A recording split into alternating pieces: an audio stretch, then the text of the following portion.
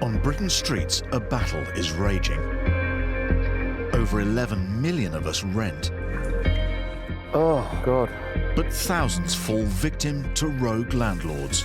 There's just water cascading through here. Why should I live like this? 2 million of us are private landlords. He's owed almost £10,000 in rent. But many face financial ruin at the hands of bad tenants. You're supposed to be out by yesterday. Well, we're still here. Get your hands up. Don't push. And that is what you're dealing with. In this series, we're on the front line with the enforcement officers who crack down on rogue landlords. There's a lot of scams going on. This is gross exploitation. It just can't continue. And the experts whose job it is to evict bad tenants. This kind of stunt boils my blood. It can be a little bit scary at times. Hey! We're called the police! In this episode, Dear me. a Bedsit fire exposes a rogue landlord. This is ridiculous. Someone could have died here. This is the one, yeah. An eviction lawyer makes a tough decision. You've caused my client so much grief. I have nowhere to go. And High Court sheriffs confront angry tenants. How to speak normal, yeah? Just start laying your hands on me again. You'll be going out there a lot quicker, OK? There it is.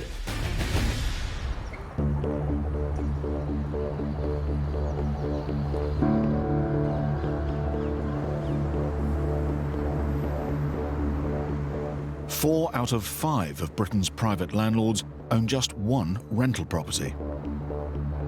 This means that when a tenant stops paying the rent, the result can be devastating.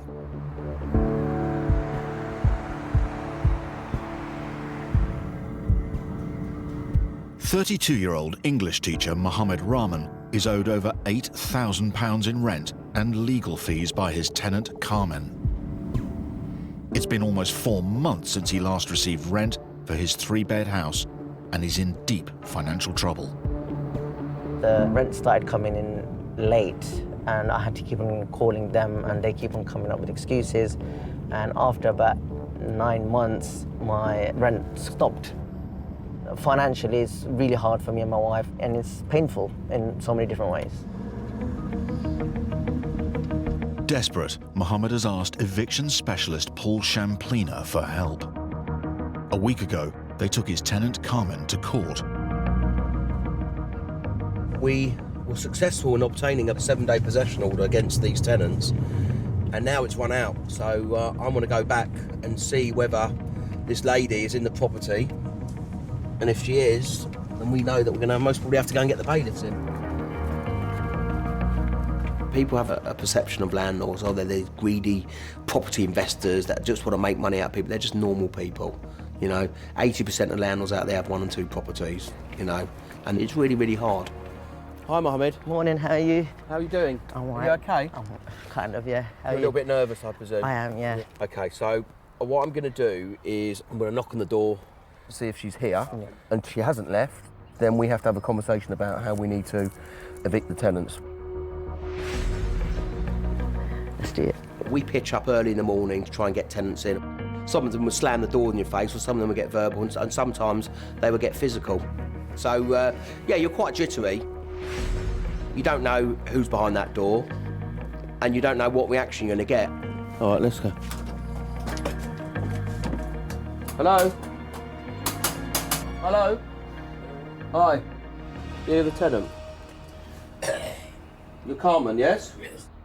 This is the letter explaining what happened at court. This is the landlord. You know the landlord? He's owed almost 4 months' rent. Okay. He's had no money. He got a possession order last week. Are you going to be leaving then? Yeah. That was expected.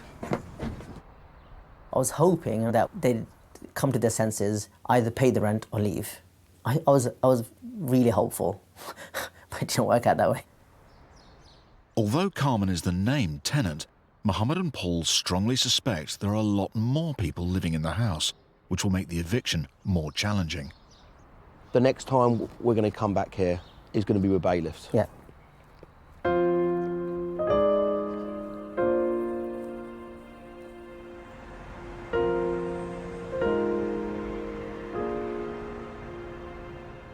Mohammed is desperate for his tenant to leave, not only due to the unpaid rent, but also because he wants to move his own family into the 3-bed house.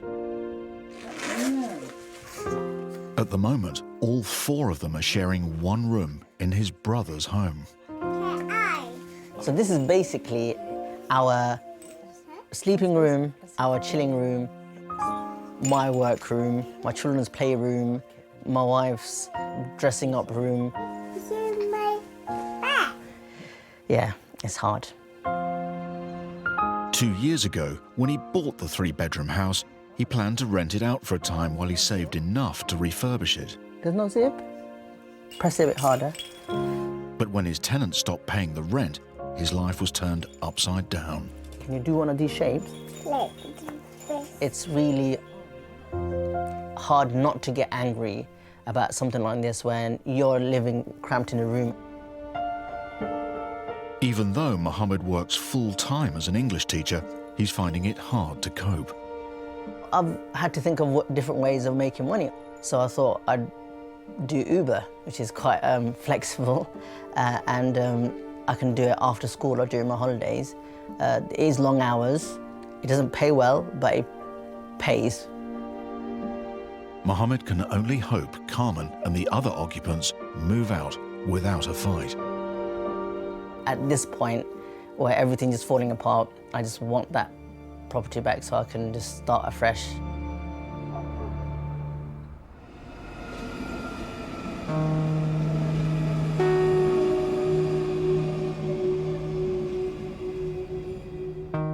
Nowhere is Britain's housing crisis more acute than in London. A lack of affordable accommodation means vulnerable tenants are often squeezed into substandard and dangerous housing.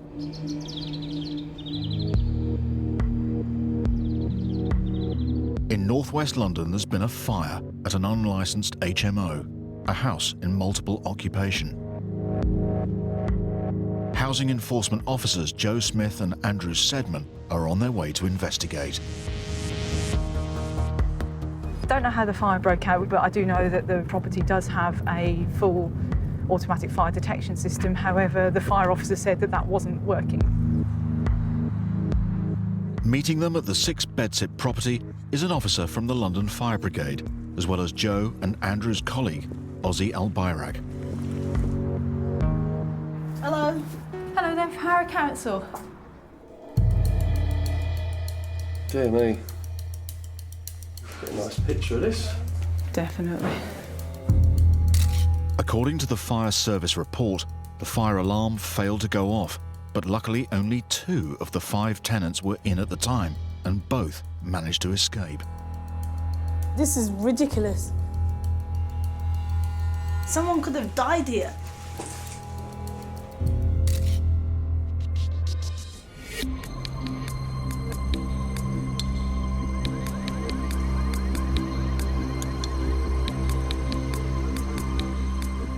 Dear me.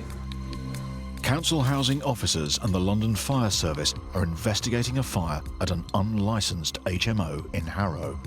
Fire alarm system wasn't in operation at the time, and that was my biggest concern. The building is currently home to 5 tenants, but the fire officer is so worried about their safety, he's called in the council. Oh my. Dear me. And if you look up, it goes all the way up. I was so lucky that the fire didn't spread, because this would have gone... That would have gone right up. I mean, look at the state of this. It's ridiculous. It's just so upsetting.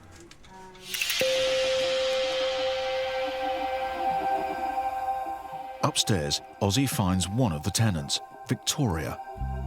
The fire began in her bedsit. I just want to make sure you're okay. Fine. How did the fire start? Went to sleep, woke up, I don't know what woke me up, and the whole end of the bed was on fire. Oh my God, you must have been so frightened. All my stuff's burnt. These are the only clothes I've got on. It's unclear to the housing officers exactly how the blaze started, but what is becoming apparent is that the house is beset with dangerous problems. This house is not safe for anyone, and we're worried. It's I mean, not this is on. ridiculous. And We can't be having people staying here. can't believe it, you know, just how quick it spreaded. We've got a hole in a fire door, which means it's no longer a fire door because we've got a hole in it. Smoke will pour through. Hello? Have there no locks on the doors? Yeah, this is someone's room. Shocking, isn't it? Hello, there's a... Morning. Good morning. We're from Harrow Council. We've got the fire brigade You're just Harrow having... Council, yeah. On the ground floor, they meet 79-year-old widower and retired soldier William Ailey, who's lived here for almost a year. This is my own personal room, yes. Okay. Yes. Well, I must say, it's very well kept. And when I moved in here, there was nothing in here. I spent quite a lot of money for all the things I got here. Yeah, William was lovely. Were you here when the fire started, sir? No, I was there. I was at the hospital, actually. When I came back, I seen the fire people here. I wondered what was going on, you know. He was just so sweet, and he was sort of happy with his lot, but someone like William shouldn't really be staying in a property like that. I'm the only one that's got a key that only fits my door. All the keys fit all the room doors up there. That should never be. I wanted to make sure that he was safe, and the other residents of the property as well. I'm just going to plug this in and see what your wiring is like. That's interesting. That's switched off. Get a photo of that. Well, basically it's switched off, so there shouldn't be any noises being made. So that is, the neutral and the live have been reversed. So that is currently live, even though it's technically switched off. And I reckon that'll be the same for all the others. Yeah. Yeah. Yep. Yeah. Something was definitely wrong with the wiring, and that's a real concern and a real risk to the residents, because it basically meant that anything could have caught fire at any moment. Goodness, no. That was locked. Yeah, I won't touch that. Well, basically, it's an exceptionally old consumer unit, and it's got exposed wiring, which is basically mains supply, so that's 230 volts right there. If you touch that, you're electrocuted. My carer, she came to clean there one day. When she got over the handle to wipe clean everything there, she screamed. I came rushing out. I said, "What's the matter?" And she said, "It's all live, it electrocuted me." She never came back, never to come back to work. I had to get someone else. I'm not surprised, that's terrible. Great call point. Look at that. I'm disgusted at the property. It really is in an atrocious state. By law, the landlord should have electrical and fire safety certificates for the property. Joe wants to see them and calls the landlord. Hello there, Mr. Shah. My name's Jo Smith. I'm from Harrow Council Environmental Health. You're aware that there was a fire there over the weekend, yes? Right. Well, we're here basically to inspect the damage that's been caused. I want you to provide me with an electrical safety certificate for the whole of this property. I also want you to provide me with the fire safety certificate regarding the fire alarm system, which apparently wasn't working at the time of the fire. I am telling you because I'm an enforcement officer. You need to get an electrician down here to make sure that the wiring is safe. Okay? Thank you. The landlord might not be keen to cooperate, but Joe's prepared to fight to protect his tenants.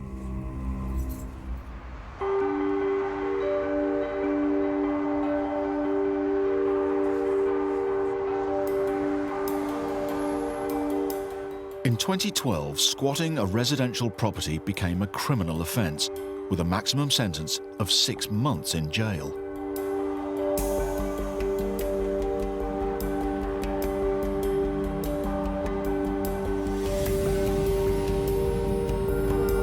Lawyer Chris Sharp from the Landlord Group is on his way to serve squatters in Winsford, Cheshire, with an eviction notice. If the occupiers are there when we get there, I will explain to them in no uncertain terms. They will have 24 hours. That is it. Carl, the owner of the 3-bedroom bungalow, is currently away, working in Mexico. Chris suspects the squatters know that and are hoping no one will notice they've taken over his empty home. My motivation is simply to get the people in there out, because that's what my instructions are from my clients. We hope it will be peaceful and we hope it will be straightforward. We don't want any problems. So if you can see, sir, a lovely little suburban street, and then you've got this. It is just a wreck. These people just have no regard whatsoever.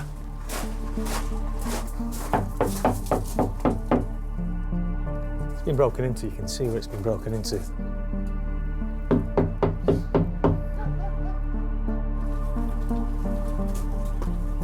Can't hear anyone, but there's definitely a dog in there.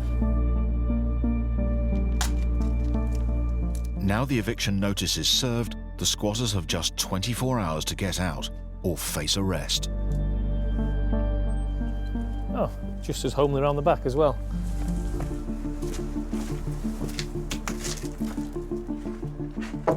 Oh, it's a beautiful dog. Look at that dog. When I turn up to a property to serve notice, if there's nobody there other than that lovely little dog, I'm quite relieved because it just negates any potential for confrontation. I'm just going to give Carl a call now. Hello? Carl, I'm at your property. I've served the papers. There's nobody in. There is a dog here, but the place is a real mess, Carl. You know, you've got a lovely street here, and then you've got your house, which is it looks like they've just trashed it. It's just terrible. Round the back's the same as well. Oh, dear. Okay. How are you feeling? Well, I'm upset now. I'm worried now. I mean, let's just wait and see what happens. Okay. Thanks, Carl. I'll speak to you soon. All right. Thanks for your help, Chris. Here you've got Carl. He's 4,000 miles away, and they're pulling this stump behind his back. How frustrated must he be? I'm frustrated, and it's not my property. And whoever's doing it, they need dealing with.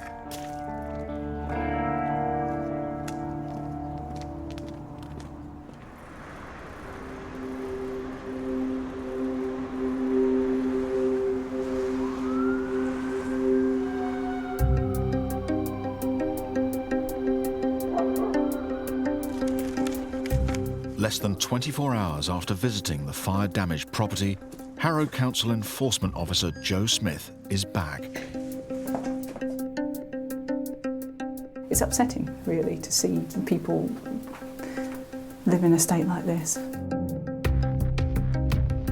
Disturbed by the rundown conditions and dangerous wiring, Joe has issued an emergency prohibition order, in effect declaring the property unfit for habitation.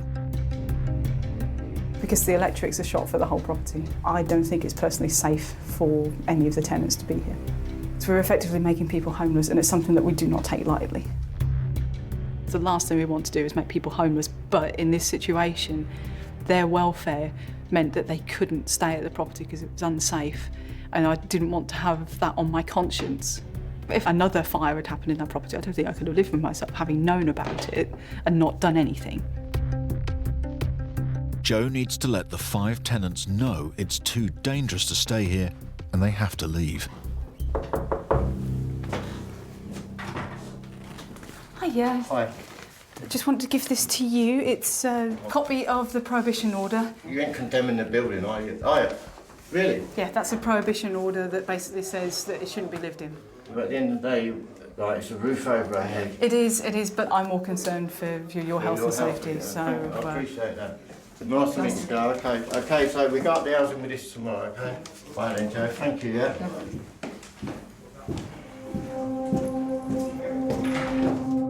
Downstairs, Joe has to explain to 79-year-old William that he's just lost his home.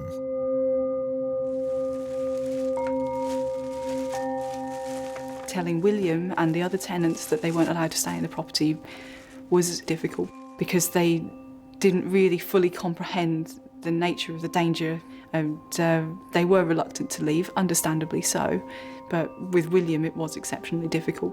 So it does mean that you have to present yourself down to the council officers as homeless. You will be placed in temporary accommodation until a proper, safe house can be found for you. Mm-hmm, yeah. Is that okay? Yeah. Okay. Many thanks indeed. Thank you for your help. No problem, William. Thank you. Just shut this behind me. Okay, thank you.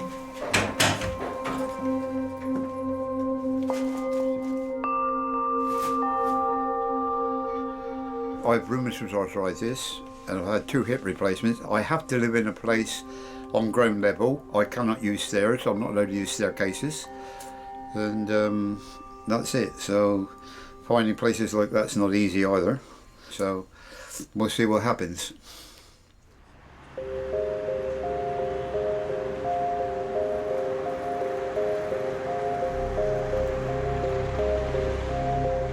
To ensure the landlord receives the prohibition order, Joe decides to deliver it in person. Until he carries out the electrical works that I've specified in the order, he won't be able to use it as residential accommodation. Here. Very nice.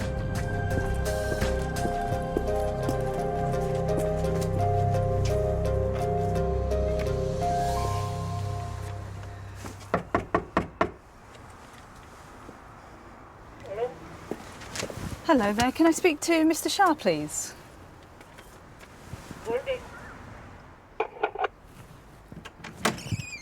Hello there, sorry to disturb you. My name's Joe Smith, I'm from Harrow Council. I just wanted you to give this to Mr. Shah, please. Yes, sure. Okay, it's basically a prohibition order. Is Mr. Shah in at all? He's going to work. He's at work? Yeah. Okay, but... He come here, I'm telling you to take it. Thank you very much. Thank you. Goodbye. Now Joe has served the prohibition order, Mr. Shah is forbidden from renting out rooms until he carries out the council's demands.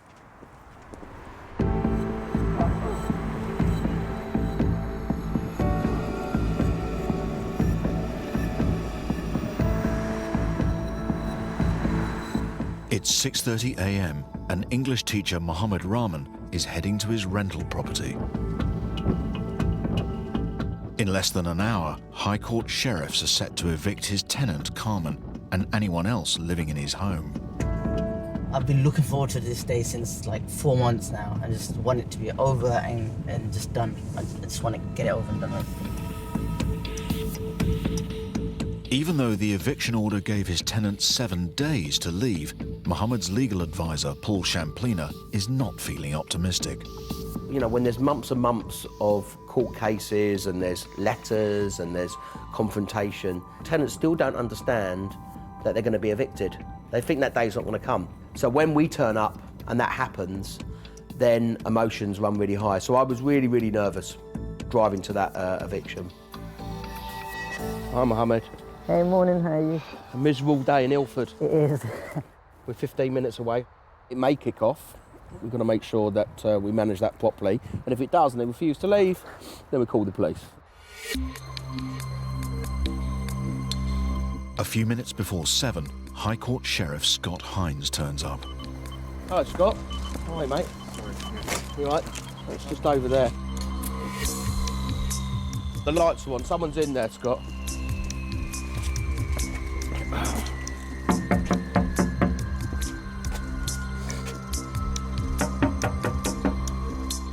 Morning. Do you want to open the door for me, please? Yeah. Hello. I'm an enforcement agent. This is High Court writ of possession. You're leaving this morning, yes? This tells me that you have to leave. Come in, please. Excuse me. Madam, you need to start packing for me, please. Who is doing?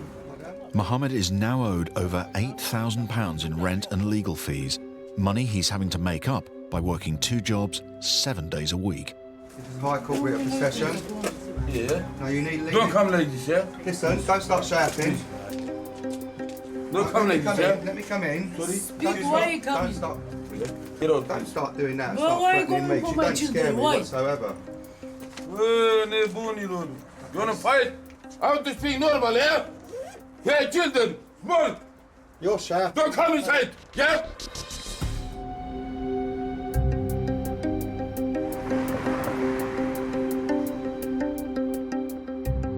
You wanna fight? I want to speak normal, yeah? High Court Sheriff Scott Hines is trying to evict Mohammed Rahman's tenant from a 3-bed property in Ilford. I'm going to be honest with you. We can do this 2 ways, okay? The first way is I help you pack a bag and I help you carry it out. The second way is you're going to be carried out as well, which I really don't want to do. But you are leaving, so now you make a decision of how you want to leave. because you are leaving. When we tell them they've got half an hour to bag their stuff up and leave, then the reality kicks in and then all the emotions come out. If someone becomes aggressive, then it becomes a different scenario. Hey, children, come on! Some people will try and intimidate so that it doesn't go ahead. Please, please. Get your hands off me now, okay? Don't push. Don't push me, okay? Yeah? Don't distress. Listen. Calm down. We don't want to distress the children. We don't want to distress the children. If you start laying your hands on me again, you'll be going out there a lot quicker, okay? Take your paperwork. Okay? Listen, please. You can look at me all you like, you can stare at me all you like, okay? You don't scare me. Now get your shoes on and leave, please. I've asked you nicely. You've started getting aggressive. Get a bag packed, get stuff for the children and leave. With the situation getting out of control, Mohammed has called the police. We've got a High Court sheriff in there with a High Court writ, and the occupants, tenants, won't leave. So you need to start packing up things you need today for your children, yeah, medicines, paperwork, like your ID papers, things like that. You need to take those and get those done. You've got 45 minutes? Yeah, if you're happy with that. 3/4 of an hour to do that, but you've got no choice, you have to go. I just feel really sorry for the children that have to go through all this. It's just really distressing. When the kids were crying, I felt bad for them. I mean, who wouldn't? But I put the blame solely on the parents because the parents knew exactly what was going to happen. If they really cared about their children, then they would have made sure the children weren't there. Realising the game's up, events take a surprising turn. The man who was refusing to leave casually walks off with 2 of the children. When I saw that they didn't have any bags and it didn't look like they were actually moving, I was just so angry. They live somewhere else.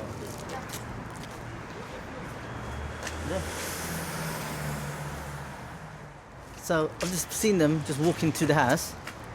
They live in that property. So they just live right across from my house. See ya. Bye-bye. Bye. Take care. At Mohammed's house, there's another surprise. There were 7 upstairs. It appears his tenant Carmen may have been subletting rooms in the house. Allegedly, she was charging 600-800 quid a month. She was making money. I suspected there could be more people in the property, but I didn't have a clue at that point. And of course, if the police hadn't have turned up, God knows what would have happened. You know, the brother who was kicking off could have shouted down, and you know, all hell could have broke loose. So, yeah, it was a fractious situation. Could you just sign there for me, please? Yeah.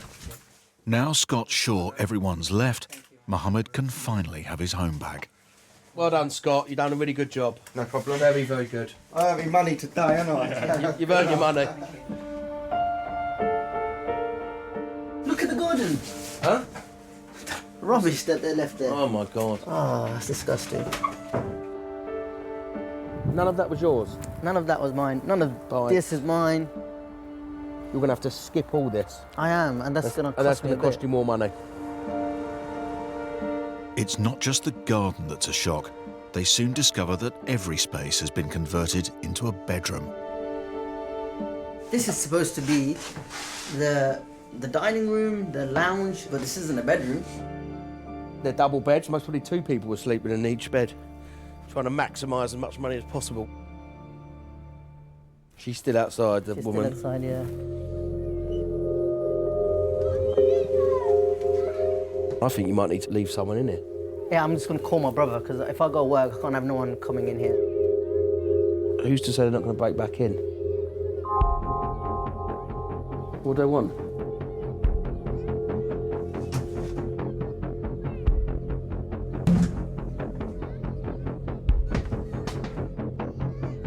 Nice. One of the women called me a terrorist, another one called me ISIS. I mean, I tried to give it a show that I wasn't scared, I wasn't intimidated, but it did feel like a war, and it was a war that I was always losing. I just have this feeling that it's not over yet. With these guys, they just come up with surprises.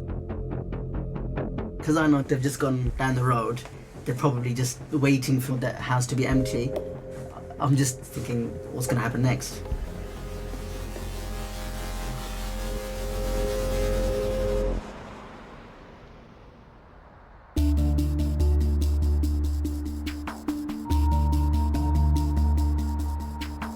It's 2 days since Harrow Council Enforcement Officer Joe Smith served the landlord, Mr. Shah, with a prohibition order. Now she's back at his fire-damaged property to meet him and lay down the law. Mr. Shah? Yes, sir. Hello there. Joe Smith, Harrow Council, Environmental Health. Yeah. Hello there, you're the owner of this Yes, lovely property. Until the faulty wiring and fire hazards are sorted, Mr. Shah is forbidden to rent out rooms here. As you know, I've prohibited the use of this property until the wiring is of a standard that I'm happy with it. You want the electric certificate, right? Yes, because it is. If nobody's living here. If no one's living here, then it's pointless. well, no, because if you want to have people back in here, I need to know that it's safe. That's not the issue. Well, no, but that's not the issue. Once you close it down, yeah, then it's down to me to do whatever work is required. yes, and if you want the prohibition order lifted, you need to provide me with that certificate. Then there's no prohibition. It's dangerous, which is why I prohibited the use of it, because people have been electrocuted. It was actually showing us live whilst the socket was switched off, and that was what was concerning me. Good socket switched off. Well, they were all doing it. All of them? All of them, and whoever installed your fire alarm system really did not know what they were doing, because it was switched on when the fire brigade came. No, it was off. No, it was on. On their fire report, it was on. It was off. Either way, this has happened and it needs to be resolved. We have to cut all emotion with things like this, because otherwise you never get anything done. All we wanted to do was make the property safe, make sure that tenants were safe and bring it back into use. Get me electrical safety certificate, get it all checked out, send me the report, and then we'll see where we go from there. Sure. Okay? Okay. Mr. Shah must fulfil Joe's demands before he can rent out any of the bedsits.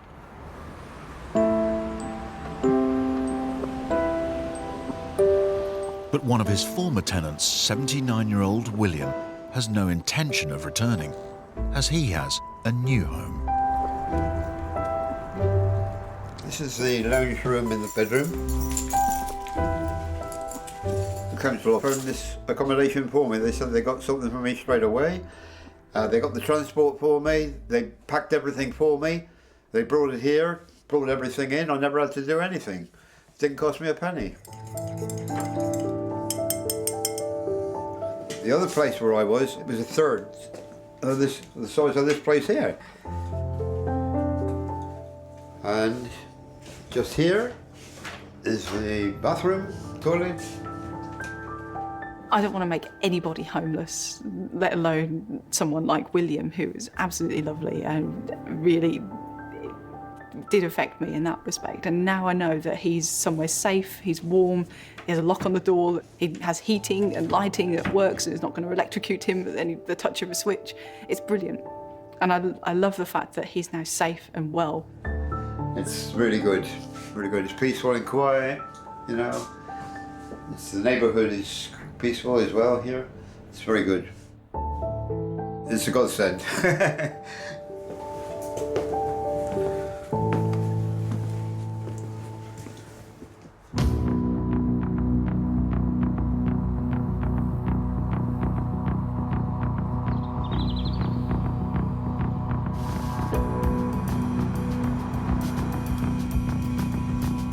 Lawyer Chris Sharp and Cheshire Police are on their way to evict squatters from a 3-bedroom bungalow in Cheshire. It's 4:15 in the morning over at Mexico, where Carl is, and I know he's awake, and I know he's very apprehensive about what's going to happen in the next 5-10 minutes. Earlier this week, Chris obtained a court order giving the squatters just 24 hours to get out. That deadline has now passed, and anyone still in the property is in danger of arrest. The very nature of a squatter's action is that you never quite know what you might meet or expect. You don't know if you're going to get friendly people or hostile people. So there's always a sense of anxiety. Well, somebody's been back because I've taken our last notifications off. on the back. This is the one, yeah.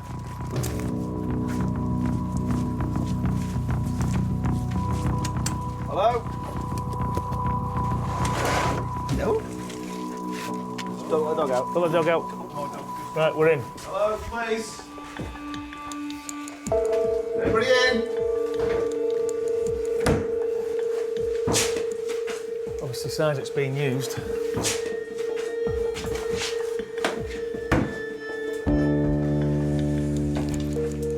No one's home, but it's clear someone is still living here. That television's on. This heater, still on. People are still living here. They're still using this place. What legitimate tenant uses this modern locking device? It's like a railway sleeper. Chris will have to try and secure the property before the squatter or squatters return. But for now, the police's job here is done. Guys, I'm sure you've got better things to be doing. Thank you ever so much. No problem at all. Thank you for your help. Soon after the police leave, a woman appears at the back door. Hello. How are you? You know that if you'd have been here about an hour ago, you'd have been arrested.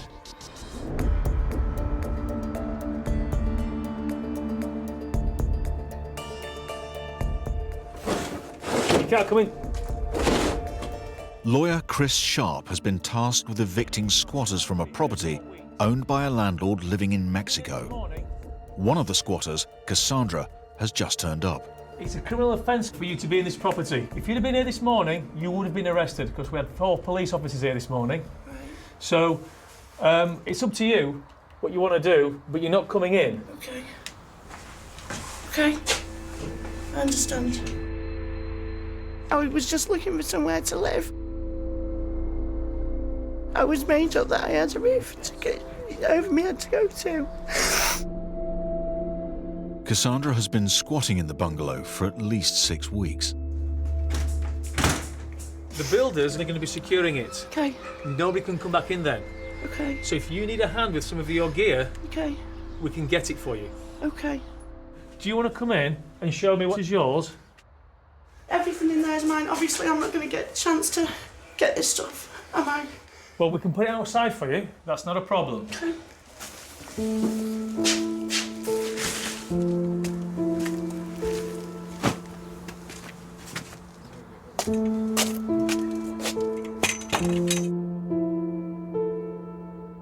My children aren't living with me at the moment.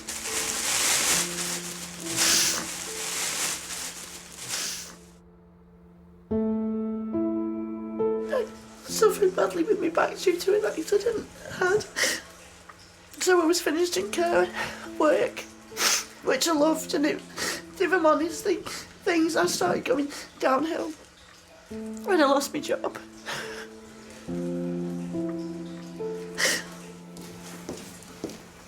In the previous property I was in, I had my benefits stopped a couple of times, and my arrears just went mounting up and I couldn't catch up. And I've become further and further behind. And this is the outcome. I was just made up to have somewhere to go.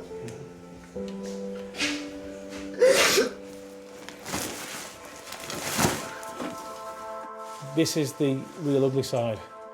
Carl's 4,000 miles away, his house is getting ruined, and yet on the other side you've got Cassandra here. She is in a terrible position as well.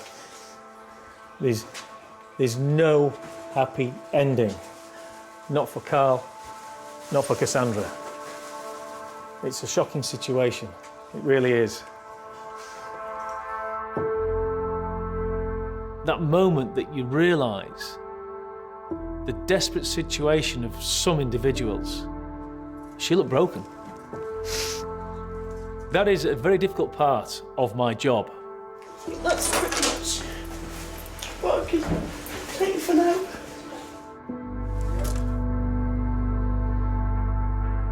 When we started this process, we knew we were dealing with something underhand. But what's come to the surface is clearly a very vulnerable individual. We've still got to deal with this, but this shouldn't be on Carl's shoulders. This is not his problem to carry.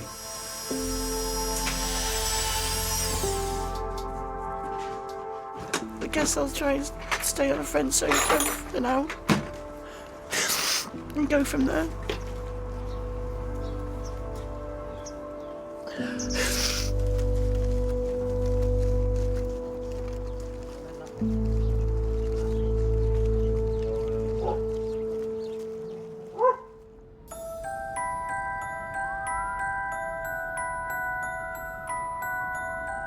It's 3 months since Mohammed Rahman evicted his tenant, Carmen.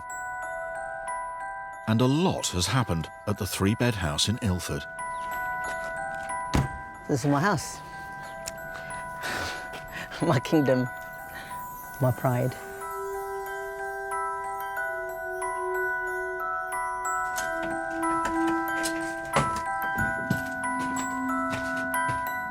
We're doing a bit of an extension.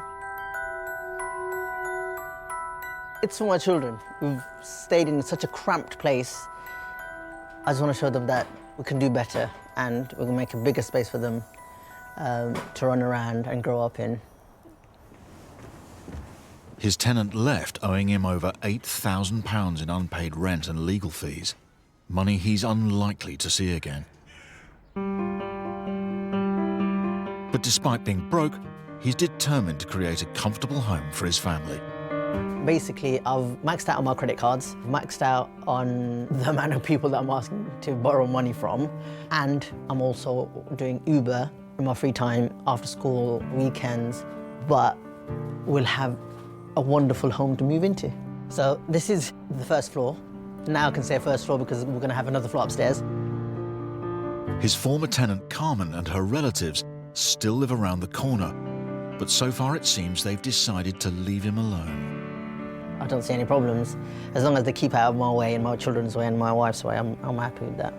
I just want to start a new chapter, a new page, and just forget about it. I'm just trying to look to the future. Just excited and looking forward to getting this house done.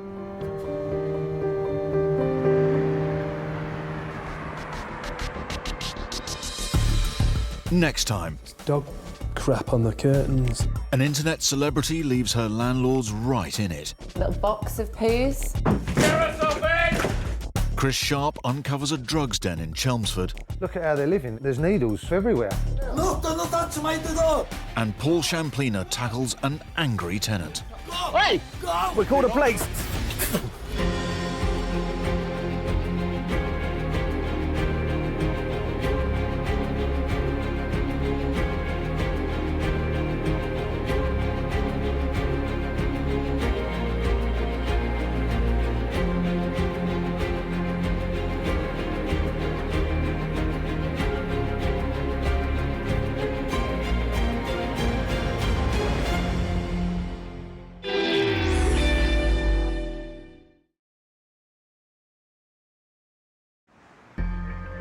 On Britain's streets, a battle is raging.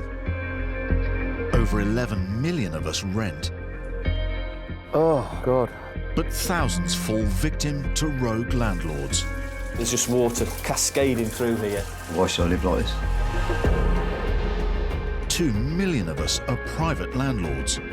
He's owed almost £10,000 in rent. But many face financial ruin at the hands of bad tenants. You're supposed to be out by yesterday. Well, we're still here.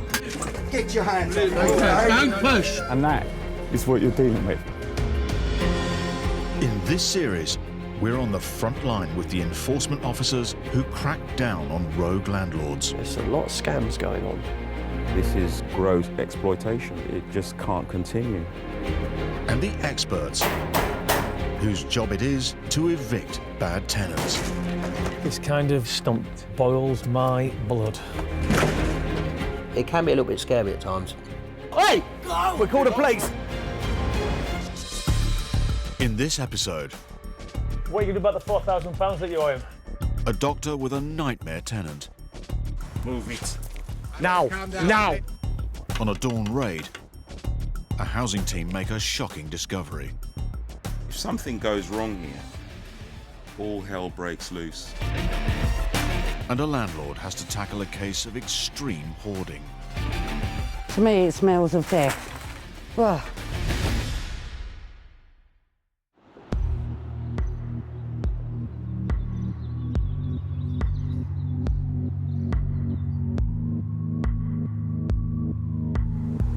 In Manchester, relations between a landlord and his non-paying tenant have reached breaking point. Simon Howarth owns this two-bed house. For the past year, his tenant has refused to pay him any rent, leading to stress and bad blood on both sides. Last time I had communication with the tenant was 9 months ago. She had some light bulbs that weren't working, and apparently she weren't paying the rent because of that. She said, "You've not been maintaining the property." I've sent a text to say, "Look, come on, let's resolve this situation, let's meet each other." And the next day I had a phone call off the police to say, "Stop harassing this woman." I mean, don't get me wrong, there probably are some nightmare landlords out there, but I'm not one of them. A builder by trade, Simon is owed more than £6,000 by the tenant. The sleepless nights that you have, my wife's been worried about it, made her ill, and we've still got mortgages to pay, we've still got bills to pay, and it makes you think just to sell up and move on. Do you really need this hassle in your life? 2 weeks ago, Simon won an eviction order at court, and his tenant should have left by today. He's en route to find out whether she's complied.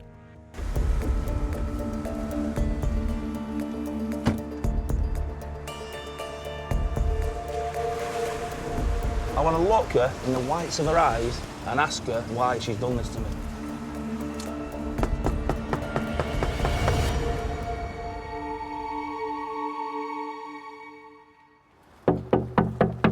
Hello?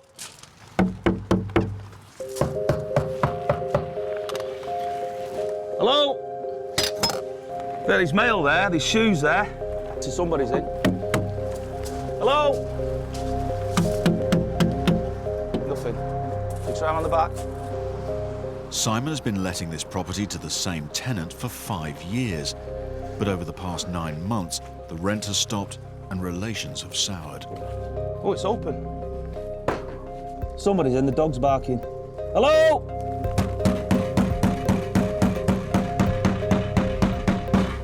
It is very stressful. It's on your mind constantly, and it gets you down. She's living there scot-free, just taking it basically. She's definitely in there, 100% she's in. You can hear the dogs barking, can't you? Hello? By law, Simon can't enter his property until his tenant has either left or bailiffs have evicted her. It's get out time. Time's up. Out.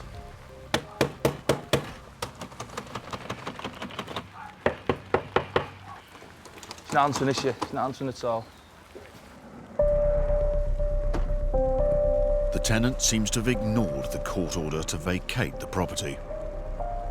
Very angry, to be honest with you. Very angry. I just wanted her to go with no hassle, but you live and learn, you learn by your mistakes, and this will never, ever happen to me ever again, ever. There's a daughter there. There's a daughter. There's a daughter there. Because we've got an eviction order for your mother to go today. It's got to go today, yeah. But it's in my rights to knock on that door. I have knocked on. Pardon? Don't care. It's in my right to knock on that door. Because the court says I'm allowed. This is what I mean. This is what I have to deal with. What I have to deal with. There you go. Her mother will not respond to me, so I send a text on WhatsApp to try and get her out. And now she's saying I've sent her abusive text. I've got every text I've sent her, and I've got every text that she sent me. Nothing's abusive, nothing's wrong. All I wanted to do was know what was going on all the time, but no, she's not happy with it. To end the standoff, Simon will need to call upon professional help. This means you have to get the bailiffs involved now, so it's going to be another 4 to 6 weeks before she's out. This delay will cost him yet more time and more money. I'm wound up now. Very wound up.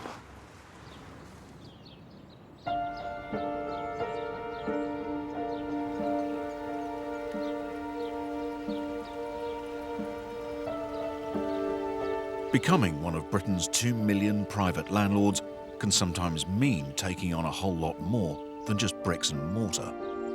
3 years ago, Leslie Ann spent £30,000 buying the cottage next door to her riverside home. But she's not been able to set foot in the place ever since.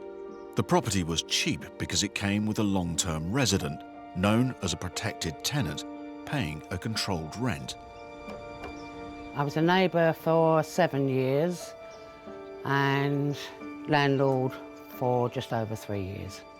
She moved in February 1983, so she's actually been a tenant in the property for nearly 34 years. Leslie, a retired social worker, had serious concerns about her tenants' welfare and the conditions she was living in. She was a holder. Because of her holding mental health issues, she wouldn't sort of engage in any sort of form of conversation. Years spent trying to get her tenant and neighbour help proved fruitless. She was very articulate. She was very forthright. She was at times very aggressive. So there was a personality there that meant that she could actually scare people off. She denied that she needed help. 4 months ago, Leslie Ann learned that the tenant had been taken to hospital and, tragically, had passed away. She was just 61 years old. Her landlord has still been unable to access the property.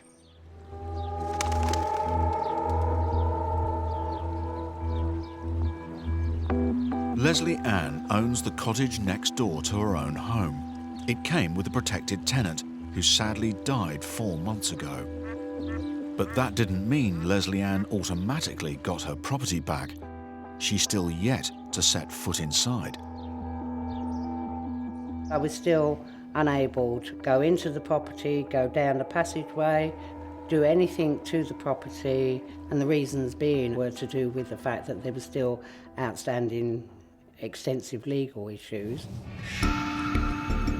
Eviction specialist Paul Champlina has been helping her with this unusual case. They had to get a document called a deed of surrender from the court before being granted access. It's quite incredible that if a tenant passes away and the property couldn't be passed on to someone else and to carry on the tenancy, we still couldn't get possession. We still had to pursue it through the courts. The late tenant was a hoarder, so Leslie fears what she and Paul will find inside today. Oh, it's just everywhere. You can't even get up the steps. Just holdings and papers and letters and... Ugh. Even through the mask. Stinks. When you've been told you need protective clothing, you know it's going to be pretty grim.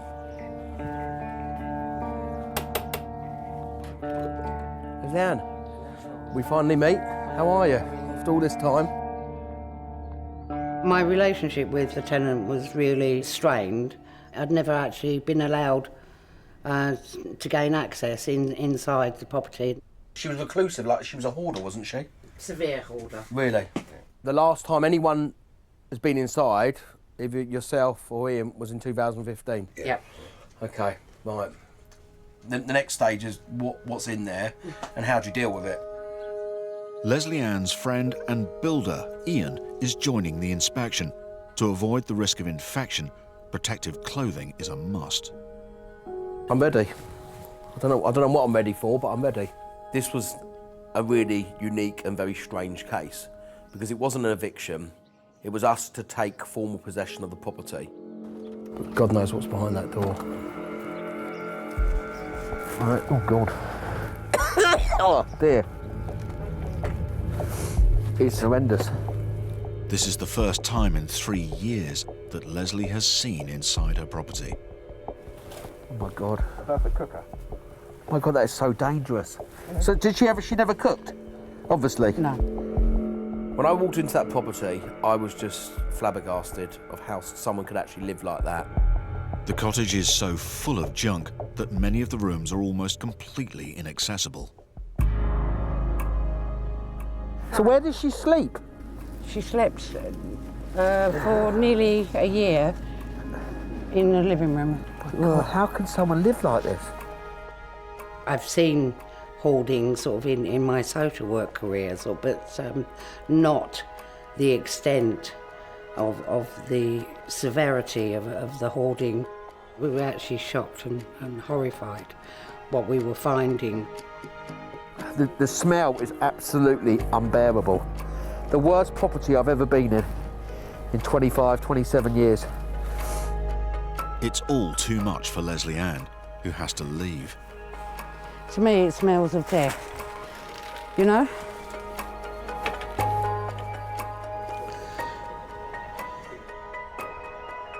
The woman, she was only 61, she wasn't an elderly lady. It's just really, really tragic, isn't it, how people have got themselves into. She literally had a little pathway and she was sitting there. So tragic. This is upsetting because you know that someone was dying in that chair. Someone's rubbish is someone else's belongings. You know, these are all her personal belongings. Paul needs to inspect the whole cottage, but that's easier said than done. Everywhere you walked, you thought something was going to fall, or you thought you were going to put your hand through something.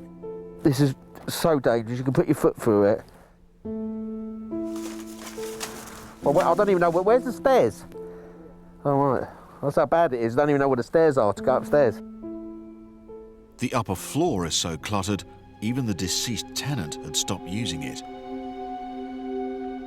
Oh my God. Let me put my torch on.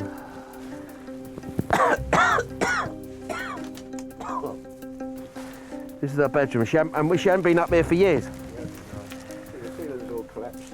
Oh my God. Are we brave enough to open the fridge? Let's go for it. Oh, Jesus.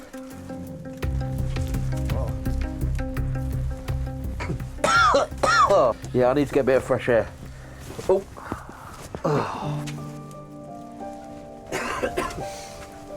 It's just so distressing. No. You can smell it. I know what you mean. Yeah. I do know what you mean. It's just so tragic that someone can live. She was dying. I think what's really hard to understand is someone could just live there, sleep there, stay there 24/7. Yeah. I mean, it's just so distressing and sad. No interaction with anyone else. I mean, just can you imagine just being a person, you can't even walk 5 yards. For Leslie, this isn't just about the appalling state of her cottage. It's personal too, as her former tenant was also her next-door neighbour.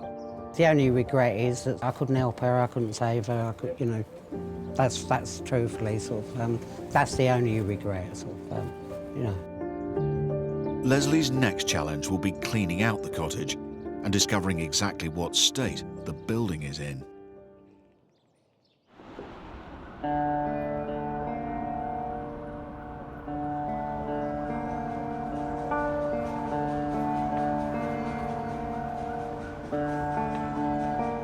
By law, properties rented to 5 or more unrelated people, houses of multiple occupancy, need to be licensed by local authorities. It's 6:30 a.m. and Brent Council housing officers are acting on a tip-off about dangerous overcrowding in a 5-bedroom HMO. Okay, are we ready to roll? Yeah. Okay, let's go for it.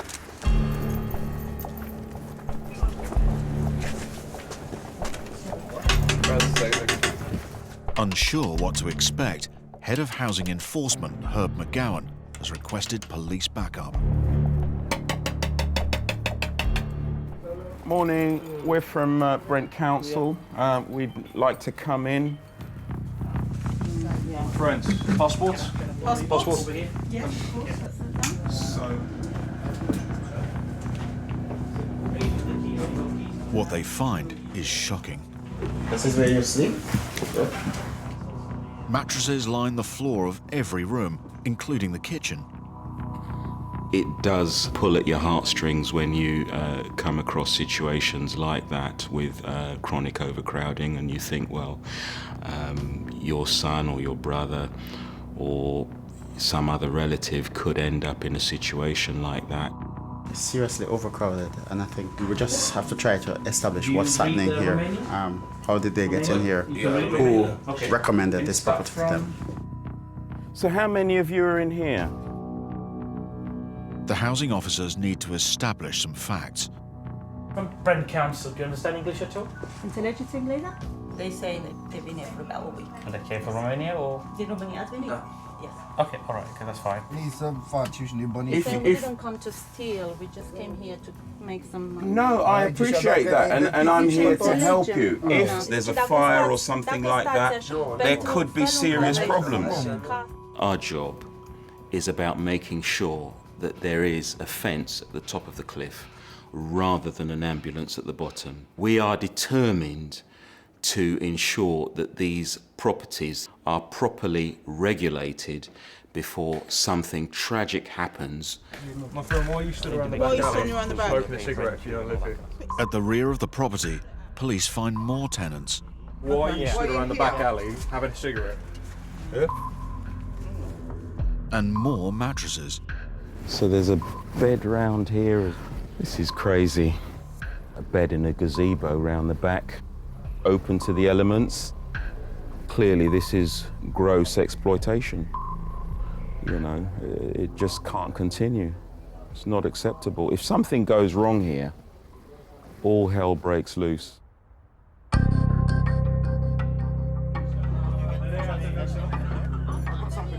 How many people are in this room? 1, 2, 3, 4, 5. A count up shows that there's a minimum of 35 bed spaces. Your colleague brought him over, now he's left. Yes, he brought him here. Yeah. He's asked him for £10 and then he's got The team establishes the men paid £10 a night for each mattress. If their figures are correct, someone is collecting nearly £2,500 a week in rent. Herb's next task, find out who. I need to know who is responsible for letting this room to you. He comes once a So he comes once per a week? Yeah. And we give him the money, we don't know his name. Right. Not only are these men living in a potential fire trap, but they're also at risk of being evicted without warning by the person operating the scam. In these types of situations, landlords will often come and say, right, get out now. If that were to happen, we couldn't help you if we don't know who the landlord is. Okay. Tenants in those circumstances can feel a fear of authority. It's our job to develop trust. They're being exploited. It's as simple as that. You know, it's totally unacceptable. As the men either don't know or aren't prepared to name their landlord, Herb and his colleagues need to track him down. Thank you very much, gents.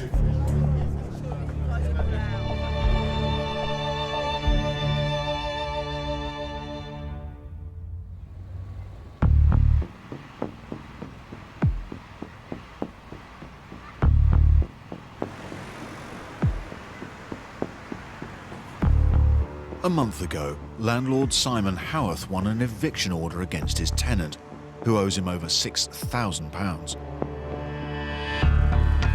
Today, bailiffs are set to evict her, and Paul Champlina has been helping with the case. Simon's been really cheesed off with this lady. She hasn't paid for months.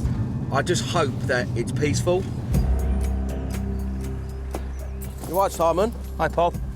Nice to meet you. Yeah, same as You me. okay? Yes, are you? Yeah, not bad. Shall we go and knock on the door to see if she's... Is that wise to do before the bailiffs get there? Yeah, we'll just find out if she's there or not. Okay. Why not?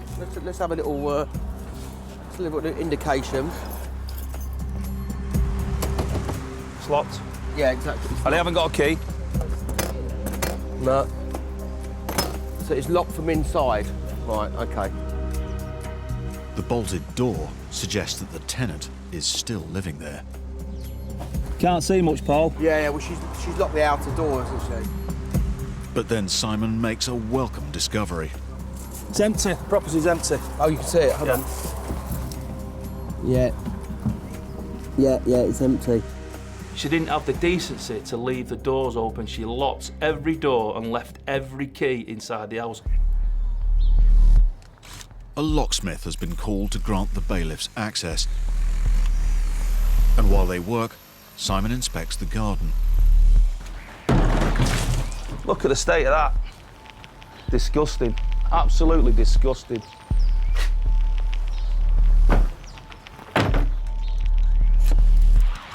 With the locksmith struggling, landlord Simon decides to take matters into his own hands.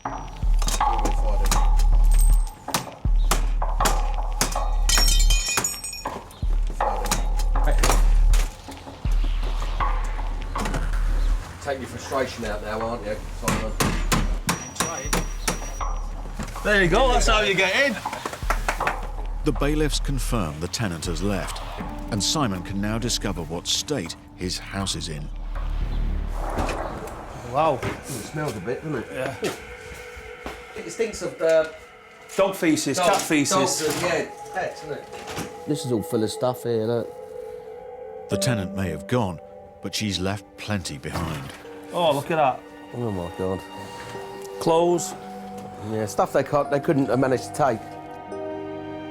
And a clear-out isn't all Simon's now got to deal with. Oh, look at the state of this carpet. Oh my God. Absolutely reeks. It looks like there's been a bit of a fire there. It hurt me when I walked in it and I saw the state of the property. I just thought, wow, how could anybody, for one, live like this, and for two, leave it in this state?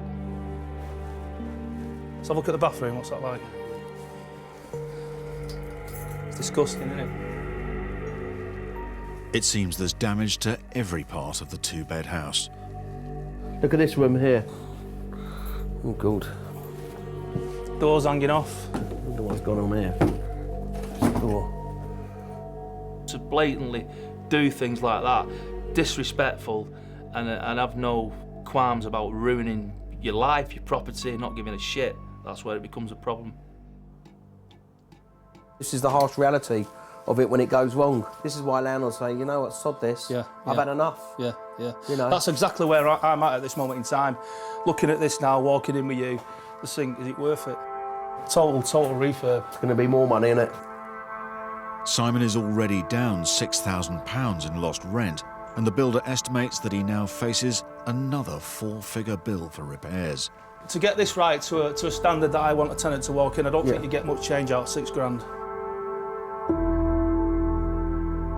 Just push yourself down and get on with it, don't you?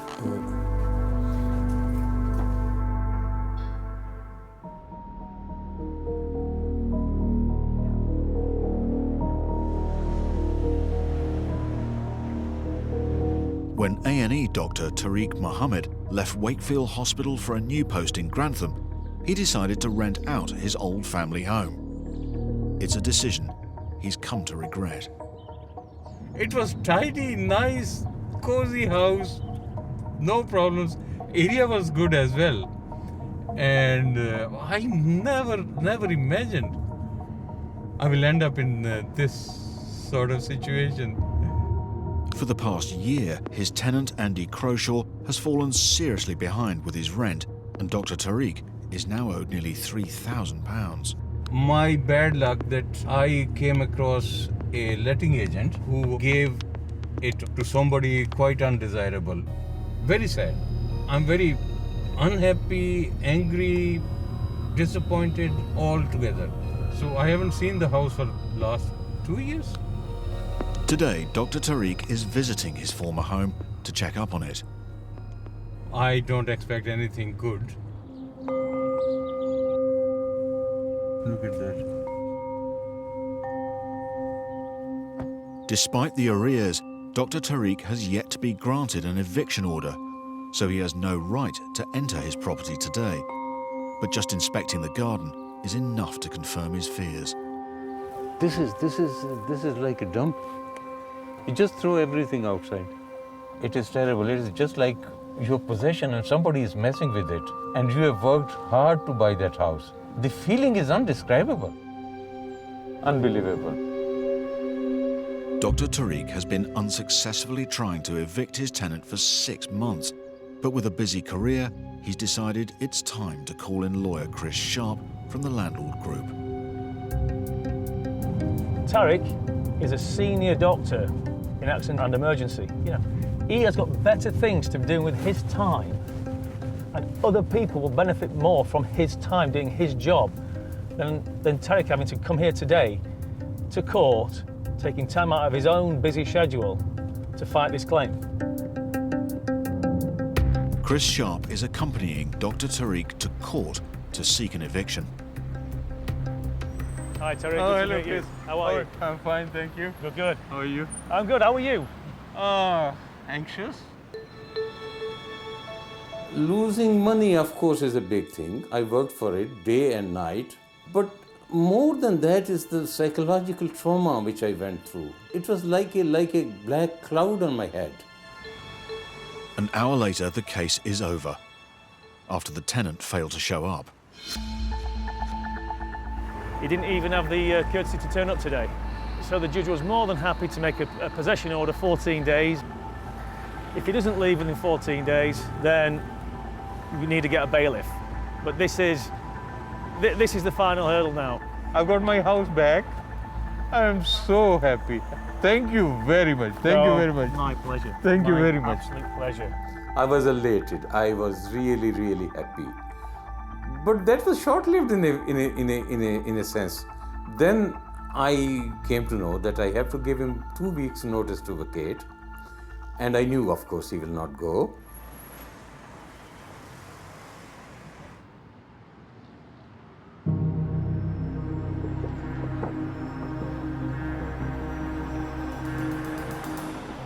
It's been 3 days since Brent housing officers raided a 5-bedroom house and found 35 Romanians sleeping on mattresses.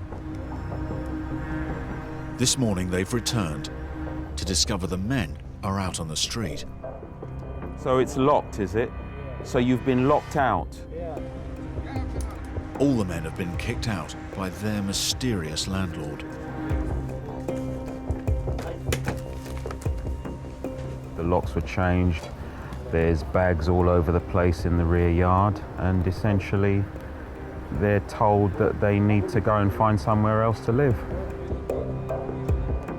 Even though the house is dangerously overcrowded, the men's eviction is still unlawful. Very nice. I really do feel sorry for some of these young guys because they're caught in the crossfire. And we have to make sure that tenants see us as a friend, because we are indeed a friend of tenants in those types of situations. It's exactly what the housing officers were trying to avoid. Over 30 men forced to sleep rough on the streets. But to overturn the eviction, they first need to find out who ordered the locks to be changed. You've been locked out. Yeah, he's the boss. By whom? Who is the boss? He's the big boss. Who's the big boss? What's his name? We've been trying to explain that we can't help you if you don't give us the information we need. The officers get an interpreter on the phone. They're saying that today around 11:30, the landlord, which is Romanian and their name is Mircea, they came and they evicted them. We need to have a full name with a telephone number and as much contact details as possible so that we can take this man to task. The situation is complicated. It appears the men's landlord, Mircea, isn't the owner of the property, but the father of one of the original tenants, and is unlawfully subletting it. We need him to open the door. No, we need him to open the door so that your son is not prosecuted for unlawful eviction. It may take time for the housing officers to track down Mirchai and any others who are responsible for the scam. Okay, I think that's it. It's very disconcerting knowing that these guys have nowhere to stay tonight. I mean, we tried to get the landlord to come back to at least, you know, open the doors because they have paid rent, but he has not shown. So it's just sad that they'll have to sleep somewhere in the cold tonight. In the meantime, they will have to hand the case over to the homeless team, as 35 innocent men have nowhere to live. Someone was clearly making a great deal of money out of an unlicensed and unsafe property, and we were determined to follow that money to wherever it leads.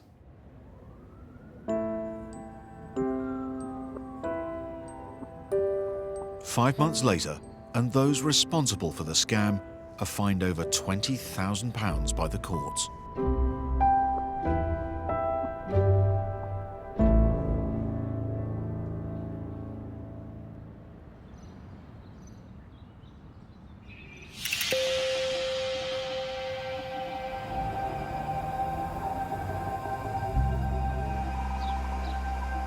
It's been 5 weeks since the court ruled that Dr. Tariq's non-paying tenant must leave.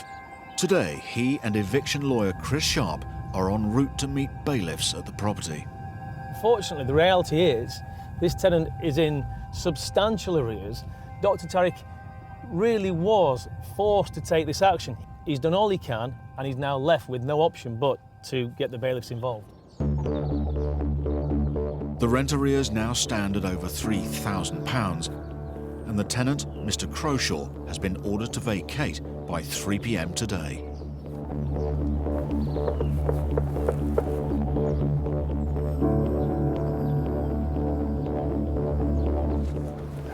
I know where you are. Dr. Tariq's tenant hasn't gone anywhere, and nor have his possessions. What time is your van supposed to be arriving? Should be. I think it finishes at 3, so it's only about 2 miles down the road. Stuff outside. He's taking liberties. He's waiting for his van. Apparently he's got somebody coming down. For Dr. Tariq, this is all the more personal as it's his former family home. Is this all going? Did he say? All that's I'm aware of that's going, Chris, is... what's in there? Everything else, I believe, he's abandoning. That's very nice of him. That's just like fly tipping, but it's fly tipping in a private garage. I'll have to bring skips. He has made it a dump, a garbage dump. The inside of the house is also full of possessions that Mr. Croshaw doesn't appear to be packing. What plans have you got, Mr. Crawshaw, in relation to the stuff upstairs? Nothing. You're just leaving it? Yeah. What are you going to do about the £4,000 that you owe him? Is it? Yeah. I'll check on that one. Yeah. Well, the court are satisfied that it was £4,000. It's not 4,000. It's getting 400 and something per month anyway, so it's not 4,000 pounds. Well, you might have mentioned that to the court. It's all right, I'm not bothered. Well, we can clearly see that. Yeah, blood out still, can it? It stinks. It's a mess. If I do this to somebody, I will not. I can't even show my face to that person. A van arrives to collect the possessions Mr. Croshaw is planning to take, but he's not going quietly. Get that gun, my before I knock your head off. Move it. When the eviction started, he was quite rude and disrespectful. Now! Calm down. Now! Calm down. Come on. Well, I'll tell you now, you turn it off or I will smash it. And I will go... I do not appreciate the threats. Hey, I'm not threatening you. You're the camera. No, you're threatening me with my private... You want me to give you a hand with the stuff? No. Mr. Croshaw, just go on inside. I want him to stop recording me. I'm going to continue to record, sir. Right, let me get locked back. Here, door shut. This is a great example of what happens when people leave it to the last minute. People's emotions get frayed. Could have gone. They could have gone yesterday. They could have gone the day before. They could have gone 6 weeks ago. Yeah. I thought that at last there would be some remorse, but no, there was nothing at all. I was very angry and very hurt. After a year-long battle, Dr. Tariq's tenant finally leaves. Thank you. You've got your property back. Thank you ever so much. I appreciate it. No, you're welcome. Cheers. Thank you very much. Thanks. See you later. Dr. Tariq can now enter his house for the first time in over 2 years to discover what state it's been left in. It's smelling. Oh, it stinks. Oh, shoot. Do you want to crack Yeah, this all that is dog pee. It just reeks. Yeah, he has taken my money and all that. I can forgive him. I can forget it. But not the state of the property. There are more unpleasant shocks upstairs in what was once Dr. Tariq's children's bedroom. Look at that. Oh, this is a garbage. This is total garbage. It is. I can't even let my trousers touch the floor. It stinks. Nauseating. How does it compare to when you let the property out to him? It was spotless. Yeah. Absolutely spotless, honest to God. Andy has erased my good memories for that house. Now I don't see my children running around there, but I see Andy. It's just a mess. Look at the carpets. It's just... How can he do this? Look at this. How you can do this to what he has done? The £4,000 in lost rent and legal fees is just the beginning. Dr. Tariq now faces a huge bill to make this house habitable once more. Disgusted. Cheated. Feeling cheated. I regret such person came to my house.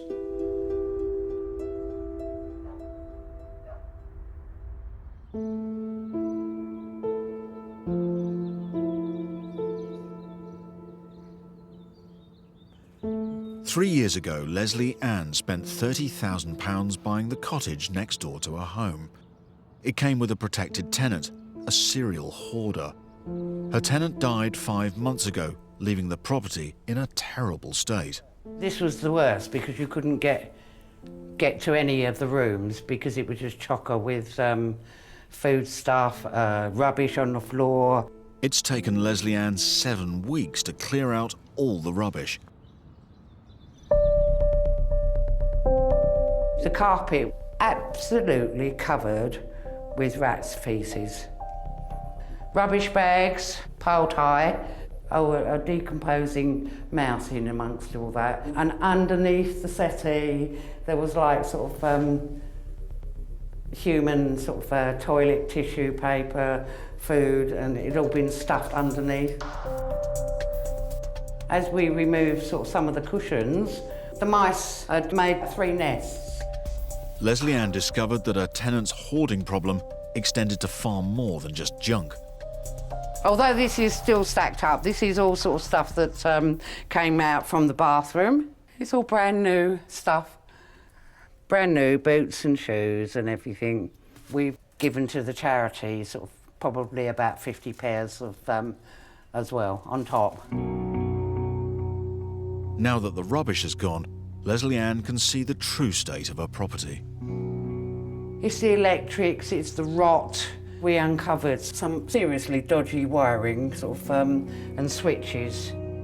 I knew it was bad, but sort of I didn't anticipate any of this. Worse was to come.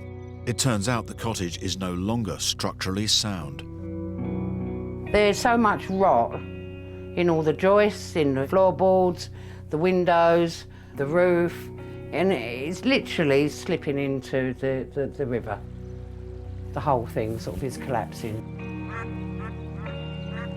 Lucky that hasn't collapsed truthfully, because if that collapses, what you've got is then sort of you've got the whole roof. It's beyond repair, sort of.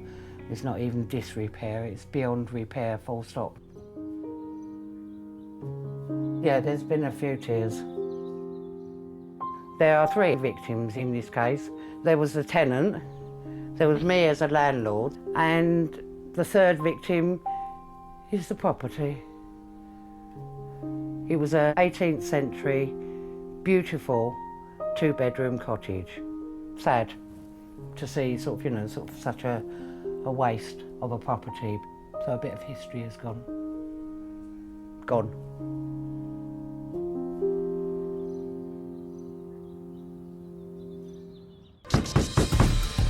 Next time. You want to open the door for us, please?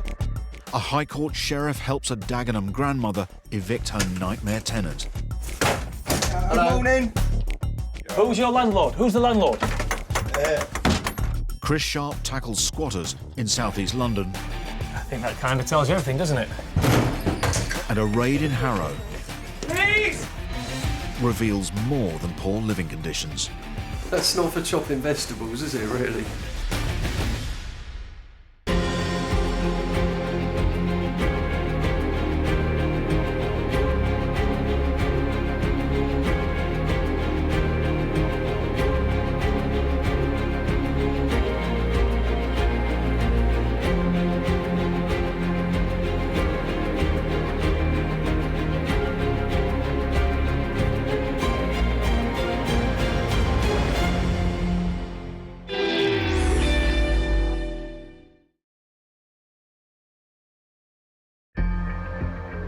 On Britain's streets, a battle is raging. Over 11 million of us rent. Oh, God. But thousands fall victim to rogue landlords. There's just water cascading through here. Why should I live like this? 2 million of us are private landlords. He's owed almost £10,000 in rent. But many face financial ruin at the hands of bad tenants. You're supposed to be out by yesterday. Well, we're still here. Get your hands up. Don't push. And that is what you're dealing with. In this series, we're on the front line with the enforcement officers who crack down on rogue landlords. There's a lot of scams going on. This is gross exploitation. It just can't continue. And the experts whose job it is to evict bad tenants. This kind of stunt boils my blood. It can be a little bit scary at times. Hey! We called the police. Everyone's in place. In this episode, a dawn raid uncovers a dangerous slum property. Passports? A couple in Manchester take on a rent-dodging YouTube celebrity. Just infuriates me. Look, don't touch my door! A London landlord fights to reclaim his home. Hey! Jesus Christ. And a drugs den is discovered in Essex. Look at how they're living. There's needles everywhere.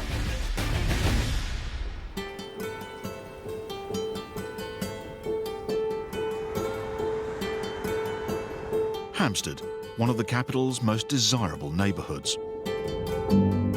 Landlord Paul Bloom has rented out his property here for 12 years and never had any trouble.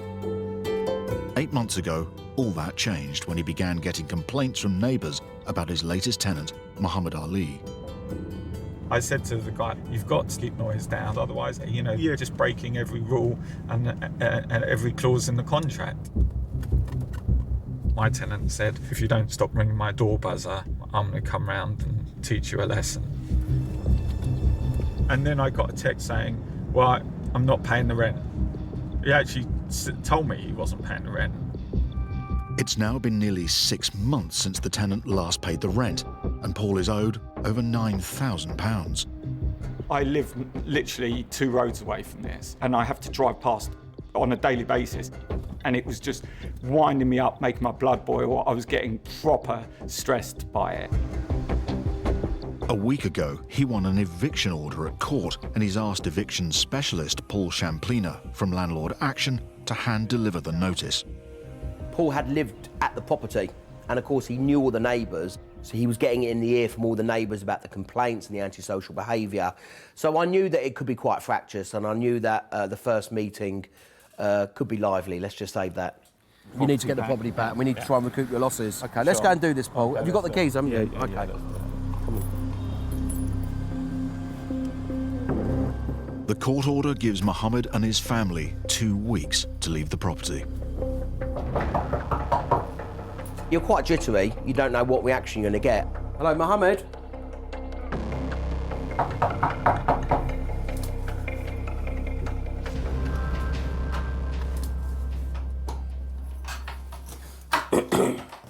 Hi, Mohammed. Hi. Yeah. This is the letter from Paul. He got a possession order last week. You have to be out of the property by the 25th of July. Okay. Are you going to be leaving then? No, I am. He's owed almost £10,000 in rent. I am waiting for court. What do you mean you're waiting for the court? We've been to court last week. Later for court. Okay. Okay, but this is the letter explaining what happened at court last week. Okay, so take the letter. Thank you. Okay. Yeah. He hasn't had any rent for months. Okay. Doesn't want to talk. Okay. I was happy you took the letter, and I thought that was it, and I'll just be on my way. Going now, okay? Sit down. Come in, please. No. The police, call the police. Is this stopping me? Go where letter for court? Where? The letter's going to come. And then he really kicked off. Go out! We're going now. Go! We're going now. No, don't touch my door! Go, man! Go! Go! Go! Hey, go! hey, Mike. Man! Go! Go! Go! Man! Police. Go, man! Go! Hey! Go! We'll call the police. We'll call the police. Go! Call the police. He just went ballistic and came straight for us. I mean, it was nuts. I mean, it was, for me, I was feeling like, Jesus, this guy, like, I've got to get out of my own flat, like, run down the stairs. It was nuts. It was terrifying. I am called policeman! And that's what, that is what you're dealing with.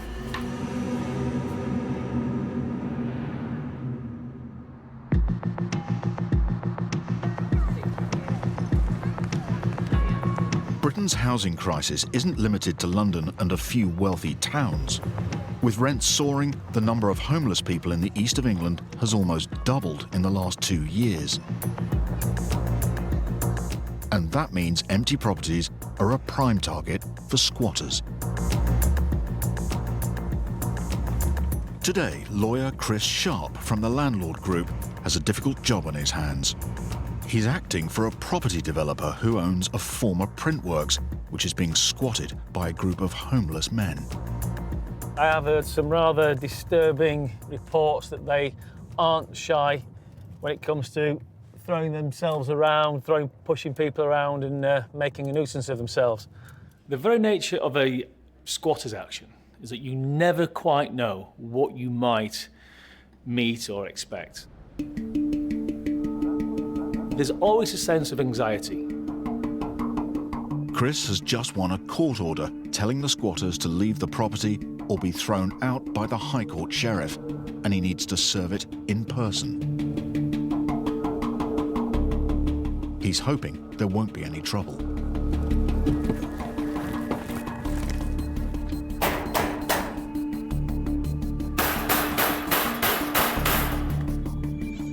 Hello?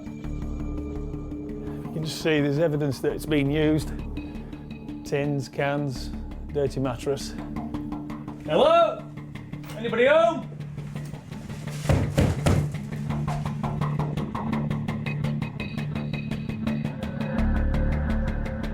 It's clear the squatters have taken over most of the building. Hello? But mysteriously, one area is firmly padlocked. This lock isn't ours. That has been put on by somebody that we don't know of.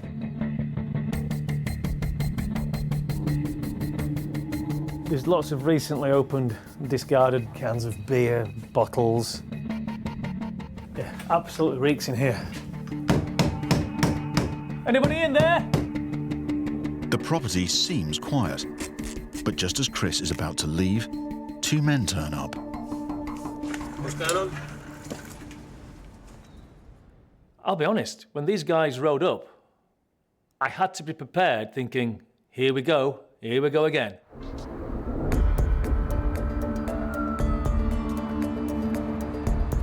Lawyer Chris Sharp has just served a possession notice on a squat in a derelict building in Chelmsford.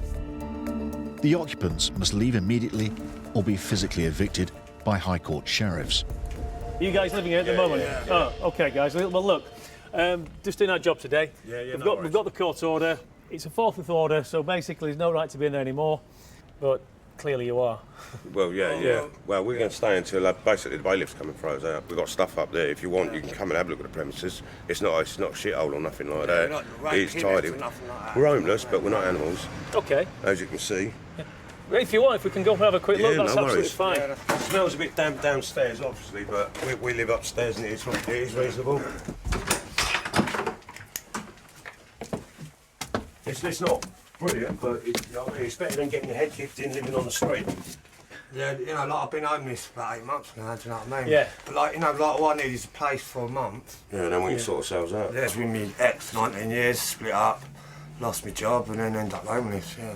Well, I'm born and bred Chelmsford. I'm a plasterer by trade, 16-year relationship, 3 children. And unfortunately, when I split up with my missus, alcohol dependent, and yeah, things just didn't work out. And so this is the scenario I'm in now. I met Dave on the street. Yeah. And yeah, we pretty much kept an eye out for each other. There are other homeless people living in the building, but the two men prefer to keep themselves to themselves. We have took a couple of other people in, but some of them we didn't realise they were drug users. I'm totally against drugs, so they had to go. I've got enough problems as it is, let alone getting on drugs and all that crap, do you know what I mean? When you meet people like that, it does touch your heart. Suddenly, you then are faced with the reality of what you are dealing with, and it's a dichotomy. Here's my job, and here's my heart. But I have to do that job. I know you guys, you'd probably say that it's a bit safer than being on the streets. I get that. My job today isn't in any way to have a confrontation with you, just to let you know, look, the order's been made, it's forthwith. You know how it works. There will be a point in the future that if you don't leave, then the bailiffs or the sheriffs will turn up. Yeah, that's fine. I mean, you know, I don't want no trouble. Yeah. Listen, guys, I'm not taking more of your time, but thank you for your hospitality, OK? Cheers. The two men and the rest of the squatters will have about a week before the sheriffs arrive to kick them out. I'm not going back on the street. I am not going back on the street. I'm not doing it. I am fed up of people out for a good time. They see a homeless person, they think, oh, right, let's have a little bit of fun with them, start kicking you, throwing dog ends over you, pissing on you. It's not nice, so I'm not going back on the street, no way. People out there like it, that's up to them, but I'm not doing it. I'm a bit more human than that.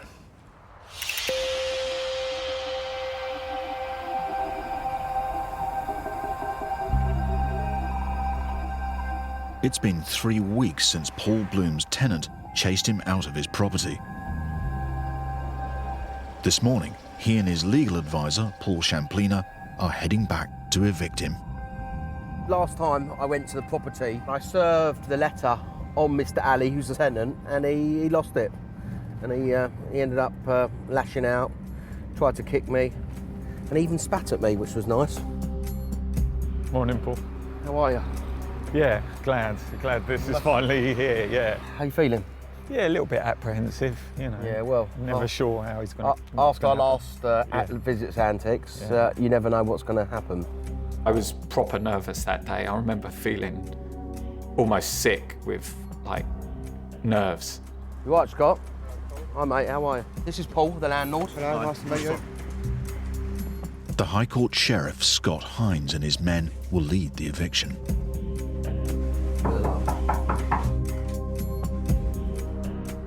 Mohammed, his wife, and 2 children have just 30 minutes to leave the property. Hello, Mr. Ali. You got your keys? Yeah. Thank you. Oh, you've got a key in the other side. So Has he? Yeah. Has he? He's definitely in there.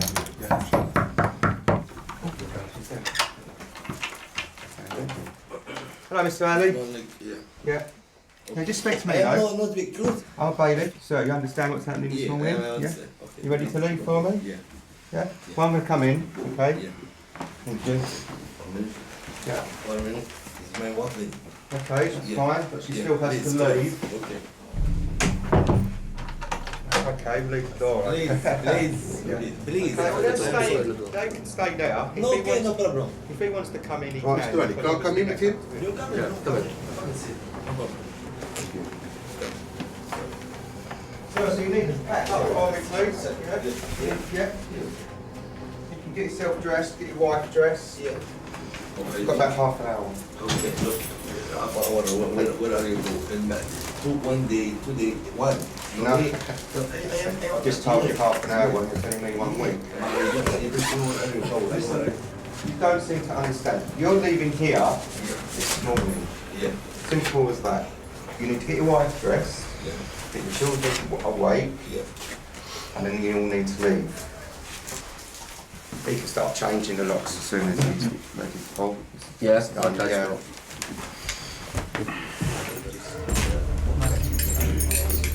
Psychologically, you've got to have the locksmith there to start changing the locks, because then it's real, it's happening. And when that started happening, he just did not accept that he had to leave. Get a bag ready for the children. Yeah. You know, whatever the children need, whatever your wife needs. I think you're going away for a couple of days and then you need to leave, please. 15 minutes later, Mohammed is still haggling for extra time. Yeah. You've not got an hour, you've got a half hour. Start packing. Time's ticking away. I just don't understand how they think they can just carry on living without, they know they're not paying rent, they know this is going to happen at some point, but they still try and want more time. For what? With just 5 minutes to go, a friend of the family comes to help.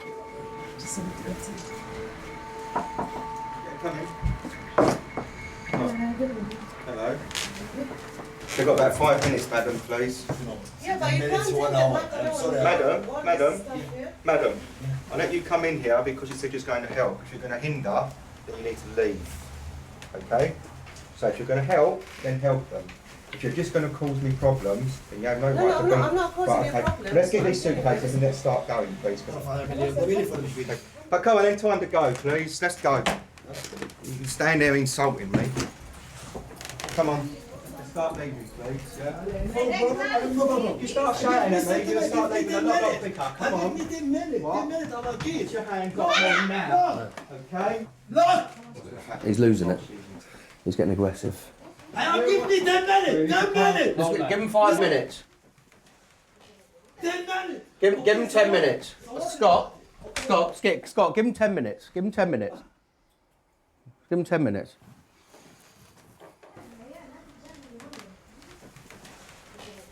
He just apologised. I thought giving him an extra 10 minutes might calm him down a little bit. He was like that with us in the last visit. By 8 a.m, Mohammed and his family are out on the street. If they want the rest of their belongings, they will now have to ask their ex-landlord for permission.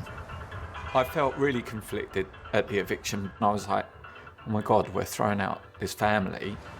Within 7 days, not a problem, but ideally as soon as possible, make an appointment, and then they will be in here to let you in to take the rest of the stuff. I remember toughening up a bit at that stage. We're just doing our job, you understand? You know, it's nothing that they've done wrong. Just because of the actions of him, you know, he's put his family in this position.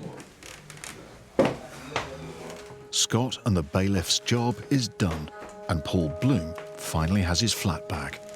I just need a signature for possession. You want to sign this there for me, please? Well done, you've done a great job, Scott. Okay, well done, thanks mate. a lot. Well done. Right. I'll see you all later, yeah?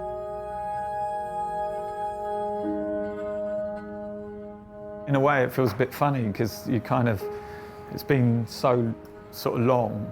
The whole process has taken so long to get back in it, and still got a load of their crap here that they need to come back and get it. It was an awful day, and I felt terrible doing it, but I needed to do it for me. I've got family to protect, and like I needed to get my property back. And why should I let that go for the sake of being sympathetic to someone that has ripped me off?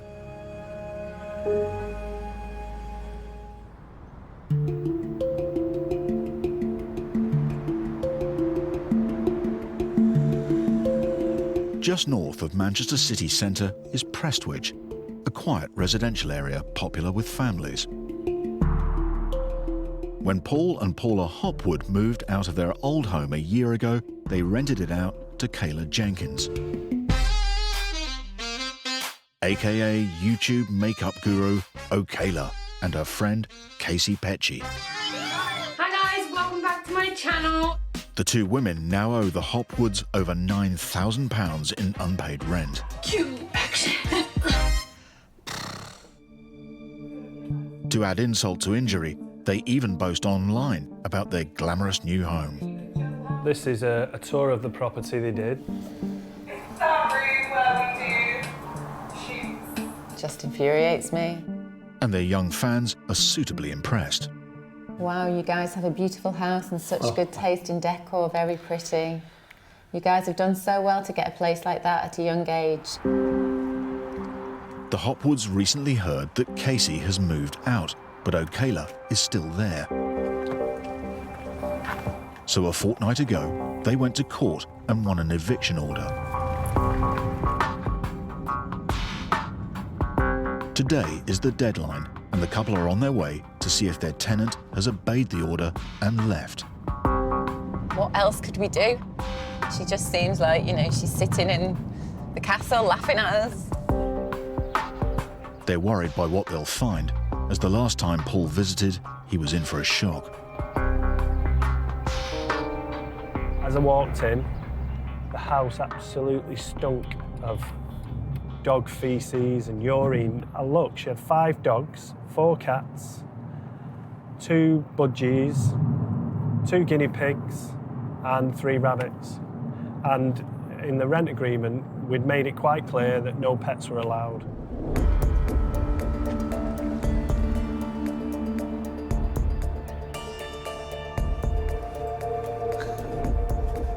Oh, she's left us a little note. There we go. Still here, 9th of August, do not enter.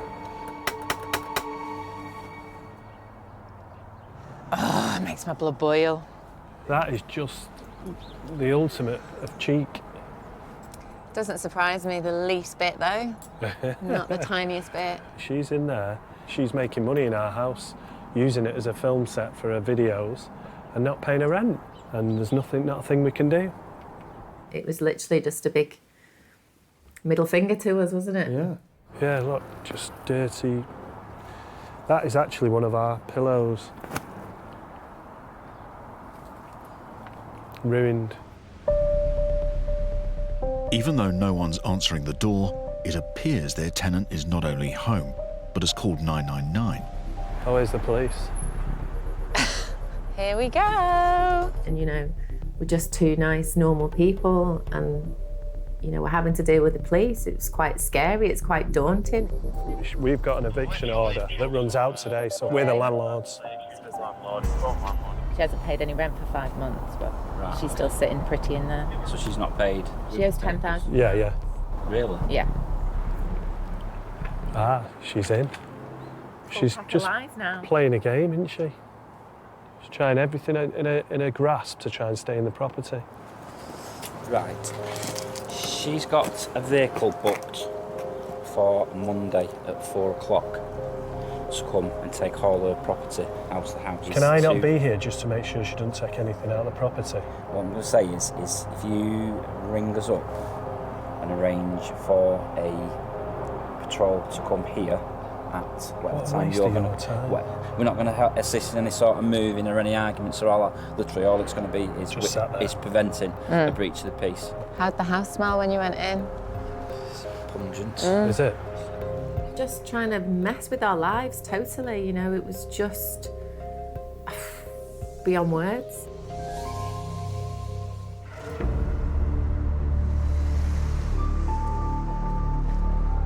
It's the job of Harrow Council housing team to protect tenants from unscrupulous landlords in the private sector. Housing officer Andrew Sedman is responding to reports of overcrowding in a flat behind a row of shops. A lot of the hallmarks of overcrowding are things like noise nuisance, antisocial behaviour, and then of course you've got all the rubbish accumulation from fly tipping, and usually that's very close to where the property is. Look at all that. Terrible. That is ridiculous. The rubbish is almost certainly connected to the overcrowded flat that Andrew is investigating. See, this kind of thing happens when you have a lot of people living above a property and no bins. This probably just goes all the way around the corner. Right. Discarded mattresses in the backyard are another clue. Yeah, let's have a word. Andrew spots someone who may be connected to the property. Hi, sir. Yep. You live here? Yeah. Have they given you any bins yet? There's your answer. He don't want to talk because he's basically just gone and fly tipped. I think this guy could be a tenant. Let's just have a word. Don't look like he wants to speak, but I do, so let's see. Sir, can I have a word? Just have a word about the flat upstairs. Is it okay for me to pop in there in a moment? Because I need to go in and inspect. Inside? Yeah. I've got my ID and I've got powers of entry. No? He disappeared into the shop and I was left there thinking, what can I do now? If we have a suspicion, we're going to come back with the police and we're going to come very early in the morning or late at night.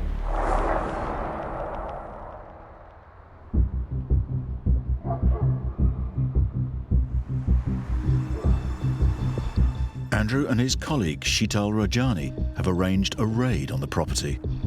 They're up early and see all the lights on. They're joined by the police. Their aim is to catch the occupants before they go to work. There's a little bit of apprehension, a bit of excitement. I don't know what to expect. Keep my voices down just in case, because people like to ring friends and that. Right, let's go and check this out. Are you ready for this? Right. Okay, this will be the one here. Yeah. Please. I'm from the council. Just going to show you some IDs. Okay. Passports.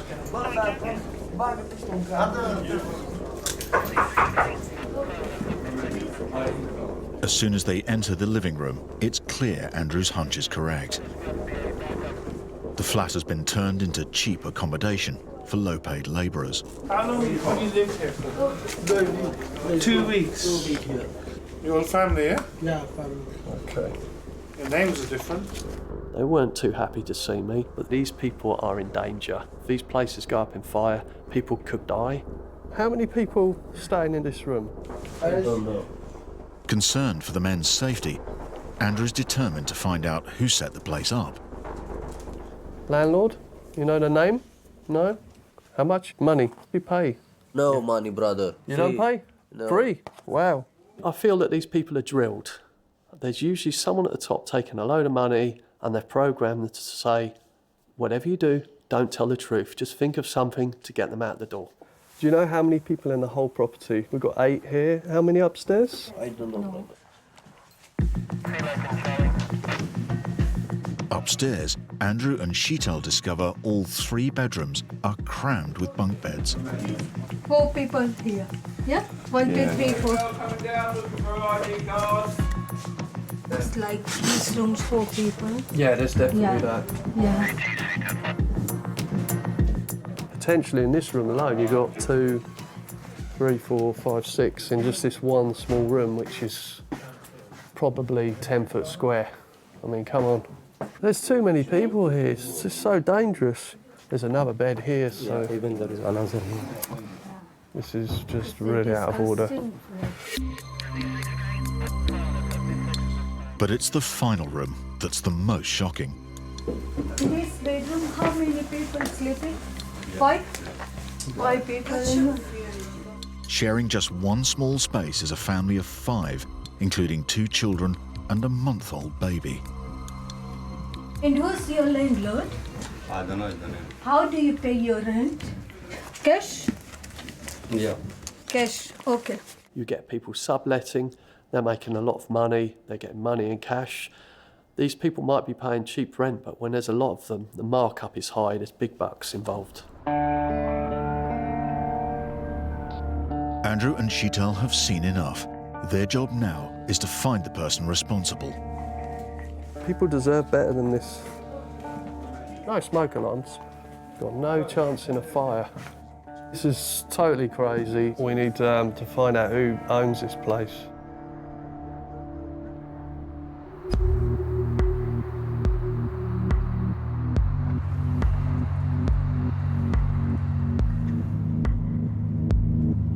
Landlord and builder Paul Hopwood is on his way to inspect his 4-bedroom rental property in Prestwich, Manchester.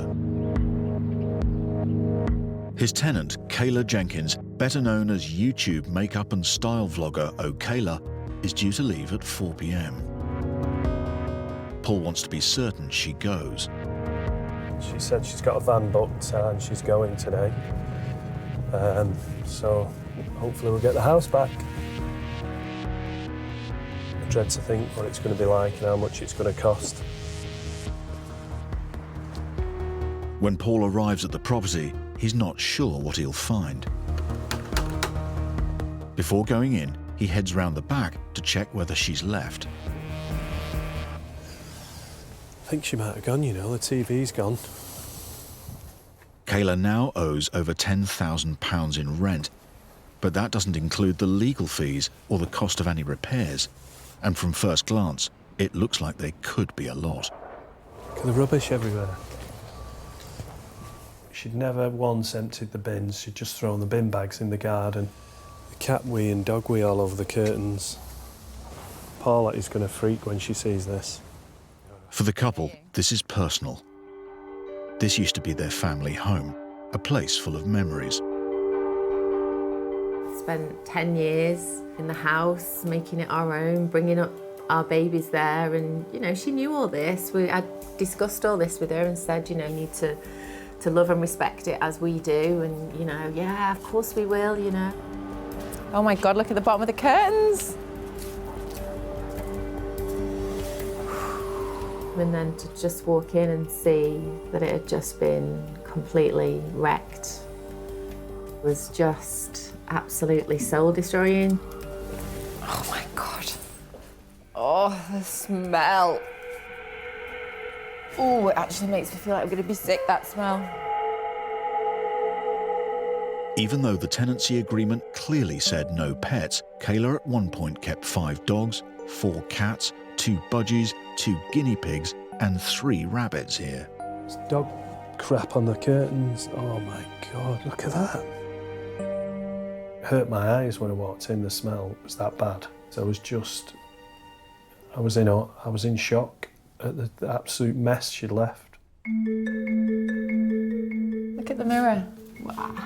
How do you do that? Smashed everywhere. Down in the basement gym, there's another nasty surprise. Little box of poos. It's just sitting there. It's disgusting. The dog has actually chewed the staircase. Oh my God. Wow. That Put is your hand in there. something else, isn't it? Oh my God, the smell up here is even worse. Look at that. Wallpaper coming off the wall. Skirting boards all chewed. I mean, why would we wash our hands? We'll just wipe them on the curtain, yeah? She's Don't need just to wash wiped them. her hands on the Let's just wash them on here, hey? A brand new mattress. Oh, look at that. Stains all over the bed. It looks like every room in the property has been damaged. The whole house is going to have to be ripped out. Everything's going to have to be ripped out, all the carpets. It's just thousands and thousands of pounds of damage.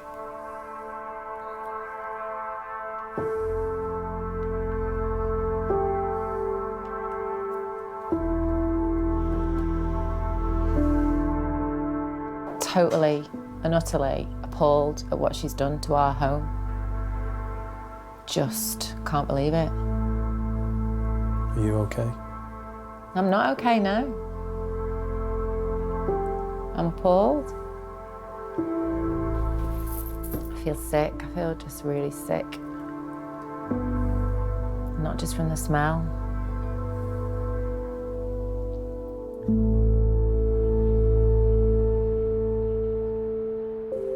In response to the allegations made, Kayla Jenkins states she kept fewer pets than her landlord claims and that Mr. Hopwood was aware she had a puppy.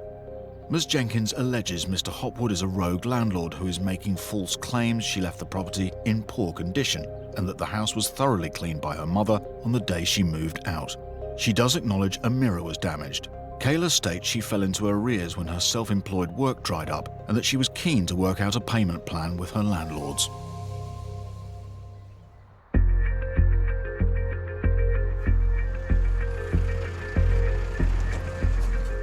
Harrow housing officer Andrew Sedman's investigation into the slum property is gathering pace. He's tracked down the landlords.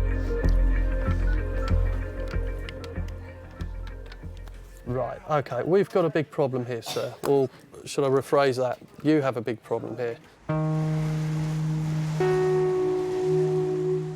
Mr. Chowdhury, whose wife is named as the owner, claims the property was managed by a letting agent and he knew nothing of the overcrowding. Right.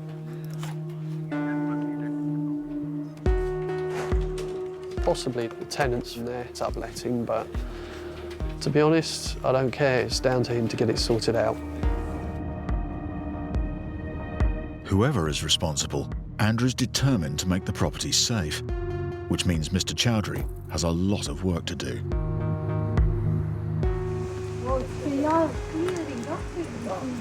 Mattresses are going in the van. Funny that, isn't it? Wow. Well, that's good news. That's what I want to see. You're clearing out this one, yeah? Oh, that's good. Morning, sir. Mr. Chowdhury arrives and lets Andrew and Sheetal in to inspect the property.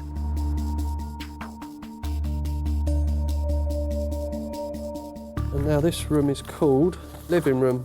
Yeah. In here we found a load of bunk beds in here and a lot of people. This room was very populated. Yeah, it's very different now. It's clear the occupants have gone and the flat is no longer dangerously overcrowded. But Mr. Chowdhury claims he is the victim. It's not my fault that somebody has put those people inside. Look, all the posters here, they would not let me come in. So how do I know how many were in there? I sent people for the electrical certificates, for the gas certificates. They never let them in. They don't open the door. And these people come in and ruin the But as property. a landlord, your responsibility to look But I have a after your responsibility. property. Yeah, I am looking after my property. That's not a problem. But if somebody comes in and don't let me come in, how am I supposed to look after? Then you can solve the notice. Oh, please, don't tell me what to do, what not to do.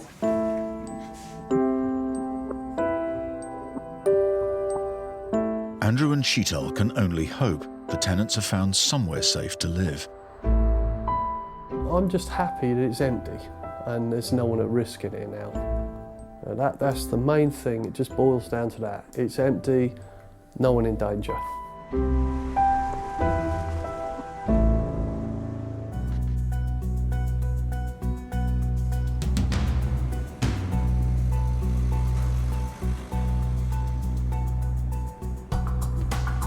In Essex, a former print works has been taken over by a group of squatters.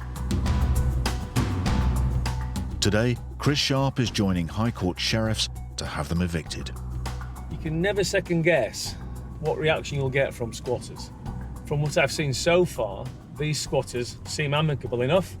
They were pleasant, they spoke to us, they even invited us into the property. But the bottom line is they weren't prepared to leave.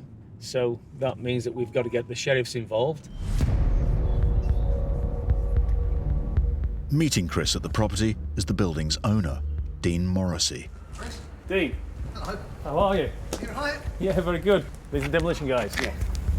Dean has been given planning permission to build 5 flats on the site, but first he needs to demolish the derelict building. So he needs a sheriff to clear out the squatters. This is the sheriff.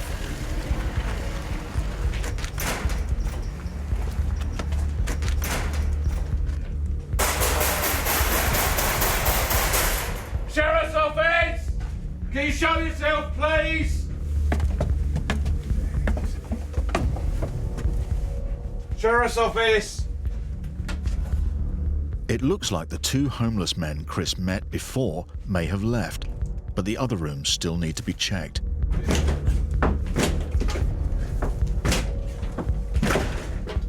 Sheriff's office, can you show yourself? In a separate part of the building, Chris makes a shocking discovery. You see the needles there? Just be careful, guys. Guys, just be careful, there are needles. There's plenty more over there. Yeah. Another group of squatters have been using the building as a drugs den. Jesus Christ. Look at how they're living. They're living on a piece of insulation and there's needles and stuff everywhere. It's just absolutely horrendous.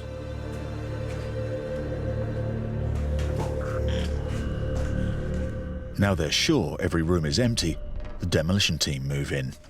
If your guys want to start... We're going to fence off. We've got to fence off because obviously health and safety. Nobody's coming back in here now. No, good.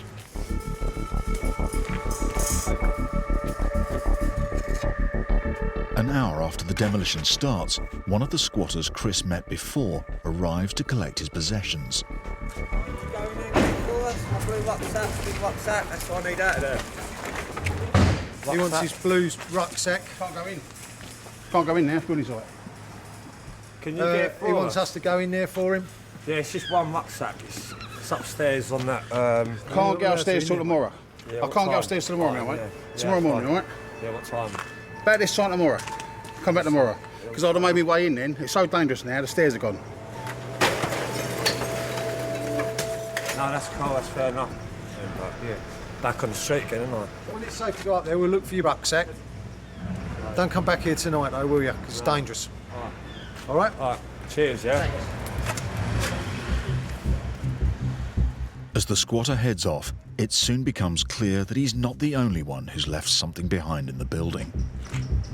Right, me old mate? Yeah, I've just got stuff in there. I've only just got out of jail. Yeah. Yeah, so my stuff's been here for 5 weeks. I'm serious, it's my property, isn't it? Excuse me. Out. It's my property. No.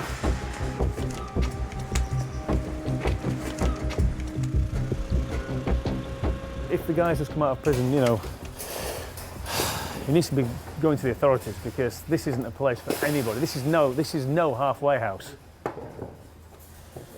I've been incarcerated for a couple of months. That's HM prison, so I've just got out of jail. This is my belongings. That's all I've got. You know, I'm disgusted about it, to be honest, because I've lost my job. I've got 5 children. I've lost my job, everything. My life's just gone bang. Oh, I need help. I need help. I'm not asking for help. I've gone. I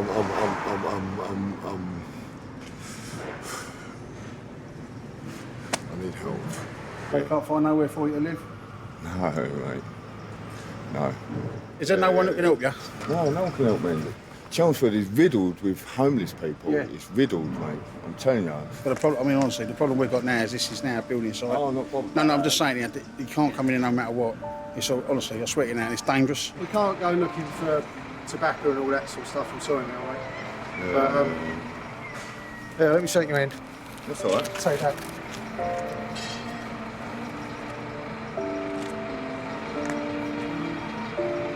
And there's some good people around who do things like that.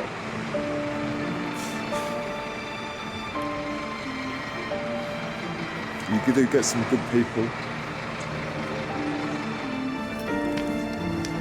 I think to myself, just takes that little bit of bad luck, lose your job, next minute you know you can't pay your rent. What do? You walk out, you live on the streets. They all not sticking needles in their arms, they're not all relying on alcohol, they just are stuck. Next time, I've never had this much stress in my life. A landlord in Southampton struggles to evict squatters. You want to have a chat? Housing enforcement officers uncover dangerous conditions in Harrow. You can't be living like this. You guys could die, it's not a joke. A tenant in Port Talbot pushes her landlord to the limit. She assumes that she can live there ad infinitum free of charge. And a London landlord is made homeless by her tenants. I ended up sleeping in McDonald's for around 6 weeks.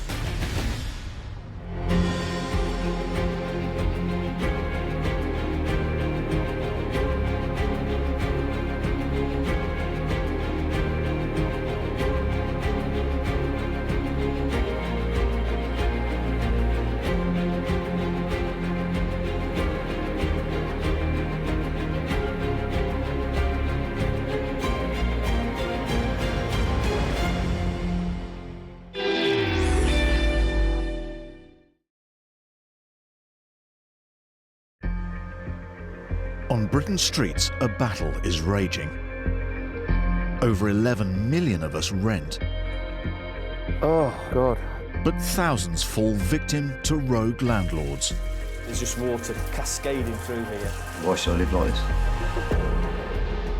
2 million of us are private landlords. He's owed almost £10,000 in rent. But many face financial ruin at the hands of bad tenants. You're supposed to be out by yesterday. Well, we're still here. Get your hands in. Don't push. And that is what you're dealing with. In this series, we're on the front line with the enforcement officers who crack down on rogue landlords. There's a lot of scams going on. This is gross exploitation. It just can't continue. And the experts whose job it is to evict bad tenants. This kind of stomp boils my blood. It can be a little bit scary at times. Hey!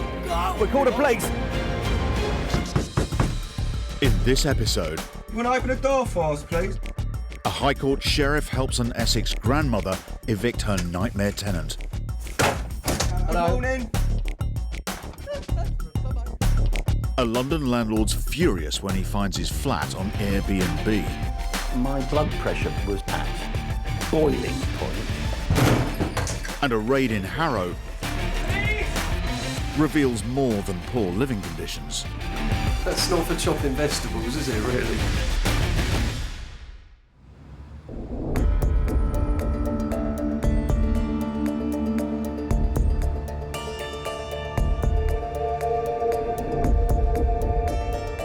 Housing enforcement officers Micaiah Angus and Andrew Sedman are on their way to one of the borough's most prominent landmarks, the Mason's Arms. But it's not the pub they're interested in, it's the rooms above it. It's been a problem property for approaching a decade. Overcrowded slum conditions. There's between 3 and 7 individuals in each room. There are 14 rooms. To sum it up, I'd just say it's a weeping sore of Harrow. Horrible. The property has already been raided several times by the council, but they're worried it's still dangerously overcrowded. As I walked in, I was like, oh my God, this is ridiculous. Fecal matter. Well, I wouldn't stand in that. I'm seeing raw sewage flowing onto the public highway and people having to step over it or step in it. It's disgusting. This morning, the housing officers are joining the police, fire brigade and planning department for a full inspection. Good morning, Harrow Council. Hello, we need to inspect all the rooms. The property has permission to house up to 9 people. It's soon clear that there are far more living here. Come on, this is desperate. There's mould all over the place. Look, it's a cockroach. It stank. It was disgusting. Grubby, horrible, things falling apart. Just everywhere you look, there was a hazard. Squeezed into each of the 14 rooms are 2 to 3 beds and at least the same number of fridges. Got 2 fridges. 3? 3, oh yeah. The risk of a fire breaking out is a serious concern. We've got rubbish electrics. I mean, that's good smoke detection, isn't it? The communal kitchen is just as worrying. That's cockroach shells, right? Cockroach egg cases? Yeah. Andrew decides to check in with the housekeeper. Excuse me. How many people live here, please? Where? In the house? The whole property upstairs. Now it's 14. 14? Yes. But Andrew's not convinced by her arithmetic. There was a lot more. We must have had at least 3 people in each room. We've got 14 rooms there. So there was well over 30 people living there. I want to see what's in this room. Can you open this door, please? My son's here.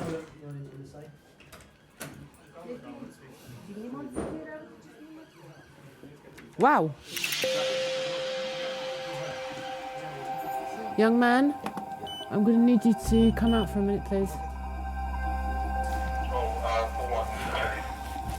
This isn't a room, this is a cupboard. Yeah, it's exactly what it is. Well, you got the housekeeper's son living in here. There's been a leak here. It hasn't been repaired properly. You can still see water stains coming through. And there was literally just space for a bed. And the window that's in there, it's got bars on it. So if that boy was stuck in that room, he would lose his life. That's not how people are supposed to be living in this day and age. She tells me her son is visiting her. He's visited here last time I was here and the time before that. Really? Yeah.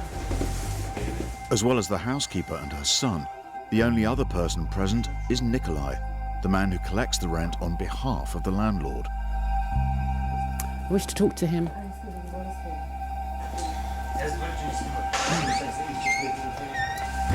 There's 3 or 4 of them in a room. They're paying £300 each a month. You know, most people here is labourers. They catch like 60 pounds a day. I can understand they're looking for cheap accommodation, but we also have to ensure that that property, that home, that place is safe for them to reside in. There's plenty of money being made here, ridiculous amounts of money. They're definitely not spending that money on repairs here. There's a lot of questions here that need answering. I think the answers are very obvious. They don't care. When you collect the rent, do you issue receipts to the individuals? Before, I talked about 2 years ago. Yeah, I collect like every room and give him a receipt also, exactly. But Okay, you've got records of those receipts. I don't know because this is long You're time. supposed to, if it's only 2 years ago, you're supposed to keep your receipts for at least 6 to 7 years. Have you been declaring the income from this property? Listen, from now I no collect the rent. You know what, you're going to have to explain to our associates in the tax office as to what you've been doing. I hope so. You know, but the thing is, you're not going to be able to fob them off. Right, I've had enough of this. Let's get out of here. Yep. Micaiah and Andrew have seen enough to know that they need to close the place down. It was fair to say no one could live there anymore. Too many hazards, too dangerous. So knowing what we'd seen, immediate action, shut it down.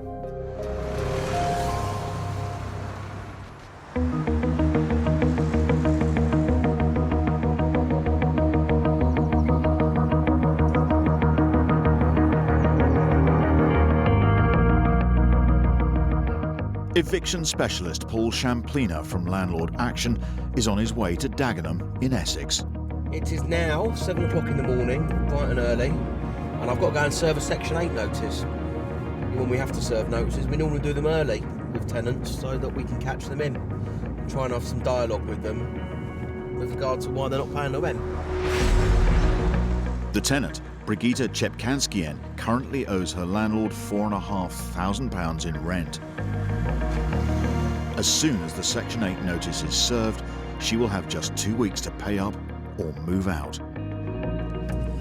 You know, most landlords out there, they're people looking to try and invest for their future. And of course, when you're not getting any payment from a tenant in 5 months, then it gets emotional, especially when you've got mortgages to pay and legal fees to cover. Paul's particularly worried because the landlord, 76-year-old Zara Hussein, depends on the rent to cover her living costs. I could do without this headache. This is a big worry for me, yeah. There is bills to pay. Hi, Paul. Hi, Zara, how are you? I'm fine, thank you. So, I've looked at how much rent arrears are owing. Yes. There's 4,500, so she owes 5 months' rent. Rent, absolutely. Okay. Have you had any contact with her or through the agent? Well, Why the hasn't she agent been tried to paying? contact her and she blocked his number. Oh, really? And then also when he went to the house, that's what he told me, Mm. she wouldn't open the door. Right, so she's ignoring it? She's ignoring him, Right, yeah. that seems a bit dubious, doesn't it? Zara was stressed out, and I could see that she was stressed out. She's not an older lady, a grandma, and she was very jittery and very nervous. So I was quite conscious of making sure that she could see some action was taken. Should we go and see her? Yeah, surely, come on, yeah. Let's go and see if we can get him out of bed. Yeah, exactly, Okay. yeah. This is it, yeah?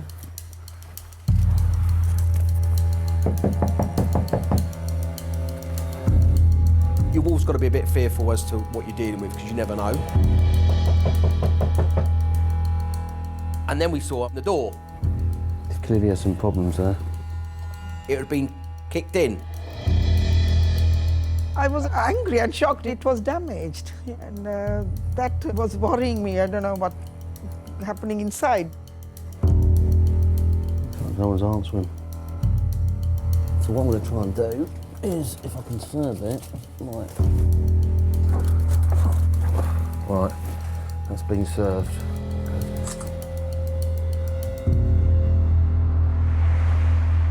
We've now done the first step. We've served the notice. We've taken recorded evidence that that's been done. Yeah. We now have to wait 2 weeks. Yes. If the tenant doesn't pay the rent or leave the property, Zara will have to take her to court, which could mean it's months before she's evicted. I don't want to put landlords off, but it is a tough game, it's very tough.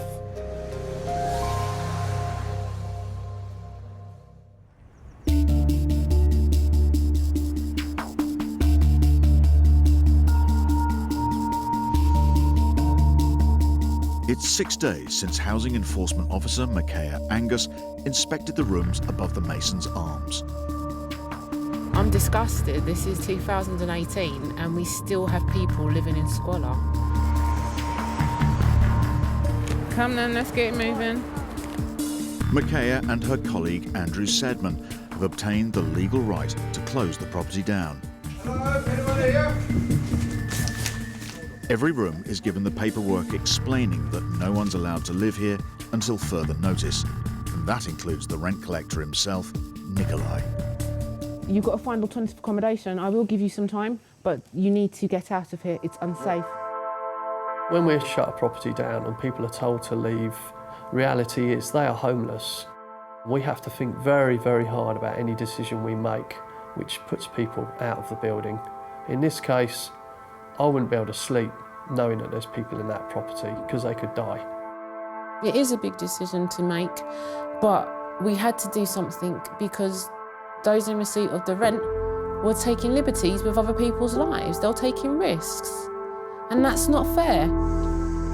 Because let me reading this proper and I'm gonna explain to people. Actually, they have to leave, yeah? Yeah, everybody. Everyone. Everything about this place is wrong. Okay. The electrics are unsafe. Most of the amenities do not work. It's only a matter of time before someone gets hurt or dies. That's how bad we see it. So we don't want that happening, not to anyone. Nikolai appears to be cooperating, but Micaiah suspects his boss, the landlord of the property, might ignore the order. We'll have to come back in a few weeks, unannounced, and see what's going on. Thank you, sir. Thank you.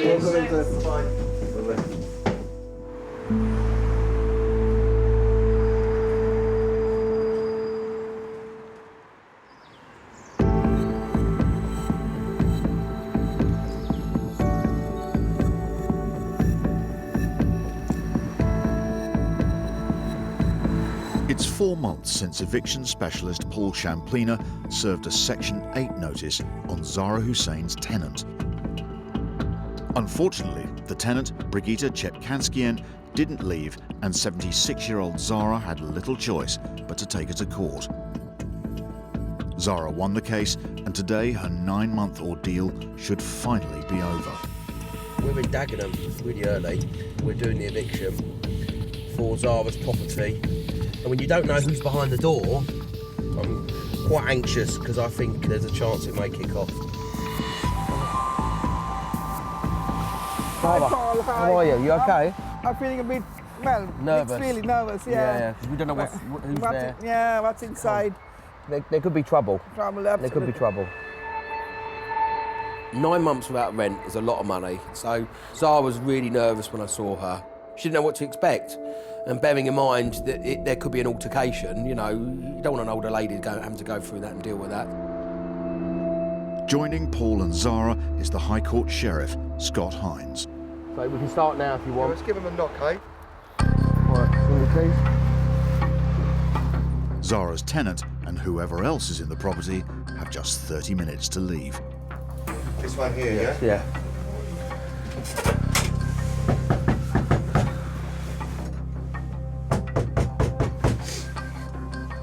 They've obviously had a lot of trouble, ain't they, here? People trying to smash the door in.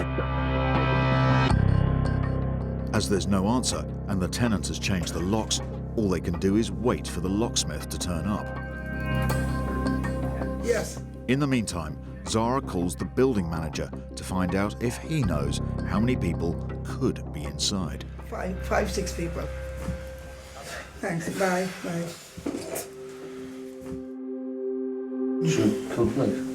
No, well, let's see. What's up to you? I need the police, mightn't we? They Okay. might. Yeah. Hello, mate. All right. 10 minutes later, the locksmiths arrive. Get me in, please. Yeah. While they work on the door, there's no sound from inside the flat. Of course, tensions are rising. Because you believe someone's in there and they're trying to ignore you. Sometimes, when you do get into the property, the tenants are vacated, so you just don't know what's happening and what's going on. But Scott's convinced someone is in. Oh, there we go. Good morning. Do you want to open the door for us, please? I'm an enforcement agent. Got a High Court writ here. You're being evicted this morning. If you open the door, I'll show you my paperwork, but I ain't going to do it through a closed door, am I? Do you want to open the door for me, please? Pardon? Oh, I've been banging and banging, right, but she won't answer. You start doing that, and then she knows it's happening. She's now screaming. Pardon? Well, open it then, please. It takes 2 seconds, doesn't it?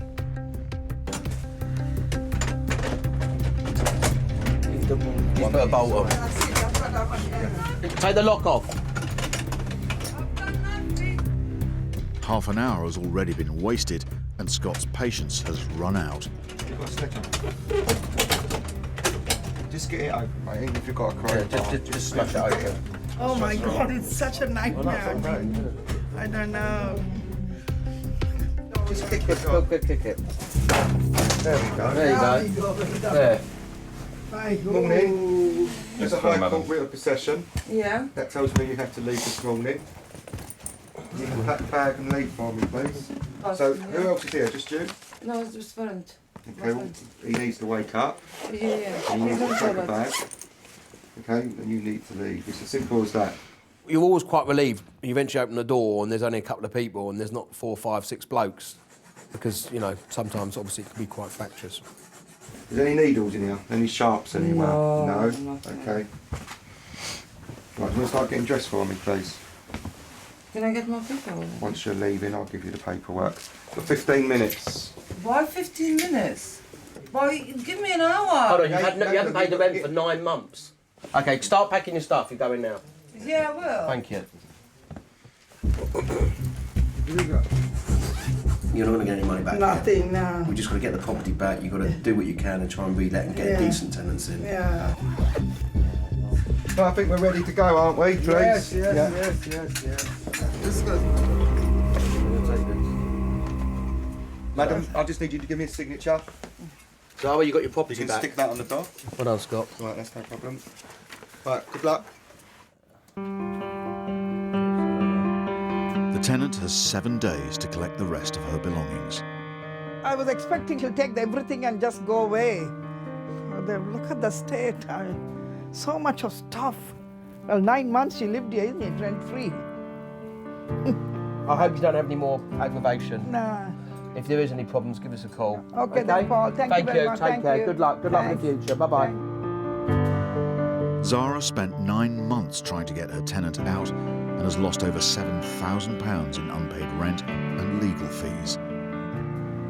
She's unlikely to see the money again, but she can now start renting the property out and hopefully recoup some of her lost earnings. I put it down to a bad experience and I want to move forward. It's one experience I won't forget in a hurry.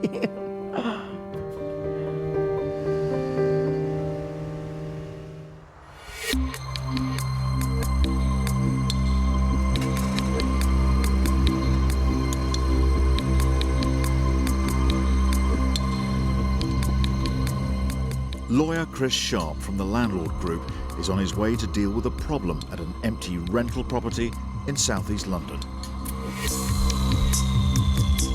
The people in there claim to have answered an ad in a local shop window. They say that they met up with a man at a train station. He then took them to the property. They liked the property, proceeded to pay him £3,600 in cash. They entered the tenancy, and that is it. However, the man they allegedly met wasn't the real landlord. Mother of 4, Sarah Ling, has owned the property for 11 years. On the face of it, they thought they had a tenancy, and on the face of it, they'd paid money to somebody to live there. So it looked like they'd been a victim as much as we were. Sarah was about to refurbish the 3-bed property, but until the occupants, a young couple with a baby, leave, there's nothing she can do. She was caught between a rock and a hard place because she felt sorry for them. And actually, she believed what they were saying. Why wouldn't she? But Chris isn't convinced. There can only be 2 scenarios to this situation.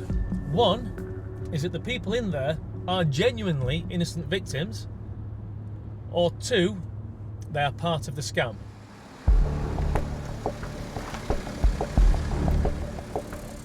Whether the couple's innocent or not, they're refusing to leave, and 3 months on, Sarah's only option is to take them to court. This morning, Chris is serving them with notice of the hearing. First things first. Get a dog then.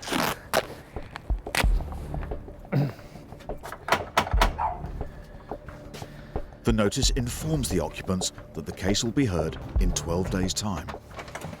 Cheers. Yeah. Thank you. Cheers, sir. You've spoken to my client, Sarah, that she owns the property and that nobody's got any right to be in here. I don't know. Well, you do know that you had a word with Sarah, don't you? You do know that you had a word with Sarah, don't you? And you spoke to her. I know, if you are. Who's your landlord? Who's the landlord?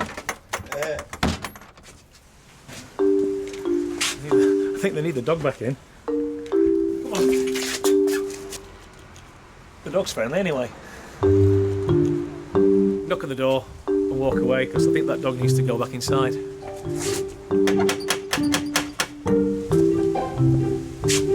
Let's go.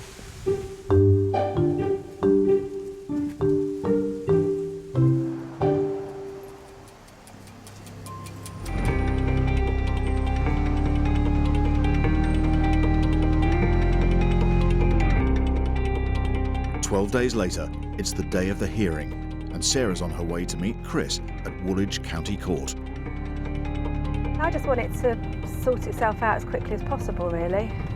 It's been about near enough 3 months now. Even though she's hoping that the couple will be evicted, Sarah's emotionally torn. They've got a young baby. You're basically putting them out on the street. It's not a nice position to have to be in, really.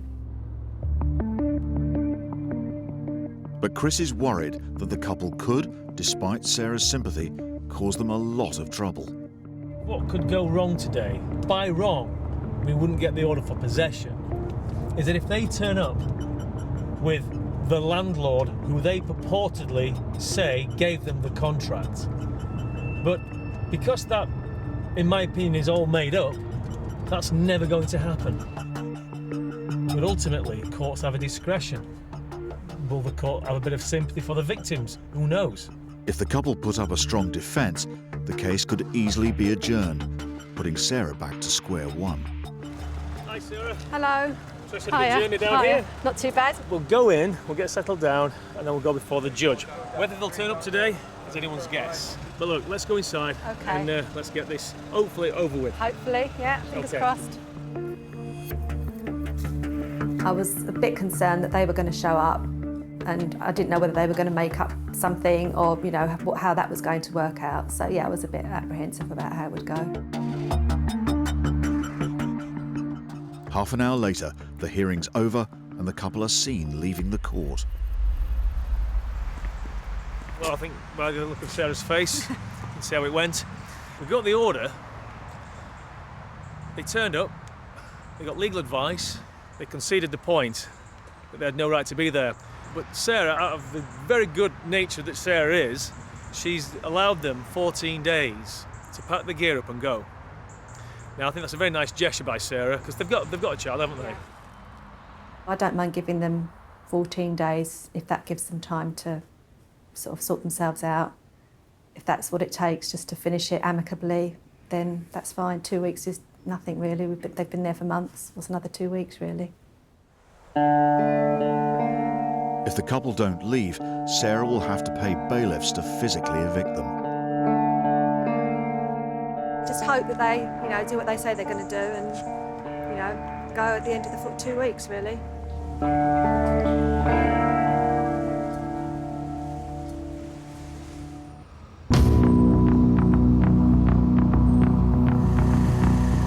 Who's got the warrant?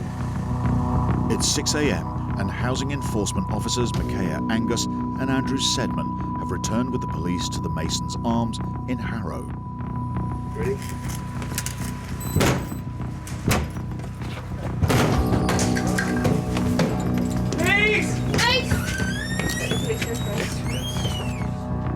They suspect the rooms above the pub are still occupied. Prior to getting a warrant, we had actually passed by, seen the property, seen a TV on in the property, seen lights on, knocked on the door, lights had gone out. So I thought, yeah, we'll find someone in there. Good morning, is anyone here? A month ago, Micaiah and Andrew demanded that the place be closed down. Yeah, I think so. All 14 bedrooms appear to be empty, but when they go into the kitchen, it's clear someone is living here. But the officers aren't sure who it is. There's evidence that someone or somebody's has been staying here. Yeah, I mean, you wouldn't leave an iPad, you wouldn't leave a system like this, a microphone. Food and other bits and pieces. Yeah, I'm convinced that people are still living here. In a locked room nearby, the officers make a chilling discovery. Oh, God. Holy ouch. Wow. Those need to come off the street. Those can't hit the street. They will do some serious damage. They're such big knives. What are you going to use those for? That's not for chopping vegetables, is it, really? They were horrible things. Those things are designed to kill people. And to have so many of them, what on earth is going on? What are they doing there? There was a rifle in one of the rooms. It turned out to be an air rifle, but things like that do make you wonder what else there is going on in there. While the police take the weapons away to be destroyed, the housing officers continue to look around. You're not going to leave your washing like that and vacate. Despite the obvious signs of habitation, Micaiah needs to know exactly who's living here. We've got to find somebody in here to prove our case at the end of the day. Yes, there is evidence, but we don't have enough evidence. It has to be tight to ensure we can carry it further. I was slightly upset that there were no bodies in there, but it was clear to see people were still living and sleeping there. Loads of stuff in here, look. Ooh. The prosecution process may take time, but until then, the lucrative rental business is closed until further notice. We're not beating about the bush anymore. This is now the end of a line. We've shut the property down. End of.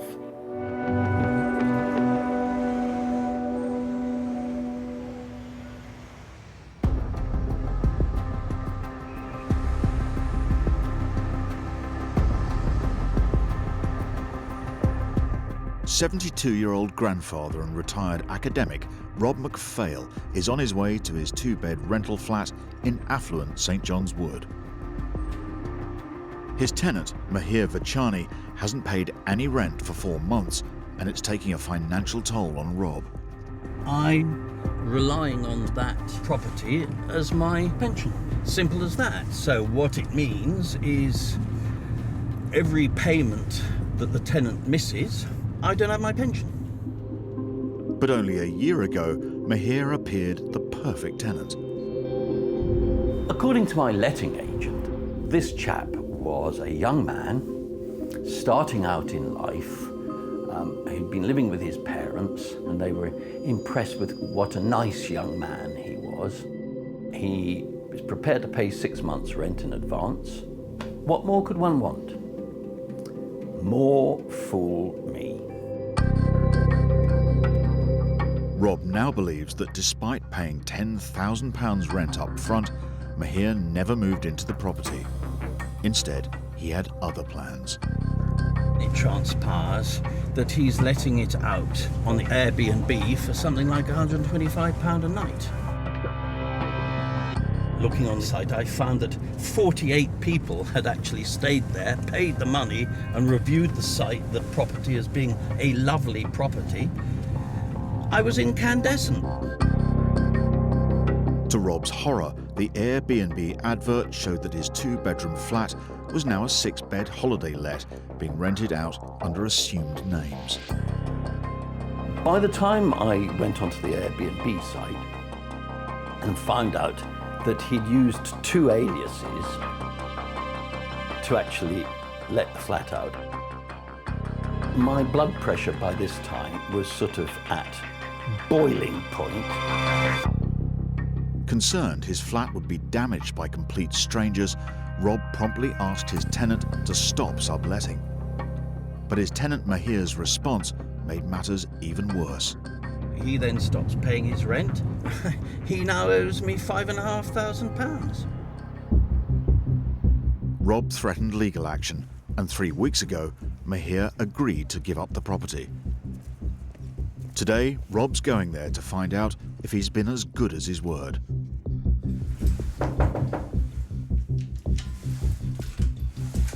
The day I went to the flat, I tried the key. The key didn't work. He's changed the locks. And I suddenly realised I'd been a mug again. Guess what? I can't get into my flat. But the landlord doesn't have to wait long, as just then his tenant Mahir and a friend turn up. Come in.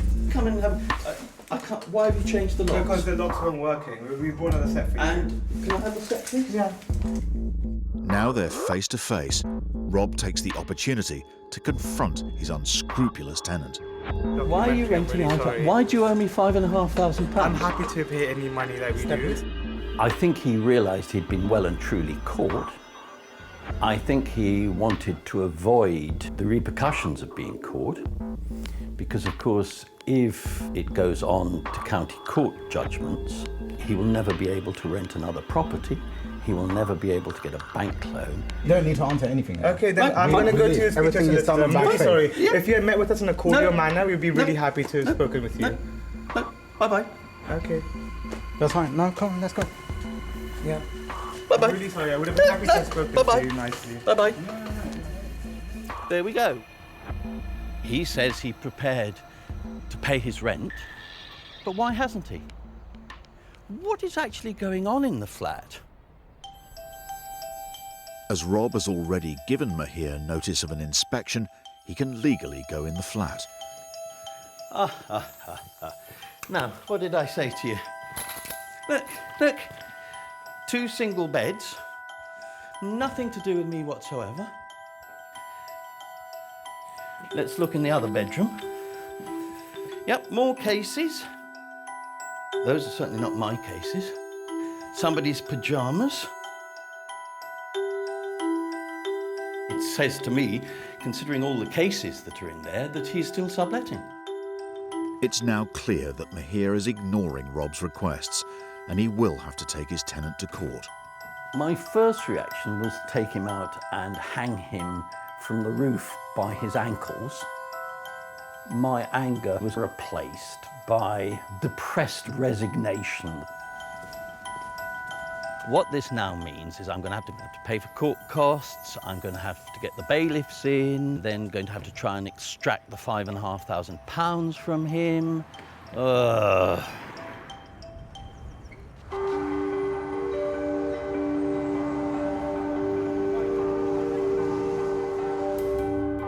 It's now 2 months since lawyer Chris Sharp took the couple living in Sarah Ling's house to court. As Chris suspected, they didn't move out as agreed. We're on our way to Sarah's house in Woolwich. It's bailiff day. The bailiffs are coming in about half an hour. Sarah is not a Rockefeller landlord. She hasn't got loads of money, but what she has is a heart. But unfortunately, I think these guys, they were playing us all for what they could. Even though the couple will be evicted this morning, Chris is concerned it won't be the end of Sarah's ordeal. The one thing that is out of our hands is how they have left the property, the condition.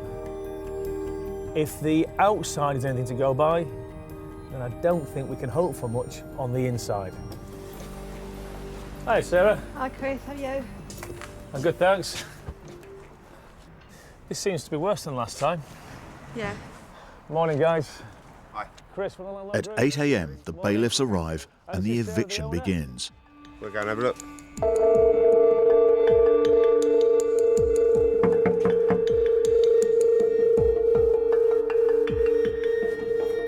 We're in. Hello, court officer.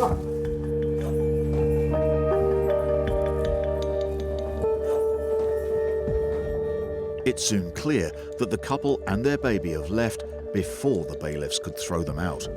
There you go. See you then, Chris. All the best. Nice to meet you. Anyway. Cheers. Good luck. Thank you. With the bailiffs gone, Chris, Sarah and her builder Perry try and work out exactly what the couple were up to. There's plenty of mattresses in here. There's There are. certainly more mattresses than there would suggest people, Yeah. because we've only seen 2 Yeah, 2 and a people. baby. There's mattresses everywhere. Again, a couple of mattresses in here. Yeah, there was a whole lot more people living here than they were letting on.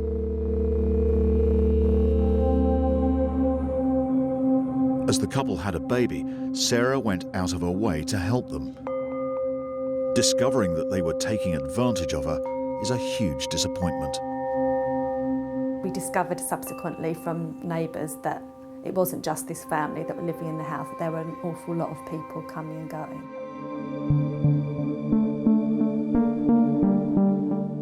I've actually taken the whole light of things off the ceiling. Oh, it stinks in Oh, there. I'm not going to go in there. No, it's not worth it. It absolutely reeks. It's as if they've just been peeing on the floor for weeks. It absolutely stinks. What gets me is that they had a baby. As I say, that's what I can't get my head around. If you had a little baby, how you would go into a bathroom like that and bath your baby. I don't understand how you would do that. Wherever you're living, there's no excuse to not keep it clean, is there? To have all this rubbish. Oh no. Nothing homely about this whatsoever. You've got your property back. It's not in the greatest of condition. And if you've got any problems, Sarah, just give us a bell. Yeah, we'll do. See you later, guys.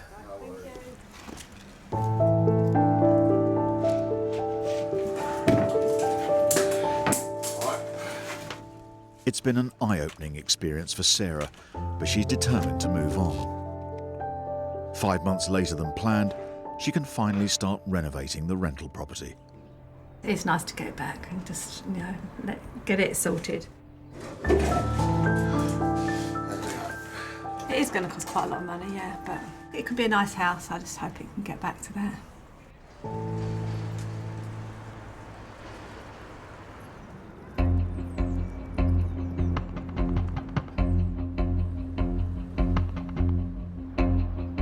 Landlord Rob McPhail has returned to his two-bed rental flat in St John's Wood. Right, let's just have a look. Oh, interesting. That used to be affixed to the door. How nice. 6 weeks ago, Rob took his tenant Mihir Vachani to court and won possession of the property. Mihir owes him £9,000 in unpaid rent and was subletting rooms out on Airbnb. We're missing a sofa bed and we're missing an armchair. We're also missing a rug. It was very, very depressing. Over the past 6 months, Rob's not only endured a long legal battle with his tenant, but also his own serious health issues. Entirely out of the blue, was struck by septic arthritis of the knee. One's extremely unwell. So I then spent the next 6 weeks as an inpatient in hospital. Certainly the 5 months between finding out and actually managing to get possession of the flat were very stressful, both financially and in every other way. Having had major health problems, all of which started when things came to a head, yes, of course it's had an effect. Rob may have his flat back, but he's lost a lot of money he can ill afford.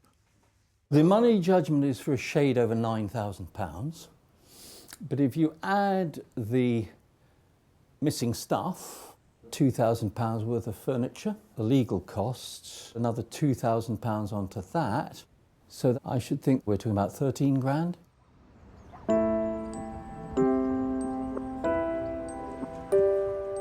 Rob is determined to chase Mihir for the money. In the meantime, he's keen to sort the flat out and get it rented out again. The sooner I can get things let and money back in, decent tenants, oh, so much the better. I've spent most of my adult life basically believing in the decency and goodness of other people. To have that so obviously shown not to be the case and to be made to feel a complete sap, right, is very hard.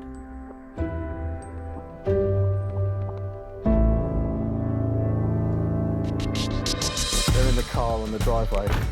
Next time, a London landlord is held hostage in his own home. It's a criminal offence if you break this door. An enforcement officer stumbles across a property dangerously packed with people. Who's your landlord? Who do you pay your rent to? Man, move, man! And a live-in landlord is forced out by his furious lodgers. It's the landlord that's been harassing us.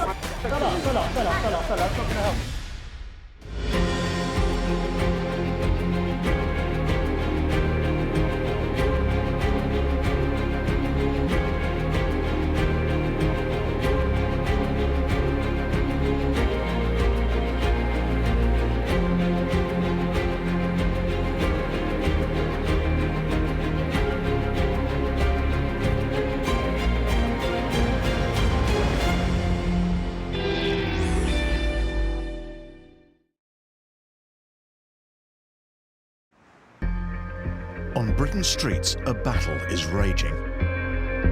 Over 11 million of us rent. Oh, God.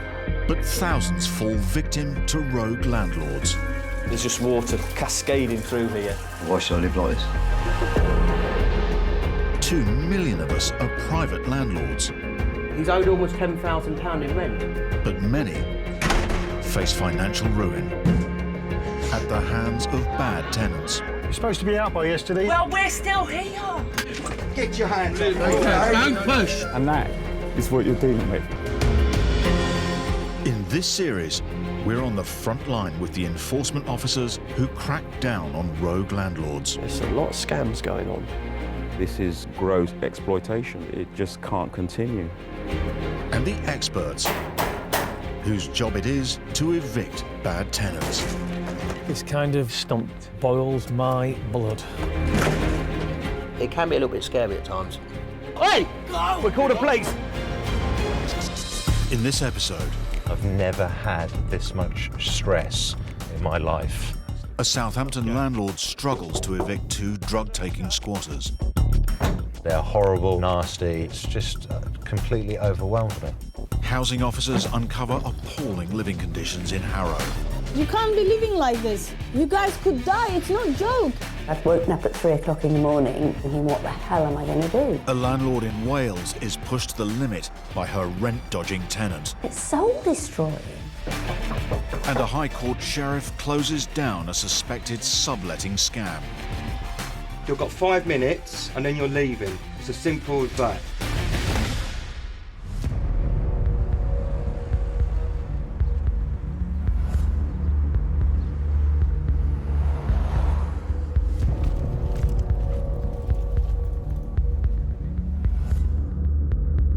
A 46-year-old professional landlord, Fawad Ahmed, is in trouble. He claims 2 former tenants are squatting in one of his flats and are terrifying him and the other tenants. Since they've come into my flat, I've had a number of characters in there. One occasion there were 7 kind of like homeless type of characters walking into the building. They kicked in one of my bedroom doors. They were all smoking heroin, smoking pot in there. They were all drinking. I felt completely threatened. I had to leave. Just the place was just turning into like a, you know, some kind of crack house. Fawad's trouble started when a former tenant needed somewhere to stay. Keen to help her out, he offered her a spare room for a few days. Unfortunately, he didn't realise that both she and her boyfriend have a problem with drugs. She has now become a regular crack user. These are her own words to me. And he's also a heroin user. The couple have now been in the flat for 6 months and are refusing to leave. It's just an absolutely awful experience. You know, I've been doing this business for 26 years and I've never had this much stress in my life because of these 2 characters. They're horrible, they're nasty, you know, they think they can take over the building, and they have. It's just completely overwhelmed me. Desperate to get his property back, Fawad has asked lawyer Chris Sharp from the Landlord Group for help. When Fawad first called me, and the opening line was, "I did a favour," automatically your heart sinks because you know it's not going to have a happy ending. Hi, Fawad. Hello, Chris. Nice to meet you. You too, you too. You just come from the property now? I have, yes. Are they in? I believe so. As the couple are refusing to leave, Chris is taking them to court for squatting. So is this it then, Fawad? This is it. Right. Today he's going to serve them notice of the court hearing, but Fawad's worried there could be trouble. And that's the room that guy's in. Okay, let's do this. Fawad had been threatened by these people. He didn't just want them out of the property, he wanted them out of his life.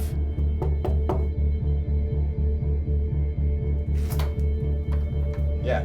I'm here to serve notice on you today about a court process that's going ahead week on Wednesday. There you go. You want to come out and have a chat? Hi. Cheers. Right, okay. Well, week on Wednesday, okay?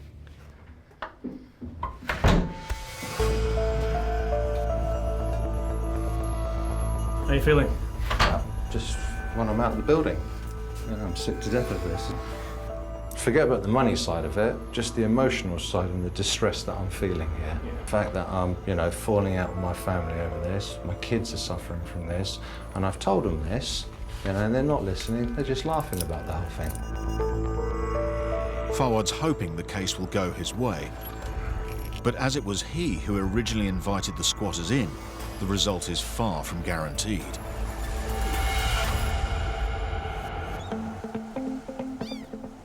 A week later, Chris receives a surprise phone call.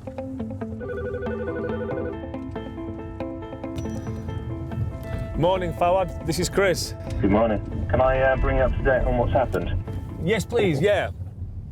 Okay, so basically last night I got text messages from them saying about what they wanted, saying we don't want to go to court. And if you're happy to give us £400, we'll move our stuff out and hand the key back.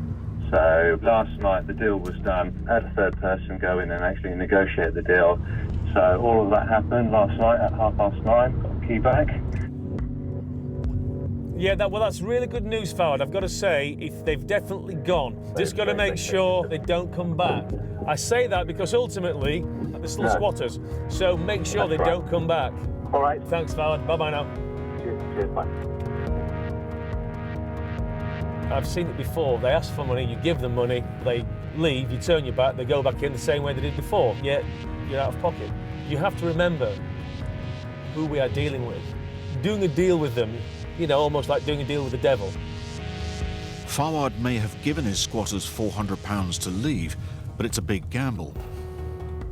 If they fail to go, he's back to square one. I just felt a thud in the bottom of my stomach thinking, this isn't going to end good.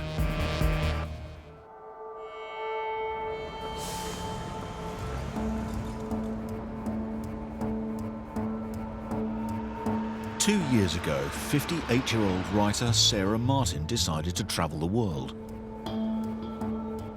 Today, she's seriously in debt and virtually homeless. And for this, she blames her tenants. I ran completely out of money because they weren't paying the rent and because I was stuck paying the expenses on the flat, paying for a roof over my head, paying for the legal costs. So I ended up sleeping in McDonald's for around 6 weeks. That was probably one of my worst moments. Yeah. To pay for her travels, Sarah rented out her one-bedroom flat in a Peckham tower block, and for a year, all went well.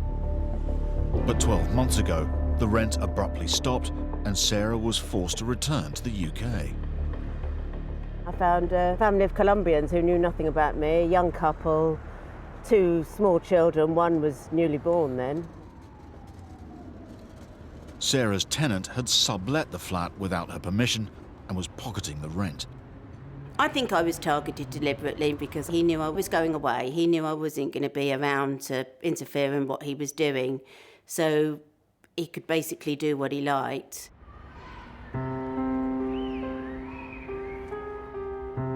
For Sarah, it was the start of a year-long legal battle to get both the rent and her home back.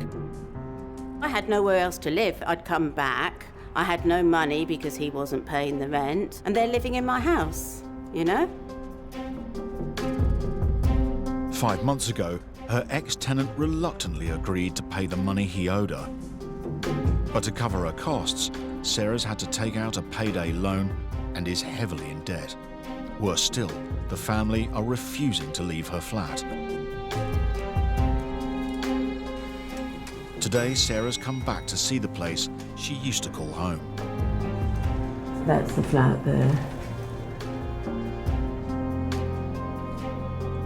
I just want to go in, for God's sake. My heart is actually beating away. This has been going on for long enough now. I never imagined it would take this long.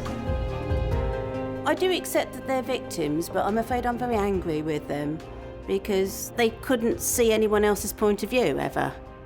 I'm sleeping in McDonald's, I win. On the hardship stakes, I think. Desperate to get her home back, Sarah's had to take the family to court. Last week, she won an eviction order telling them to leave. Oh, hello. On her way out, Sarah bumps into one of them. Tienes que salir muy pronto, ¿sí? Sí, dos personas de la corto venir aquí, and then you'll have to leave. Tienes que. Cuando me llegue la carta que diga que me tenga que ir, me iré. Despite the woman's assurances, Sarah's doubtful that she and her husband will obey the court order. El problema es que tú no salir con otras noticias, pero esta vez es diferente porque es de la corte de la High Court. Chao. If they don't go, the High Court sheriff will have to physically evict them.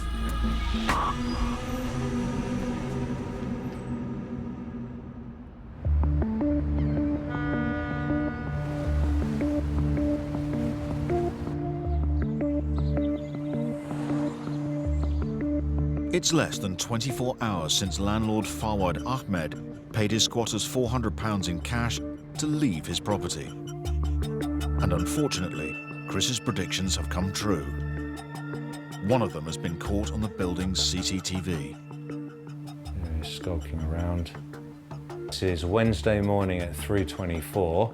That's him back into the property and then leaving the premises. Don't think you need me to tell you that you're going to have to watch that guy. Basically, yeah. Surprise, surprise, they reneged on the deal.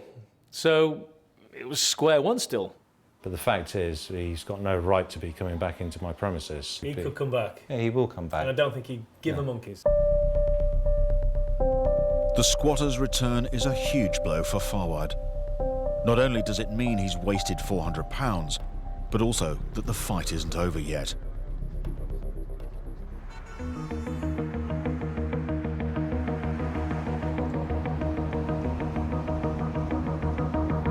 For Sarah Martin, the end of the ordeal is in sight.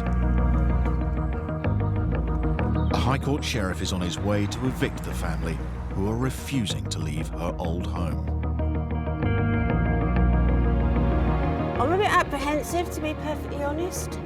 I'm still half expecting something to go wrong. I don't know what will go wrong, but I'm still half expecting it will. It's like you've been waiting for something for so long, you kind of worry that something's going to happen. Helping her is eviction specialist Paul Champlina. There's this perception out there by the public that all landlords have got loads of money and loads of resources. Quite clearly, she was not in that bracket, and she was so desperate, so we really had to get that property back for her.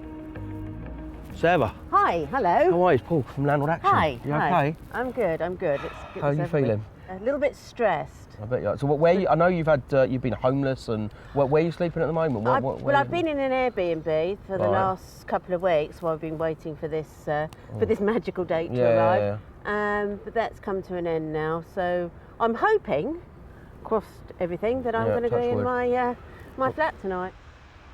The day of the eviction finally got there, and I just kind of thought, well, if anything goes wrong, I'm going to have nothing.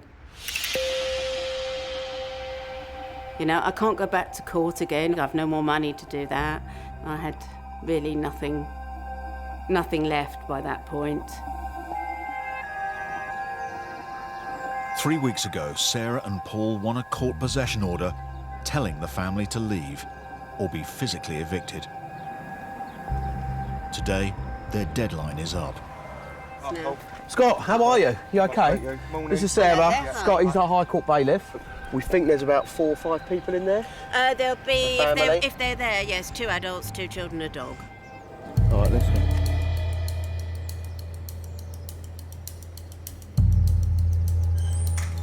Sarah suspects the family will still be there because they've told her they can't be rehoused until they're evicted.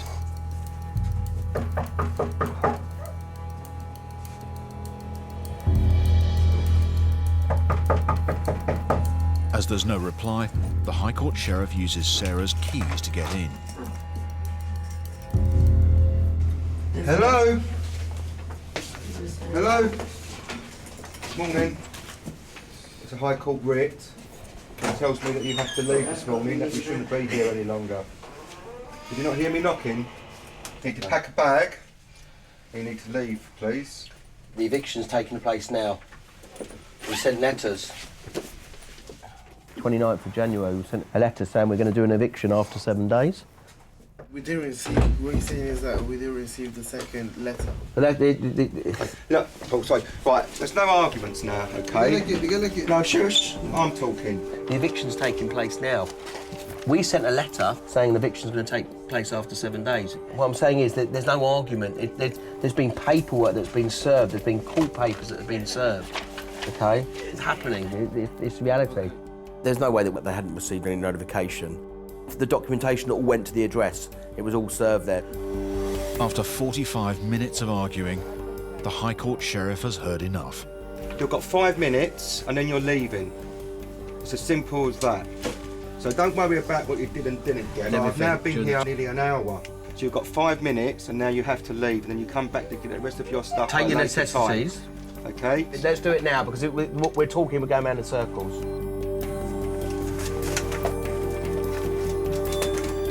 They've known for months and months and months. I think just disbelief and shock, really. They don't never think it's going to happen, you know, until someone knocks on the door. Realising the game's up, and with only minutes to go, the subtenants begin collecting up their belongings. Do you want to come through here? Yeah, am I allowed? Yeah, of course you can. And Sarah ventures back into her old home. I'm just looking forward to having my own bit of space. Obviously, it'd be easier once they've removed 1,000 inflatables from my lounge room. Look, we're not packing things like that now. Take valuables. Take your valuables, take your passports, yeah? Take your things you need. Food for kids, clothing, yeah? That's the important stuff. You know. And the dog.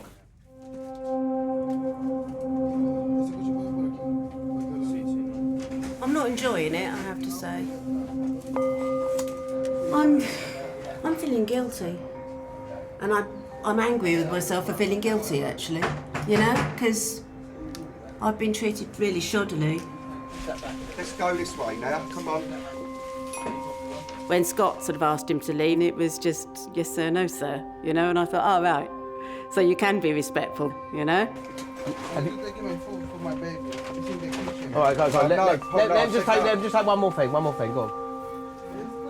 Got it? You need to take this as well. Take this. Take that one as well. Now they're out, the subtenants will be allowed to collect the rest of their belongings at a later date, but only with Sarah's permission. All right? Okay, good luck. Thank you. Bye-bye.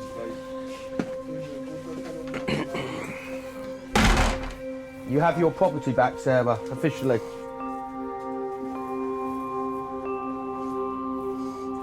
I feel like I'm going to burst into tears, actually, but I'm not. I'm going to wait for you to go. Okay. There's all these emotions. You've been through the mill. It's quite unusual for when you do take possession of a property that the landlord's that desperate they've got to live in the property that night. So this is a little bit of a rarity, but she's desperate. For Sarah, getting the flat back couldn't have come soon enough. I had to borrow money off a friend last week to carry on paying my rent in the Airbnb that I was in. Yeah, I would have been back in McDonald's.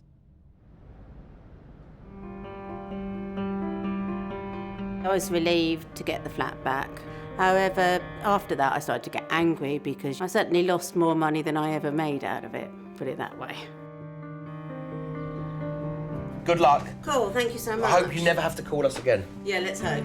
Take care. Because you'll be living in here. Again, That's right. Take care, all the best. Bye.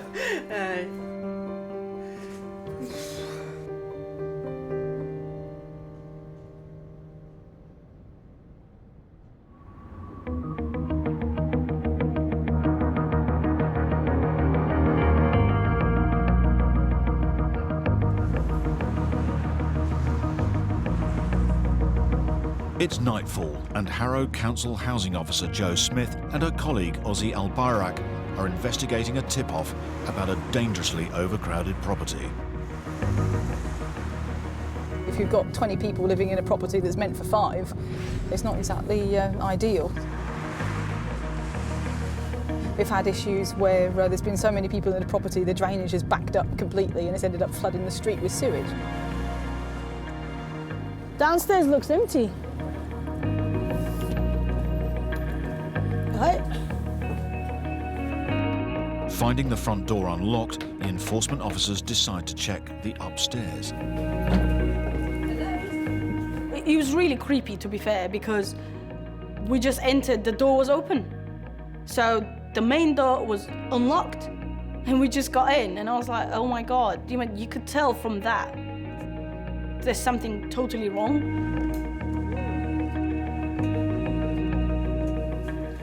Hello. Hello. How are you? Good. See, I got into the house very easily. You guys are not very secure, are you? Yeah. Hello. Hello. How are you guys? As soon as the officers enter the kitchen, it's clear the flat is seriously overcrowded. We are coming from Harrow Council, okay? Ozzy tries to find out exactly how many men live here. Sit down, sit down, sit down. You guys are all living in this house then? Yeah? Okay. Who's sleeping here? No, I know sleep. You just sit. Yeah, so why is there a duvet? I just What's happening with this duvet? Ozzy counts 9 men in the kitchen, but the officers soon discover they have a much bigger problem on their hands. What's in there? There was a door, which looks like a door to Narnia. I thought it was storage. We opened that door and there was literally like 8 men. We've got 3 people sleeping on the bed. There's 2 more at the corner.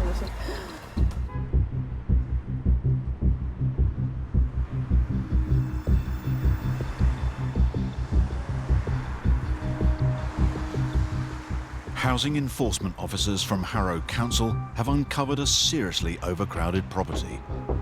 So many people in a 2-bed flat is dangerous. 1 single mattress and 2 double mattresses, so there's at least 5 people.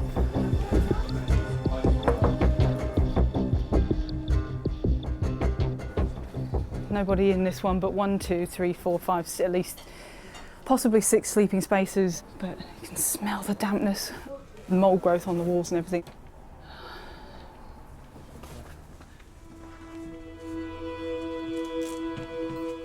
Imagine a fire, 30 people could have easily died in there.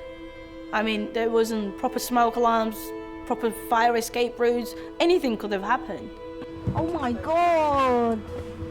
There's basically a double socket that's literally exposed and it's so dangerous. This is dangerous, darling. No problem. What do you mean no problem? It's exposed electric. There is no problem, no. There's no problem. They're like, it doesn't matter, we'll live. They don't care. Joe counts over 30 mattresses in a flat designed for 4 people. And it's not just single men. Got a pushchair there. It's worrying if there is a child here. It's not the place for a child, it really isn't. There's no locks on any of the doors. There's no fire safety. There's no security because we just walked in here. Concerned for the occupants' safety, the housing officers try and find out who's in charge. Who are you paying your rent to? Tell me. You can't be living like this. You guys could die, it's not a joke. Yes. You shouldn't be living in these conditions. I know, but people try to survive, I know. work for £300 for a week. How can I pay 500 in 1 week? No, How can I pay? I totally understand you, and it's quite upsetting for me. I know. All the people try to survive. True. Try to save some money, Try to save some money, but also think about your health and safety, okay? Yeah. Try to move out from here as soon as you can. And find somewhere with less people. Okay? I'll speak to the landlord and get him to put smoke alarms and fire doors in. Yes. He's obviously not talking, so we may as well go down a formal route. Let's go. Yep. Now we'll make contact with the owner of the property, find out if he knows anything, and, if necessary, prosecute the landlord. I can't wait to find out about who the landlord is and to question why is he actually letting people live in this way and collecting money from these vulnerable people? I think it's just disgusting. But Ozzy and Joe's investigation is almost over before it's begun. What's going on, guys? Hey, guys, where are you going? It looks like the raid has spooked the men, and they've all decided to leave. Wow, that was quick. Where are you going, guys? Where are you going? You say that is no good. I'm trying to change another. What, now, tonight? Yes, I go. I don't know where, but I'm leaving anyway. They left because they were so frightened they were going to get in trouble. It was quite upsetting for us to see them leave because we didn't go there to evict them or to make them leave the property, but we just wanted them to get to a safer place. I don't like it when people do a mass exodus because they're off the radar, so we don't know where they're going and if where they're going to is going to be safe or if it's going to be just as bad as that place. We made these guys homeless. It's really sad. Take care, look after yourself. I hope you're safe. Thank you.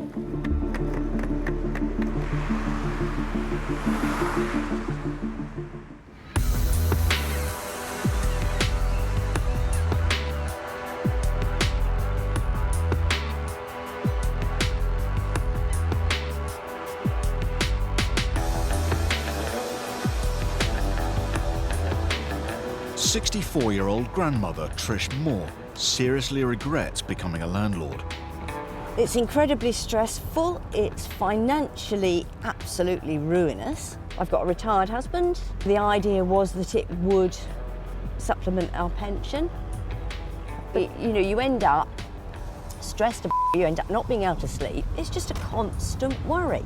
The cause of Trish's stress is her tenant, who has not paid a single penny in rent for 7 months and now owes over £3,500. She's only ever paid once on time in 2 years, and she assumes that she can live there ad infinitum free of charge. You try and talk to her, she doesn't want to know. So she said, I've been on holiday. Then she said, I gave it to my daughter to pay, she's lost the receipt. Then it was the bank's fault, they'd mucked it up. Then classic one was, I couldn't pay it because I work for a living, I didn't have time to go to the bank. And then she said, oh, I couldn't pay it because my app's broken on my phone. Trish can't afford to lose any more rent, so she's asked eviction specialist Karen Longworth for help. Good morning, how are you? I'm Trish. Nice to meet you. So have you heard anything from the tenant? Not a word. Okay, so we've got the Section 8 notice. You have to walk down to the property now and see if she's in, nice and early, give her an early morning call, and let's serve this notice. It's just down here on the right. I didn't really want to run into her. I didn't want the confrontation that I thought we would probably have. A Section 8 notice demands that Trish's tenant pays the £3,500 she owes or leaves the 3-bedroom property. If she doesn't do either, Trish will be forced to go to court and apply for an eviction order. 14 days. It's 14 days to leave the property or clear them arrears. Trish must now wait and see how her tenant reacts. I knew from the moment we served any notice that it was going to be a very bumpy ride, and I wasn't looking forward to it.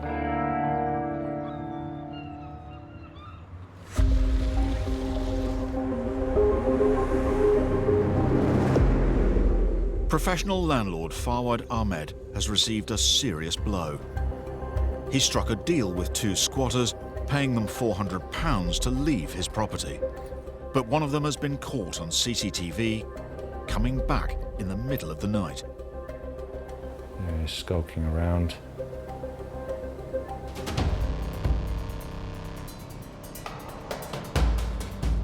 To keep them out once and for all, his lawyer, Chris Sharp, has obtained a court possession order. Today, they're checking whether the squatters have left or are still there.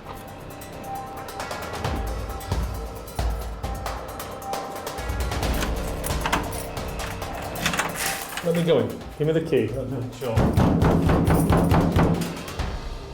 Hello? Coming in! I went in first, because I wanted to make sure it was clear, because they might have a bit of an axe to grind with Fawad, but not really with me, I would hope.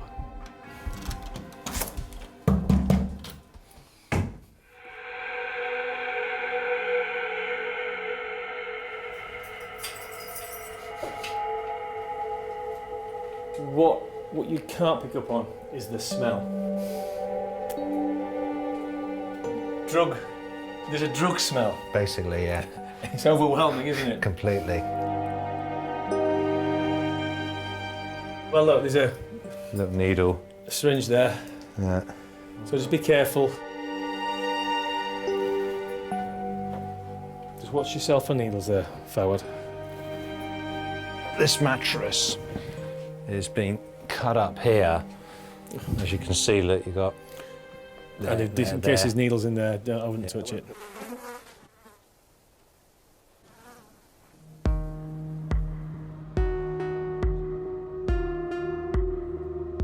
The brand new carpet that was in here, that's completely wrecked, and the walls are all scuffed up. This is damaged. My bed is completely trashed. Looks like I've had a heater robbed off the wall there, so I had two in here. You can see the bathroom. To show me who the boss was, they decided to put a hammer to that. As you can see the little hammer there. The squatters ended up staying in Fawad's flat for 6 months. Not only has he lost the potential rent, now he also has a major clean-up on his hands. A needle cover there. Fawad, he was doing a favour, wasn't he, for somebody? And this is what's happened. It's exploded in his face. All because Fawad did an act of generosity towards them. OK, Fawad, that's job done. You've seen the CCTV. Yes. Just be careful with these guys. OK. I wouldn't put it past them to try and get back in somehow. But as Fawad's now armed with a court order that bans them from the property, they will be arrested if they dare return. For Fawad, it's a huge relief. You know, it's a big bit of pressure off my shoulders. They were a complete nightmare.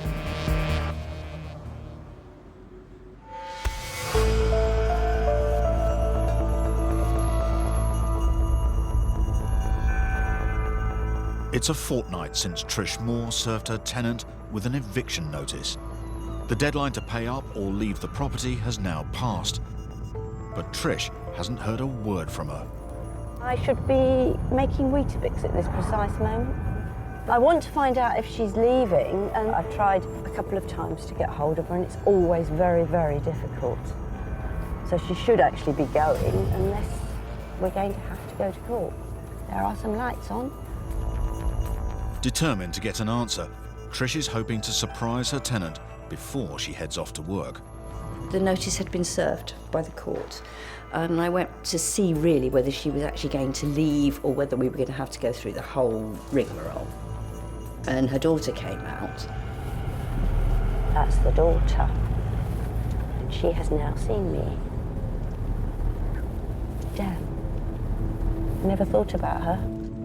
I didn't want to meet her because I'm a coward, and I really don't like arguments. And I think she's gone back in the house. Nope, she's there.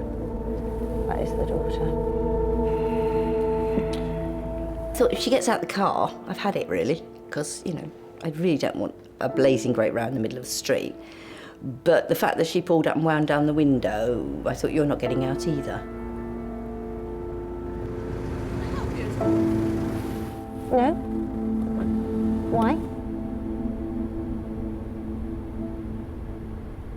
She's not my tenant. It's got absolutely nothing to do with her. My stomach's churning. I'm not comfortable. All I want to know is when she plans on leaving and what she plans to do about the rent, which I think is perfectly reasonable. I think I'm probably going to get the door slammed in my face. I think that's pretty inevitable, really.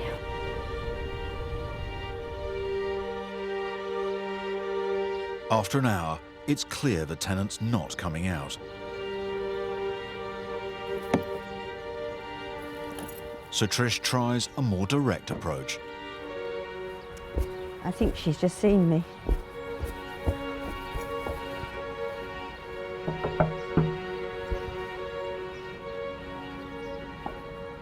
I'm sure she's up.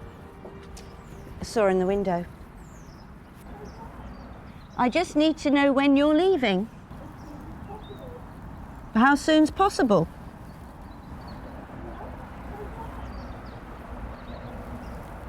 I'm sorry, but you should have been gone by now. Sadly, we will have to go to court. I just think that when she said to me, I'll be leaving as soon as possible, it was sort of more when I've got to. And I'll sit here not paying rent until I have to go. Trish is already out of pocket by £3,500 in unpaid rent and legal fees. The longer her tenant stays, the worse it will become. She just thinks that if she ignores it will all go away. Unfortunately, I can't afford to go away.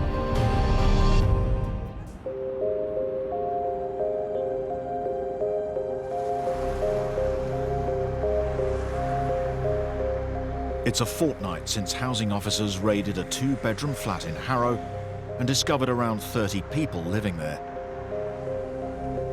The men may have left, but Ozzy Al-Bayrak is determined to make sure it doesn't happen again. We went on an evening raid and it was absolutely, utterly awful conditions in there. Ozzy has discovered that the landlord lives abroad and a letting agency manages the property. Right. She's calling the agency to get some answers. I was quite disappointed when I heard your managing agent's name. I was like, not you guys again. Because we're talking about people's lives here. I mean, anything could have happened in that house. You guys didn't let it to these people. What, they were like squatters? How is that possible? I mean, who would have given them the keys?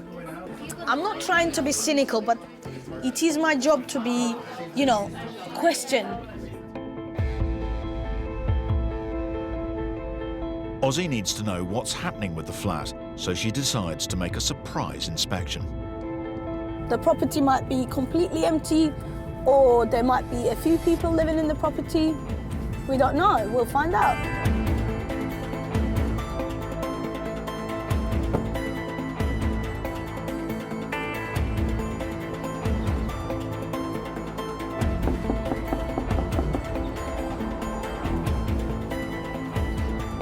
Hello? Ooh, it's empty. Hello. I'm coming from Harrow Council. You are a builder? I don't speak it very well English. I mean, it's already looking better. Okay, let's have a look. Oh my God. A few days ago, there was like mattresses here.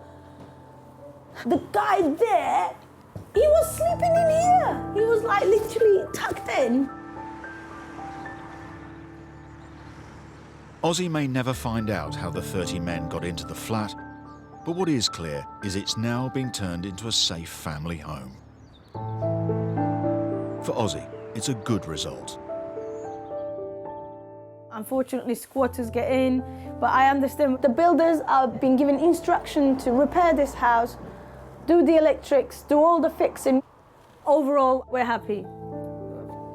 They're doing the whole works.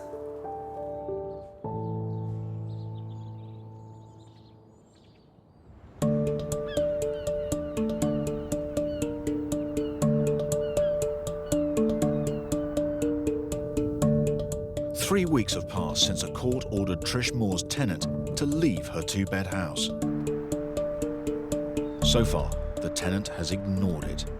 I assumed that when certain people got to a certain age, they got a certain responsibility.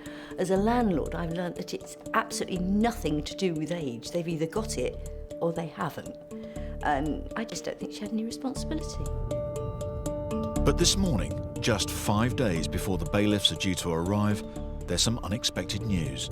As far as I understand it, from one of the neighbours who looked, there's been no movement there at all. Nobody's been in or out.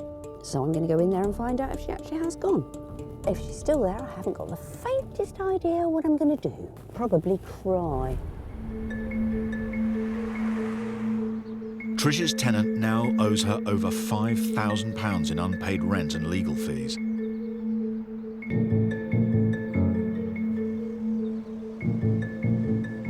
I've been through this with her now for months. Hopefully she will have gone.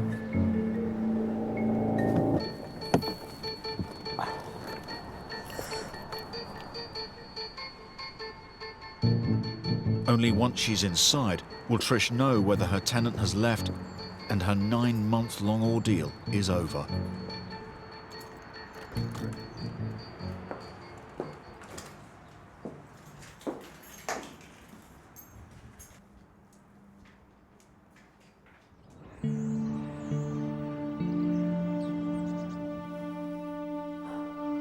Absolutely ecstatic she's gone. If I'm brutally honest, there have been tears shed. I've woken up at 3 o'clock in the morning and ended up wandering around the house thinking, what the hell am I going to do? And it's soul-destroying. But she's gone and she can't do anything else to it. And I can sort it out, clean it, decorate it, put it all back together again, and then off we go again. But it is nice. It's a great relief. I think I will probably sleep tonight.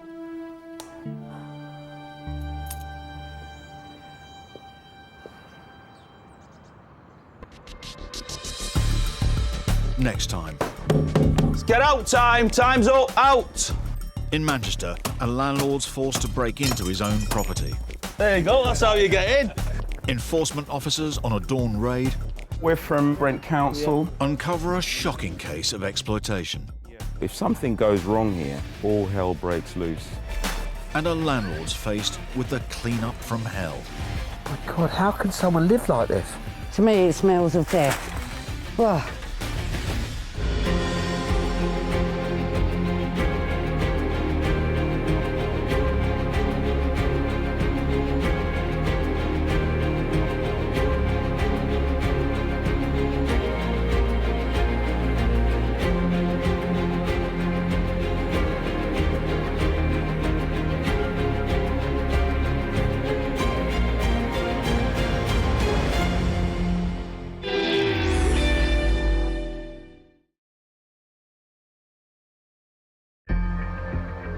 On Britain's streets, a battle is raging. Over 11 million of us rent. Oh, God. But thousands fall victim to rogue landlords. There's just water cascading through here. Why should I live like this? 2 million of us are private landlords. He's owed almost £10,000 in rent. But many face financial ruin at the hands of bad tenants. You're supposed to be out by yesterday. Well, we're still here. Get your hands up. Don't push. And that is what you're dealing with. In this series, we're on the front line with the enforcement officers who crack down on rogue landlords. There's a lot of scams going on. This is gross exploitation. It just can't continue. And the experts whose job it is to evict bad tenants. This kind of stump boils my blood. It can be a little bit scary at times. Hey! Go! We called the police! In this episode, Kerry, okay? It's disgusting. a young mum regrets letting her house out to a friend. Children are living in here, 3 children. A London landlord finds himself in hot water. The last thing I wanted to do is to make them homeless. Unfortunately, I've no choice. And a non-paying tenant is confronted on eviction day. You are buying your cigarettes, you're changing your food, but you can't pay your rent. I can't understand that.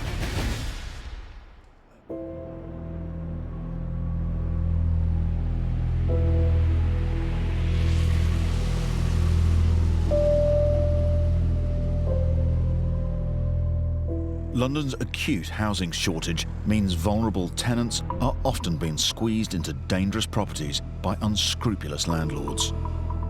It may be profitable, but it's also against the law, and it's the job of council housing officers to close them down. Responding to a blaze in a laundrette 2 weeks ago, firefighters saw what looked like someone's home in a converted storage space at the back of the business. The building is too small to be legally used as a residence.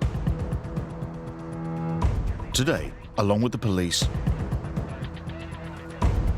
Harrow Council enforcement officers Micaiah and Joe are investigating this tip-off. This structure does not have planning permission to be used as residential. Let's get this resolved. They've arrived at dawn, hoping to catch anyone who's living behind the laundrette before they leave for work.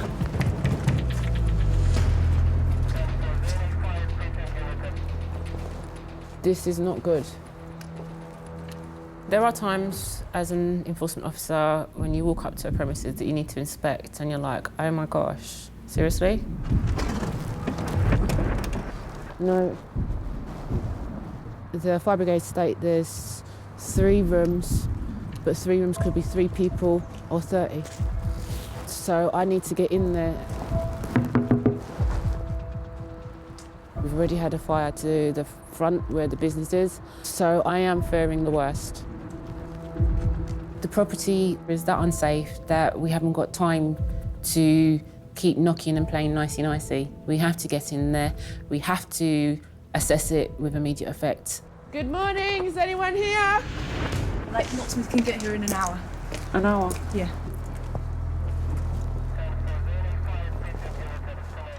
Oh, wait a minute. Good morning. Good morning. London Borough of Harrow. I've got a warrant to enter the premises. It looks like the firefighters' suspicions were right. Who else is here? Who else? Anyone else? Do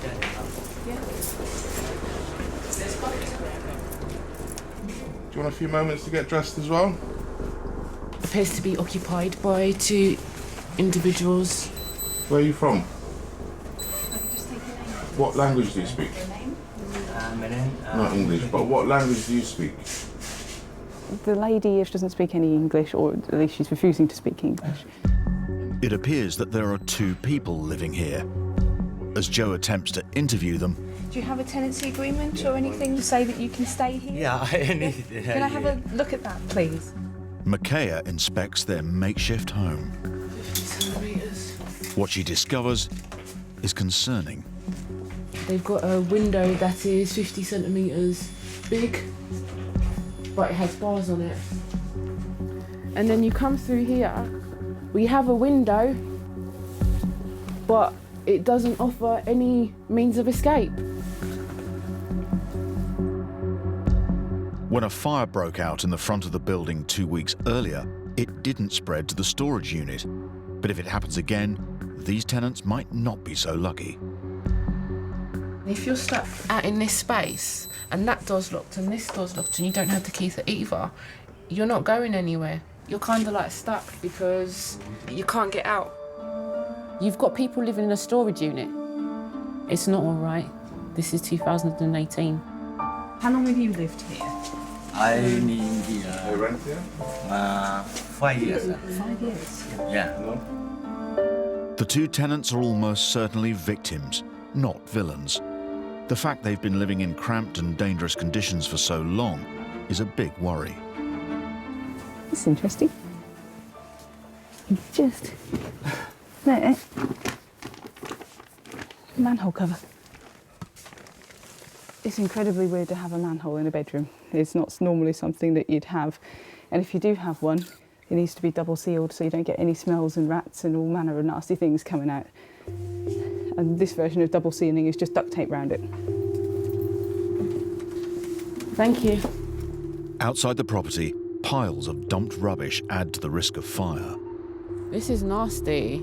It's just a plyboard structure with loads of rubbish and possible combustible goods. It's a dump. It's a storage unit parading as a home.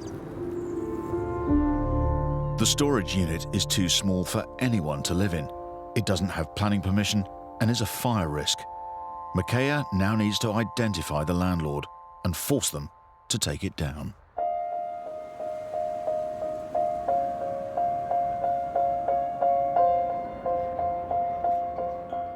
For small private landlords, renting to a friend might seem like a tempting option. When mum of two, Kerry Paling, needed a new tenant for her 3-bed Mansfield semi, she saw the chance to help out a friend in need. I first met her at a child group, and her child is in my child's class at school. And she told me that she was living in a house and it was dangerous. She said it had the electrics, like live wires hanging out behind the TV, and she was just like scared for the children, really. Obviously, I wanted to get out of danger because she had children. Kerry's friend moved in, and at first all seemed fine. But 6 months later, the rent stopped.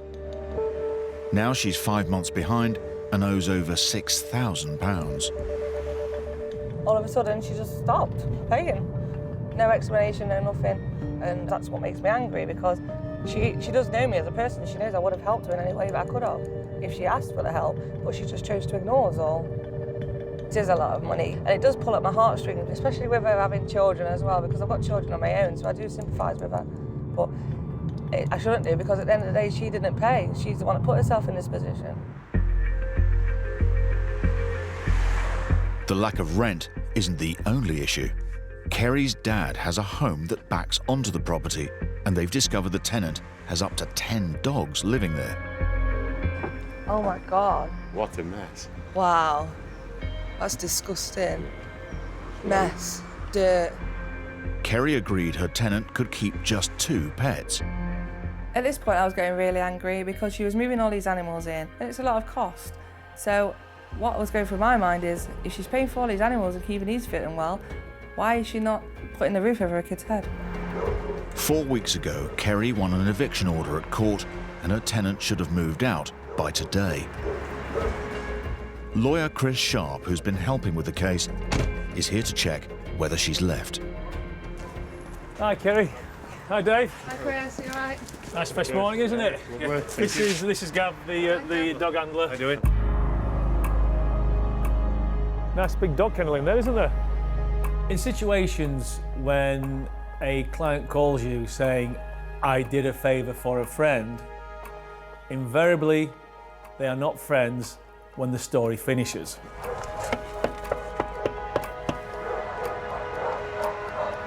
You can hear the dogs, it's clear they're in. Up close, it appears that her non-paying tenant has filled the house with rescue dogs. You can actually smell the dogs this side of the door outside. Yeah, it's not pleasant, is it? Not nice. It was shocking beyond words. It really was. It's like a zoo. It's disgusting. I've just noticed the window. Not only has she moved 10 dogs in, she's also disrespected my house. It was a mess. I could see the window was cracked and the blinds were hanging off. I started to realise how bad it was.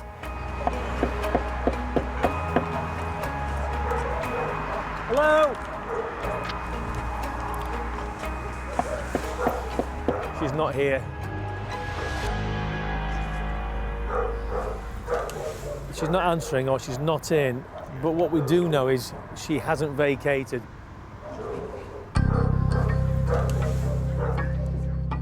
It's frustrating for all landlords when this happens. Unfortunately, she wasn't in. A pack of hounds were in, but she wasn't. The state of the house.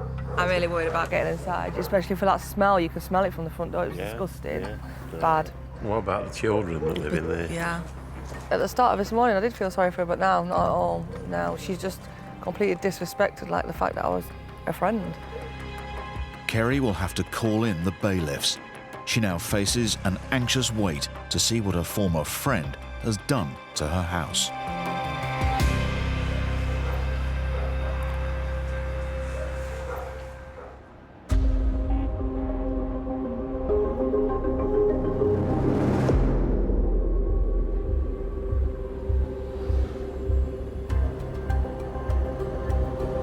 After a fire broke out in a laundrette, Housing Enforcement Officer Micaiah Angus discovered at least 2 people were living in an illegally converted storage unit at the back.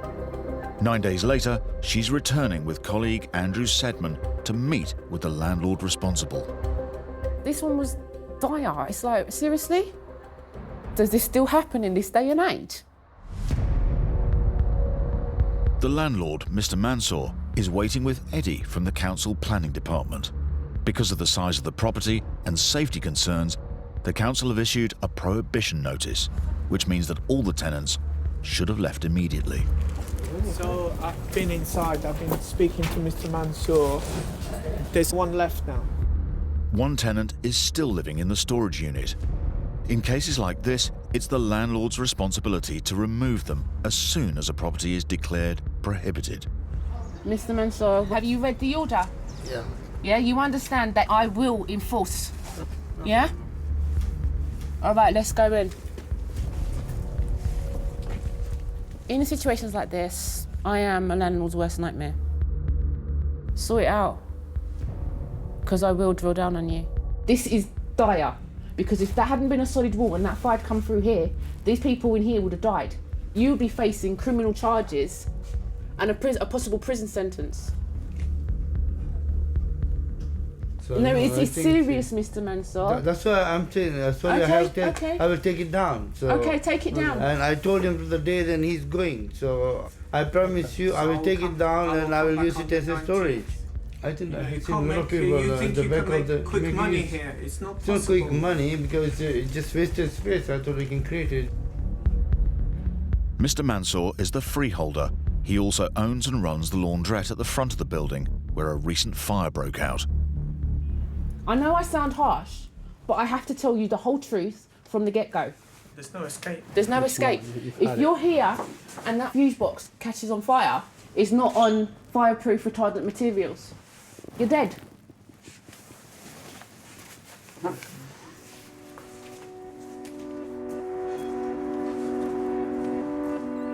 I know it's unfortunate things happen on fire, and that's why I think when they build the solid wall between the shop and the accommodation at the back, there won't be any fire if something happen. It will not be affecting the people living. I don't know. I was not getting a big rent anyway. A small support.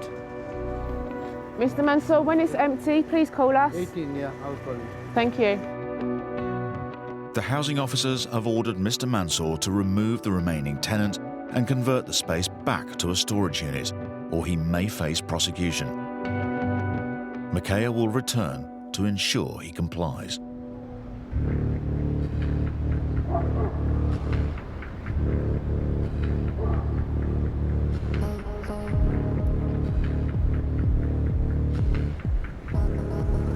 Notting Hill in wealthy West London. Rents here are sky high, so when a tenant falls into arrears, it can mean big problems for their landlord.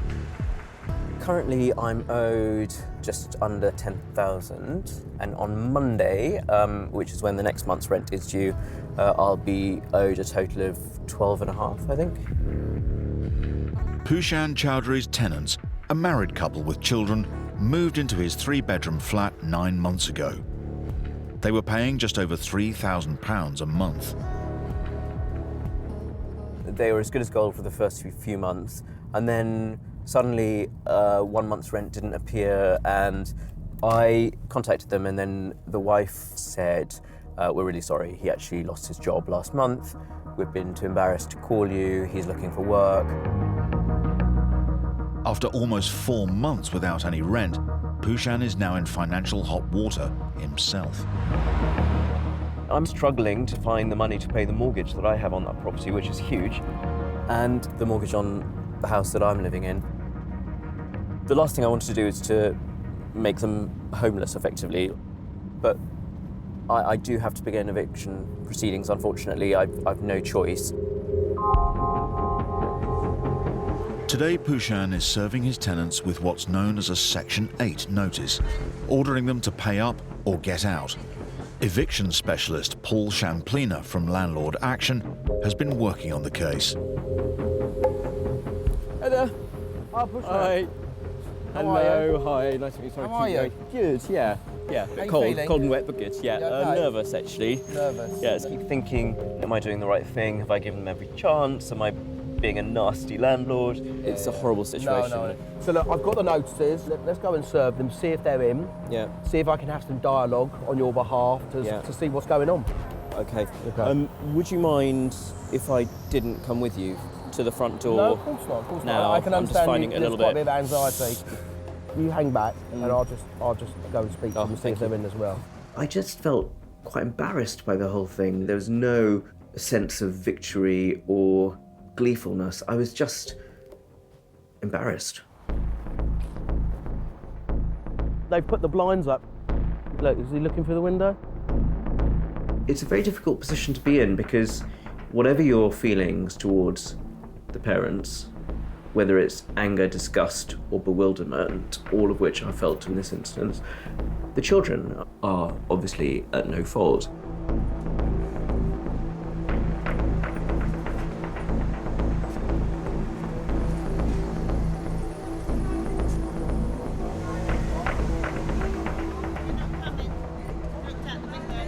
They looked out the window though. Someone has come to the door, Hello? Hello? Hi. Would open the door? but they don't seem keen on opening it.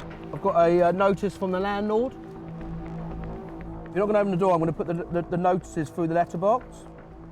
Okay, so you've been served with the notices relating to the outstanding rent. All right, thank you very much. Thank you.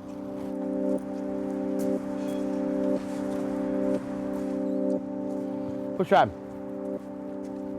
I just had a conversation with a green door. Okay. Okay. He wouldn't answer the door. He saw me coming. You spoke to him? I spoke to him. So we just got to wait and see if we get any reaction. So don't worry. Right. It may be that he would say, right, here's a lump of money. Yeah. I want to stay here and then put things back on track. If they ignore it and they don't pay, then we will be going to court to get a possession order. All right? Okay, all right. Okay, I'll speak to you soon. Take care. Thank you. All the best. This is a whole new situation for me. I just kind of felt numb.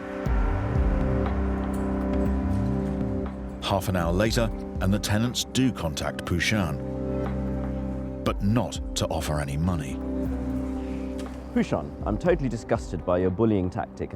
The children are inconsolable and completely terrified by the aggressive language of a man constantly pressing the buzzer and shouting through the letterbox about evicting them from their home. What on earth are you thinking? ? You have made us all feel like prisoners rather than people trying desperately to make ends meet. I thought you understood our predicament and wanted a smooth and amicable solution. Why would you possibly think this would help matters? ? Your thoughtless actions this morning have left me very upset, distressed and angry. When I have calmed down, we need to have a frank discussion. That's what I got off. I'm sorry, I was laughing. It's all my fault. So, nothing to do with them not paying rent since, well, for 5 months now. Getting on to 5 months. It's hysterical. Not 1 penny, not 100 quid, not 50, not £1, nothing. With the notice served, it'll now be down to the courts to adjudicate what's becoming a bitter and costly dispute. It's quite bizarre. I felt like a teenager that you've been feeding and housing and is screaming at you because you don't understand what they're going through.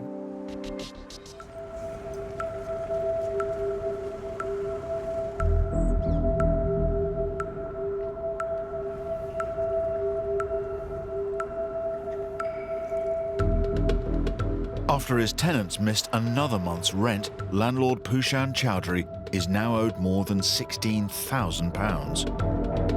With 2 weeks before the case is due in court, the tenants have informed Pushan that they've left, so he's en route to check. I had some emails back from them telling me that me not having any money somehow is my fault because I've begun legal proceedings because I haven't paid rent for 4 months. I'd love them to have a conversation with my mortgage company, but that's probably not possible. The loss of rent has hit Pushan hard. He's now struggling to pay the mortgage on both his own home and the flat.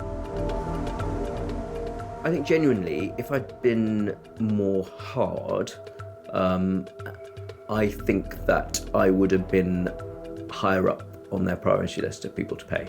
It's kind of like the landlord equivalent of being relegated to the friend zone. It's kind of, he's the easy touch person. You don't need to pay. I mean, it's fine. This will be the first time Pushan has set foot in the flat since eviction proceedings began. Okay.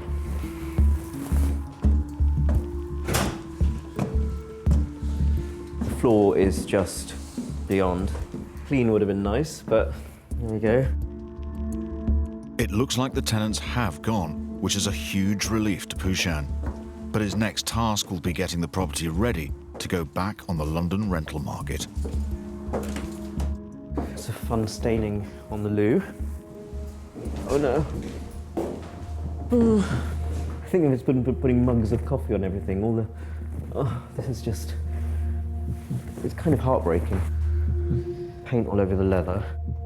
The weird thing is, while they were still occupying my flat and they had stopped paying rent, I felt utterly powerless because I genuinely didn't know how long they were going to stick around for. Yeah, I had a few words from my mother as well. She was not impressed. This is what you need, your 79-year-old mum telling you you're rubbish at business. I think they've replaced a bit of floorboard.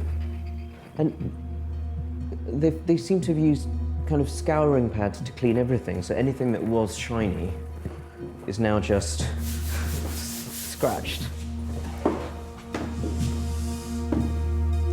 The tenants are currently paying Pushan £1,000 a month to clear their debts.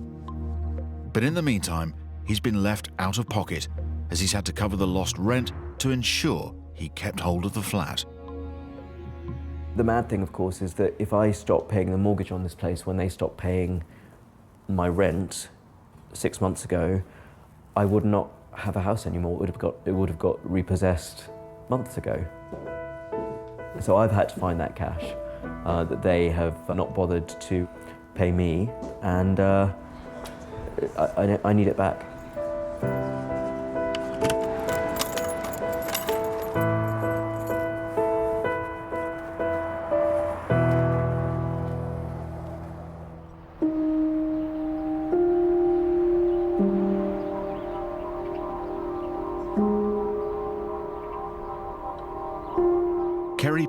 Made the mistake of renting out her home to a friend she met through her children's school. Owed over £6,000 in missing rent, 3 weeks ago she won a court order to have her evicted. Today she's meeting bailiffs at the 3-bed semi who are set to remove the tenant. I am a little bit worried because she was my friend. She did send me a message via text, threatening there was going to be consequences. Kerry was suspicious her tenant was running a dog rescue centre from the home without permission, and she's now found evidence online that seems to prove it. I'm just dreading what we're going to find. The worry is, though, if it's really bad, there's children living in there. There's still a coffee mug on the windowsill that's been there about 6 weeks now, so I'm not expecting inside to be anything nice. With the threat of potentially dangerous dogs still on the property... Hi, Kerry. Hi, Chris. Hi. I'm good. Bit cold. I know, yeah. Chris Sharp from the Landlord group has brought along specialist animal handlers as well as bailiffs. How you doing? All right. Should we do the business then?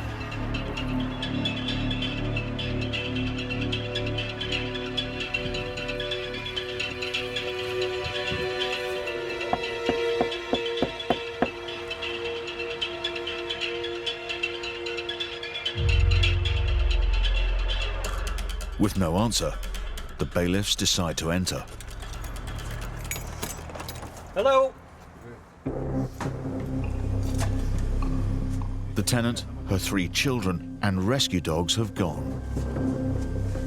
When I realised that she'd vacated the property, I was over the moon. I was absolutely relieved that the children would not have to go through that emotions of being removed from their house, their home. What's left behind is a scene of devastation. Smells. I've been in some places before, but the smell of this place nearly knocked me over. Oh. Is it clear, Gav? downstairs. Yeah. Give it a second, Karen. Just watching footage and then there's like floorboards missing. It's making me feel sick. So clear that, man? Yeah. Looks like the dogs have been. Sorry, I can't take it. Kerry, you okay? That's disgusting. It was just the worst smell you've ever smelled in your life. It is that disgusting in there. Yeah, Deep breaths. Try again. Deep breaths, come on. Try again.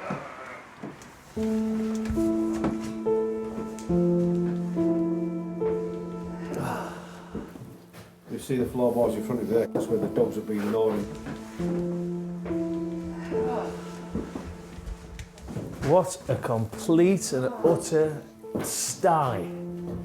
Just watch that, Kerry. I dare say it wasn't like that when you left it. No, it wasn't. It was carpeted as well. I don't know where they've gone. I would not even allow my kids to step foot in that house. And I wouldn't even let my dog live in there. It was that bad.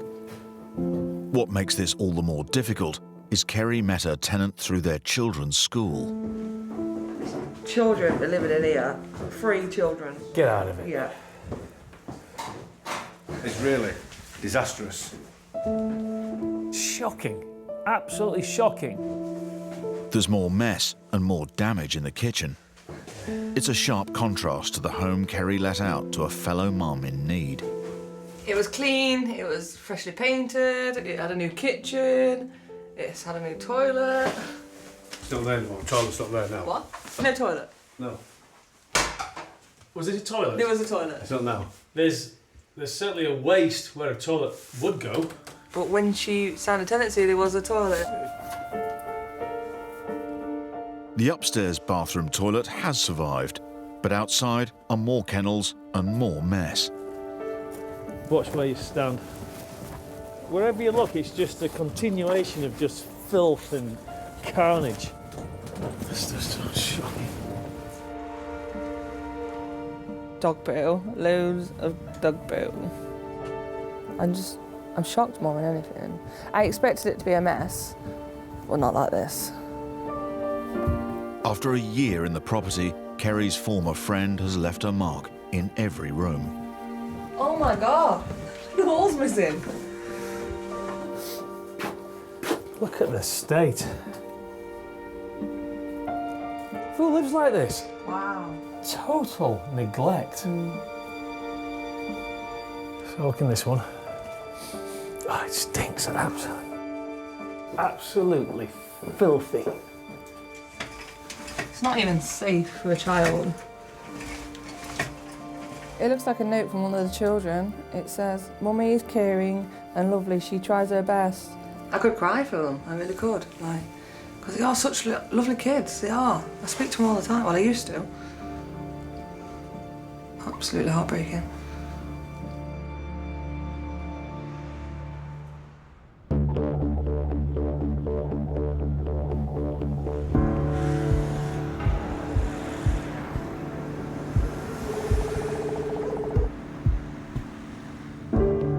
Mental health nurse Emmanuel Azuki is heading to the 2-bedroom flat he's been renting out to his current tenant for the past year. 10 months ago, the rent stopped, putting Emmanuel in a deep financial hole. My mortgage has gone into arrears. I'm in heavy debt. I default on most of my payments now. I get chased about by the bailiffs. This tenant has been avoiding me. I've written him, I've texted him, but I haven't had much direct contact with him. He's wrecked my life, I want to say, really. Father of 2, Emmanuel bought the flat with his wife 9 years ago and never expected to become a landlord. We intended to live there, but my wife passed away and I couldn't manage the kids on my own, so we decided it was best to move in with my mum. 3 months ago, Emmanuel won a court order telling his tenant, William Manitou, to leave. Today, finally, bailiffs are scheduled to kick him out. Paul Champlina from Landlord Action is helping with the eviction. This really touched at your heartstrings because he was working really, really hard as a nurse for the NHS, and he was just desperate to get some rent in. While waiting for the bailiffs, Emmanuel spots the tenant, Mr. Manitou, already outside the property. I must admit that when I saw the tenant, I was quite shocked that even at this point, he is still there. Why do you think things should come to this? Why do you think things should come to this? You know, to be honest to you, it's a very complicated brother. Used to work somewhere, then the job stopped. Understand? The tenant was very, very nonchalant and very laid back and a little bit blasé about the rent. I'd be cheesed off and I'd want some answers. I explained to you what happened, you know. You're driving your car, you're fueling your car, you're buying your cigarettes, you're changing your phone, but you can't pay your rent. I can't understand that. He didn't show any remorse. There was no indication that he felt bothered. Yeah, I thought I was dealing with a selfish guy.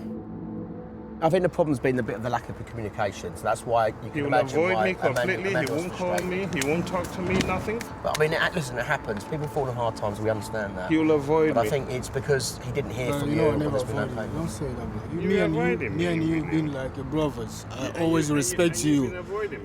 All I was determined to do was for him to get out of the property. The reality is, he's got a mortgage to pay. My income is low, understand? How much I get a week? So I should when I suffer was for working. your income. I think Emmanuel did well to keep his emotions in check, to be honest. Should we walk around here? Let's go around here. Okay. Come on. It set me back so much. I'm not happy about all this stuff, but it's not my fault anyway, so it just happened, so I got nothing to say, you know.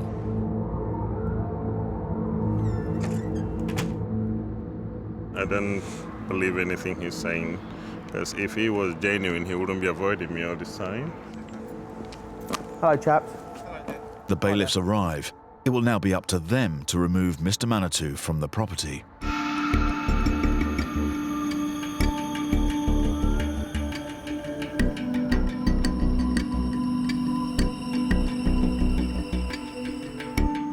In Dagenham, mental health nurse Emmanuel has been left deep in debt by his non-paying tenant.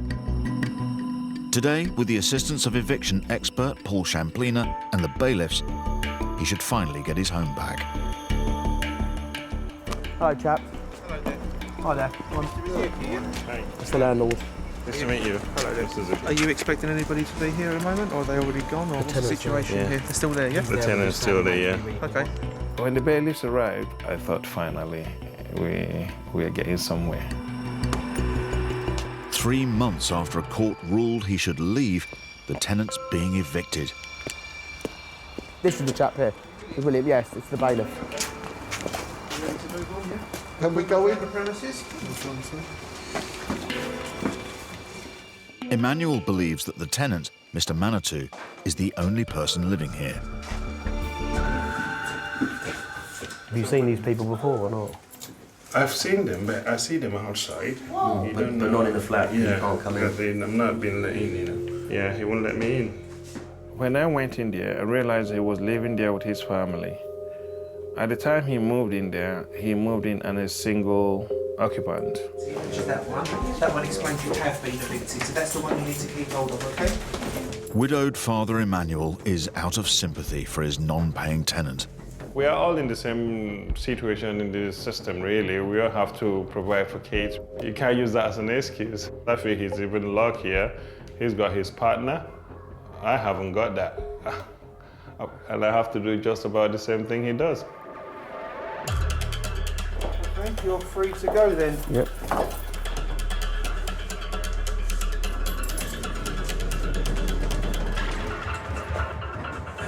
Ten months after he last paid rent, Mr. Manitou and his family go quietly. Feel relieved. feel relieved, seriously. Once Emmanuel and Paul properly inspect the flat, the relief is short-lived. The door here, I don't know where this one has come off from. The laminates have been gapped for some reason. And here, the kitchen was nearly fitted at the time. You can see that doesn't shut properly anymore. And the washing machine, I don't know where it's gone. You had a washing machine? I had a washing machine. If you've rented out for a year, you wouldn't expect a kitchen to be as badly damaged as this. The level of damage and dilapidation I saw was shocking. I would say that added insult to injury. You're getting a lot of mould at the bottom. I mean, there's dampness down here as well. The entire flat, yeah. Clearly, the ventilation's not here, but it's empty. You've got your property back. That's the main thing. Okay. If my wife had seen that, she would have thought, what a horrible experience for us, and she will be proud. I dealt with it in the right way. I should deal with things. Yeah. Having just discovered the flat he thought he was renting to one man has been home to a family of 5, Emmanuel is in for a further unwelcome surprise. Look at that. You look at the door. Did you put locks on each door? No, I didn't. Why would you put locks in a room when you've got kids living here? You wouldn't put locks in a room for kids. Who knows? Emmanuel may never learn exactly what went on in his flat, but the single dad does know he faces a big bill to get it back on the market. Obviously, I'm pissed off with him. It's going to cost me thousands of pounds to get back in order, and he's never going to be able to repay the money. So it's about picking up the pieces, basically. And his behavior has affected my credit history, so it's not something I can borrow a loan for to get myself out of this mess. You have all these plans for yourself and for your family. You want to have a decent life, and things like this tend to set you back. But that's life for us, isn't it? Yeah.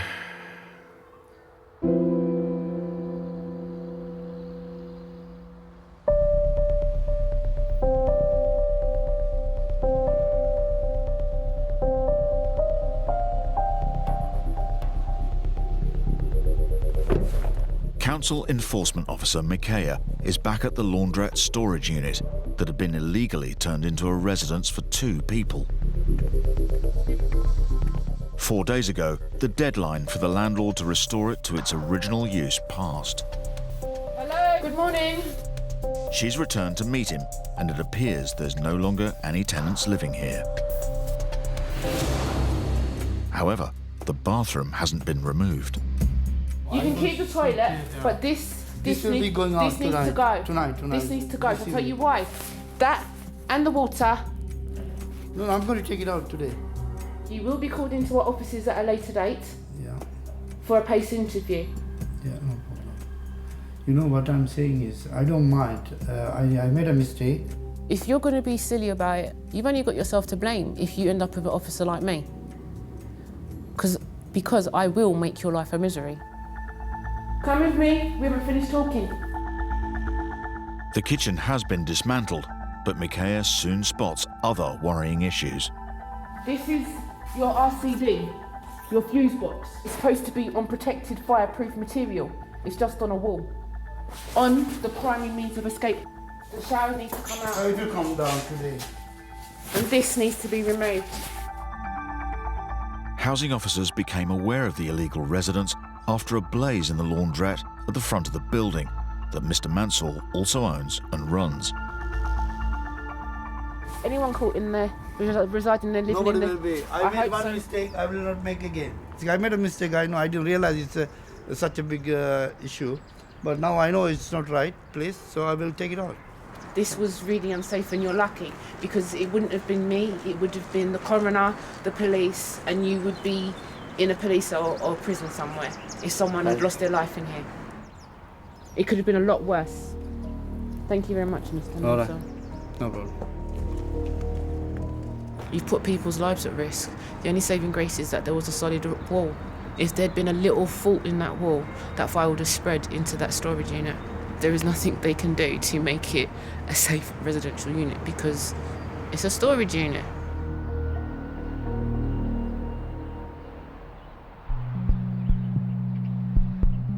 Mr. Mansour claims the unit was never a storage unit, but a properly converted flat with good standard bathroom, kitchen and central heating.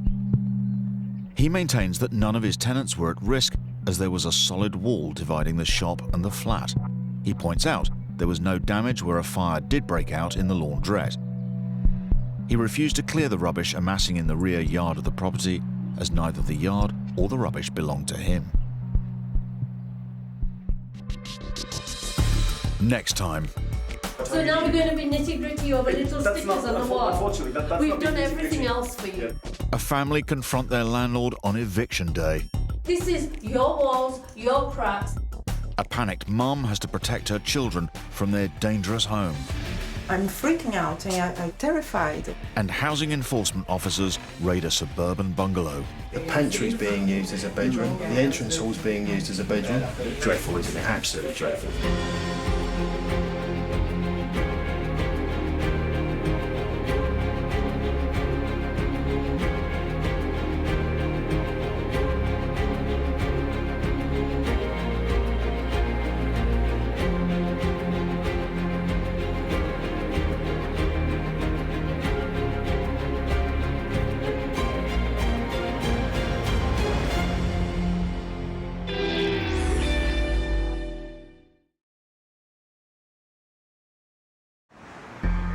On Britain's streets, a battle is raging. Over 11 million of us rent. I'm freaking out and terrified. But thousands fall victim to rogue landlords. It's just the worst property I've seen. 2 million of us are private landlords. He's owed almost £10,000 in rent. But many face financial ruin at the hands of bad tenants. Supposed to be out by yesterday. Well, we're still here. Get your hands up. Don't push. I had a nervous breakdown for the first time ever in my life. I'm not going back on the street, no way. In this series, we're on the front line with the enforcement officers who crack down on rogue landlords. There's a lot of scams going on. This is gross exploitation. It just can't continue. And the experts, whose job it is to evict bad tenants. This kind of stunt boils my blood. It can be a little bit scary at times. Oh, hey! Go! We called the police! We called the police! In this episode, I don't like this block already.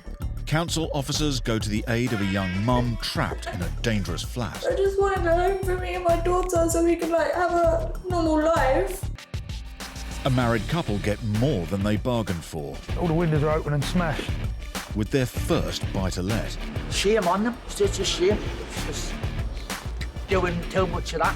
And the housing team London Borough of Harrow, please come to the door, otherwise the doors will be false. are on the trail of an unscrupulous landlord. 2, 4, 6, 8 people, at least 8 people in here.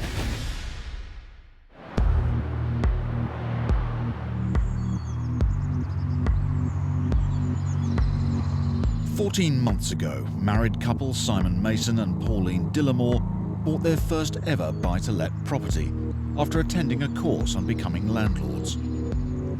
The couple live in Essex, but they chose a flat 300 miles away in the northeast where prices are lower, buying it sight unseen. We kind of bought it blind with a tenant in place. There's 2 ladies there who are partners. Yeah, they're in a relationship who live there. So the first 6 months were fairly quiet. Yeah, a couple of little shortfalls on the rent, nothing to worry about. So we assumed that everything was okay and it was ticking along. They were hoping the 2-bed flat, which came with tenants in place, would prove a smart investment. Instead, it's become a nightmare.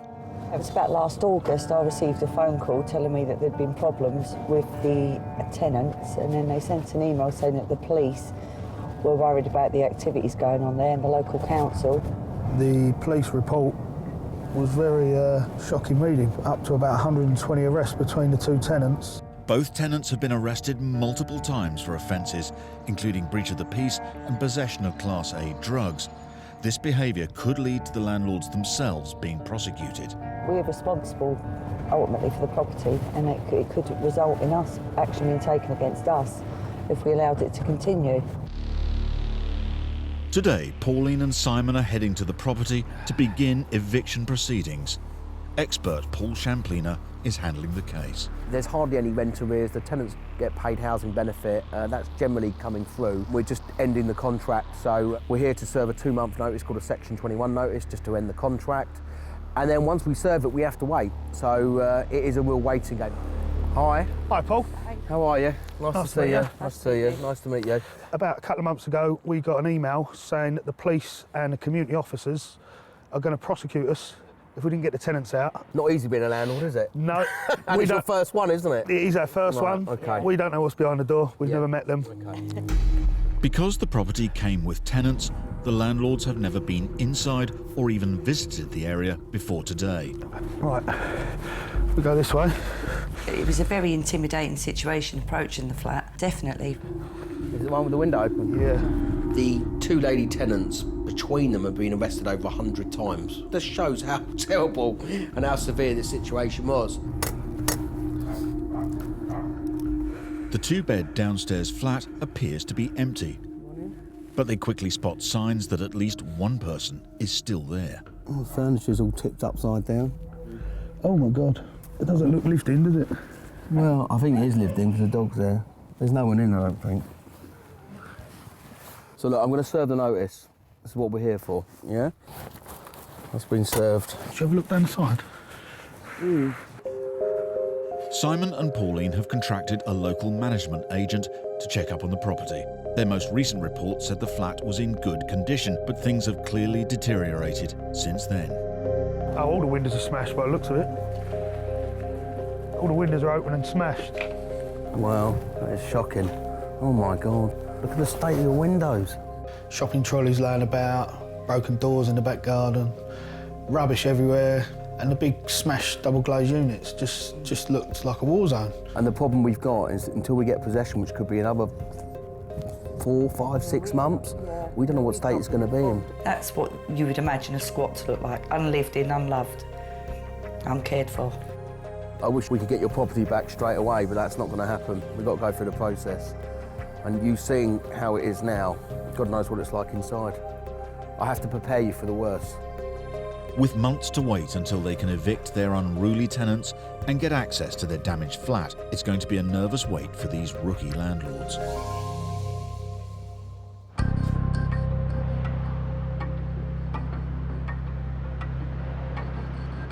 In Harrow, housing enforcement officers Micaiah Angus and Andrew Sedman are responding to complaints about conditions in a privately owned tower block.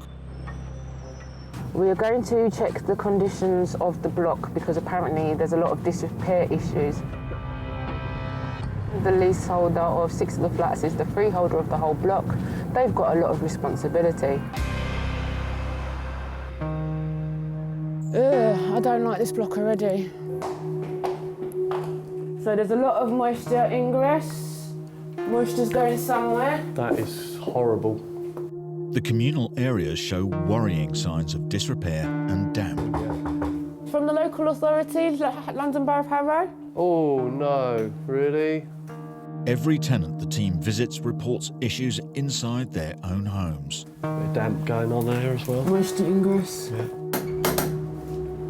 That's Andrew Sedman and my colleague here, Micaiah Angus.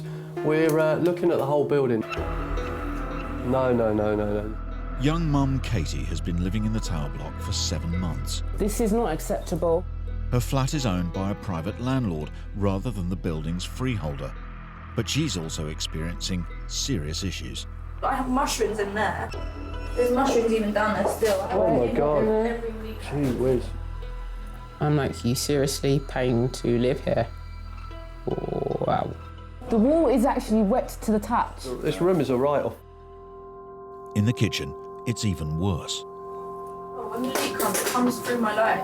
Oh man. Yeah. Oh. When it comes down, it literally comes. I've got a video of it coming down like tap water, and I've sent it to him on WhatsApp. God. Oh my God. Keeps blaming the people upstairs.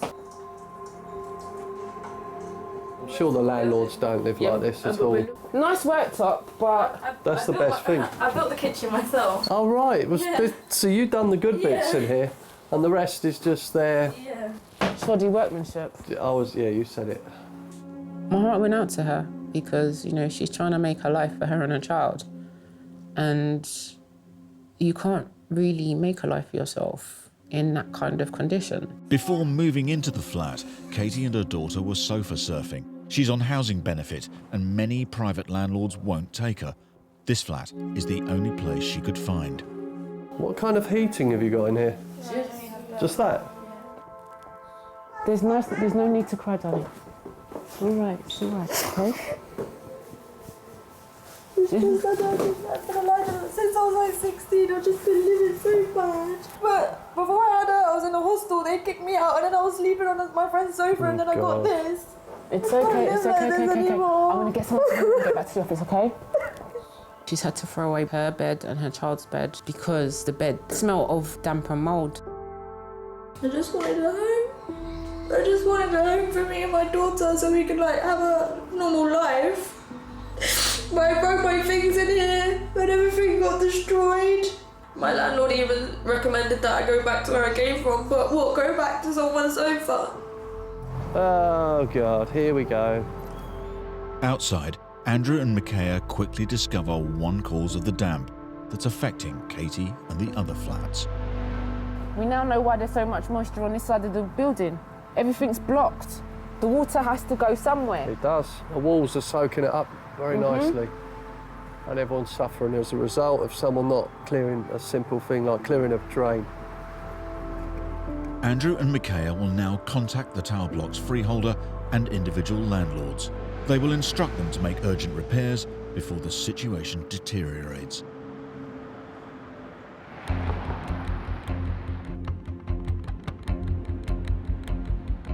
It's 2.5 months since Paul Champlina served notice to tenants of a flat in Northumberland who should have left a fortnight ago. His clients, landlords Simon and Pauline, have received complaints from the police about rows and antisocial behaviour involving the two women living there. This case is quite unusual because the council and the community support police officer are on the phone constantly to say, when are you evicting these tenants? When are you evicting these tenants? They're a complete and utter nightmare for the neighbourhood. One tenant, the woman who had previously been in prison, has left, but the landlords have learned their other evicted tenant is still living there. Although she's not been convicted of any offence, police have warned she could still become volatile. It's not a normal eviction relating to rent arrears, it's because of antisocial behaviour. So I want to get some answers today to see if they're going to leave the property. Waiting for Paul are the flat's owners Simon Mason and Pauline Dillamore. Good afternoon. Hello, Paul. How are you, Simon? Good. Hi, Pauline. You all right? Nice to see you again. We've been warned on several occasions that the tenants were volatile and not to approach them. The police were concerned for our safety. This is the landlord's first ever buy-to-let. They live 300 miles away in Essex and have never been inside the flat. So, update me, any dramas since we last met? The managing agent did pay a visit, done a drive-by. When was that? A few weeks ago. Right. Said she was there then. Right, and did she speak to them? She did speak to them. She said she was in the garden with her dog. Right. And she said, you're supposed to be leaving. And she said something along the lines of, I've got nowhere to go. Right. If anyone is still living in the property, the landlords will have to seek a court possession order and possibly call in bailiffs. That's the one. Paint up all in a burnt bin. It looks like more damage has occurred since their last visit.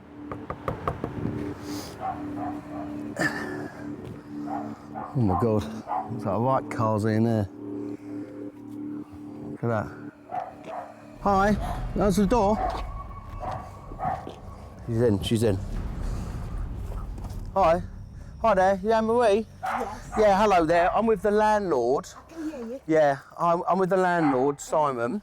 I served a notice, didn't I? You know, an eviction notice, which said that you should have been out a couple of weeks ago. What? 15. Yes. What's the situation? Are you going to be leaving? I'm handing it. I've got to ring up on Friday. I'll be handing the keys in on Friday. Oh, on Friday? Yes. Okay. This little elderly lady answered the door, and I was a bit shocked. I'd read what supposedly she'd been doing in the police reports and whatever, but when she answered the door, it was like butter wouldn't melt. So have you got somewhere else to go then? I'm going home with my son at the moment. All right, OK, all right. Well, that's good news for the landlord, and there's been obviously loads of antisocial behaviour and damage and stuff like that. Is there any other questions? That the damage, the windows that have all been smashed, have they been fixed? No, I wasn't here when that happened. It's been reported to the police. And nobody knows who did it?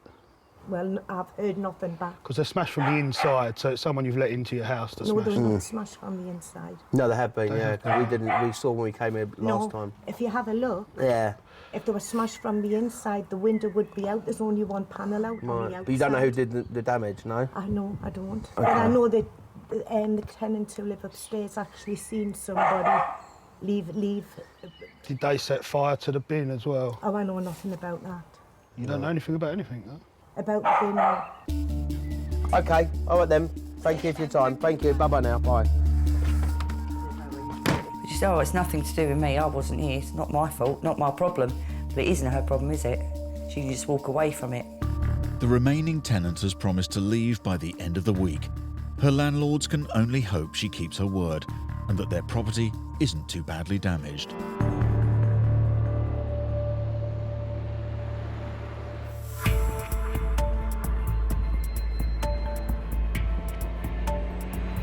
A week ago, council officers discovered a privately owned tower block which is beset with leaks and damp. They ordered urgent repairs to take place.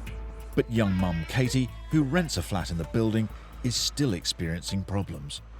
Basically, I had everything originally, it was all here, but a lot of the stuff that was at the front was getting really mouldy, and her clothes as well, they were complaining that she smells like mould at school, so I've had to move everything as far away from this corner of the room as I could, really. With unsafe electrics and rooms full of mould, Katie is having to keep her daughter in just one room. And I've not been able to potty train her because her life is locked in here, if you get what I mean. There's no routine in her life. She doesn't come to the bathroom or anything. I literally stop her from going in that area whatsoever because there's just so much hazards. There's holes in the floor. It's ridiculous. I feel like she's not having a life. She doesn't have a life because she's stuck in one room. No child, especially at her age, they should be exploring. And it's unfair on her because I know she doesn't understand, but teachers saying stuff that she smells like mould. It's almost like they think that she's dirty or something. It's great cute. With conditions continuing to cause residents concern, Micaiah Angus and Andrew Sedman are returning to see for themselves. Based upon what I know about this landlord, I reckon we'll turn up today and see that absolutely nothing's been done. The wet block, as we call it in the office, because I've never seen a block so wet in my life. It does have a particularly disgusting reputation as a property. Oh, look! It's still leaking. Oh. This is wet, soaking wet. And it's so wet that it's actually got vegetation growing out of it. Early signs seem to confirm Andrew and Micaiah's fears that no improvements have been made. Oh, look. Oh, well, I haven't Security. There is none. Hello, Miss Benin. Hello. Okay. Nothing's changed then? No. This is wet. The electrics are a joke. The damp and mold's a joke. Water's getting inside that. I'm not turning that switch on. I don't want to die. This is unforgivable. You can't have this going on in 2018. You can't have people going through this. This is unacceptable on all levels. Katie says the damp is affecting her health. I was actually having issues with my lungs the other day, and I had to go to hospital because of it. See? I'm getting bubbly sensations on my lungs, and I've had to have blood tests to see what it is, but I'm just waiting for them to get back. You might have an issue with black mould. You might have an allergy to it. I'm a mum, and I would hate for my girls to be in that kind of predicament. This room can't be used. No, this room's uninhabitable. Some of the biggest risks lie in the kitchen. This black mould growth, it's going to make you sick. It's going to give you breathing problems. Then it can fall, it's flaking away, bits can fall in your food. This is an area where you're This is food preparing safety.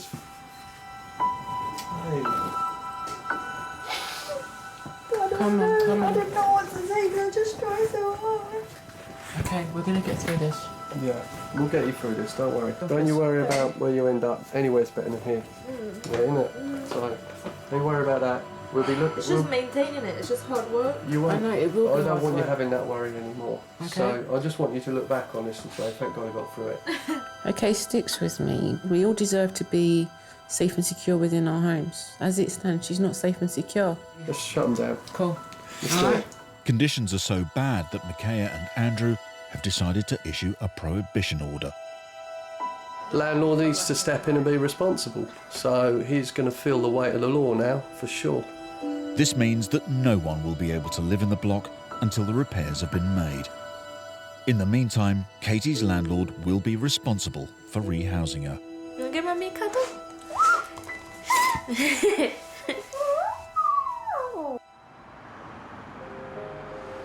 Katie's landlord says that the issues she's experienced were the results of leaks that the tower block freeholder was responsible for fixing. They insist they promptly passed on all reports of faults to the freeholder who failed to act. They had already asked the council to rehouse Katie as they recognised her flat was not fit for habitation. The landlord is now working with other flat owners in the building in an attempt to get the freehold actively managed and repaired.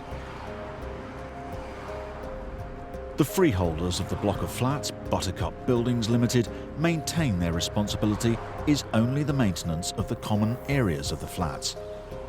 They say they carried out the Harrow Council notices in the common parts, and any leak or nuisance which arises between two or more flats is not their responsibility.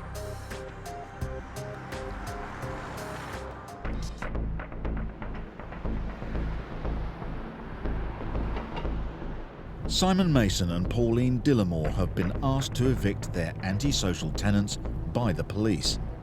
One of the women has left, but 3 days ago, the other tenant was still living in their flat. They're returning today to see whether she's gone. She seemed very believable, and she seemed very different to what we expected. All the arrests she's had at the property, the fact that the police have ordered us to get them evicted, leads us to believe that she's not to be trusted and that she won't be leaving today, but we'll have to find out. We'll have to wait and see whether she has gone or not. The married landlords aren't from the area, so they're meeting local estate agent Johnny Wright. He'll be assessing the flat if the tenant has kept her word and left. Anne-Marie, hello. There she's gone.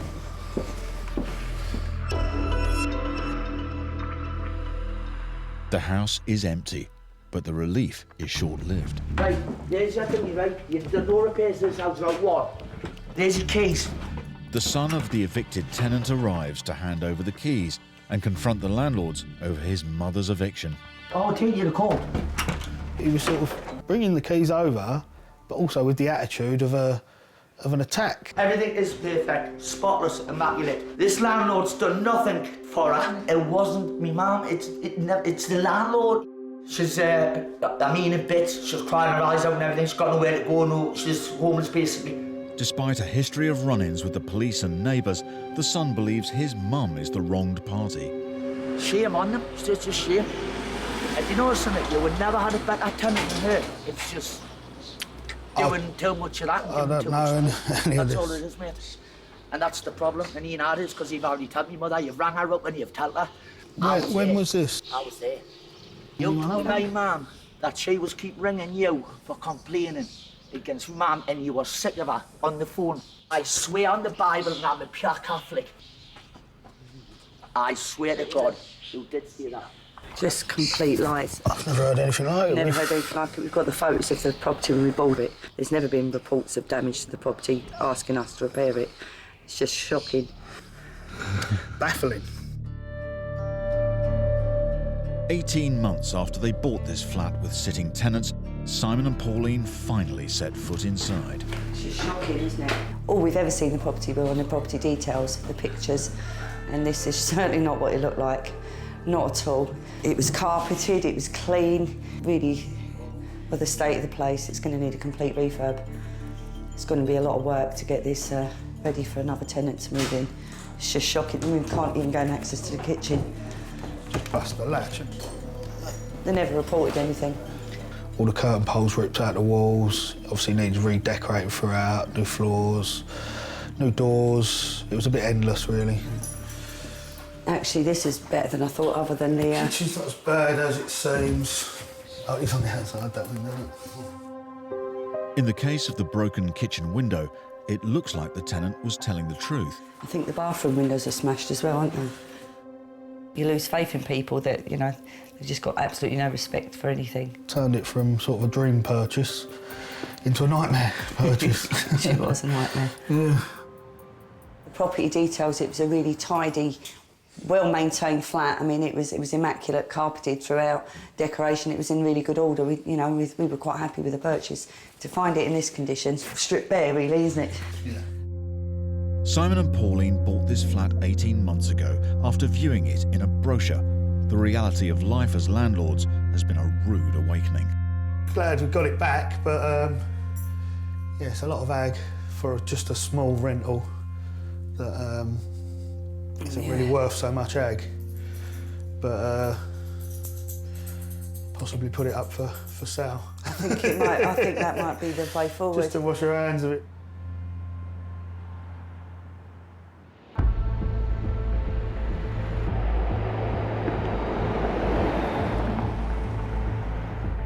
In Harrow, council enforcement officers Micaiah Angus and Andrew Sedman have a fresh case to deal with. They've heard alarming reports that a notorious exploitative landlord has started operating in the area.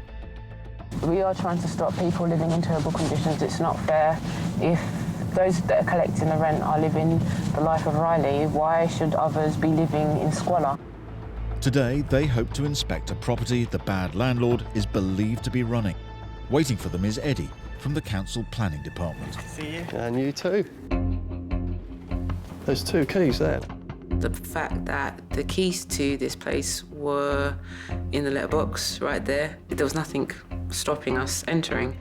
Because they believe the home is an unlicensed house of multiple occupancy, officers are legally allowed to enter. Hello, London Borough of Harrow, residential licensing. Oh my God. No one is in, but it's quickly clear that someone is cramming a lot of people into this 2-bed flat. How many do you reckon we get on those beds? 2 in each, easily. So 2, 4, 6, 8 people, at least 8 people in here. Look, there's a cot. Car seat and baby bath. Oh, Moses Lord. basket. Being a father, I cannot imagine bringing my children up in conditions such as the ones we saw in this property. It's unthinkable. In the other rooms, there's more evidence of alarming overcrowding. 1, 2, 3, 4 pillows, another mattress there. Yeah, there's at least 5 people in here. 2 double beds, plus another one. So what's that, 5 people in here, squashed in? There's about 18 people, at least. This is, yeah, it's just shocking. Everything that could be wrong about a property was all wrong in that property. You had a bunk bed made for 8 people. It was made from wooden planks. A minimum of 18 people, at least, yeah. All trying to use 1 toilet, 1 bathroom. It's utterly disgusting here. This landlord, he is up there in the top 10, maybe top 5 of rogue landlords as we know in this country. The team now have evidence that suggests this landlord is once again renting out illegally overcrowded properties. Back at the office, Micaiah contacts him to demand a meeting. All right, I'll see you there tomorrow at 11:30. Thank you, goodbye.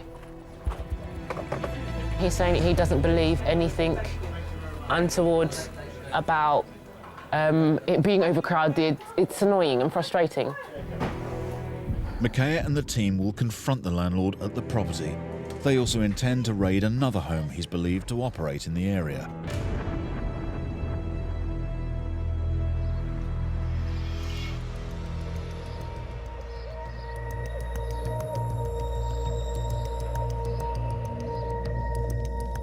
Eviction specialist Paul Champlina is helping a landlord get rid of his non-paying tenant.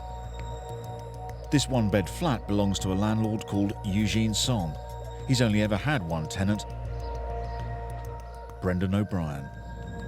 The tenant has been with him for about 5 years, and he's been a perfectly good tenant, and then it all went wrong.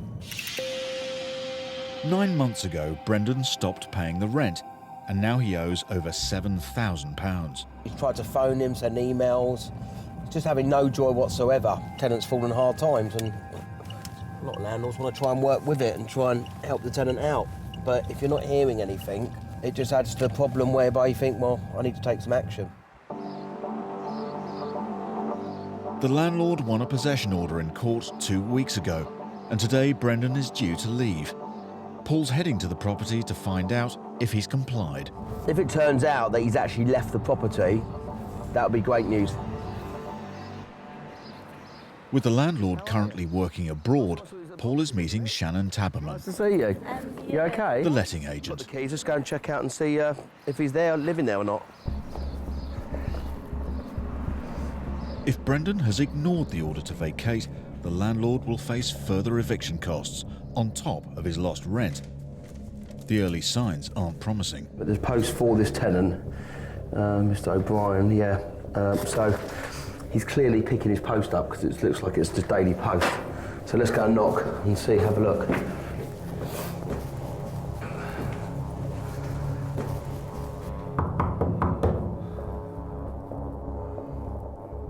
Hello, Mr. O'Brien. We've come to do an inspection of the property with the agent.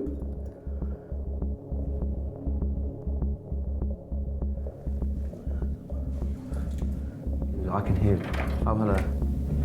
Oh, Mr. O'Brien. Yes. We're from the landlord. We've got a court order and a possession order. Well, you've got that and the rent arrears because you haven't paid any rent since July. I'm waiting for the actual eviction date. The council told me if I leave before the actual eviction date, I'll be... Rehoused? You're trying to get... No, they'll... Oh, I forgot what it's called, but I'll be potentially properly evicted, which means they won't... They may not help you any because you've made yourself homeless by not paying the rent, that's the problem. Yeah. If you're unemployed, then at least you could have applied for local housing allowance, and then Eugene would have been able to get some benefit. Now he's over £7,000 in rent arrears. Okay. I will not give Eugene any more problems. No, I know that. I understand your situation, but I mean, obviously, if you'd had dialogue with him, the situation might have been easier. When a tenant is down on their luck, sometimes they can't face speaking to the landlord, and they just bury their head in the sand, and they think that things will get better.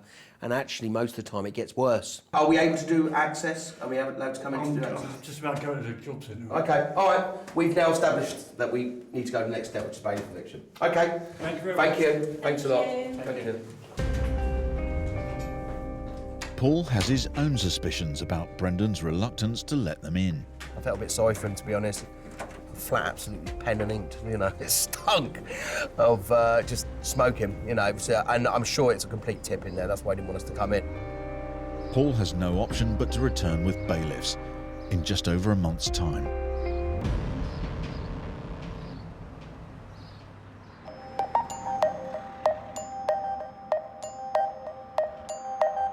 "24 hours ago, council enforcement officers Micaiah Angus and Andrew Sedman discovered a dangerously overcrowded flat being managed by a rogue landlord.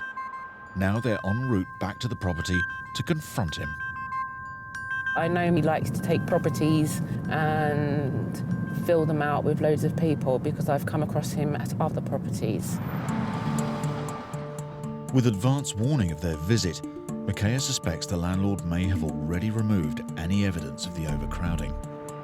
It's probably going to be empty, so all the beds and all the personal belongings we saw yesterday will probably not be there.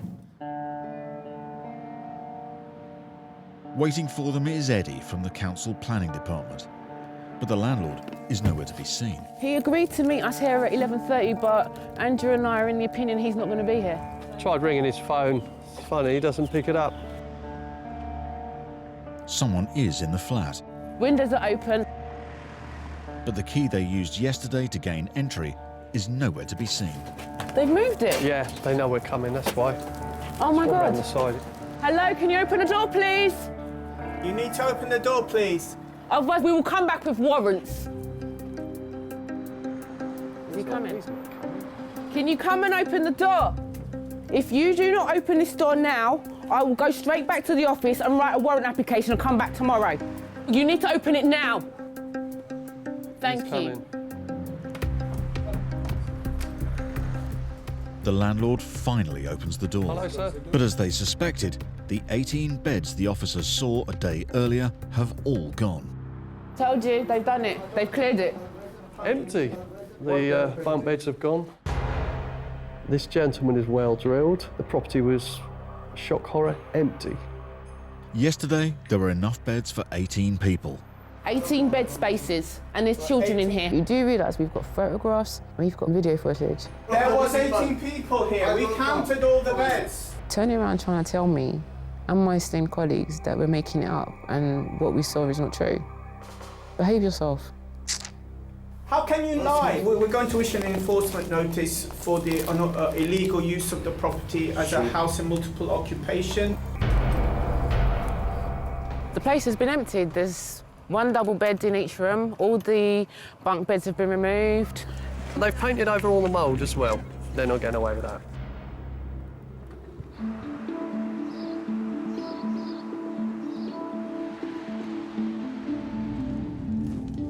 A month ago, Paul Champlina helped a landlord win an eviction order against a tenant who owed him over £7,000. Despite the court ordering the tenant, Brendan O'Brien, to leave, the last time Paul paid him a visit, he was still living in the flat. And he was waiting for the eviction date to take to the council so they can be rehoused. The landlord is abroad. Waiting for Paul is the bailiff, a locksmith, and AJ from the letting agency. Nice to meet you. You okay? It's almost 11 a.m, the time the bailiff is legally allowed to enter the property. Let's go. Paul is about to discover if the tenant has left.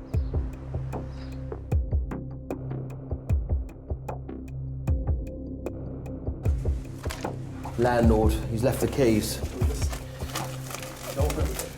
At least had the decency to leave the keys, but we will change the locks, obviously. We don't want to come back, so yeah. It's 11 o'clock now. Hello? From the court, hello? The non-paying tenant has kept his word. It looks like he waited until eviction day, but left just before the bailiffs arrived. It's unbearable. I mean, the guy was a chain smoker, it stunk, he'd had a cat, it was a tiny little flat and he wasn't opening the window. It was horrible. Oh, the state of it.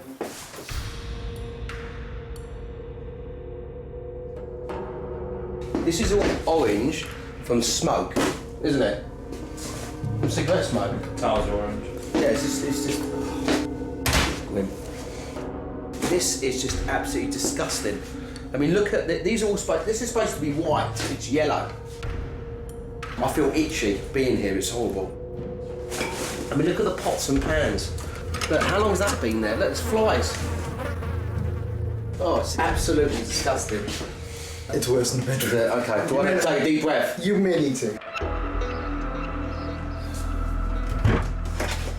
Oh my God.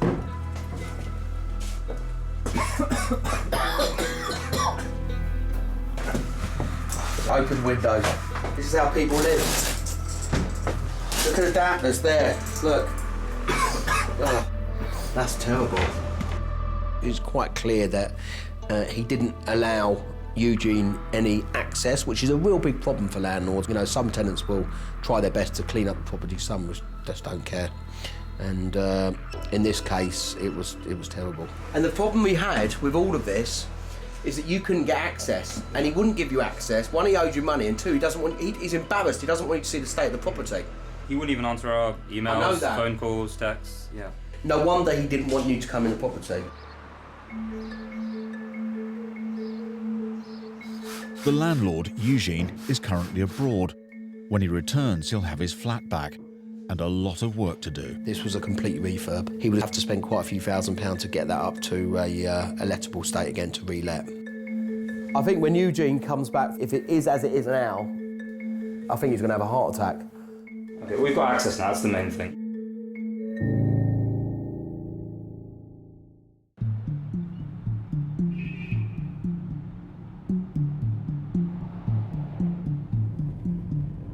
Council Enforcement Officer Micaiah Angus is on the trail of a bad landlord. She's already had one run-in with him after discovering up to 18 people living in a 2-bed flat he's let out. This landlord has a habit of taking on privately owned properties and renting them out to as many people as he can cram into them.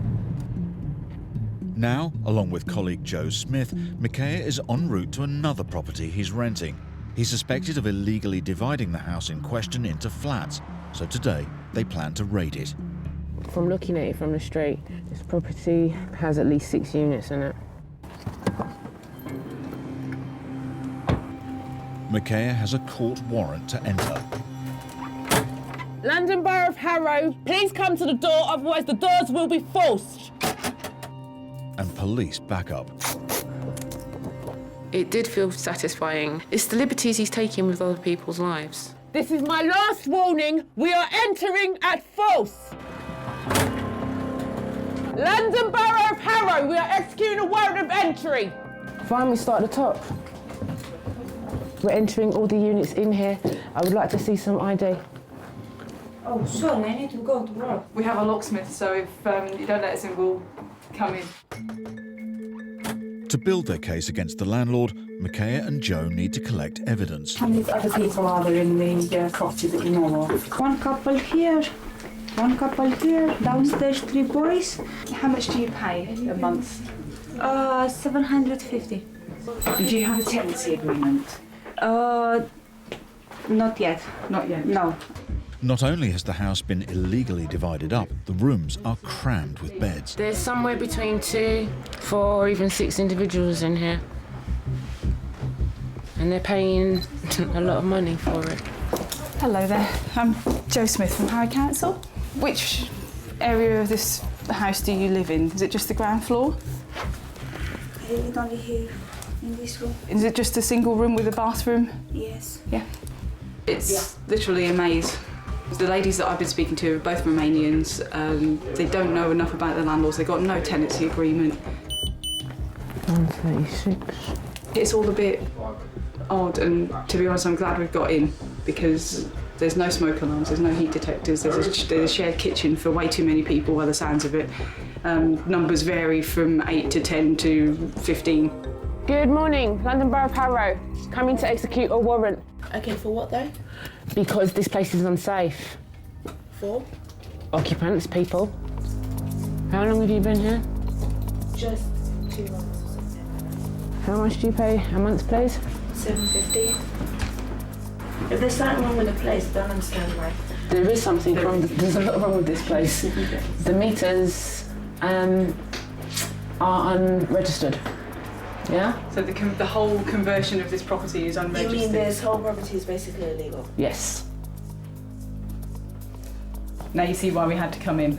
It's overcrowded, it's got fire safety risks, it's a dump. Today's raid has given the housing officers vital evidence. Thank you. They believe they now have proof the landlord is renting out several illegal properties in their borough. He's facing prosecution and, if convicted, could be hit with a large fine or possibly even jail time.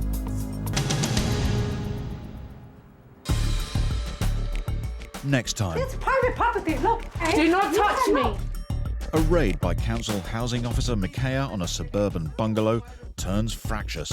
What do you want from me? Make a trouble you want? I'm not making trouble. Make me homeless with my boy? Chris goes to the aid of a landlord whose home is occupied without her knowledge. This has got all the look, the feel, and the smell of a squat. And Paul helps a reluctant landlord Hi. evict a non-paying tenant. It's just such a mess. I just don't see how is this going to be restored.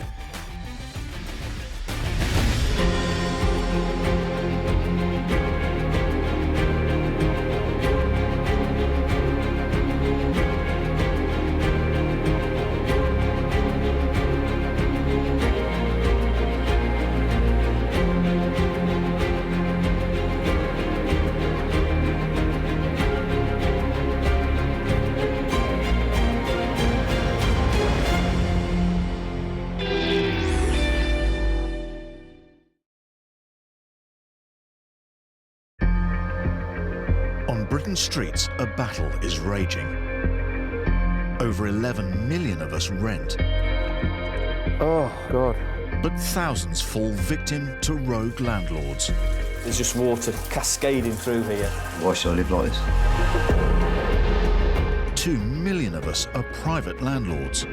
He's owed almost £10,000 in rent. But many face financial ruin at the hands of bad tenants. You're supposed to be out by yesterday. Well, we're still here. Get your hands off me. Don't push. And that is what you're dealing with. In this series, we're on the front line with the enforcement officers who crack down on rogue landlords. There's a lot of scams going on. This is gross exploitation. It just can't continue. And the experts whose job it is to evict bad tenants. This kind of stump boils my blood. It can be a little bit scary at times. Hey! Oh, we called the police!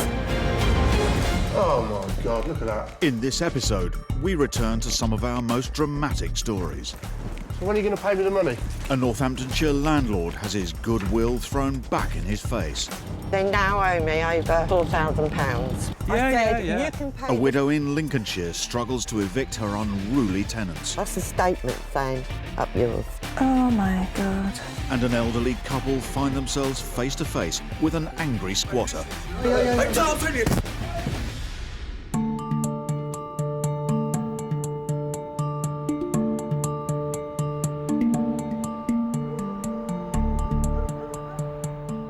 It's October 2016 and Wayne Elliott's on his way to inspect the house he once lived in. A place he used to love, but is now causing him no end of grief.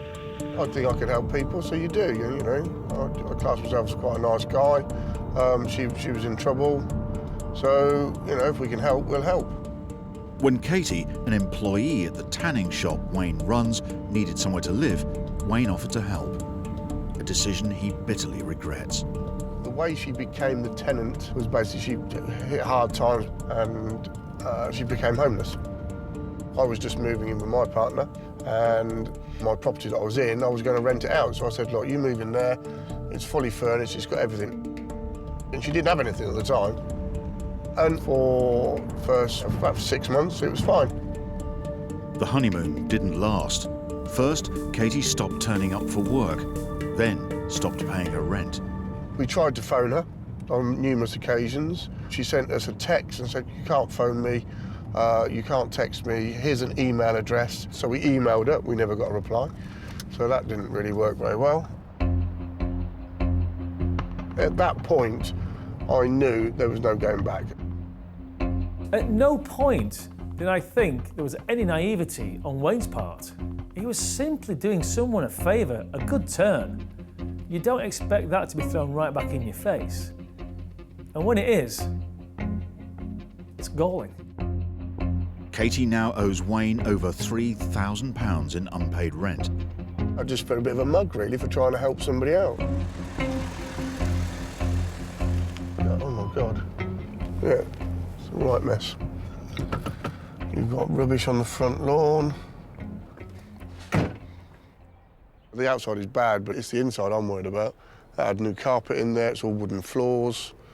You know, it's lovely inside. Really, really nice little house. Dread to think what it's like in there now. It isn't just the mess that's worrying Wayne. There have also been reports of antisocial behaviour. And we had the police knock on the door a couple of times, and because I think there's been complaints. But right, but the police have been round a few times. Yeah. Twice they've knocked on our door and said, "Have we seen anything?" I've just been told that the reason why the police were called because 2 of them were scrapping on the front lawn. Poor neighbours. I feel so sorry for them. Cheers, mate. Just as Wayne is checking the back garden, he spots something. A man has dashed out of the house and disappeared into the woods. Why are you running, mate? Why are you running away? Just come out the back of the house and just ran away. That wasn't open a minute ago, that top window. It's obviously somebody staying there and tried to do a runner out the back door and run away.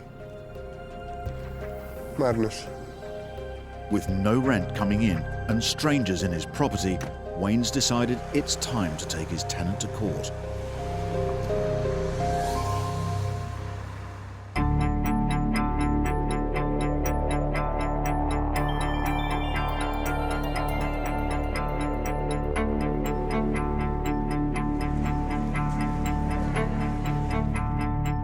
In March 2017, we met retired surveyor John Moxham and his wife Irene.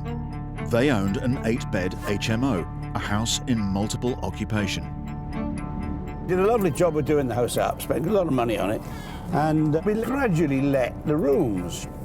And of course they were all very nice professional people and there were no worries. Initially, all went well. Their first tenants paid their rent and caused no problems.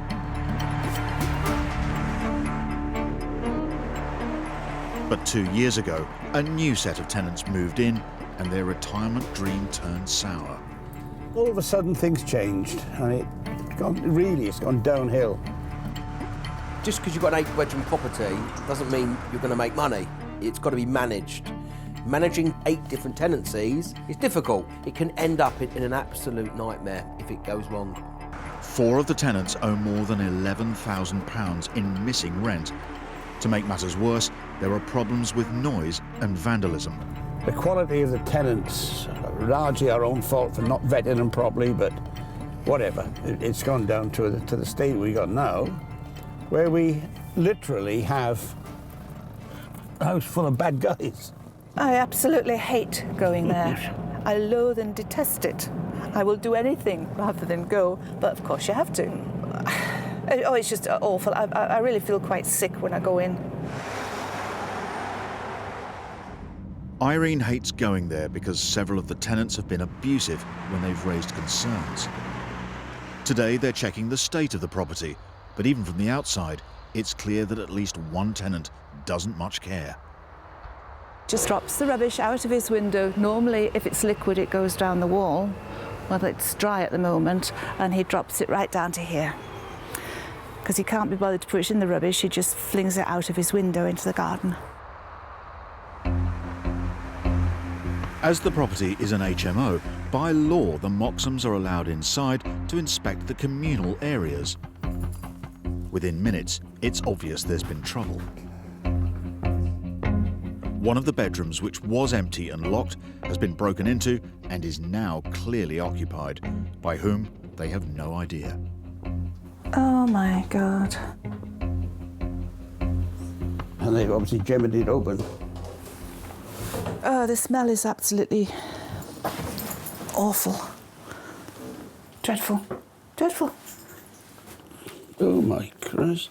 Somebody spewed in the sink. Absolutely awful. I can't believe it's this bad, that it's turned into this.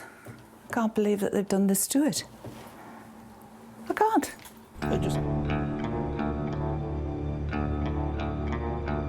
John and Irene Moxham run an 8-bed rental property in Kent and have just discovered that one of the rooms has been broken into and unlawfully occupied.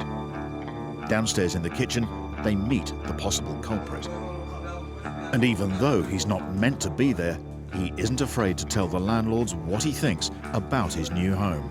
So it's not nice, John, brother. I mean, people are paying you a lot of money for living here. Look at the state of the Facebook. You're something name cat in here, yeah? Well, come on, raise the excuse.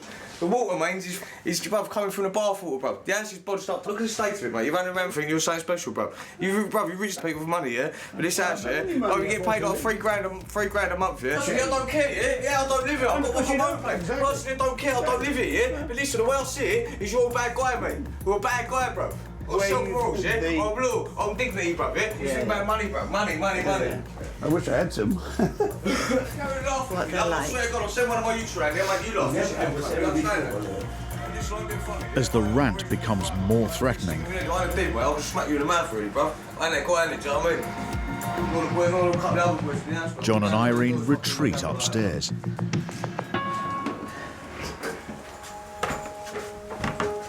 It's just dreadful. Dreadful. He doesn't even live here, no. Doesn't even live here. And that's the sort of thing that we get. That's why I said to you I didn't like coming down here.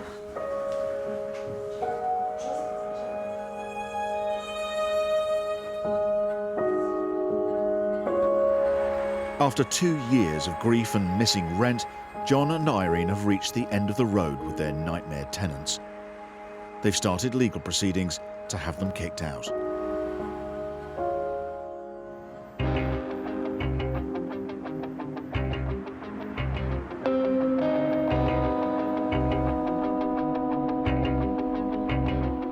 In Kettering, landlord Wayne Elliott has obtained a court order telling his former employee and tenant, Katie, to leave his property within 14 days.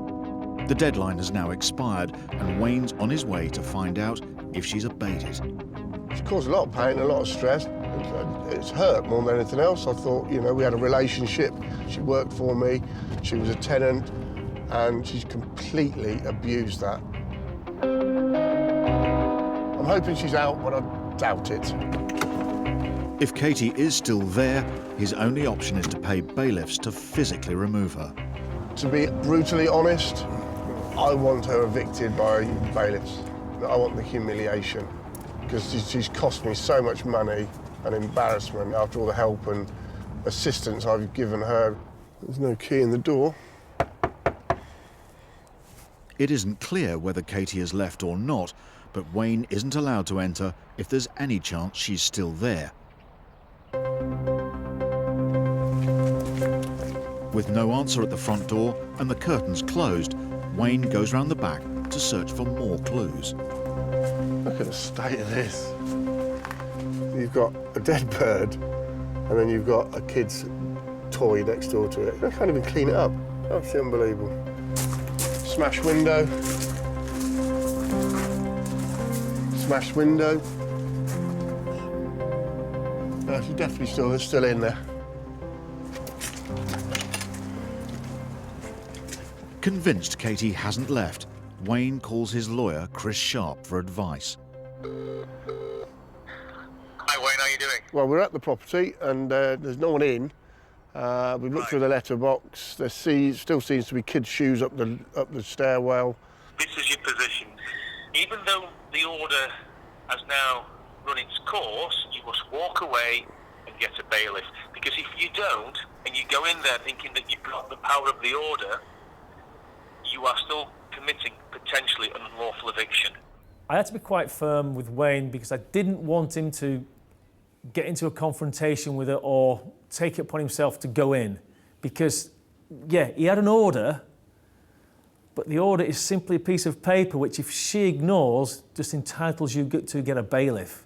It does not in any way allow you to go back into that property. You do not want to be going down that route because it's a criminal offence and the fines are massive. So walk away, Wayne. Could you book me a bailiff then? We'll get on with that. We'll book you a bailiff, Wayne. OK, brilliant. As soon as possible. That's not a problem, Wayne. Lovely. Hopefully now, in the next 2 weeks, we'll be able to get my own back. Why should she be in my house for the last 6 months, rent-free? It's unbelievable. So, yes, I am looking forward to the eviction. In 14 days, bailiffs will arrive to evict his unruly tenant. All Wayne can do is walk away and pray his house will still be in one piece.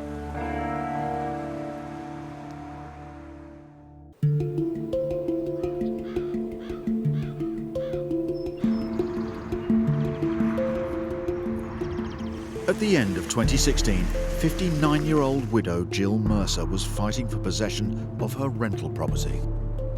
2 years before, she had let the 4-bed bungalow to tenants Mark and Kim and their 5 children. It's a decision she wished she'd never made. Basically, they now owe me over £4,000, which is quite a bit of money nowadays. Jill has already served her tenants with an eviction notice telling them to pay up or leave. She's about to find out if it's had any effect. It looks like a junk site.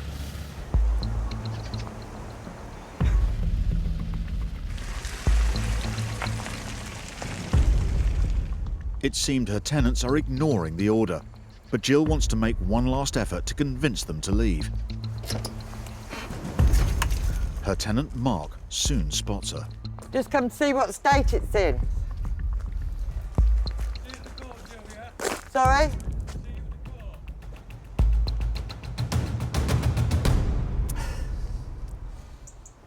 Obviously, he has no intention of leaving, does he? Jill's case was quite a sad case because her and her partner worked very hard to purchase the property, and she heavily relied on that rental income. To make matters worse, Jill has grown fond of the family, and evicting them is the last resort. I do feel sorry for him. I know he's very much a family man. It is sad. I do feel guilty because I've got 5 children, but I can't afford to do it. With no rent coming in, there's no mortgage being paid. Mark and a friend then come to confront Jill. Don't think it's got anything to do with you, has it? Yeah, a little bit. Why? Do you live here? No, so what's it got to do with you? It's got nowhere after when you kick him out. Look, I Where's he bent going? over backwards for Mark. Metal work I've done to your friends as well.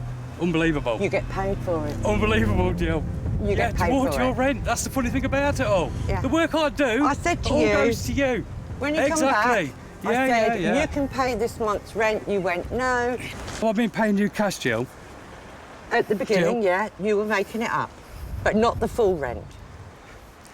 You say Jill, what I'll like, see you Mark. at court, don't you? The 28th. Yeah, that's fine. Yeah, I know. Yeah. I know. You drug yourself in it, not me. That's Okay. it. Ta-da. Obviously, he has no intention of leaving, does he? You know, I'm upset. He knows what I've gone through. Bye. Bye.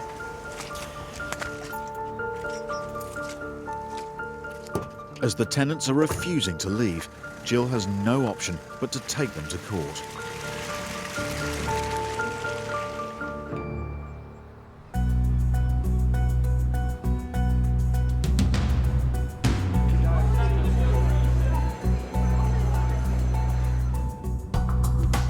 John and Irene Moxham's dream of supplementing their pension with an 8-bed rental property has turned sour.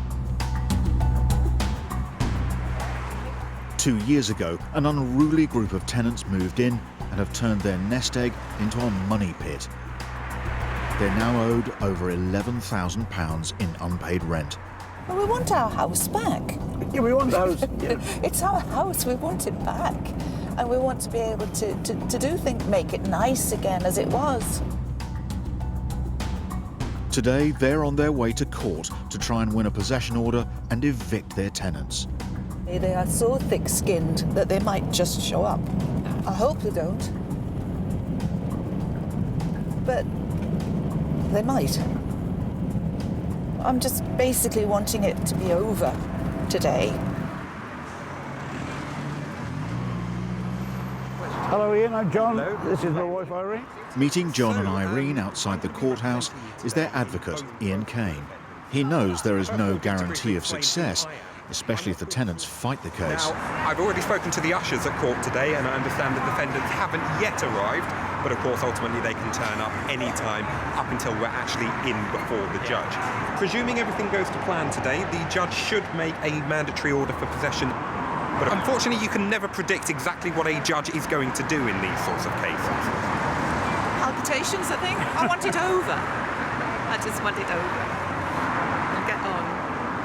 Fingers crossed. Let's go see what happens.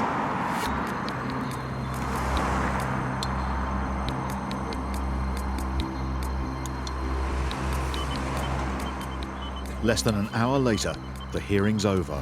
We've got it. Panic over. Everything's going to be fine. Great, isn't it? Yeah. What a relief, eh? They were really, really stressed. So I was really pleased that when they got the 14-day possession order, that it meant that we were almost there. John and Irene's tenants now have 14 days to leave the property. If they don't go voluntarily, John will have to pay bailiffs to physically throw them out.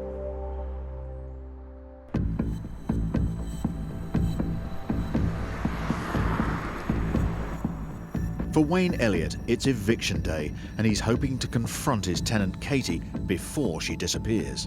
Today, at 10:30, the bailiffs are turning up, so I'm hoping to have a little chat with her to find out why she's done this. I rented it to her as a friend, as a favour. I trusted this woman. Waiting outside the property is eviction lawyer Chris Sharp, who's been advising Wayne. The lights are on, but I've been here about an hour, but that light has been on ever since. I don't know if she's in or not. Wayne is desperate to see the inside of his house, but he can only enter once Katie has moved out.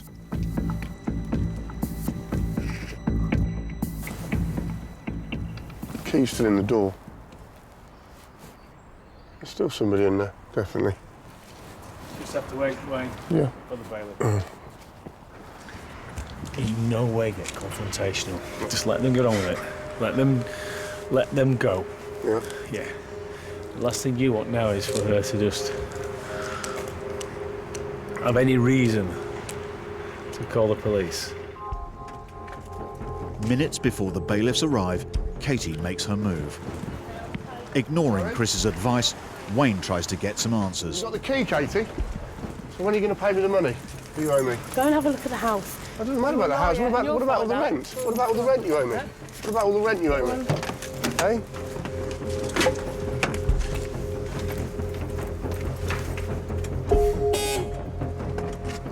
So I can go in the house now then, yeah? Yeah, of course so you've got to say it on camera.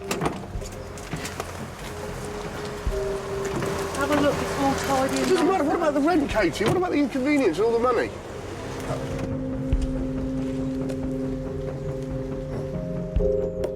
Katie locks herself in the van. All right, mate. Under the circumstances, I think Wayne's reaction was fantastic, because here you have an individual who's basically just taking liberties with Wayne for months. So I think he conducted himself with great restraint.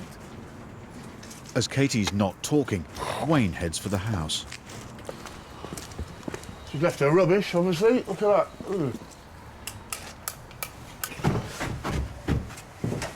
On the surface, the property looks in fairly good condition. But then Wayne opens the door to the cellar. Oh my God, look at that. They've dumped all their crap in the cellar. For Wayne, this was a real slap in his face. She'd taken advantage of him, she'd not paid him any rent, and she'd treated his house like it was just some hovel. It was terrible. Wayne was really upset. Is that your telly, Wayne? Is it a telly? Not only did she owe me a load of rent, but now I've got to dispose of her belongings that she doesn't want or need anymore, i.e. sofa, mattresses, rubbish. It's just sick.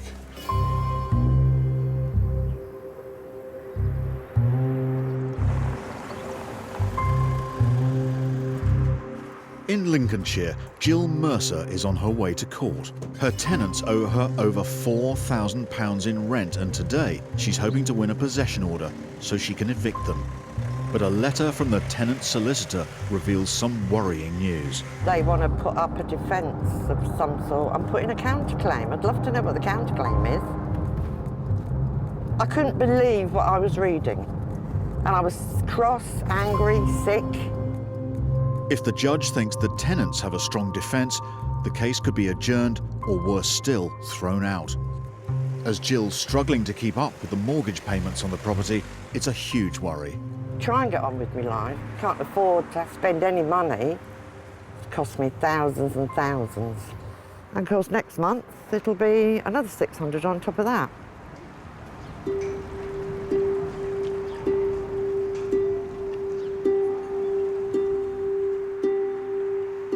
Just half an hour later, the tenants are seen leaving the court. For Jill, it's not good news. Well, basically we have to go through it all again. The judge didn't dispute the fact that there was rent arrears. It's the fact that it wasn't in both names. The Section 8 was only issued to Mark Loveday. It is basically null and void and had to go through the whole process again with her name on. As both tenants' names were on the tenancy agreement and only one was on the Section 8 notice, Mark and his wife have bought themselves more time. As they left the door, hearing that I would have to pay court expenses, they laughed and walked out. So basically, they've gone away laughing. Still got to pay the mortgage, and they're still living there for nothing. So I'm fuming. But I just feel, what is the justice? You know, what is the justice? I don't know. Give up. Well, I don't give up, but I do. I'll end up having to give up.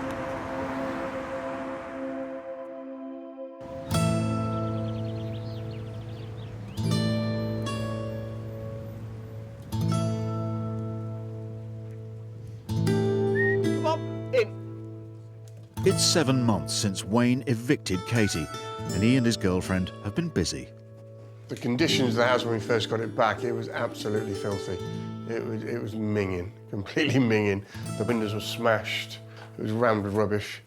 It was just filthy. You couldn't live in it, so we just had to rip everything out. And once you start, you can't stop. Oscar's done the door. He's done some modifications on the door, as you can see. He's eating it. All right, mate. Wayne has moved back in and redecorated the house from top to bottom. This is the cellar. This was the dumping ground. This is where she'd stuffed everything. Over there was a smashed telly. It was just full of crap, really. His ordeal was made worse as the property was his former home and filled with personal belongings.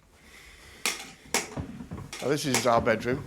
When Katie moved in, she had nothing, so I left her the bed, there was new linen, even the duvet, the pillows, everything. We had to throw everything out. We found beer bottles, fag, everything. The carpet was minging. Oh, it was horrible. Now Wayne has his property back, he's had plenty of time to reflect on what went wrong. I think it was a bad judge of character on my part. I didn't do any references, I didn't take a deposit, I did it as a favour. She was homeless, she'd been kicked out of her house by a boyfriend. She was working for him at the time. I just thought, do the right thing, Wayne, and, you know, it will come back tenfold, you know what I mean? She'd be loyal at work, and stupidly I was wrong.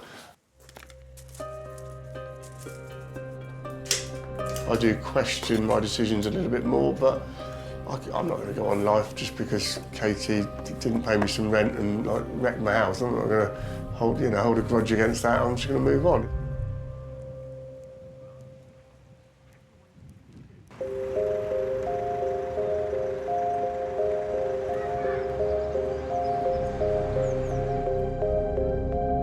Two weeks ago, John and Irene Moxham won a court order telling their tenants to leave their 8-bed HMO.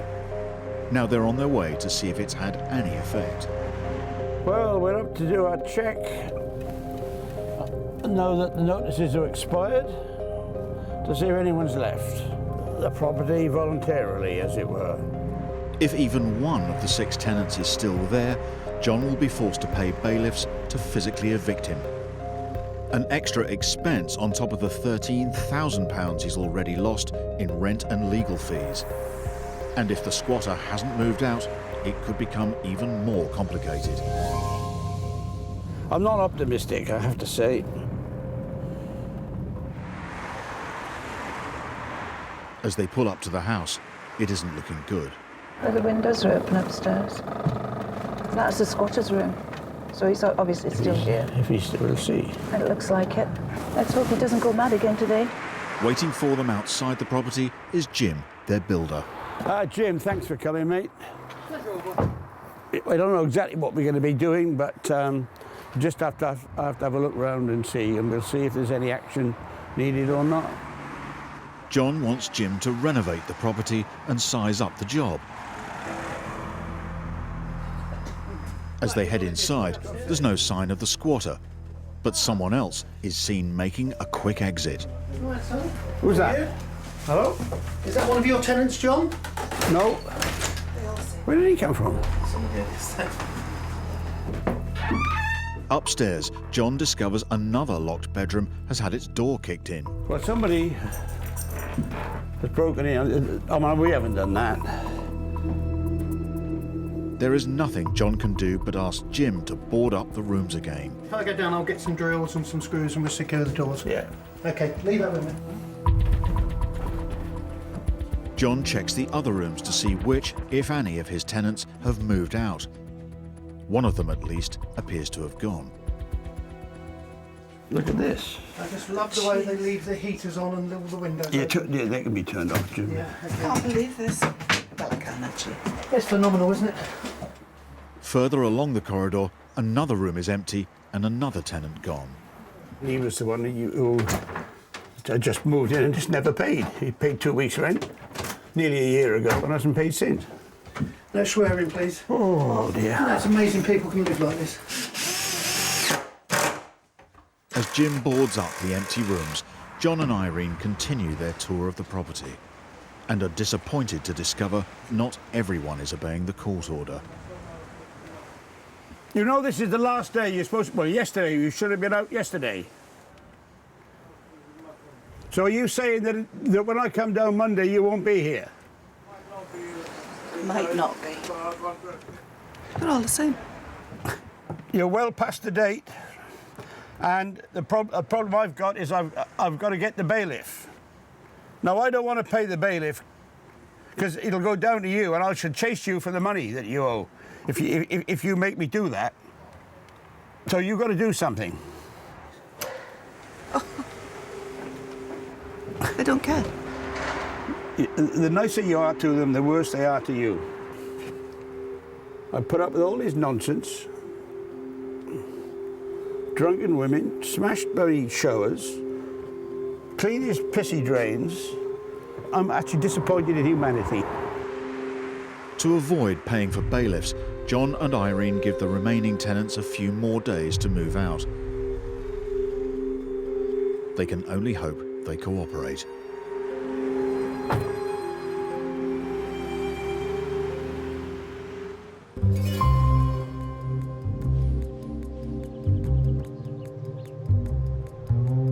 For the past 6 months, Jill Mercer has been battling to evict her tenants. But 5 weeks ago, there was a surprising twist. The tenants have agreed to surrender the property in exchange for writing off their £7,000 rent arrears. Jill was quite close to potentially losing her home, so if the case had gone on for much longer, the mortgage company would have probably started legal action against Jill. It's now time for Jill to get her property back. I really have no idea what to expect.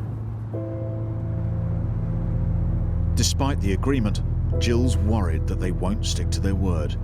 It's almost like apprehension going up there now.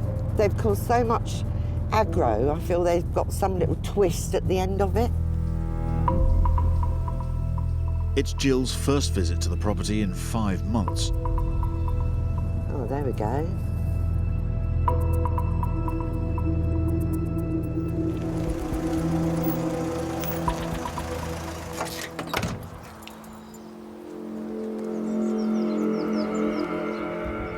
It looks like the family have finally left. But it isn't just the tenants that have disappeared. The conservatory is missing. Well, there goes the fencing.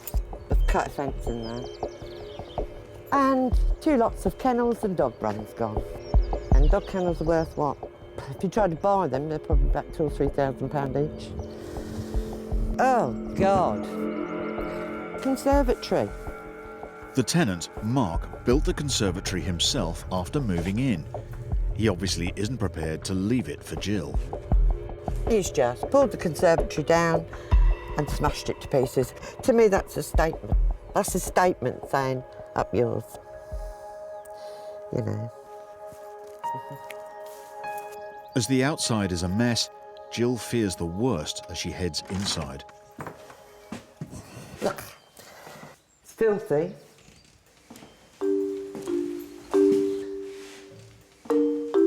But she's pleasantly surprised. Not as bad as I thought it could have been. Windows are all intact, doors are basically intact, broken lock, no loose heat.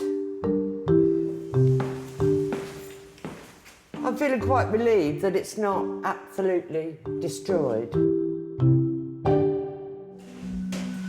Now the property is back in her hands, Jill has time to reflect on the traumatic experience. If this had gone much longer, I would have lost everything, including my mind, I think. It just seems such a shame. You know, why?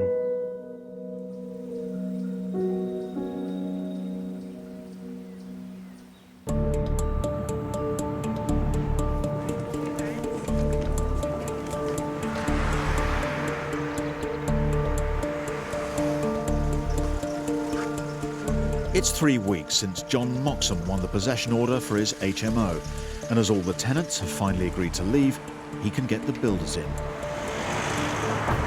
Morning, John. One of the let's go, Okay, John, the other lads will be here. We'll start to cart it all out. The inside of the house is so damaged that it needs a complete overhaul. Just to then get on, they start to clear the whole place. But before the builders can begin, there's one more hurdle to jump.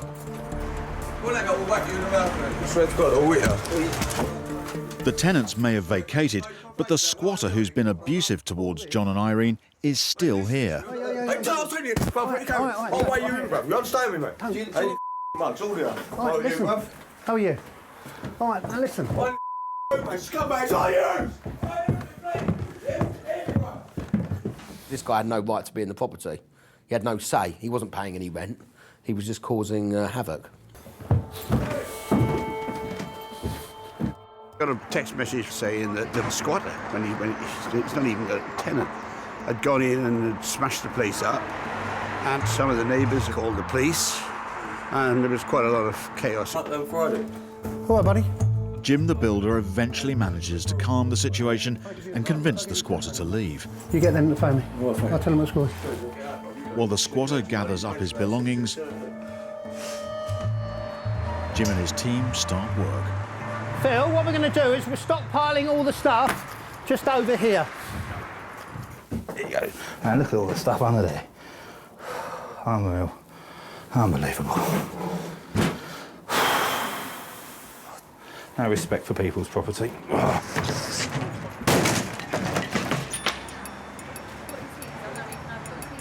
An hour later, the squatter's parents arrive to collect him and his few belongings.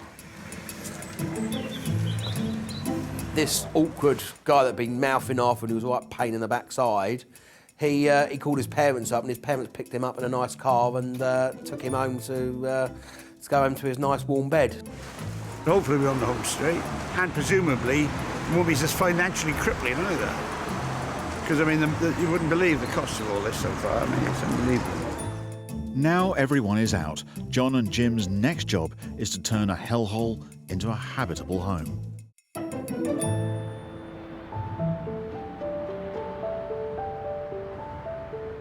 Four months on, John and Irene have decided not to continue as landlords and are now preparing to sell the property. It's coming on, isn't it, new one? It's definitely getting there. And what's the new floor? It's a new floor. You doing all right? That new floor looks good there. We've been very, very busy. We've done an awful lot of work, actually. The couple are converting the 8-bed HMO back into the family home it used to be. Yeah, this was 4 rooms. Can you see where the 4 lights are? Each one of those was a separate single room. So we've put that back. So it's a nice big room now. All the partitions have been ripped out and the walls made good, and we put it back to a single room again, which it always was. It was originally built. Oh, this was the room that had the famous bowl of sick in it. All the remains of the sick around there, and there was like a tide mark of sick around at that height. Dreadful. It was. You laugh about it now, but it's not really funny. It wasn't funny at the time, no. It was soul destroying at the time. And this was the room that the squatter was in. It's coming together, as you can see. It's quite rewarding, really, to see it. Basically, I shall be glad to get the responsibility of it off my hands. It'd be a relief. Yeah, it'll be a relief. And as soon as the house is sold, John and Irene can finally start enjoying their retirement. It was an awful time they gave us. It was awful. Yeah. This has been a lot of hard work. And if we get the sale, then we can walk away from it. Then we can crack open a bottle of Moe. Yeah. No, I don't drink Moe, too expensive. No, we've got one at home that was a present.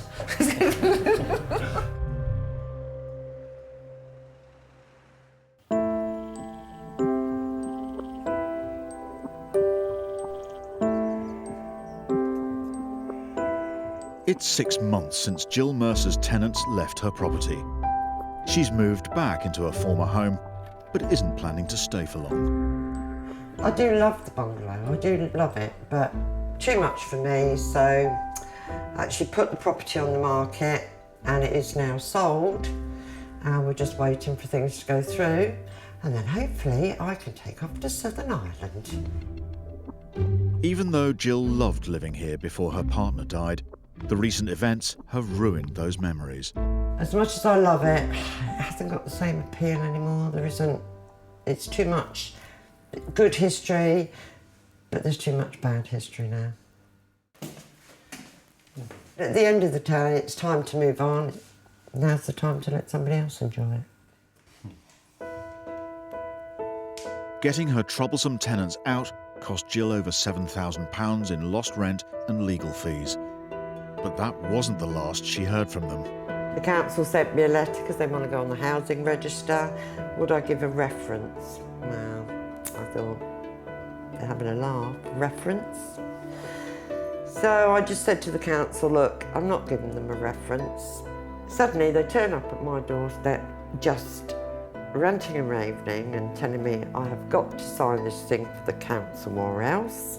I just couldn't believe the audacity, because there's me thinking that's it, over, and they're still harassing me. And in fact, it's got that bad, I'm leaving England. I'm going to go to Ireland. Yes, I should be glad when it's gone and I can move on. While the inside of the property just needed redecorating, the outside needed a lot more work to put right. Conservatory windows up there, smashed. There's tyres all over the place. There were tyres in the hedges. And all the fencing was all broken, smashed on the floor. So I've cleared all that. The worst thing is he cut my cherry tree down, because my partner, who I lost, he died very suddenly. We planted it when we moved in here. Everything else is materialistic, replaceable, has no real meaning, but the cherry tree did. Still, as you can see, still a lot of tidying up to do, but we're getting there. It was hard work, and staying strong was quite hard, but we got there.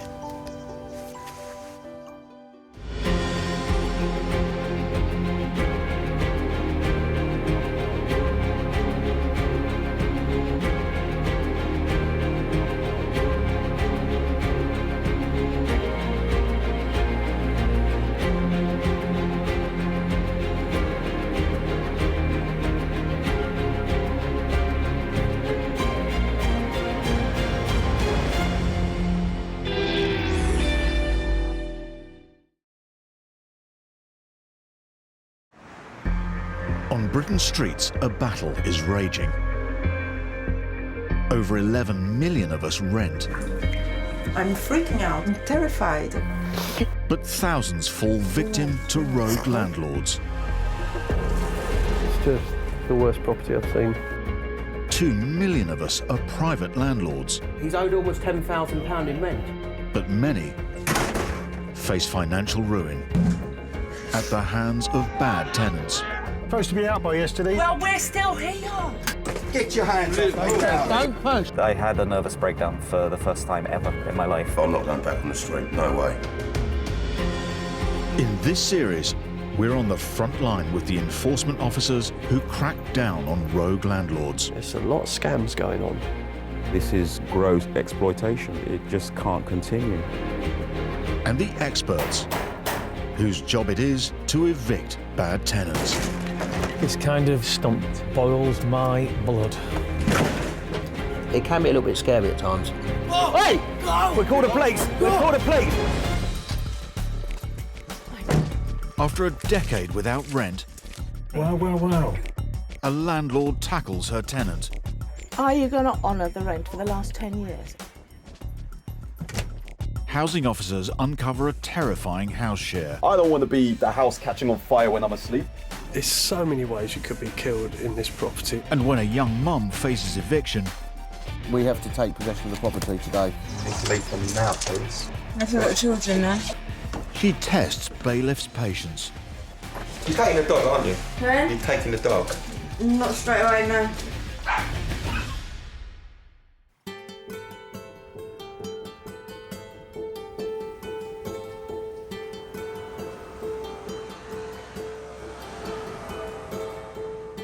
A decade ago, landlord Nishat Hussain and her husband saw the chance to make some money and help out someone in need.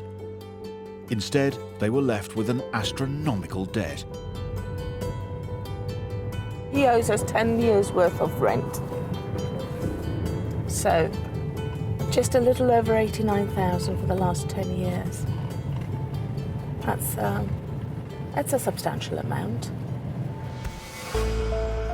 The non-paying tenant, Mr. Saunders, was the previous owner of the three-bed home. He'd hit financial problems and sold it to Nishat on the condition he could continue living there and would pay her rent. We were looking for a property to purchase, and at the same time we were helping somebody else. We had done this before. It was a win-win situation for both parties. But what seemed like a mutually beneficial arrangement turned sour after just a year.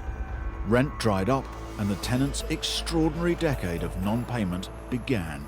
We tried on numerous occasions to get hold of him. We sent him letters, etc., but no response. And I took my eye off this one. Knowing the tenant had been ill, Nishat initially decided to cut him some slack. He had cash flow problems.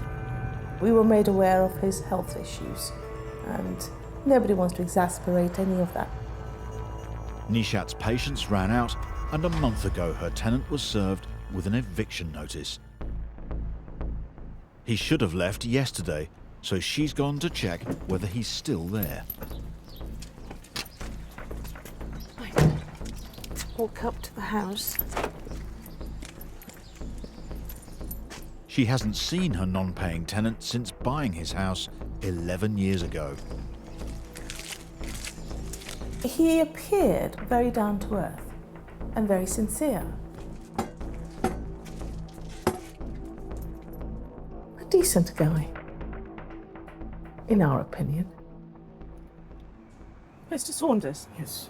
Hi, I'm Mrs. Hussain. Oh, right. Hi. Well. I see you still here. Yeah, well, man, I mean, you've seen my letters, have you? What letters? Well, We should have vacated the property by yesterday. Don't you realise the position you put me in? You didn't pay your rent. Why did you stop paying the rent? Because your address, I wrote 3 letters on separate occasions, okay, with But- guaranteed post delivery, and they were not collected or and signed for. We've been there for It's- the last 23 years.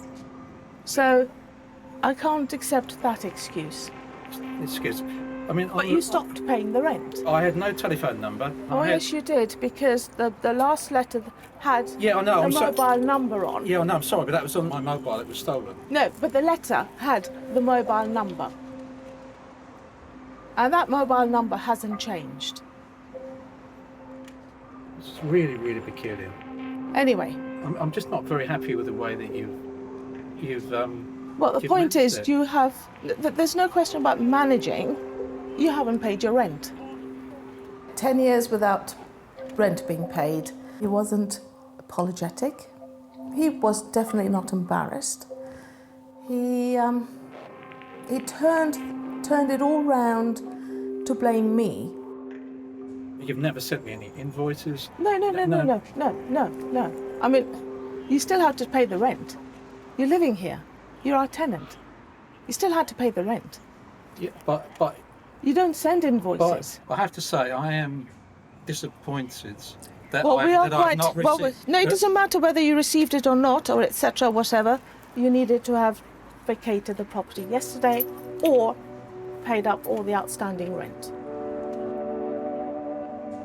Are you going to honour the rent for the last 10 years? That's how long it has been that you haven't paid your rent. That's what I was discussing with solicitor. I honestly did feel sorry for him. He was in denial. I believe he thought that Nothing's happened for the last so many good years. Why should anything happen now? You have a very good day, Mr. Saunders, and we'll be speaking to you soon. Your presence. Okay. I'm just absolutely astonished at the way in which I've been managed. That's the word, managed. But you're an Detailed. intelligent man, Mr. Saunders. I'm an intelligent person. Right, so you don't need to be managed. I'm not going to say what. I'm going to consult my solicitor, okay, and then we'll be in touch. Yeah. I'm very, very, very happy. Okay. All right. Yes, goodbye. Bye-bye. He doesn't want to pay. He doesn't want to pay. For now, Mr. Saunders appears to be staying put. Nishat's next step will be to start eviction proceedings and potentially calling in the bailiffs.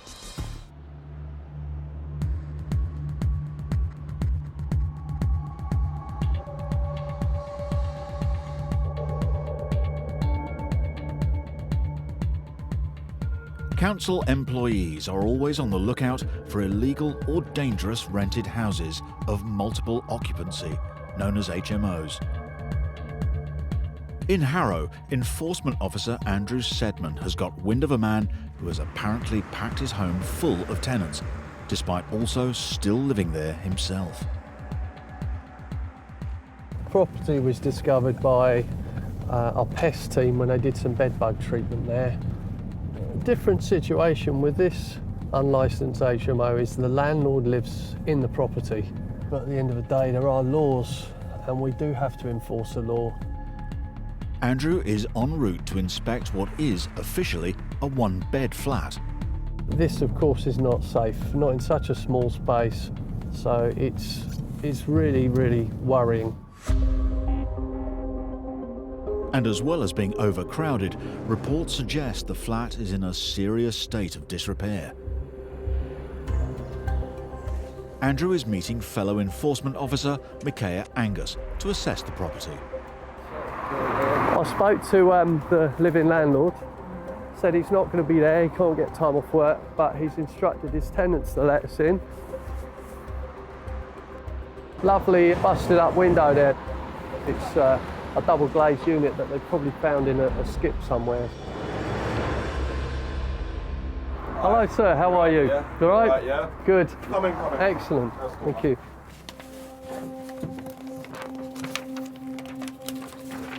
First of all, we've got a bit of a leak going on up here. Right. Okay. We've got some cracks going on in the ceiling here. It soon becomes clear this is no ordinary flat share. Hello sir, how are you? Yeah. Sorry to bother you. Yes. The lounge alone is home to 2 men, and it's in far from ideal condition to cope with the winter weather. You've got, obviously, a replacement window held in by tape. Not good. Yeah. How much do you pay, sir? £300. A month or a week? A month. The tenant reveals that the landlord is sharing his one-bed home with 6 other men. Can we come up into the loft, please, sir? Yeah. Again, no hand. To maximise space, the attic has been converted into a living area without planning permission. That's another, there's a bed in there. Someone And in someone sleeps in there. He's not in there at the moment, no. Issues. One of the 2 men who call this cramped loft space home is Mark. He moved in with the landlord 2 years ago to save money while he studies to become a personal trainer. I've told him, look, this yard, it's not really livable. You need to sort this out, man. Look, the balustrade things that he's connected. Yeah. It's held together by brown tape. When he gets that idea, he will just go ahead with that. Yeah. Look, there's not enough space for a start, yeah? He's tried to do all this himself, and I told him, you need to do it professionally. You can't just try and start building something and not really have the know-how how to do it, you know what I mean? We had people sleeping between the eaves in the loft. There was no fire separation. It was just disastrous. I told him it's not a good idea putting a toilet up here. There's not a basin. There's a hole in the floor there. Yeah. I don't think I've seen it any worse than this hazard-wise. I've never been in a place where you've had so much overload of plug sockets and like it switching out every minute. Sometimes I'll just be sitting here, someone puts on the kettle, and then the switch just goes off, and then we're in darkness. There's so many ways you could be killed in this property. It's not really livable. Yeah. There doesn't seem to be no resolve. If I have to move out, I have to move out, you know what I mean? Because I've been there like actually too long. The lack of upkeep is evident in the cramped communal kitchen. Wow. So that's the waste. That grey pipe is the waste of the washing machine. And I'm assuming that once this bin is full, they probably empty it down the sink. No, it seems that the sink waste also goes into this bin too. The DIY plumbing seems to be having some unwanted effects. Where you're standing, them floorboards are... Oh, they're soggy. Yes, they're not great. It's really bad. The electrics are exposed. Micaiah is concerned that vital safety precautions are also being ignored. This landlord has fire exit signs all over the place, but there's no smoke detection in here. Oh, the one that was here has been removed. They didn't even have a basic smoke alarm. A fire in that situation, they would have had no chance at all. It was just waiting to go up. These are not fire doors, but I can get my fingers through there. Once there's a gap, smoke will get through. And it's locked. If you lose the key and you're in that room, you're dead. The tenants reveal that the overcrowding and the lack of professional maintenance are the result of the landlord being in serious financial trouble himself. I don't even think he's going to sort this out, bro, to tell the truth, honestly. Yeah. He can survive 1 month. You are a good friend with him. Me, I am very good friend with him. He's not listening us. The wiring, man. I don't want to be the house catching on fire when I'm asleep. Are you crazy? Electrician actually is the electricians. It's not cheap, man. This could burn down tomorrow. The landlord tell me something. Please, John, don't leave me and help me because is disaster. If him stay alone, he can survive. No, because all the salary of him is going just for a mortgage. To be honest, he eat from him and from me. Wow. What we buy as a food, he eat from us. Nah, John, we need to try and get out of it ASAP because he's going to lose the place, bro. I'm telling you right now. Yeah. I'm telling you right now.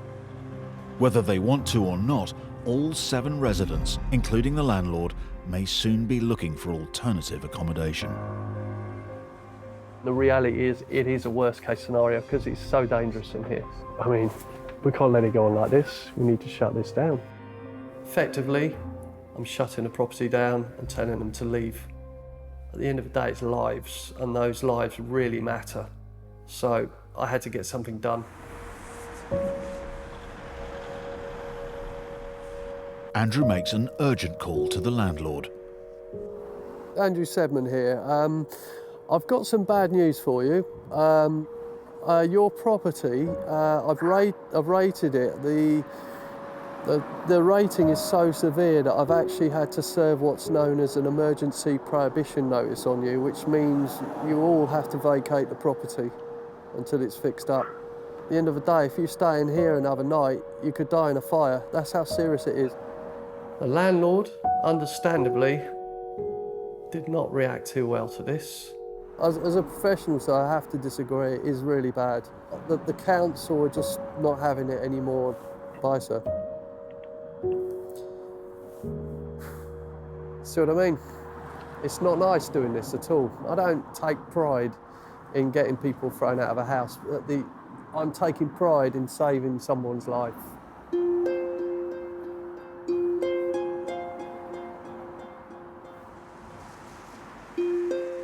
Since the prohibition notice, Mark has decided to leave.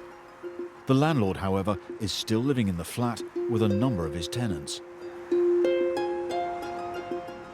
The council are considering further action against him, which could include fines and criminal prosecution.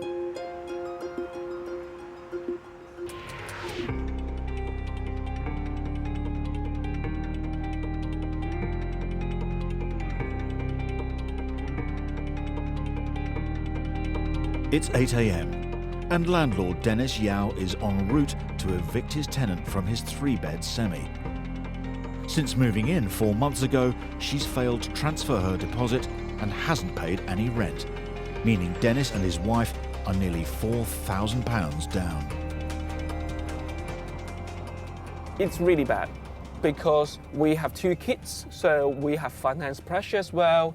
I basically pay 2 house mortgages every single month. I'm on stress, my wife is in stress as well. It's just too damaging. Their non-paying tenant is Gemma Patey, a mother of 3. She looks like a nice person with some kids, so quite friendly, and then she says she wants to move in, and then we say, okay, just pay the deposit. She sent us a message and say, oh, I have put a deposit in the bank account, and with a picture as well. Having received what appeared to be proof that the deposit had been paid, Dennis's wife agreed to hand over the keys. However, the money never arrived and the screenshot had apparently been doctored. She was lying to us. She was just playing a trick with my wife. So yeah, I feel really depressed. It damaged my relationship with my wife as well, because every time we talk about it, we go to argument, we, human nature, try to point fingers to each other. I hope she moves out. It's that simple. Morning, Dennis. Hello, Paul. Morning, Meeting him at the property is eviction specialist Paul Champliner from Landlord Action, who is helping them with the case. The High Court sheriffs are due any minute. Literally, in about 5-10 minutes' time, we're going to be carrying out the eviction on the High Court eviction. She hasn't paid any rent since she's been in the property, has she? No, so no deposit, no rent. This was quite a rare case in the sense that this tenant didn't pay a penny, not even a deposit. So I knew that I was dealing with someone that was clearly playing the system and was taking liberties. Sometimes even she would text me and say, oh, there's some problem on the X, Y, and Z. I even come to fix it. Yeah, as a responsible landlord. landlord. Yeah, exactly. And we just try to be responsible, and she's still not paying anything to us. Terrible. Just pretend nothing happened. Do we know if she's working at all or anything? Yeah, she's working in Milton Keynes. She is working? Okay. The house is just there, is it? Yeah. Overseeing the eviction is High Court Sheriff Scott Hines. Scott? Morning. Morning, this is Dennis, our landlord. Nice to meet you. Where's the entrance? Round here, isn't it? Yeah, the front door is there. Okay.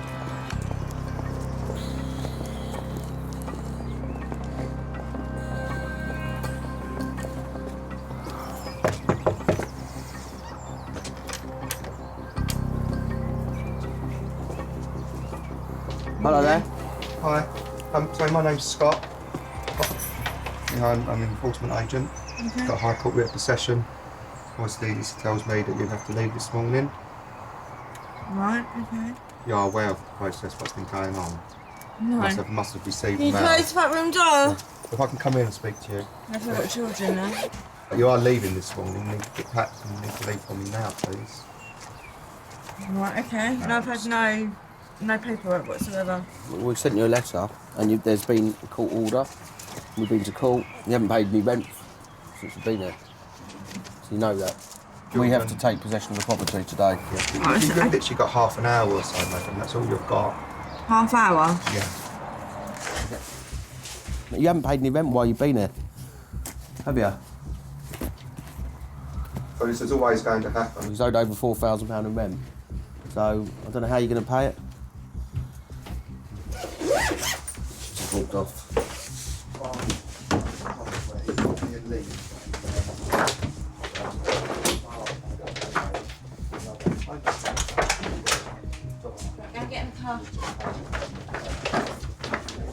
Dennis, has she got your number? Yeah. She has got your number. I haven't. No, I can have a number. You should have had, because I know you've been complaining about there's been issues with regards to property, so you've been speaking to Jessica. The property's ready to fall down. Well, no, I wouldn't go that far. There's been a major leak. Again, they didn't want to pay for that. Fence blew down. I got messages saying that they didn't want to pay for that. Let me give you this number. Yeah. Okay. But is there? Do you want to talk about the rent arrears side of things or not? No, you're not going to pay any rent. That's not what I said. Okay. So maybe when you pick the stuff up, you can come to a payment plan with Dennis? No? Dennis's tenant is reluctantly preparing to leave. But there's a problem. Hi, madam. You're taking the dog, aren't you? Huh? You're taking the dog. Not straight away, no. You can't leave the dog here. It'll be in the garden. I have to come back for him. But no one's going to be here, are they? We can't leave the dog in the house. You can't leave the dog alone in the garden. You have to take it. No, I can take it.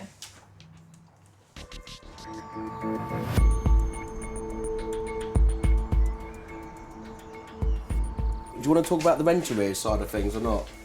In Milton Keynes, Dennis Yao is evicting his tenant, Gemma Patey. You have 7 days to collect your goods. Yeah.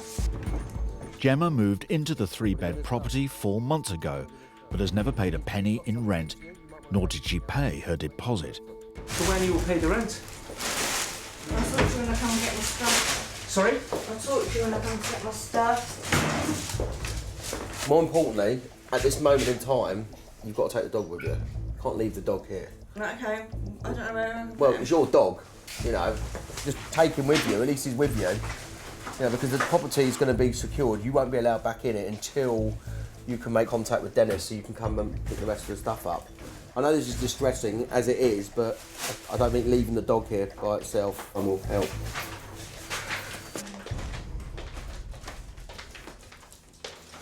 I own a dog. I wouldn't want to be parted from my dog and leave the dog. I think she was a bit delusional that you could just leave the dog and we just move on. All right? Okay. You've got the dog. I think the kids have. Have the kids got the dog? Just double check. Okay. Dennis's ex-tenant now has 7 days to pick up the rest of her belongings. Lovely. Right, okay. Thank you so much. No problem. I'll speak to you soon. Yeah, okay. Take care. Thanks for your help, Scott. Now their tenant has gone, Dennis's wife Jessica arrives to check the state of the property. Nice to meet you. You okay? Good timing. She's just left. Okay. You have your property back. Despite not paying the couple any rent, their tenant constantly complained about the state of the home. Her words were, the property is falling down. Right, does this property look like it's falling down? No. No. It's just a nonsense, it's just an excuse, isn't it? Let's go in here. And keep complaining. Yeah, it's complaining about things so that you can get out of trying to pay the rent. I mean, I think that was the angle that she was trying to use, yeah? It was Jessica who originally allowed the evicted tenant to move in, after she was sent a doctored screen grab supposedly showing that the deposit had been paid. I feel quite sorry, because I trust someone so easily. I feel totally betrayed. Yeah. Didn't think a mom of 3 will do something like this. Yeah, just really depressed, really. Both me and him feel depressed whenever we think about this. Yeah. Having lost nearly £4,000, this has been a very costly mistake for the couple. It's okay. It's fine. It's okay. It's fine. It's fine. It's fine.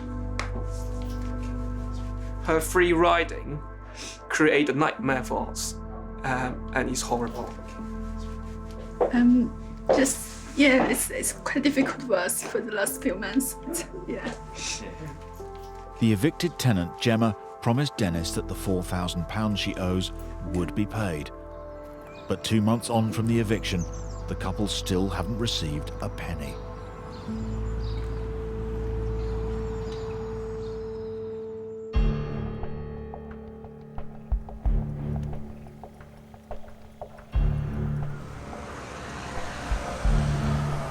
Ten years ago, Nishat Hussein's tenant stopped paying the rent, racking up an astonishing £89,000 in arrears. The case is unusual. Nishat and her husband bought the house from a man called Mr. Saunders 11 years ago, and then he became their tenant. It's a shame it's come to this, but we have been chasing him Shouldn't be like that. Mr. Saunders ignored a court order to leave, so today he's due to be evicted by the bailiffs. It wasn't a nice feeling that you're getting another human being out, evicting them. Where was he going to go? Had he prepared himself? Because he was in denial all this time. This is it. This is it. And he's going to be there. I'll be very surprised if he isn't. Okay. The Husseins aren't from the area, so they've been seeking assistance from local estate agent Mike James. Hi Imran, good morning, how are you, sir? I'm well, how are you? Yes, very well. It looks like their tenant is still in the property. With bad blood on both sides, the landlords are advised to wait round the corner out of sight while he's evicted. At the end of the day, you've got a bailiff who knows what he's doing.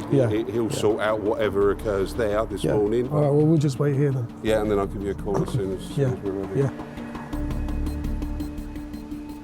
The heart was going. Yeah, it was going.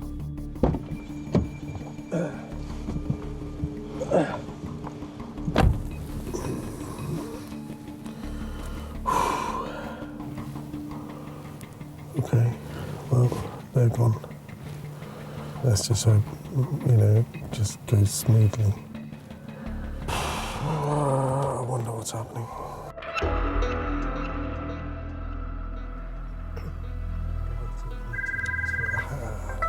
That's Mike. Hello, Mike. Hiya. Just away an update, stay where you are at the moment. Yeah. And the bailiffs are there? Oh, they're inside? Right. Okay, great. Thank you. Thank you. Bye. He is there. We suspected that. In his head, yes, he did think that was his house. He was not going to leave voluntarily. He would have to be evicted.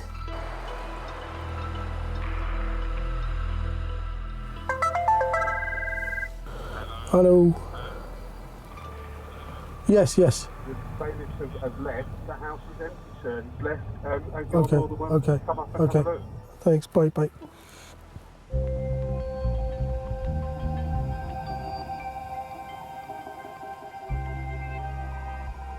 This is it. After 10 years of not paying any rent, their tenant has finally gone. This will be the first time the Husseins have set foot in their property since buying it 11 years ago. I've just gone round and opened up the downstairs windows because there is quite a bit of damp, unfortunately. Knowing the tenant and how he loved the property, I wasn't expecting what I saw when I walked inside. Why has he had to rip the ceiling out? I reckon the leak has been fixed. Right, okay. But obviously all this will need to be pulled out and redone. You're in the top of the box, mate. And I reckon by the looks of what's probably happened, Yeah. because there's no carpet and stuff as well, Yeah. it's flooded the hallway. Yeah, it's actually gone through the other side. And it's soaked up there. It's soaked up all underneath the stairwell as well. Okay. There, look. The floor's lifted up. I'd say that's probably from the moisture of the wood expanding. Yeah, it's buried, hasn't it? And there's another section over there as well. Yeah. It's a real shame. It appears that it's not just the rent that the tenant hasn't been paying. We don't need to cut the water off. Why? Yeah, they've cut him off. Cut him off? Yeah. He's using a bucket for a toilet in there. What? Oh, there's no cistern. So he couldn't flush the toilet, so he's been using the bucket. We quickly realised that this guy was having a hard time. He was cooking just on a camping stove. Felt very sad. Upstairs, there's a further unwelcome surprise. Oh Christ, look at that roof. As landlords, the Husseins are responsible for maintenance, but the tenant didn't tell them about the leaky roof and instead attempted a DIY fix himself. The top of the roof has gone into disrepair, the outside, which has then let the water in and caused the damp. The Husseins bought this house as an investment, but now they face big renovation costs on top of the £89,000 they are still owed in rent. We won't see the money. We won't. We're just going to have to live with that loss. We'll obviously try and pursue him for it. At least we have possession of the property. At least we can now, you know, start thinking about putting things right in the property and then moving on. Unfortunately, this experience has shaken my trust in people. Sad, but that's how it is.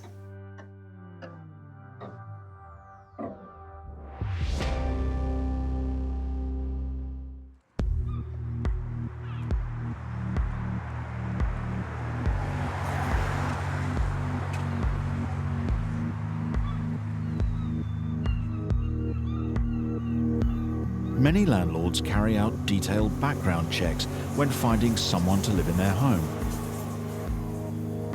But that's not always possible, as Ryan Wood found out to his cost when renting out his two-bed Essex flat to a tenant called Greg. I've had the property probably 10, 12 years. What happened with Greg was there was a previous tenant. I understood him to be staying with him, and Greg used to come in and pay the rent, and the other tenant left, leaving Greg in there. And it then put us in a bit of an awkward position because Greg was already in there, but he came in, paid the rent, it was always quite pleasant, and we didn't have a problem with him. So we ultimately issued him a tenancy agreement. A year after Greg took over the tenancy, he suddenly stopped paying the rent. His circumstances changed. He was so far behind, I said to him, Greg, the problem is the property is too much for you. You're living in a two-bedroom flat, you don't need it, you know, you can't afford it. And he wasn't entitled to enough benefit to pay for it. I was trying to source him another place, like a smaller place that his benefits would cover. But Ryan's attempts to help were met with a wall of silence. He stopped answering my phone calls, and I think what he did was he blocked my number, which is, I didn't know you could do that, one of my lads told me. So he left me with no choice, but I had to go to the eviction route. Greg is due to be evicted today, but there's been a last-minute legal glitch, so lawyer Chris Sharp from the Landlord Group is heading to court. We're on our way over to Southend County Court. Ryan's tenant, despite having a possession order made against him, despite owing Ryan thousands of pounds in rent arrears, the bailiff is due to go around in about 3 hours' time, and the tenant has decided to make an application to suspend the warrant at this late stage. It's not the first time Chris has come across this tenant. Interestingly, this guy, we've evicted him before, and he was responsible for leaving a house in one of the worst conditions I've ever seen. And here he is again. I was actually told by the estate agent there is 1% that trash a place this badly when they leave, and this is the 1%.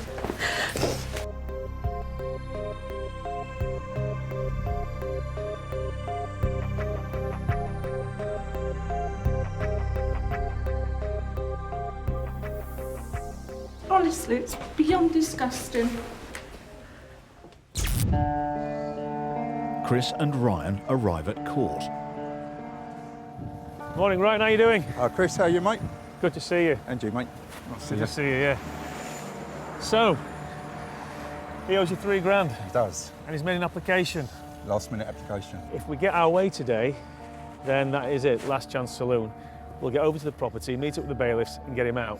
If he wins, what it means is today he'll get more time and we'll have to revisit this. As a lawyer, I shouldn't get personally involved. It's professional. But I had dealt with this guy before. I'm not going to kid anybody on. I wanted him out.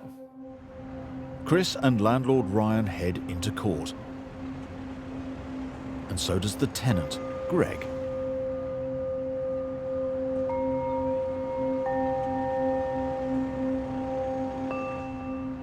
He knew of this bailiff eviction many weeks earlier. Why didn't he apply then? This guy knew what he was doing. Ryan is already nearly £3,000 down. If the judge sides with the tenant today, he'll lose more time and more money.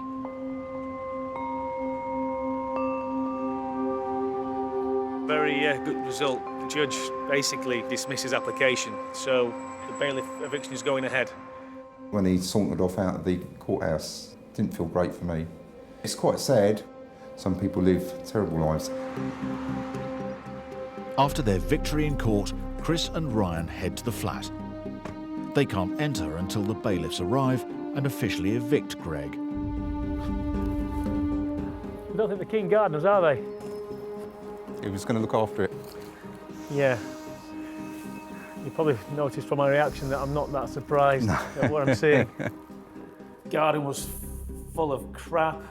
There was cat feces everywhere. I knew this tenant, and I was worried. I'm expecting it to be a mess.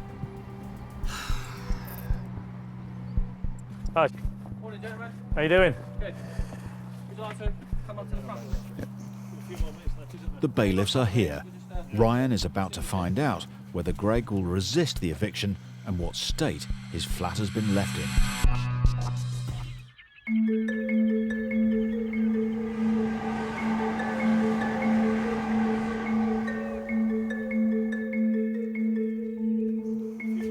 After a 6-month battle, bailiffs are evicting landlord Ryan Wood's tenant.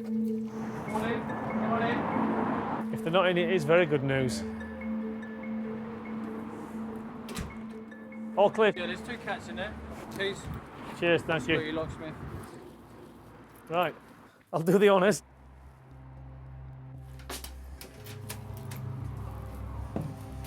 Oh, it stinks.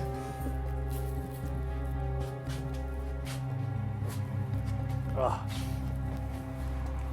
it reeks.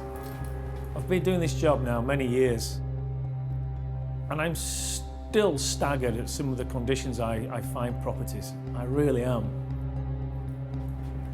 Oh, there's a little cat on the table and on the bed. Unbeknown to Ryan, 6 cats have been living in his 2-bed flat. And unlike their owner, they're still in residence.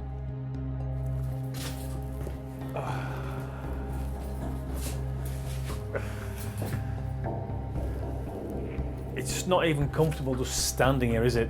It's that disgraceful. You feel that you're going to catch something, don't you, just by being here. I don't even want to open the fridge. I was expecting it to be a mess. I knew it was messy, but I'd never seen anything like it.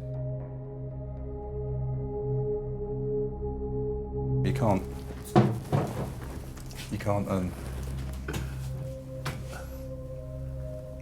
once the water's into the chipboard, yeah, it's ruined. Blown, isn't it? I was encouraging him to change his lifestyle, to clean his act up. We bought him lampshades, and he couldn't believe, he said, I've never had a landlord like it. Now, I would have worked with him and helped him, but in the end, he buried his head. That's awful, isn't it? It's disgusting. It's not very nice. It's pretty... Nearly £3,000 down in rent, Ryan now also faces the cost of fitting a new kitchen and bathroom before he can let the flat back out. Hey, look in here. Looks like it's been burgled. It's not good, is it? So it's just a mess. Who'd want to live like it? Now the smell and the heat in here. He's not paying his bills, he's not paying his rent, and he's left the heating on for us. It's very kind of him. Oh, there's a gun down there. Well, that's just a BB gun. It was just left there. You don't expect that. And it's bewildering. If the tenant doesn't return to collect his belongings, Ryan will also be left with the cost of removing them. He just simply wasn't in a position to leave. He really didn't believe for a second he was going today. It is a liberty, leaving it like this to someone else to clean.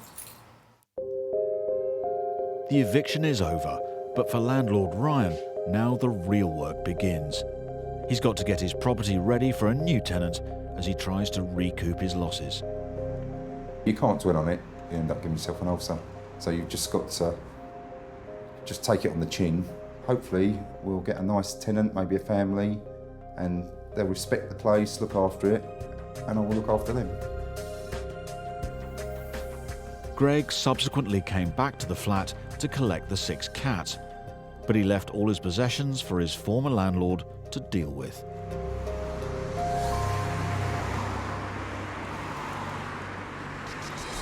Next time. She's here. You haven't paid me the last 3 months. A landlord confronts his letting agent over missing rent. You're not getting your property back. You're not getting nothing back. Oh, is that right? Really? Yeah. A desperate mum and her young children are stuck in a dangerous rented flat. I'm freaking out. I'm terrified. And on a dawn raid, how many living in here? Housing enforcement officers make a shocking discovery. The pantry is being used as a bedroom. The entrance hall is being used as a bedroom. Absolutely dreadful.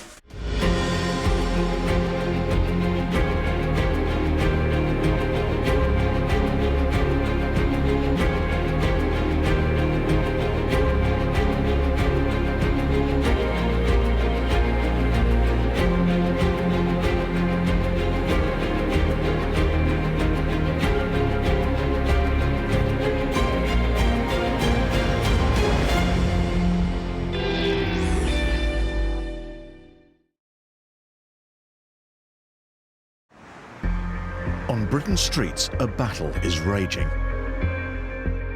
Over 11 million of us rent. I'm freaking out. I'm terrified.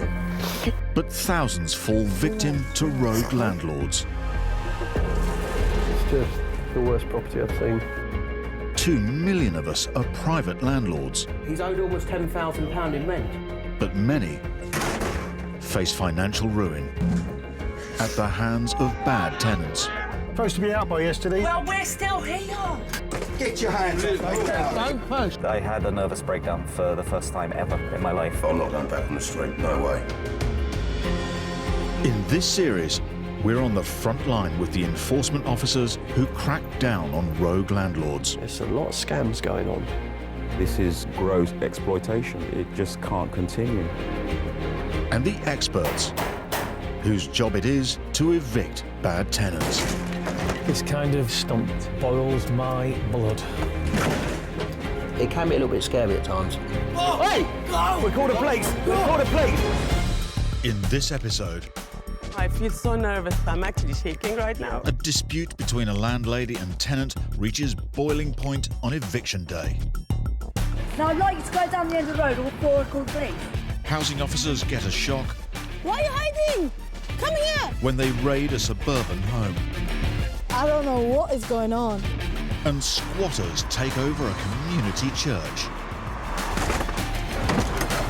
For what you've done, you should be apologizing to the community.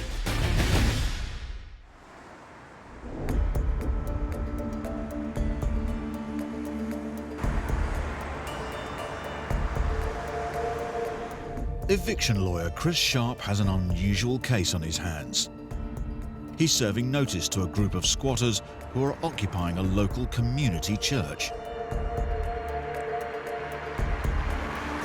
I'll be honest, this is a first for me in terms of squatters at a church.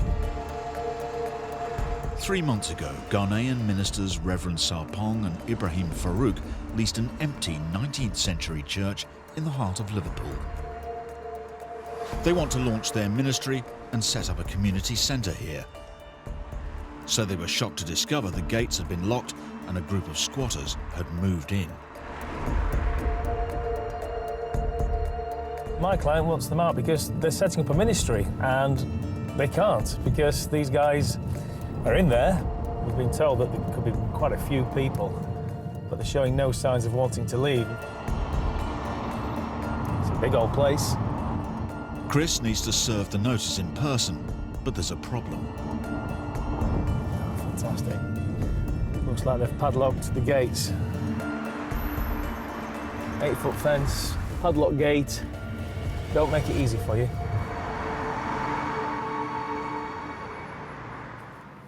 I said about 8 foot. I think you underestimated it.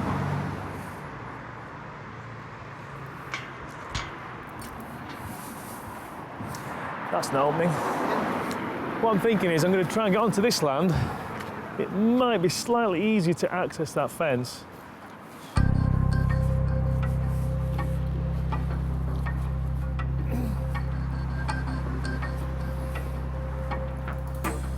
In.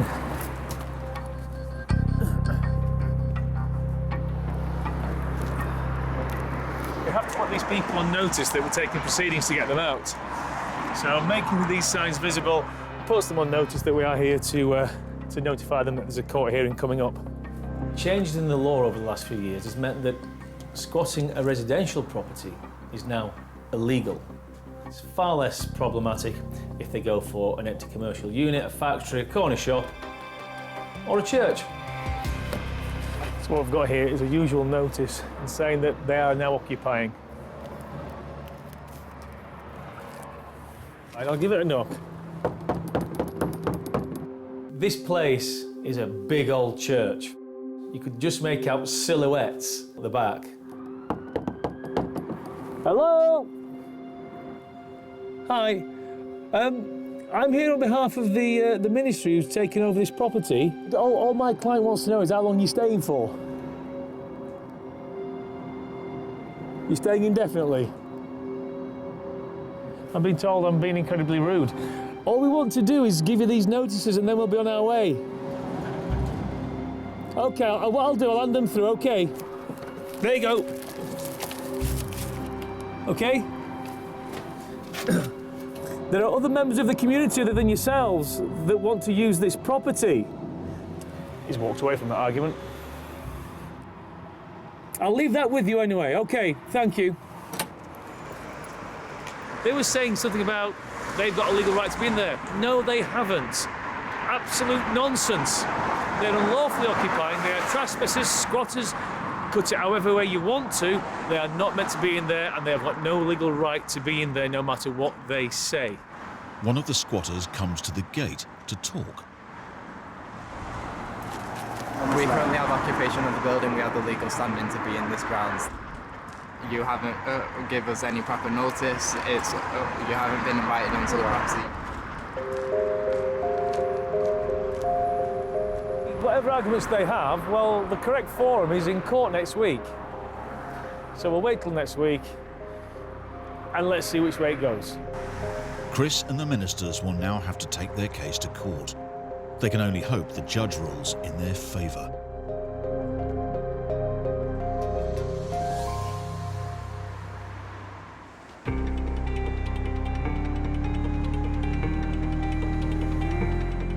It's 11 a.m. and landlady Sina Tahiri is about to evict her tenant, Cindy Sparks, from her 3-bed semi. Cindy hasn't paid a penny in rent for the past 4 months and owes over £3,500. It has actually been a very stressful time for me because she's been giving us a lot of grief. I have been chasing her for rent for a while, which has caused me a lot of stress. I've got family of my own, I've got children at home. Relations between landlord and tenant have become increasingly sour. Every month she was late on the rent, she was not paying on time, and we were chasing her regularly. She was very aggressive. She pushed me, she actually grabbed me by my throat. Sina called the police, but there were no witnesses to the alleged assault, and no further action was taken. I'm actually very scared. I've been really, really worried about today, thinking about what's going to happen, how she's going to react. Helping with today's eviction is lawyer Chris Sharp. Sina is nervous, Sina is worried, and she's losing sleep over this. This is how bad it's affecting her. This tenant, if she's there, hopefully she won't be, but if she's there, I think it might just kick off.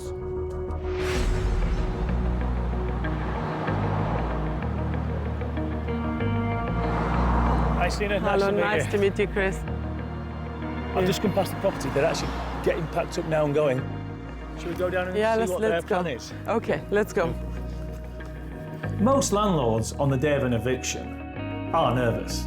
It goes without saying. But Sina was more nervous than most landlords I've ever seen. And we were dealing with a potential powder keg here with this tenant. Hello, guys. Okay. Are you Cindy? Hi, Cindy. Cindy, obviously you know Sina, the landlady. We're moving out, so I ain't got time for this. We just need to know how you're going to pay the £3,500 that you owe her. Yeah. When's that happening? When I'm moved out. So I'd like you to just piss off now, please, otherwise I'll call the police. We're just waiting for the bailiffs. No, you're arresting me while I'm trying to move out. Now I'd like you to go down the end of the road or before I call the police. But what we'll do, we'll wait here until 11:30. Shut your mouth, then. Okay. Fine, you call the police. A waste of time, because we're not doing anything. It's not like we're committing a criminal offence. So my sympathy just dwindles and dwindles until the point it just goes poof. I feel so nervous. I don't even want to go and face her, actually, to be very honest. I'm actually shaking right now. Yeah, well, do you know what? What never fails to amaze me in these situations is you've got a tenant here who had notice served on them months ago. Yeah. They've had to be taken to court. They owe you nearly £4,000. Yes. You turn up here having got the bailiffs, and they act like that. Well, looks like who's called the police then? Though no laws have been broken, Cindy, the tenant, appears to have called the police. This is Sina. She's the landlady. There's a court order and a bailiff eviction today at 11:30. We've got here about 11:10. We're going to wait until the bailiff can go in at 11:30, and that's it. The tenants are a little bit aggressive.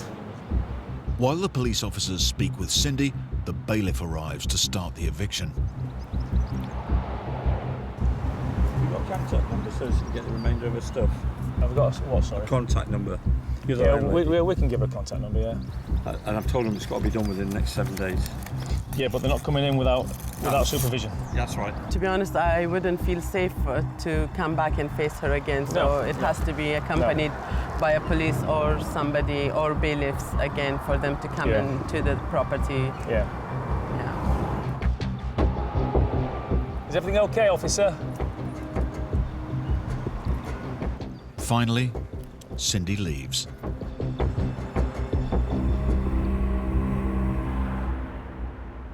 Thanks ever so much. I'll sign the warrant off for you. You're going to do a supervised visit? Yeah. Okay, and then she'll get it all out at once and you'll be here all the time. That's great. Cheers. Thank you very much. Cheers now. It's a huge relief for Sina. After 4 months with no rent, she's got her house back. There's no real damage. No, that is the only saving grace here. Mm-hmm, yes, yeah. Most of this mess will go with them in a few days' time. Yeah, okay. You got a lawnmower? I don't think the lawnmower will do the job because it's really heavily overgrown. Yeah. Oh, wait a minute. Oh, look at those beautiful little things. Hello. Most people take the pets first. Yeah. Children second, goods third. Oh dear. Now you've got the property back, Sina, what I would suggest that you do is keep them fed. There's some food there, keep them watered. Yeah.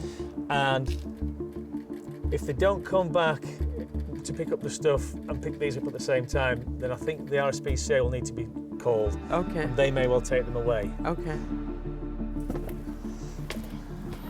Well, Sina, you've got your property back. Thank you, yeah, and thank you very much. It's not in bad condition. Bye-bye now. Yeah, bye-bye. Sina cannot relax just yet. Her angry former tenant still has to return to collect her things.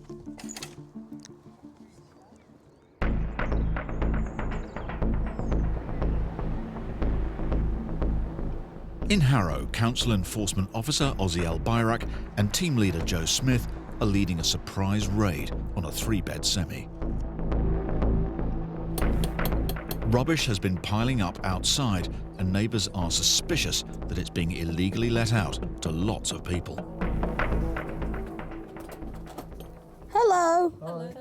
Coming from Harrow Council? Yes. I want to know how many people in this house? It's 10. 10 people? Yes. Can we come in? It's really cold. I'll take some details, okay? Yeah. Oh, you got children? Yeah. So basically we've got a newborn here, 4 months old baby. Yeah. And then husband? Yes?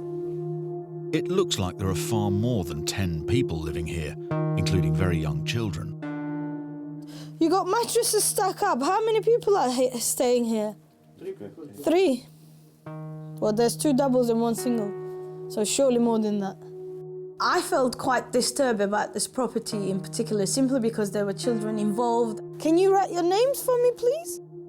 We have to do our job and make sure that they're safe.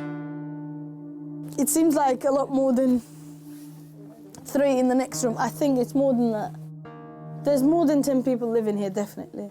I think there was literally between 25 to 30 people.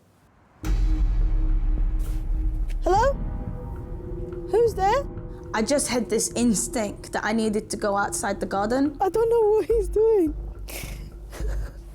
One of the males was hiding with his head stuck into the mattress and the rest of his body is sticking out. Hello? Darling? What are you doing here? There's 2 of them here. You guys are living here? What are you guys doing here?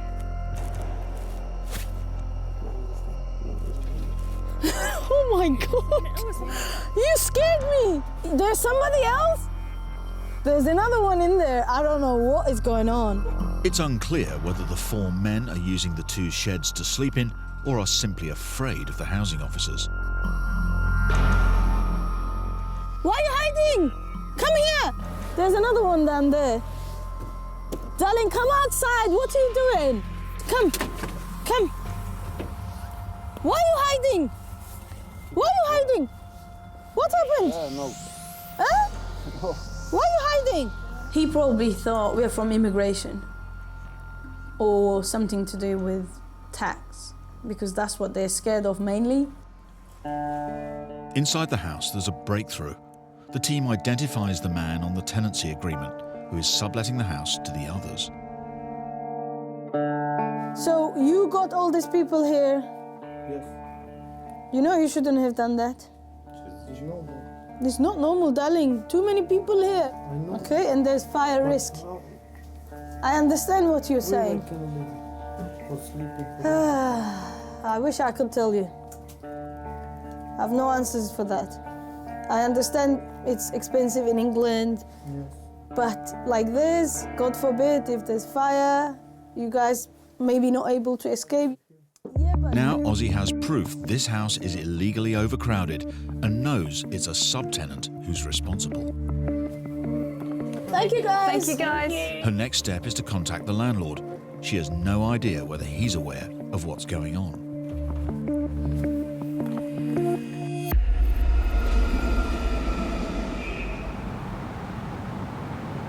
Hello there, good afternoon. I am calling from Harrow Council.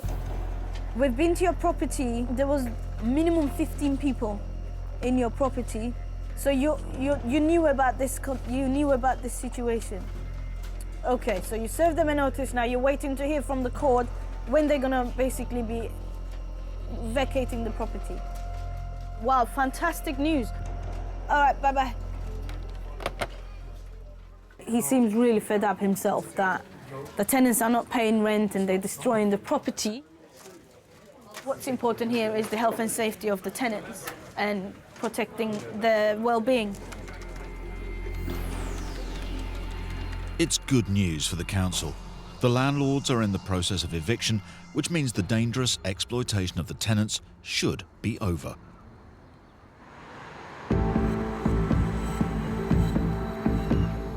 It's been 5 days since lawyer Chris Sharp served notice to a bunch of squatters who've taken over a Liverpool church. He's on his way to court, hoping to win a possession order.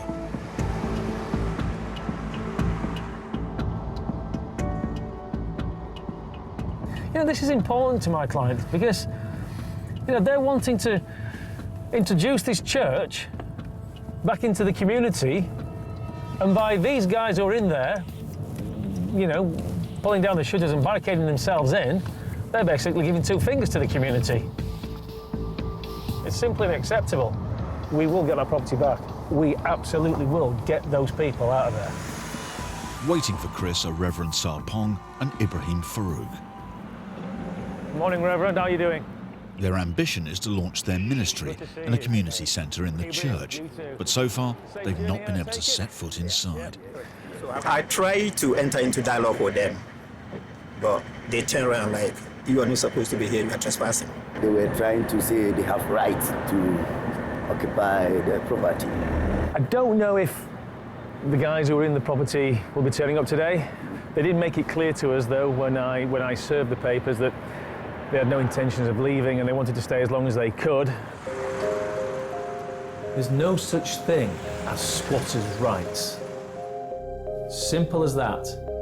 There are hurdles that a landlord has to go through, but when somebody breaks in or somebody takes occupation of a property that does not belong to them, they do not have any rights per se at that point. It's so frustrating because most of our projects, house people on the street, yes, is giving out warm clothes, yes, jackets, blankets, including cups of tea. Yes. And our intention was to open up a cafe within the building so that many people can come. Well, look, let's try and at least secure the order for possession. Okay, let's go then, guys. Cheers. Chris presents his case to the judge. And so do the squatters, who are able to delay the eviction on a technicality.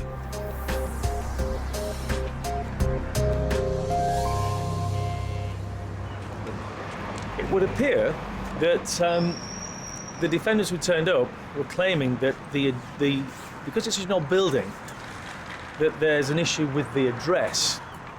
So what the judge has asked is that just for further clarification as to the actual address. So hopefully it'll be a few more days and we'll get that rectified. The Reverends are lovely people, and they were a little bit, how can you, probably shell-shocked that this was happening to them. It's so frustrating because we have plans, you know, and all this, it's really become a, what do I say, a bit difficult for us. All that happens in these cases is it just delays the inevitable. But it made the Reverends' resolve even stronger. And it was then just a ticking clock. They were going to get evicted. Chris will return to court.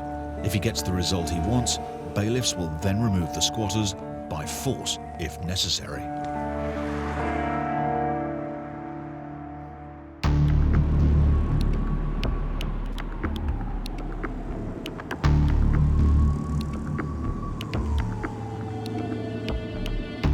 In Harrow, enforcement officers Andrew Sedman and Sheetal Rajani are paying a visit to a landlord, Mr. Branca. They have spent the past 2 months attempting to force the landlord to bring his rental property up to scratch. Initially, we had a complaint about overcrowding there, but we discovered there's a lot of disrepair in the property. I had a quick look at the property when we attended the suspected overcrowding issue, and you could see, just by having a very quick look, that it's pretty terrible in there. This property's been going on for ages. It's one of these cases very difficult to deal with. Hello. Hello. They last paid Mr. Branca a visit 2 months ago, and he assured them everything would be fixed. That looks pretty awful. Can we check the bathroom? Pretty dreadful. It's horrible. We've got trip hazards here on the liner. Quite bad hazard behind the door here as well. Someone my height, that could go directly into my eyes. Yeah, these would do a lot of damage. There's a lot of disrepair here. Needs sorting out immediately. There's a lot of hazards in here. These window ledges aren't good. So crack window? Okay, yeah. We were putting a lot of pressure on him to get the place fixed up. And at first, he seemed to be playing ball, but it was certainly going downhill. Mr. Branca has 4 tenants, each paying £480 a month. Kelvin is one of them. Lots of hygiene issues to the place. As you can see, that should be put in the museum, the bathroom. Maybe you should go to his house and have a look in it, in the conditions how he lives to how he lets people live. Kelvin, are you using the kitchen for cooking facility? You don't use it? I don't walk in there, no. Andrew and Sheetal discover why Kelvin is reluctant to use the communal kitchen. Right, where to start? All these cables in here, just loose like that. A defective plug socket hanging off the wall there when you've got things boiling, and steam can get into that. Yeah, quite a lot of work in here to do. As an understatement. It's pretty terrible in there. It was a licensed HMO, but things change, things deteriorate, things don't get fixed, especially when it's not being managed. The property is still in a terrible state. Andrew and Sheetal order the landlord to make urgent repairs, and they will return soon to make sure he complies. Kitchen, he says he's been working on it for 6 months, but I'm not convinced. To me, it looks like it hasn't been touched since the thing was built. It's terrible.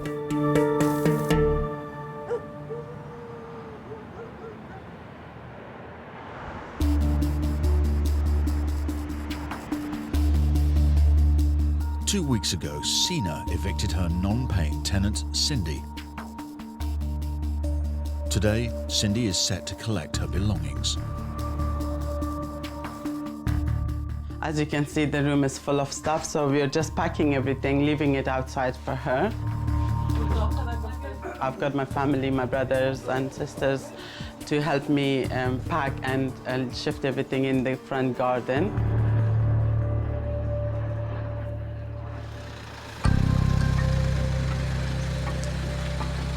I'm actually very nervous. My heart is beating really fast, and yeah. Jay, a van just arrived, so I don't know if it's Cindy. There's a van just right here. The landlord and tenant had a rocky relationship, so Sina is hoping there won't be any trouble. The lady's not here herself? I don't think she's coming. That's what he said as well. That's the ex-husband, by the way. Okay. She hasn't got the guts to come and face everything, obviously, because she's the guilty party. The tenant hasn't turned up, but the police have. Hello? I'm looking for the caller. Who called you? Are you the caller? Okay. Who lives here at the moment? Nobody. Cindy used to live here. Okay, where's Cindy now? She's been kicked out. Okay. And now we are trying to remove her items. The chaps are here to collect the items. Okay. Are you landlord? Yes, she's the landlord lady. I'm her brother. Okay. Yeah. Have a good day. Cheers.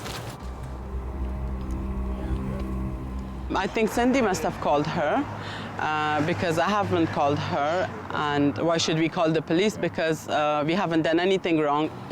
Hi, can I speak to Cindy, please? She told me that she will pay the outstanding rent, everything today. I'm asking if she's making that payment today. Oh. She just hung up the phone. The tenant's pet rabbits are still in the back garden.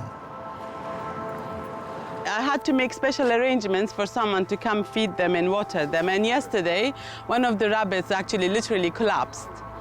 And it was not moving at all. Yeah. I think the best thing is if you guys drop them to an RSPCA, take them straight there.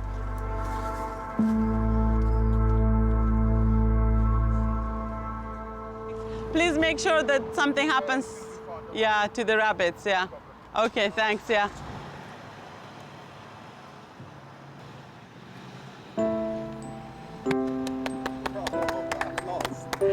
That's it, all over. It's taken over 4 months to get her angry tenant out and cost her £4,000 in lost rent and legal fees. But for Sina, her ordeal is finally over. It's a big day for me, actually, seeing that there is no sign of Cindy in my house anymore. Hopefully we will get the property back into shape and move on from here. Have a better day. Yeah, I hope so. Cindy Sparks responds that with regard to the allegations she attacked her landlady, she was cleared of unlawful behaviour after a police interview. She maintained she was constantly harassed in the build-up to the eviction. She claims that the maintenance of the garden was the landlord's responsibility. She also alleges her daughter's bed was broken when her belongings were removed from the house.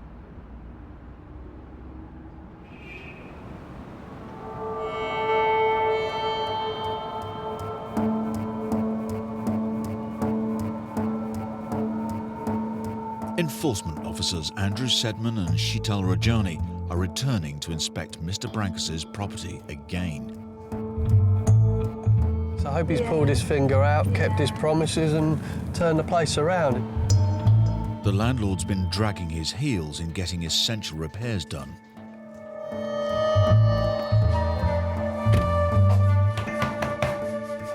Mr. Branca. I'm here.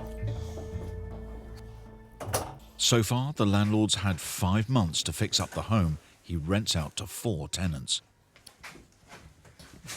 You've been busy, sir. The work surface is good. The floor is good. Yeah, it's good. Better than before. Yeah, much better very than good. before. Yeah. It's clear the landlord has been busy, but in the bedrooms, there's still a serious issue. The doors can only be locked from inside with keys, which means they aren't up to modern safety standards. What you need to do is install a thumb lock device on this that will fit it, and they just turn it and lock it without using a key. Unless you change the whole thing, the whole system, You probably have to do you that. cannot then. do that. Yeah, I would advise doing that then, sir.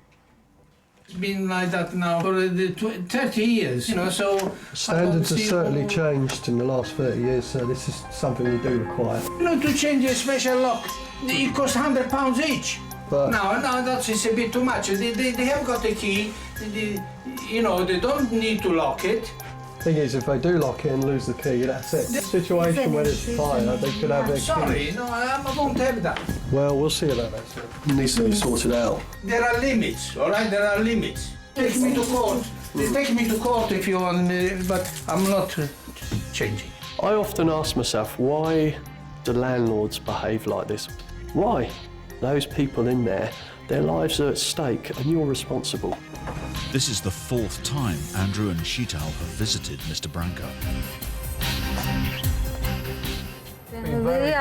Yeah. Very good, very understanding. Yeah, we've been very reasonable to him.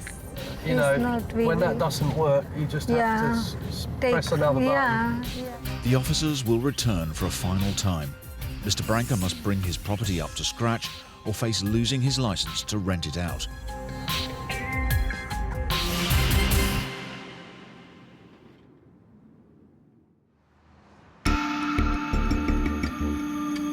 It's just after dawn in Liverpool.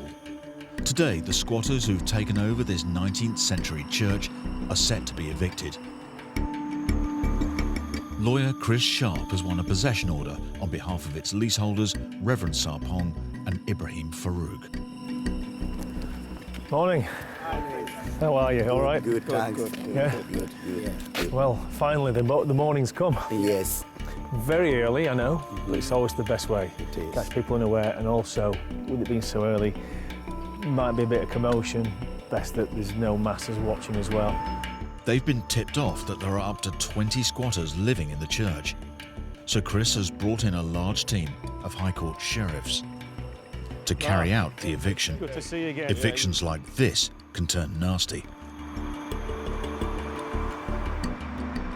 We'll basically follow Mark's lead. Simple as that. Okay. If he says, stay there, we stay there. Yeah, best thing for you to do is just stand the other side of the road, maybe, and just watch whatever's going on till we've got control of it. But it's a big old building. So.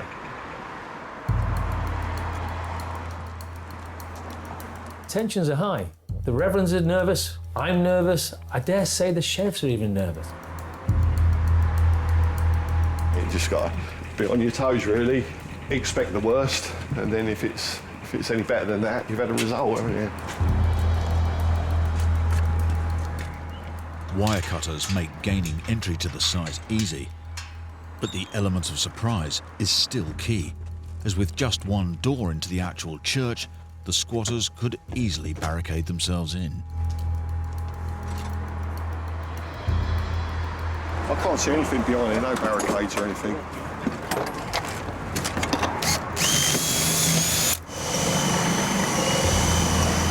Once we're in, hopefully it should be over in a few minutes. Hopefully. Get the red, get the red. You always know the sheriffs mean business when they call for the ram. That way, yeah? Yeah, that's where the lock is.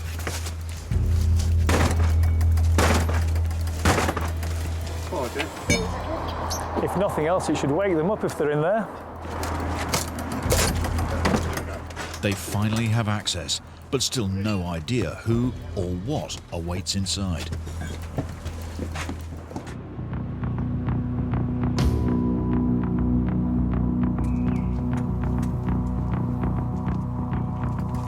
In Liverpool, High Court sheriffs have entered a church that's been illegally squatted for 12 months. Sheriff's office! Yeah. Oh, hi. You've got written possession for this address? Yeah, you need to pack your stuff up. You need to leave straight away. Yeah. Any issues you'll be removed. Yeah, but if you just get on with it, it's fine. How many people in here? 2. What, in this room? Well, that one and this one. Right. Morning. Morning. Right, how long have I got to pack up my stuff? Well, pretty much half an hour. You've had several months, so yeah. Half an hour, yeah? Yeah, okay then. That little room over there. Eviction lawyer Chris Sharp has been handling the case. To show just how organised these people are, they've got a little crib sheet here. If the cops come to the door, here's what to say or not to say. There are far fewer squatters today than Chris had feared, but it's clear that many more people have been living in the church. There's lots of rooms in here. I think there's been tens of people here from time to time. Oh, just look at that, look at that. Just disgrace. Oh, it stinks as well. As the 2 remaining squatters pack their stuff, Reverend Sarpong and Ibrahim, who own the lease, enter their church for the first time. You okay, mate? Hello, how's it going there? Yeah, great, yeah. You okay? How are you? Fine, thank you, yeah. Sorry we have to get to this point. I know, you've got to do what you got to do, eh? Yeah. I've been here since September last year, so yes, it's been a while. I was sleeping rough after my universal credit was stopped, you know. This man's been living here for almost a year. It's felt like my home, yeah. It feels nice. My goal is to survive as best I can, to be safe, to be happy, and just, you know, just make the best of things in general. Lots of empty buildings in Liverpool, so, you know, we'll find somewhere quite easily. Hello. Hello. How are you doing? Really happy, mate. How are you? Oh, good. The other remaining squatter isn't so friendly. I will invite you to come and have service with us to serve. You're a funny man. I understand 11 million homeless people across Europe and 3 to 4 million empty homes. I understand, yeah, I understand very well. For what you've done, you should be apologizing to the community. You get what I mean? It's fantastic, really top stuff. Very compassionate, a very warm country. And yourselves really make me feel very warm. Especially this man, very, very friendly. These are just greedy guys, that's who they are. Very selfish guys, you know. They're not even feeling the remorse for what they've done. I mean, it's just not on. This is not on. You have mixed emotions. You've got to remain absolutely focused on the professional part of it. But you still have an emotional reaction to this. You know, these guys, they weren't hurting anybody, but they were preventing our clients to carry out their dream. It was never a crazy party place or anything like this. It was purely sanctuary for people who, desperate people. I left the rat race to try and help make the world a better place, raise the conscience of the human family. That's what I've spent over 20 years doing. And to me, it's criminal that any system can leave properties empty for a long time and people on the streets. Right, are you done, Dave? The 2 remaining squatters leave. Good luck. Thanks. Like.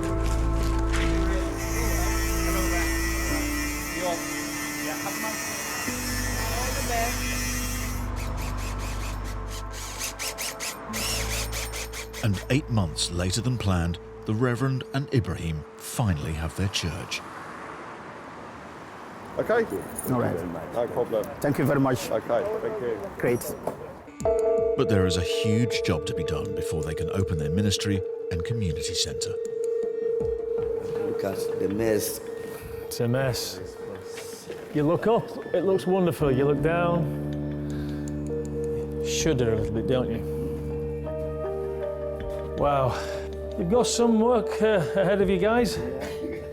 I think all that leaves for me to say is good luck, because I know you've got one hell of a job ahead of you here. Yeah. Thank you very much. It's been a pleasure helping you guys. Okay, thank you. Okay, I'll see you again. Bye-bye now. It's quite a lot of work. We never expected this, to be honest. It's come as a shock, but we're going to get there. The most important thing is getting the building. The rest will come. Congratulations. We are finally there. Yes. It will take the Reverends many months to bring the church up to scratch, but at least now they can get started.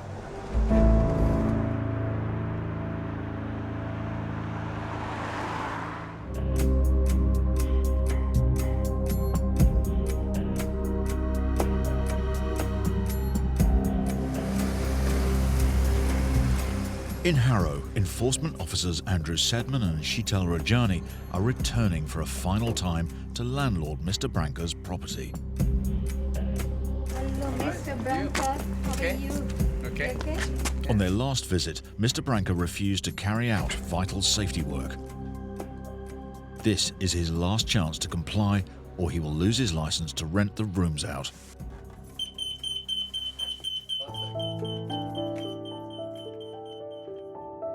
The thumb lock's put on. He's done a good job of that. Perfect. All the doors They're done. brilliant. Cost me extra money for nothing. You see, put Oh, the it's, lock, no, put it's it not in for there. nothing. This is for your tenants and for you as well. It's very good. In case of fire, you see, you don't need the key to open.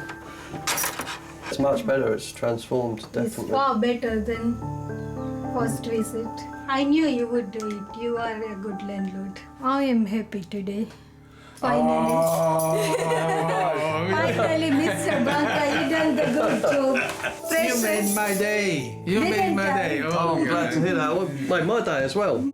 I'm very happy for the tenants. It's so much better, and that's what we're here to do, make things better for them.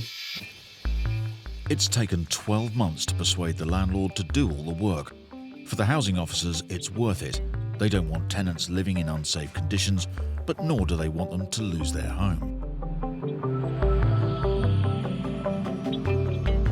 I've needed a push here and there, but hey, it's done. I do not remember giving my permission for a caravan. Next time, we return to some of our most dramatic stories. A landlord battles to regain her family home. I left that house.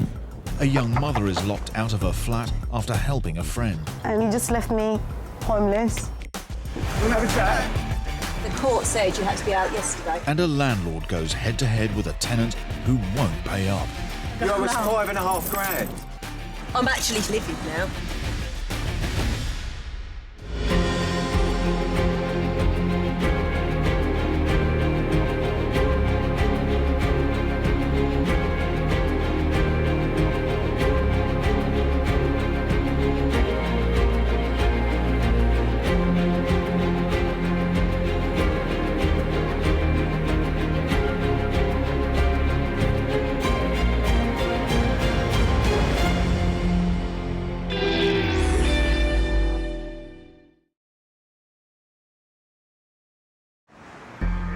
On Britain's streets, a battle is raging. Over 11 million of us rent. I'm freaking out. I'm terrified. But thousands fall victim to rogue landlords. It's just the worst property I've seen. 2 million of us are private landlords. He's owed almost £10,000 in rent. But many face financial ruin at the hands of bad tenants. Supposed to be out by yesterday. Well, we're still here. Get your hands off me. Don't push. I had a nervous breakdown for the first time ever in my life. I'm not going back on the street, no way. In this series, we're on the front line with the enforcement officers who crack down on rogue landlords. There's a lot of scams going on. This is gross exploitation. It just can't continue. And the experts, whose job it is to evict bad tenants. This kind of stump boils my blood. It can be a little bit scary at times. Whoa. Hey! Go. We're called a police! We're called a police! In this episode, we return to some of our most dramatic stories. It's my property. I want to get it back. And find out what happened next. A mistake by a London landlord causes a legal nightmare. You lock me out. Don't worry, we'll meet in court. An Essex couple Oh my God. battle to evict a tenant who won't go. I'll never rent again. It's too much hassle. And a landlord in Northampton I ain't got no money, mate. I've got no money. I paid the guy. If I had money, I'd pay him, mate. has a standoff with a tenant on the edge. I have my head, mate. You know what I mean? I could kill somebody. I'm ready to kill somebody. I am.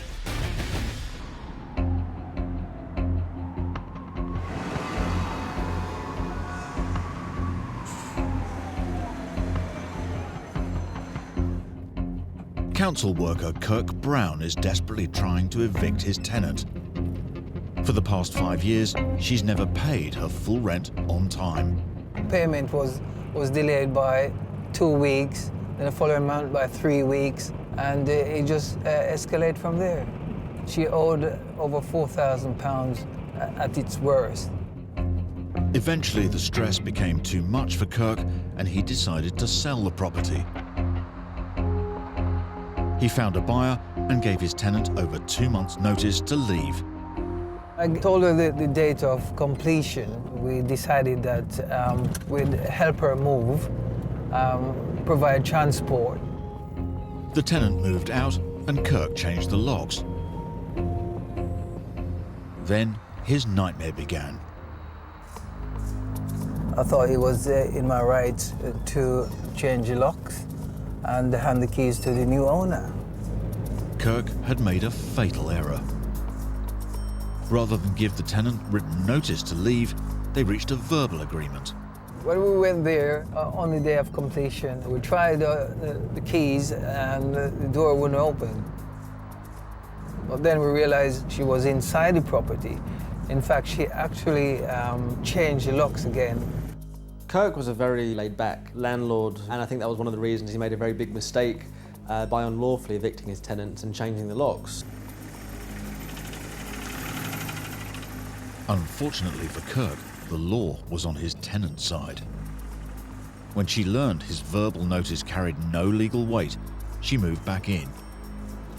3 months later, Kirk has lost his buyer and his tenant is still here. This is my property. I need to empty it now. I need it to be vacated so I can fix it up and get it back on the market for what it's worth. Selling the property with an uncooperative tenant is proving virtually impossible. His only option now is to go to court and force her out.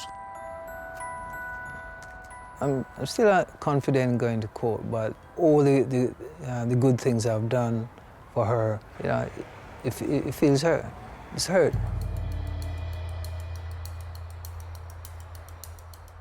Hello.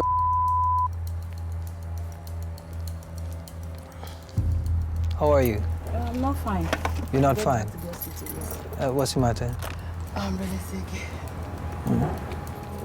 So have you had a letter from the solicitors about court hearing? Are you just asking me that now? I'm going to the to go in the first place? Pardon? You said you sold the house. I said I want details of the new landlord. You refused to give it to me. You locked me out. You refused to show me the new landlord. I have all the text messages with me that you said the house does not belong to you anymore. You don't know anything about the house. That is what you said in your letter. Because it's and sold. after that, I don't owe you anymore. I've paid them. Even up to this month, I've paid this month as well. The tenant seems to think she has the right to stay in the property even with a new owner. But Kirk is determined to sell his house without his sitting tenant. Don't worry, we'll meet in court and talk about it. Yes, yeah, we'll see you in court. She's making all sorts of stories. She's using the excuse that I should have given her the new landlord detail, but it's not a new landlord, and she's not taking that in. It's gonna get nasty.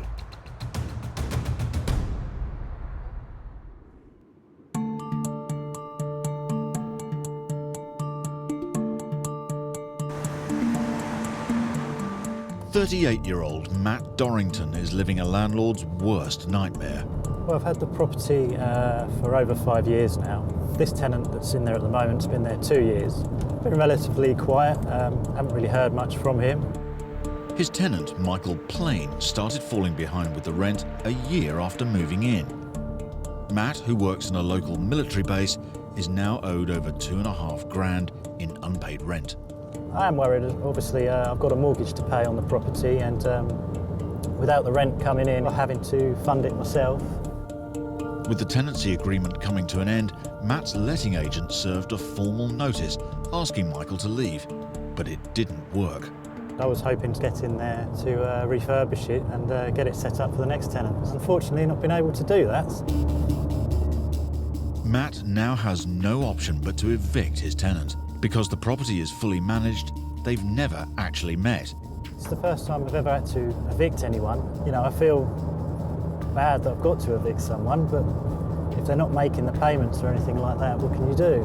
It's sad, really, but that's how it is.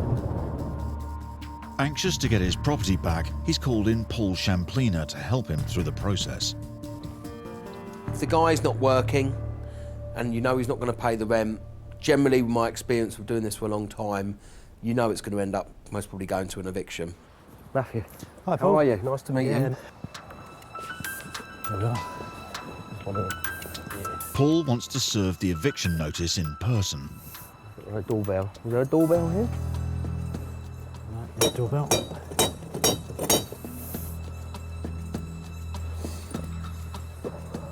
Let's see if he looks out the window. I'm going to telltale sign. Absolutely reeks. Have a smell. Smell in there. It's rancid, isn't it? It is. Right, he's not answering. I don't know if he's here. Served. Paul's job is done for today, but he's not convinced the tenant, Michael, will be leaving anytime soon. Realistically, 50–60% of the time they don't leave. So let's hope you get your property back sooner rather than later. Yeah, but only time will tell if he leaves. All right? Fantastic. Thank you very much, Paul. Thanks. Cheers. Thanks a lot. Take care. Matt's hoping his tenant will leave within 14 days. If not, he'll have to face a lengthy and costly court process.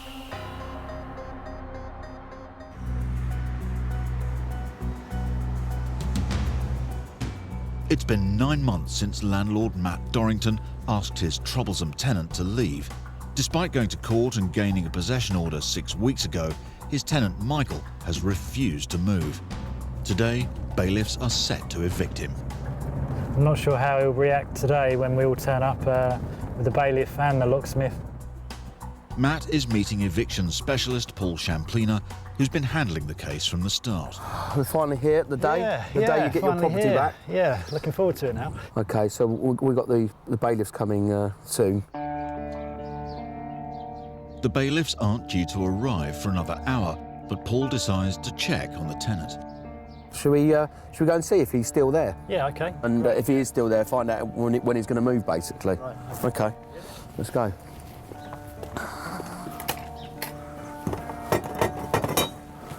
You can actually smell the cat smell from here. There's loads of cat stuff if you look through there. Yeah. There's a cat in there. Looking at me.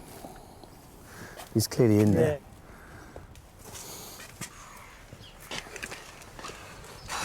stench. And ironically, I'm allergic to cats. So I'm going to have fun in there. Yeah. Matt tried to be professional as a landlord. He didn't want to be confrontational. In some incidents, you need to be a little bit forthright and actually have some sort of communication with the tenant. The property is still full of the tenant's belongings. It's not a good sign. Hello? Hello there. You all right? What are you here? Yeah, we're here to do the eviction. Are you? It's 11 o'clock, though. Yeah, it's 11 o'clock. We're just making sure that you're going to be leaving the property. I'm going, mate, yeah. Okay. Still packing stuff away. So. Oh, really? You haven't thought about leaving beforehand then? Yeah, no? Well, I had no money to hide out a van, you know. Right, okay. What about the rent arrears that you owe? Oh, I can't. What do you want me to do? I'm not in the What do you want? I ain't got no money, mate. I've got no money. I paid the guy. If I had money, I'd pay him, mate. Trust me. Yeah. Mate, if I had the money, I'd pay you now. Yeah. People pay me what they I'd pay you the money. No, well, listen, we know you've got financial hardship and we understand that. We get that. I owe the bank money. I owe council tax money. I owe money here and everywhere. Yeah. It just got out of control. Yeah. I think the problem has been maybe the lack of communication. Do you think we could have sorted it out sooner? What do you want from me? I can't win, mate. I've been as well. You think he's been. No, but listen. I have my head, mate. You know what I mean? I could kill that. somebody. I'm ready to kill somebody. I am. Okay. Kill somebody. But that ain't going to get you anywhere, No, is no, it? but I'm just, you know what I mean? My heart's going. I'm just Okay. don't need it. The amount of through, mate. Yeah. I just can't stand it anymore. I mean, Yeah. what do you want from me? Mate, Okay, you know? go on, you crack on. Yeah. You pack the rest of your stuff up. All right, mate? Go on, you crack on. All right then, cheers. Bye.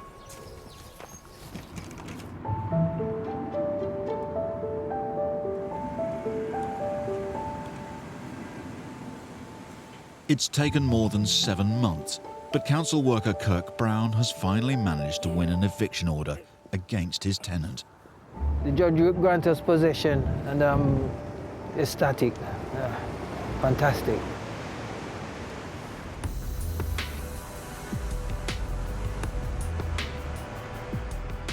"15 days later, Kirk's keen to see if his tenant is finally playing ball.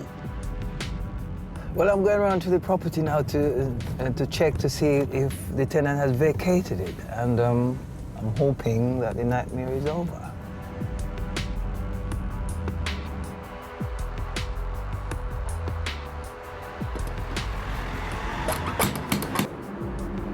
Is anybody in? Is anybody in? With no answer, Kirk decides to call the tenant and find out if she's left. Good morning. Do you know what today is? Yeah. Yeah, you were given 14 days to vacate the property. Yeah, but what do you think we've been going through the courts for? Isn't for you to vacate the property. So you haven't really made any effort at all to leave. So why are you waiting until you receive the eviction notice? I'm not going to force myself into the property today, but I'm just saying to you that you should have made enough effort to leave the property without me having to go down the road of getting you evicted. Right. She hung up. And she's now saying she's not going to leave until she's forcibly put out. And that's just ridiculous. Kirk has already lost thousands of pounds in legal fees fighting the case. Paying for bailiffs is the last thing he wants. And his legal advisor, Sasha, has even more bad news for him. The bailiffs are taking on average about 6 weeks to carry out the eviction. So the sooner the bailiff are applied for, obviously the better. So we can have the application sent out today for you. All right. Thank you. Okay. You're welcome. Take care, Kirk. Cheers then. Bye-bye. By the time the bailiffs physically evict Kirk's tenant, she will have overstayed her welcome by nearly a full year. When she leaves, probably will be singing and dancing, so watch this space.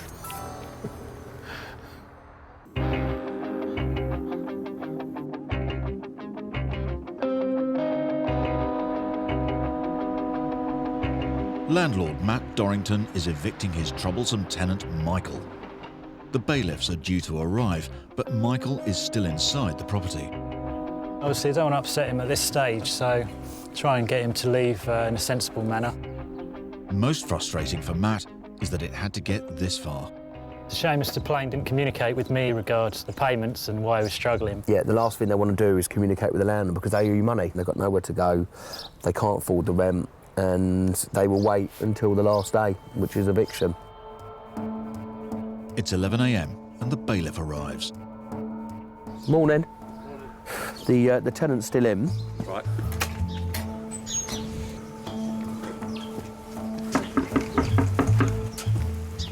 He's coming now.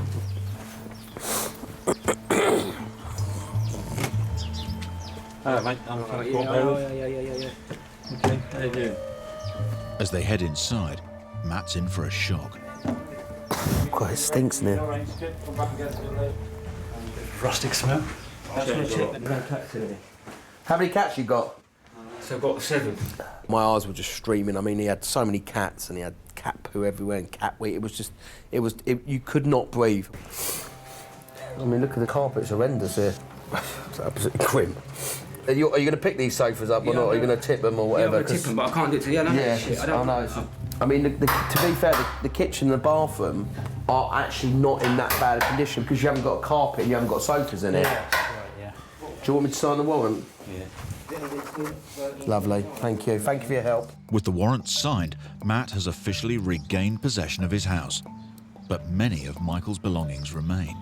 And the couches and stuff in the lounge, will you be taking those today? Not today, I won't, because I can't move them on me, eh? You know, I can only do what I'm doing my best, you know what I mean? It's a shame you ain't got no one to help him. No, it is nice. Michael has moved most of his belongings into the garden, where he can collect them at a later date. Listen, if you're going to rent again... I'm not going to rent again, mate. There's no way I'm going for this again. Right. No chance, no. I'm just saying, if you are, communicate with your landlord, that's the key. There's a cat down there, by the way. Yeah, don't worry about it. I'll come back. All right, thank you. I'll leave that open. As Michael sorts through his belongings, Matt and Paul head upstairs. At least I've got the laminate flooring up here, so I can just get this cleaned without... Yeah, this is... I mean, condition-wise, it's not too bad up here. No, it's not, no.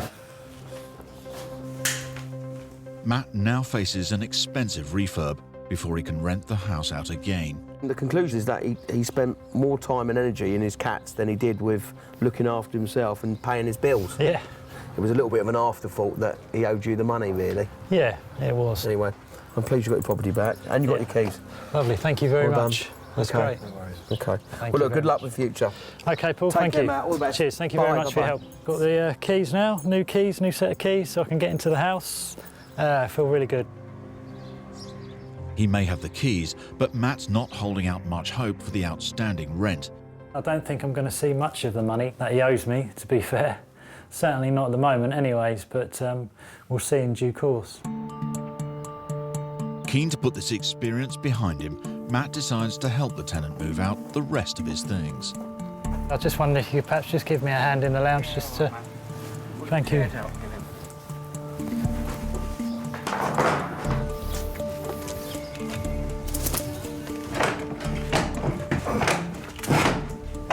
It's a bit strange trying to help out a tenant that's not paid me, but at the end of the day I'm just grateful to get it out of my way really, so get the house back and move on.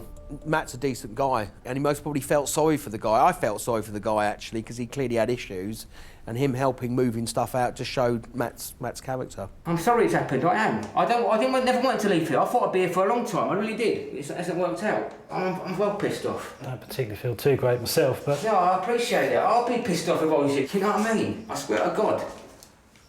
Well, let's get this fridge out then and... Luckily, Michael has managed to find a flat with a local housing association, so he won't be out on the streets. I'll just double check, no cats in here either. No. OK, yep, I'll leave you to it. Yeah, all right. That is Mr. Plain Gold. Thank... Despite the state of the property and over $5 grand in missing rent, Matt is relieved his ordeal is finally over. Nightmare over and looking forward now to getting it relet. Hopefully we'll get some people in here that are going to appreciate it a bit better. Move on now and get on with things.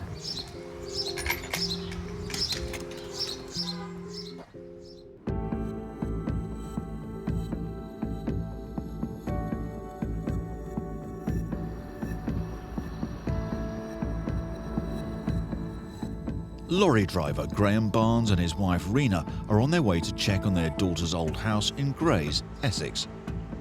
They've been renting it out on her behalf since 2008. Current tenant's been there about 5 years now. First it was fine, she was a lovely tenant, everything was paid. Then this last year, everything's gone wrong. They're at their wits' end. For the last 11 months, the Barnes have not received their full rent and are owed almost £5,000. We had phoned quite a few times and she'd just not answered the phone to us. It's 11 months since we last spoke to the tenant. Graham was very upset about the case, as was Rena. Property was their daughter's, and she was in a very bad financial position. What do you reckon? Don't know. It's an absolute mess. Look at that. She's not looked after nothing. Their daughter and grandson now live in Spain, and the rent from this house was meant to provide her with some much-needed income. My daughter was purchased it nearly 10 years ago. It was basically for a pension. She wanted to live here for a while, but it never worked out, and so she decided to move over to Spain. That's what she always wanted to do. And she's happy now. She's happy in Spain, but she needs the money now to carry on doing what she wants to do. Look after her son. She's a single parent. Single parent now, isn't she? She needs all the help she can get, and this doesn't help at all. This last 11 months, it's been absolute hell and grief. Nothing more to say. She's turned out to be the tenant from hell. Nothing more to say about her. Wrong. Absolutely wrong.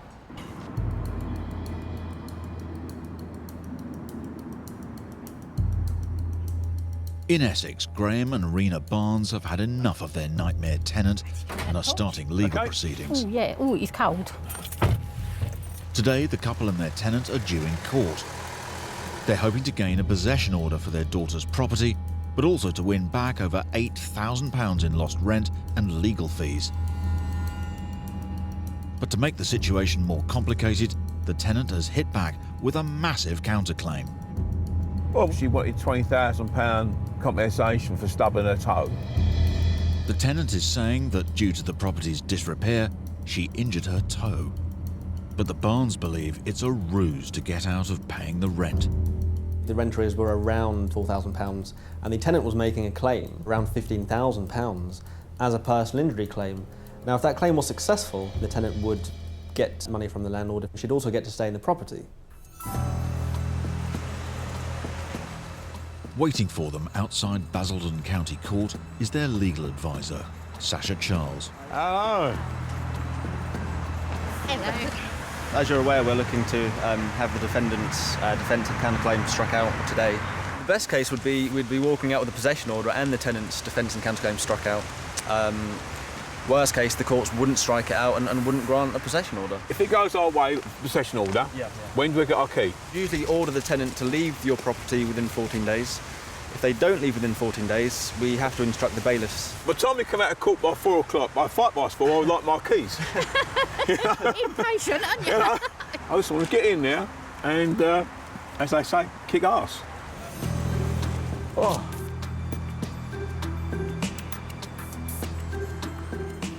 Less than an hour later, the hearing is over. I am livid, I'm angry. What else can I say? It's become clear kicking arse has turned to cutting a deal. She has turned up, yes. And they hid in a corner, so we didn't know they were there. In return for their tenant dropping her injury claim, the Barnes have dropped their claim for lost rent. They may have won a possession order, but they've lost over £8,000. They were adamant that they didn't want to drop their defence and counterclaim unless the landlord was to drop their claim for the rent arrears. And in the end, to ensure a possession order was granted, the landlords had no choice but to drop their claim for rent arrears. So the landlords got possession order, but they're out of pocket by a lot of money. The Barnes had little choice. If the landlord didn't drop this, it could have gone on for a very long time. It could have cost thousands of pounds more. And when you look at this particular tenant who doesn't have a great income, doesn't have any assets, the county court judgment's not really of any benefit to the landlord. So I lose all my money, they owe me, and they get away with it.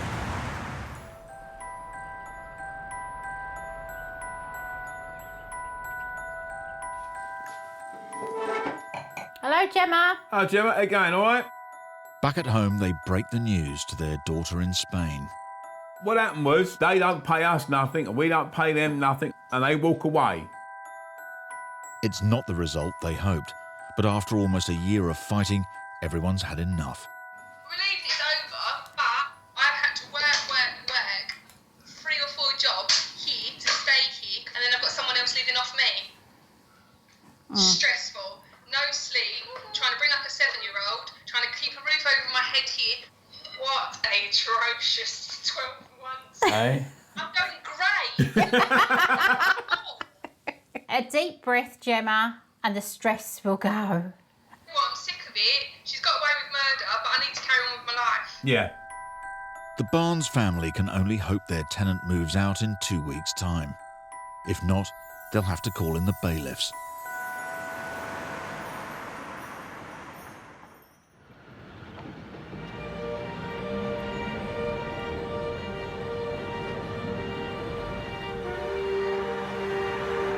Seven weeks have passed since Kirk Brown instructed the bailiffs to remove his tenant from his property.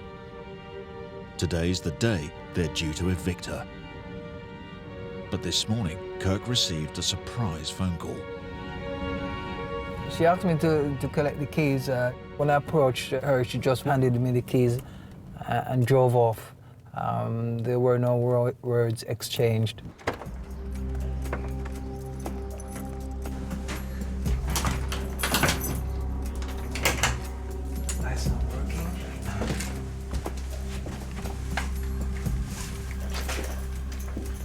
There's quite a bit of stuff in here.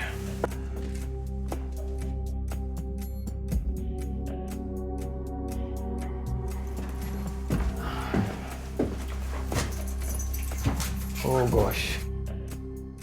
There's a lot of rubbish she's left in the property. What I'll do, I will have to call her and ask her to come and collect her rubbish. I'm inside the property and there's a lot of stuff you left behind. When are you going to collect them? You don't want them. So why didn't you arrange for them to be disposed of?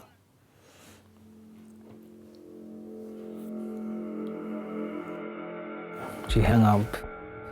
It looks like Kirk's going to have to sort out his ex-tenant's rubbish himself. There are clothes in his bag.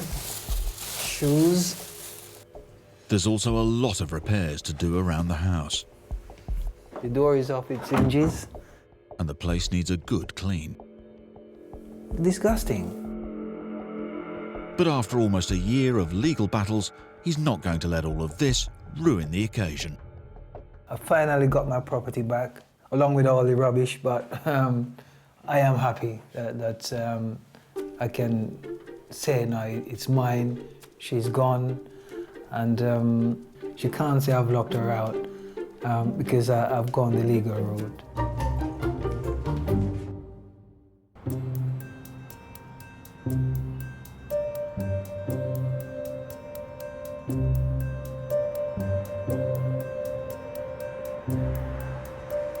Six months have passed since landlord Matt Dorrington evicted his non-paying tenant, Mr. Plain, and his 7 cats. It's been a big job, but finally he has his property back up to scratch. I never thought that I'd be cleaning up, cat litter and dead birds in the back garden and all that kind of thing. It was a daunting process. So this room here was the second bedroom. This was basically the cat's room. And this was where they went to the toilet, all on the floor down here. And of course the pee then went downstairs and stained all the rooms downstairs as well. So it was a right old state. The smell was absolutely horrendous. Completely stunk in here.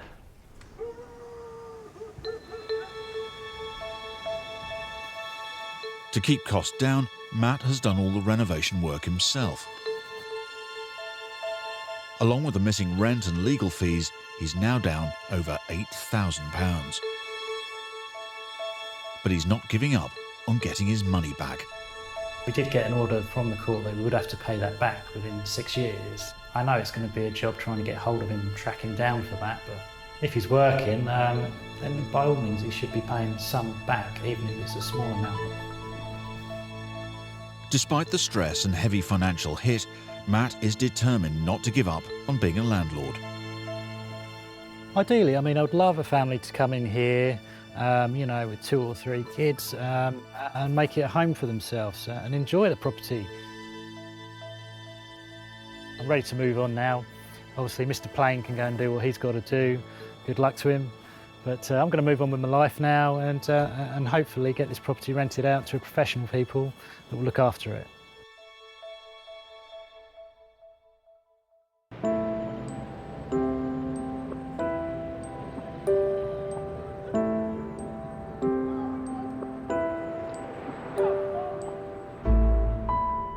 It took Kirk Brown 10 months and £6,000 in lost rent and legal fees to get rid of his troublesome tenant.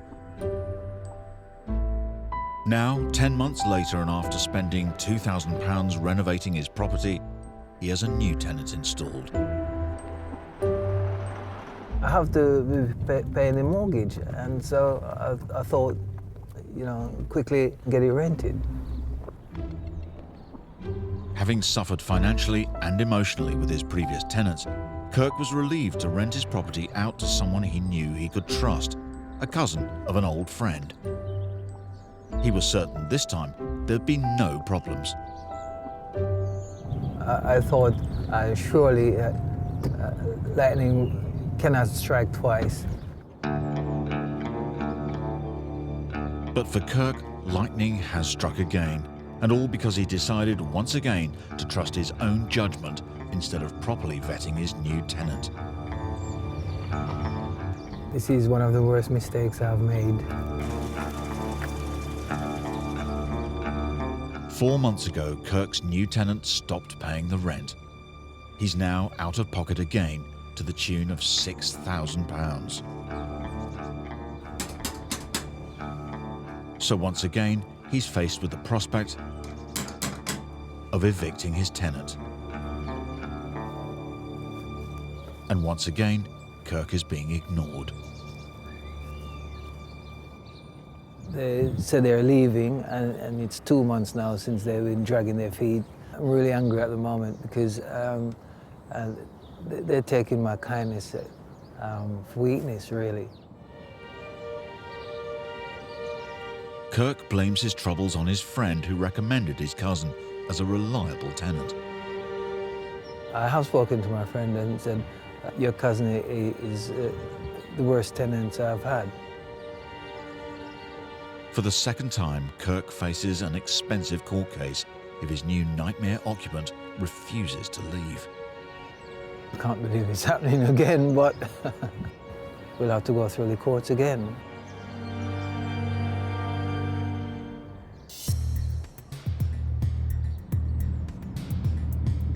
Graham and Rena Barnes are on their way to the home they've been renting out on behalf of their daughter, who lives in Spain. Owed over £8,000 in rent and legal fees, 15 days ago they won a possession order. Their tenant has just texted to say she's finally moved out. It's about time. You know, it's taken near enough a year to get her out, and I think that's enough time. They're desperate to inspect the property. It could be fine, but there again, it could be in a right mess. Don't know. It's do or die, isn't it, really? So we're going in, up the door and see what we got. Mattress, estate. Look at that. Ugh. Yeah, you don't want to sit on that. No. Ugh. No light bulbs in here. There's no power at all. I don't know what she's done. Oh, shoot! Gone off cheese. Oh, gosh. The smell. I'm gonna have to open some windows. Oh. Ugh. What's she done? She didn't even tell us about this. Oh, my word. Oh, my God. Things go from bad to worse when they check the garage. Did she live in the garage? The tenant has left them a note to explain the mess. I'm really sorry about I had to leave the stuff in the house. I've ordered a cleaning company to take them, but they never come. Get rid of everything, she says. Whole lot go. She's got a bloody nerve asking us to get rid of it. This is absolutely disgusting, this is. Kids' toys, clothes, Yeah, be bike, careful. TV, tumble dryer. No, it's going. Don't dump the lot. Not mucking about here. Fixing the mess will be a big job. Yeah.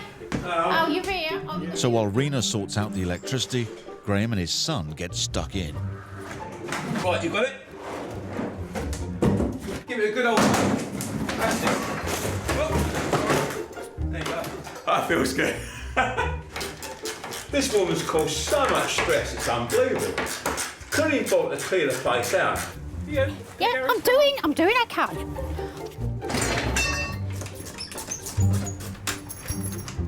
Is Jane coming back in now? Hooray! Jane coming back in now. New keys, new lock, that's it. Anybody for a chip? Oh my God. Oh, look, another chip. I'll never rent again. It's too much hassle. I'm actually warning people not to rent out. This is what happens. It costs a fortune to put it right. And I've got electric. We have lights. Yes. Nightmare's finished now. It's gone. It's over. She's out, and I'm happy now. Come on, darling. Let's go. Oh, Graham. Marvellous. Down. Absolutely marvellous. Graham, Rena and their daughter, Gemma, can finally move on with their lives.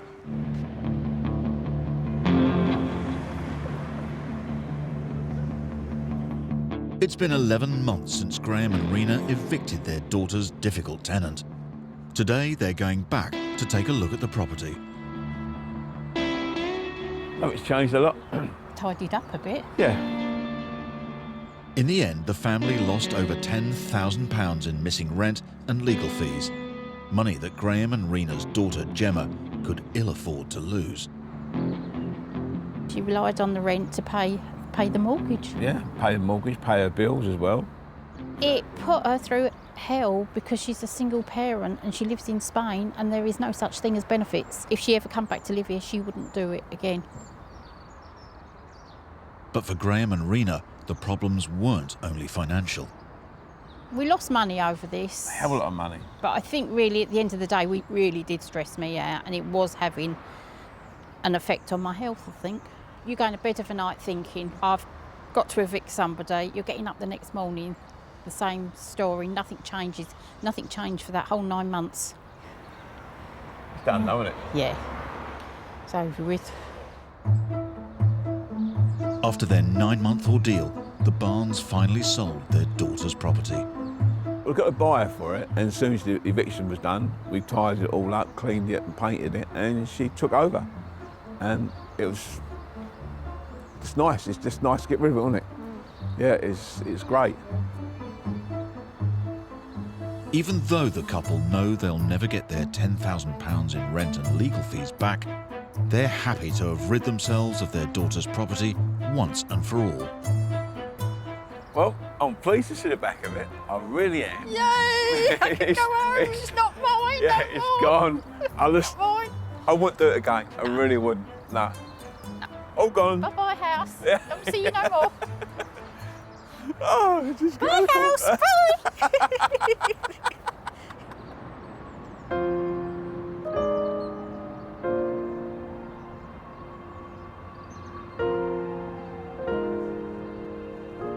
It's Groundhog Day for Kirk Brown.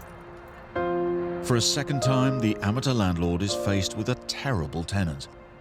He rented his house to a friend of the family, and now he's owed £6,000 in unpaid rent. That's all gone pear-shaped. If the tenant doesn't move out, he faces another long and expensive eviction legal process. But today, he's received some hopeful news.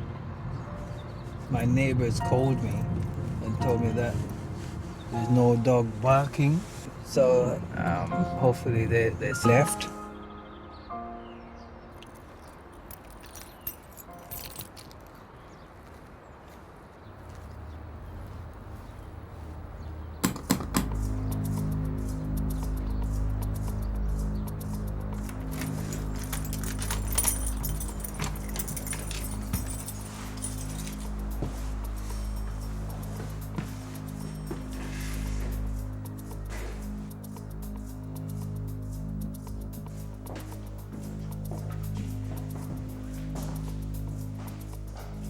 It appears the tenants have gone. And at first glance, it looks like they've left his house in a reasonable condition. I wasn't expecting it to be this clean and tidy, so I'm surprised. But upstairs in the bathroom, it's a different matter.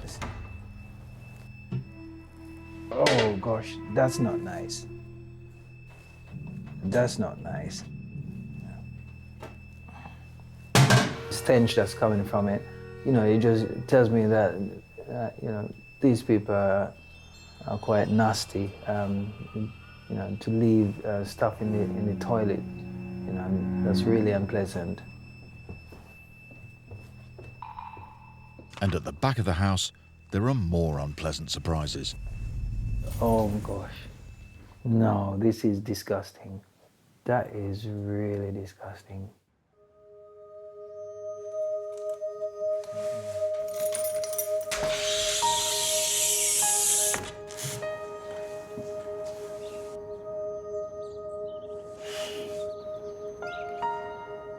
They've used it as a toilet for the dog, and they use the backyard as the rubbish dump. The bottles, the rubbish, that could easily be put in the bins at the front, and they chose to throw it in the garden. I just can't understand why somebody would do something like this. They've been living here free, and so why spite me on top of that? That's just not on, Clearing the garden and cleaning and redecorating the house is going to cost Kirk even more money. But incredibly, he hasn't been put off being a landlord. I just got a feeling third time lucky. So I'm definitely going to put it up again for rent. But I'll be a bit more cautious.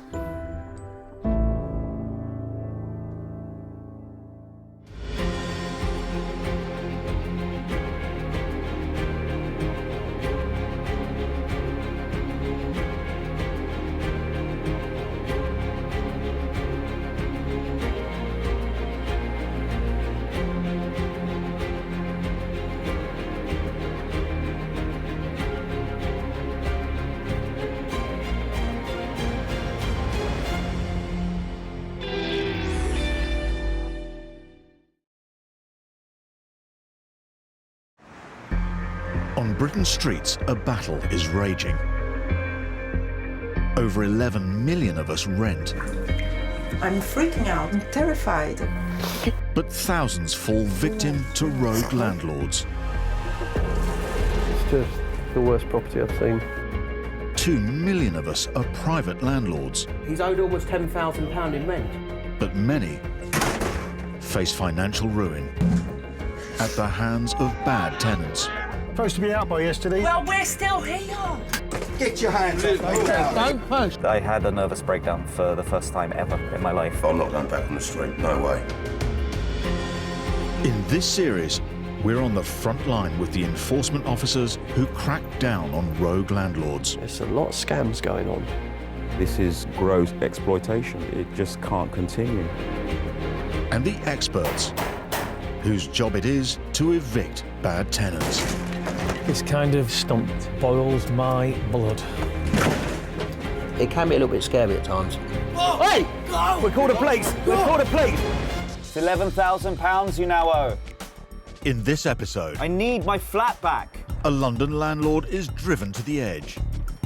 I had a nervous breakdown for the first time ever. Hello? A housing officer faces off against tenants in a slum property. If you block the door, I can come back with a warrant. Hi, Mr. Haley. And Chris Sharp goes after a pub manager who won't back down. Go away. You owe my client £40,000.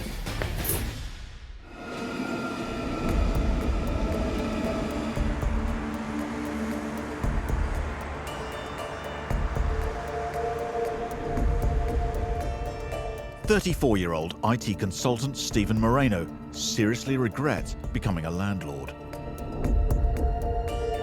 This was my first venture into becoming a landlord, and quite frankly, I don't really want to do it ever again. His tenant, Oluwadere Temitope Faleye, known to Stephen as Temi, currently owes him over £10,500 in rent. He was just silent. Never replied to my text messages, never replied to my emails whenever I sent them, and certainly never picked up the phone. Stephen's trouble began 10 months ago when he informed Temi that he decided to sell the one-bedroom flat so he could buy a home with his girlfriend. We sat down, I explained to him the situation, explained to him that financially, if we were looking to buy a place, I had to sell it. I couldn't afford to have two places. It just wasn't feasible. He seemed to understand, kept on nodding, kept on agreeing to everything that I was asking of him. But then the money stopped. Now, 10 months on, Stephen has had enough and is serving his tenant with an eviction notice. It's just frustrating, honestly. It's frustrating and it's nerve-wracking because I never really get an answer from him as to why he's doing this, ever. So I'm not sure how today's going to go, and yeah, genuinely nervous. Helping him is eviction specialist Paul Champlina from Landlord Action. Hi, Steve. Hi, Paul. We meet. We do indeed. How are you? I know you're extremely stressed. Yeah, Our to say the least. conversations. So look, let me just tell you what we're going to do. We're now starting the action. Once we serve the notice on him, he has to pay the rent arrears or vacate the property. Okay. Let's go and do this. Cool.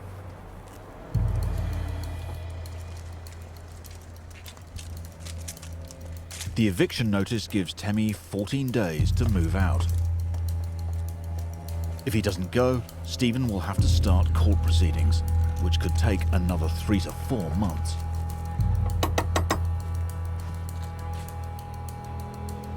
You look to see the curtains or anything move.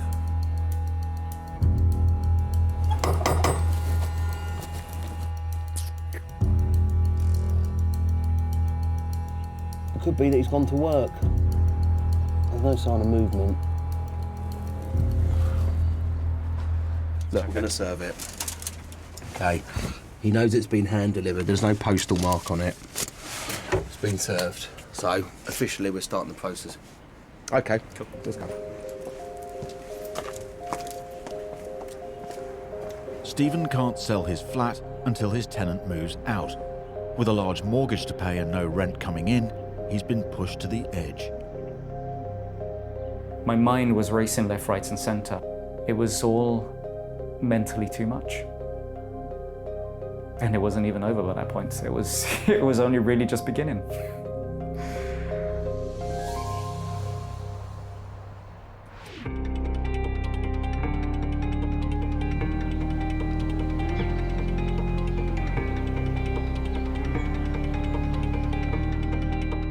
"72-year-old retired engineer and grandfather Jim South is owed a staggering £40,000 in unpaid rent. 12 months ago, he bought the Coach and Horses pub to save it from going under. A good deed for the community has now turned into a personal nightmare. My family can see that it's worrying me and my wife. It's caused a lot of upset. Your life's not your own. You've got all sorts of worries on. It is very worrying, isn't it? It's stressing, very, very stressing.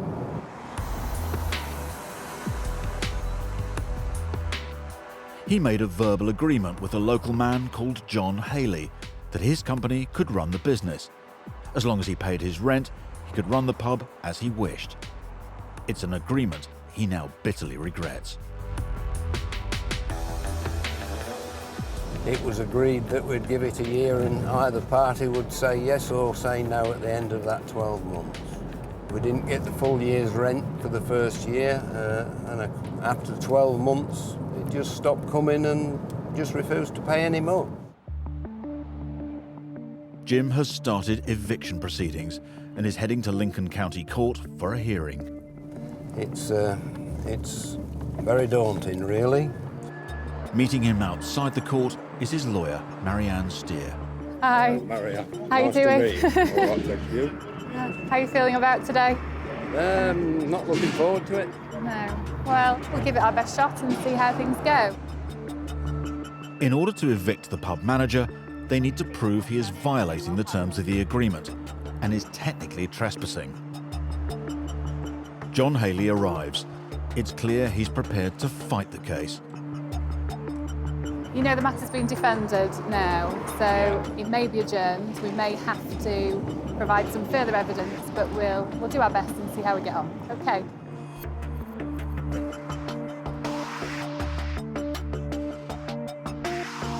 Less than half an hour later, the hearing's over. We were successful. In 28 days' time, if he hasn't left the pub, then we need to think about enforcing the judgment that we've got. The court has ordered John Haley to leave the pub in 28 days. Marianne's colleague, Chris Sharp, needs to hand-deliver the court order direct to him. It's actually Sunday afternoon. Very rarely will I be serving a document, but Sunday afternoon's the best time to catch him working because he'll be attending to his Sunday afternoon carvery.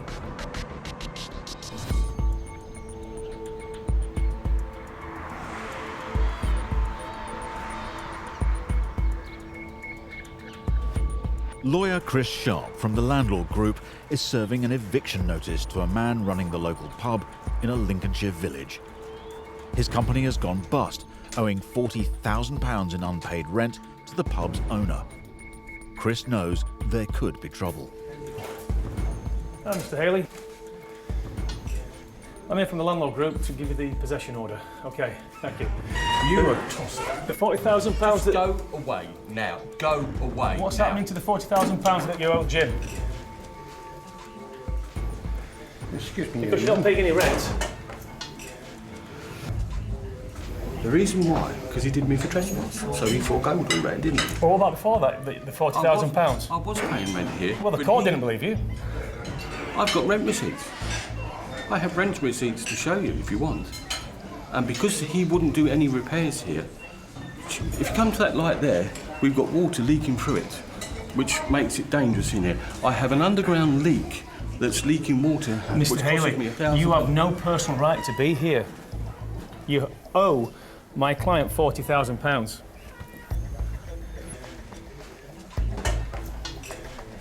You don't pay any rent. You're a trespasser.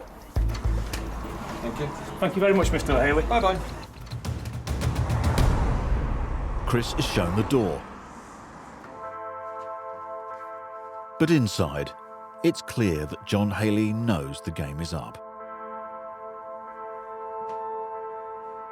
We'll be leaving over £40,000 worth of fixtures and fittings that we've put in the pub and we've paid our own money to. So it's not as though that we're going to actually go and he's going to be out of pocket, because he's going to have everything, all the tables, the chairs, all the catering equipment, stock, everything. First, his business stopped paying the rent and went bust. Now John's future is in jeopardy. I can't even get a job in a pub trade because of this court case being done for trespass. I can't even rent a house for myself because of this court case, because it comes up on the record and nobody wants to touch me. When I walk out here, I'm homeless. I've got 2 dogs going into a caravan and we're going to be pulling up on the side of the road. He's got the order. He clearly wasn't expecting that. The fact is, he's got no right to be there. He's still trading there, not paying my client a penny. Where's the money? What's he doing with it? He knows he's got a few days left, but he's going to wring every penny he can out of this business. Chris and his client, owner Jim South, have to hope Haley leaves the pub without a fight.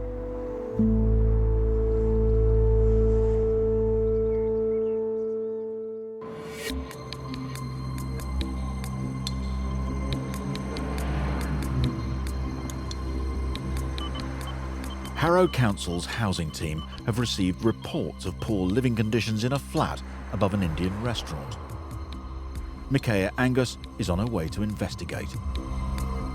We've got a commercial restaurant on the ground floor and then residential on the first and second floor.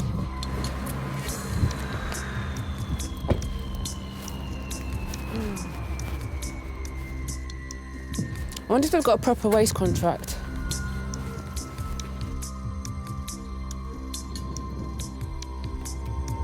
Hello? Soon after Micaiah arrives, Hello? staff from the restaurant appear. Wait. I don't need to wait. The staff don't seem keen to let Micaiah in. I got very concerned at this point when all these guys turn up because I'm not the biggest person and they were a lot bigger than me.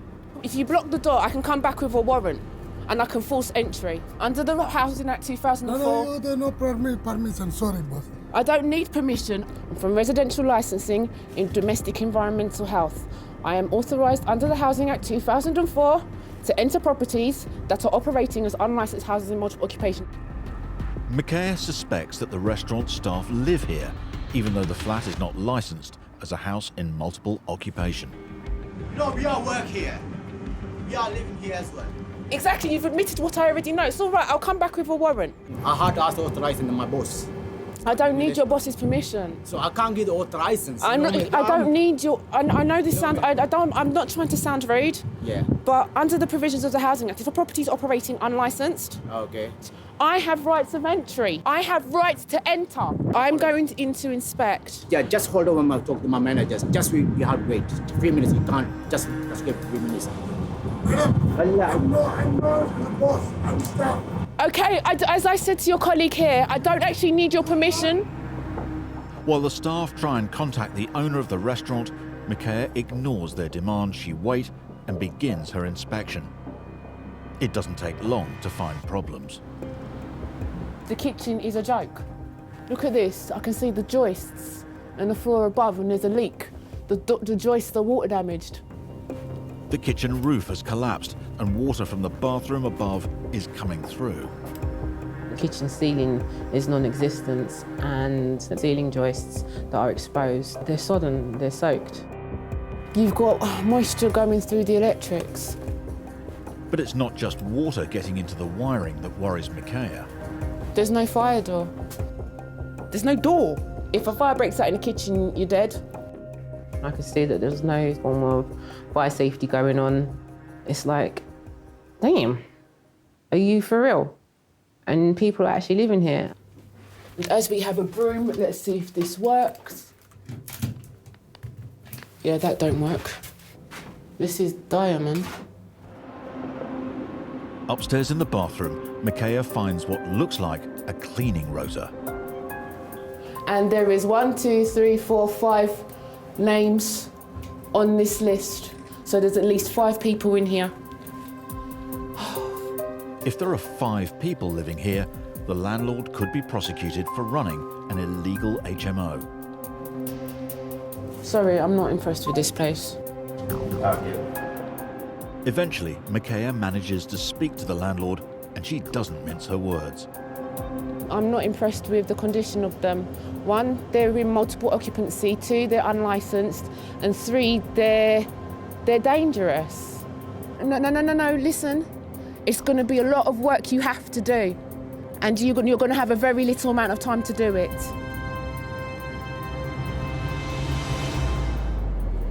Yes, thank you. Goodbye.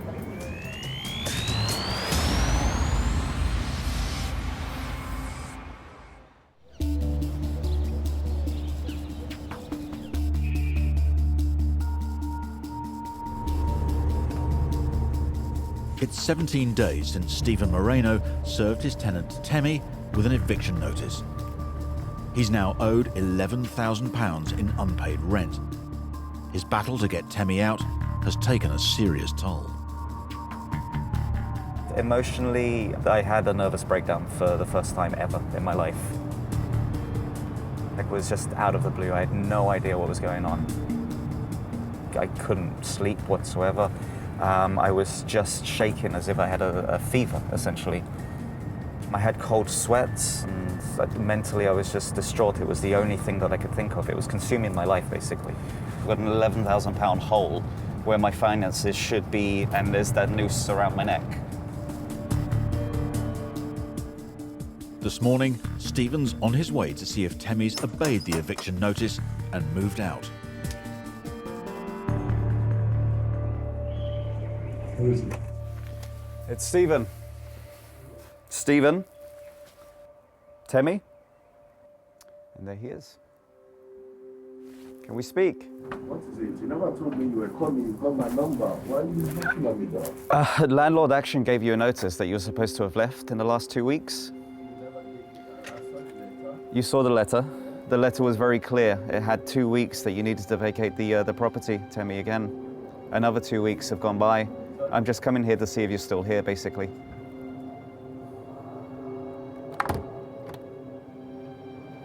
Okay. I don't know what you're doing. Temmie, you never answer my calls. I do call. When last did you call? I do call. We were in court and you were Temmie, trying I to do steal call mails and here. I send you text Well, messages that was and the you last time never you reply. came. The last time you spoke to me or called me was when you came here and I allowed you in. You were trying to steal mails. You actually stole mails, didn't you? I'm sorry, You I did what? You said you stole my mail. The same letter you sent. What? You picked it up. Come on, man. You know what you did. I did what? Okay. I stole his mail. The last couple of times that we've actually seen one another, this is essentially how we've interacted. Oh, okay, right. Well, while you're here, I do actually have something for you. If I could personally deliver it, if that's okay. I'm going to bring it and put it in through the letterbox. He's always disputed his tenancy deposit. I've got a certificate here. I kind of expected him to get dressed a little bit. I felt a little awkward. I've never dealt with a half-naked man at a front door. Temmie, I know it's a sensitive issue, sir, but is there any chance you might pay rent? It's £11,000 you now owe. I need my flat back. I know he's in there. I know he heard me, but this is the usual response that I get, just complete silence.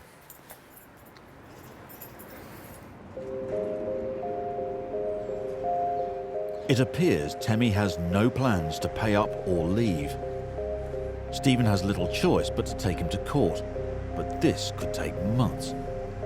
The problem for Stephen is he already has a buyer lined up for his house, but he won't proceed with Temmie still there. Landlords rely so much on tenants to respond to legal notices that they think they're going to leave. They want them to leave in their mind, but the reality is most probably 50-60% of the time, tenants don't leave. That's really hard for them to take, knowing that they're going to be in for another 2-3 months. I'm just stuck in life. Every plan that I had has been stopped. So, beyond heartbreaking. I don't think that's really the word. I'm not sure there is a word for this. It's just frustrating, really.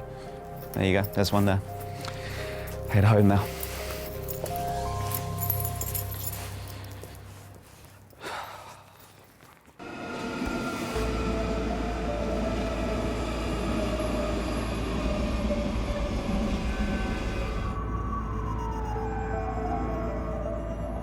It's 2 weeks since Council Housing Enforcement Officer Micaiah Angus discovered the rundown flat above an Indian restaurant in Harrow. I'm going to meet the landlord for the restaurant. The landlord has stated that as the place is used by his staff, it doesn't need to be licensed, and I pointed out to him it does. The flat is in a poor condition and potentially dangerous for the tenants. Hello, is the owner around, please? Sorry? The owner.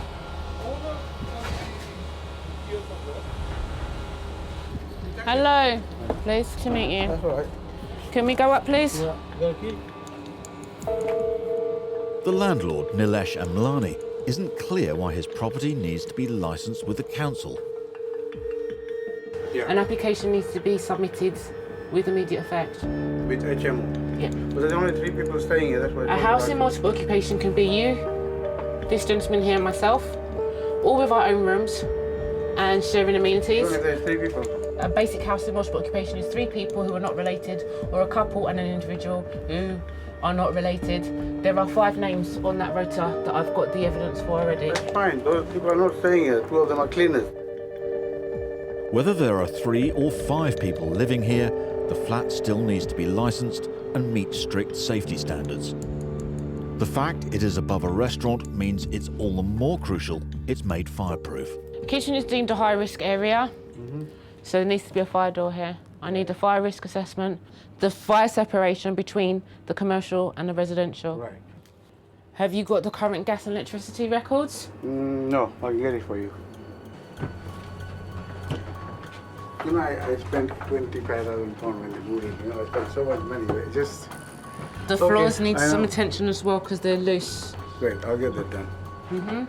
If they have spent £20,000 in the past, that's the past. We're here. We're dealing with the here and now. This doesn't even meet national minimum standards. You need to reinstate the banister here. Okay. These doors are not proper fire doors. You've got moisture ingress coming in from this side flank wall, so that needs attention because the smell's quite strong in here. You do need to check the pipework associated with your wash hand basin, bath and toilet because they are causing leaks to the first floor, which is part of there's leaks going down. Nilesh soon realises that if he wants his staff to stay in the property and avoid a fine, he's going to have to cooperate. You can give me a couple of weeks, everything will be done. I will give you a couple of weeks, but And, you need to do everything. Yeah. Harrow's issuing fixed penalties. We are prosecuting. We've got a good landlord list and our bad landlord list. You want to be on our good landlord list. I don't take anything wrong footed. That's not me. You know, I'm a law-abiding citizen. I pay my taxes, I pay my rent and whatever. Okay, thank I you, will sir. start from work on Monday. All right, cool. Thank you. Take care. Thank you. Bye. He seems receptive to what I want, and providing he does what I want, this is an easy slam dunk. But if he is just making it up to think that I will disappear, ouch, that will be painful.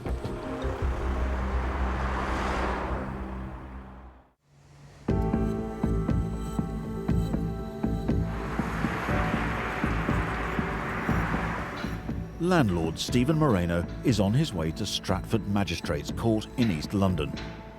He's had to wait 7 weeks for his case to be heard. If it's adjourned, if it's delayed in any way, that's my biggest fear, that it gets just delayed. We'll see what happens. I don't even really want to think about it just yet. He's currently out of pocket by over £13,000 in unpaid rent and legal fees. Stephen desperately needs his tenant, Temi, out of his home. Financially, it'll be crippling, essentially. I mean, honestly, I'm eating cereal at work because they give us free cereal at work for breakfast and lunch because that's kind of all I can afford. There's even more pressure for Stephen. The person who wants to buy his flat will almost certainly pull out if he can't get Temi to leave soon. Just half an hour later, the hearing is over. It's about as good as I could have expected, really. It was the first time I'd actually won and been told that I can legally possess my flat, that I can enforce the eviction of a tenant who was refusing to go. So it was a great feeling. It was elation. The court order means that Temi must leave immediately. Stephen heads straight to the flat. Best case scenario, there's clear evidence that he's just not there, and that I can actually walk in today.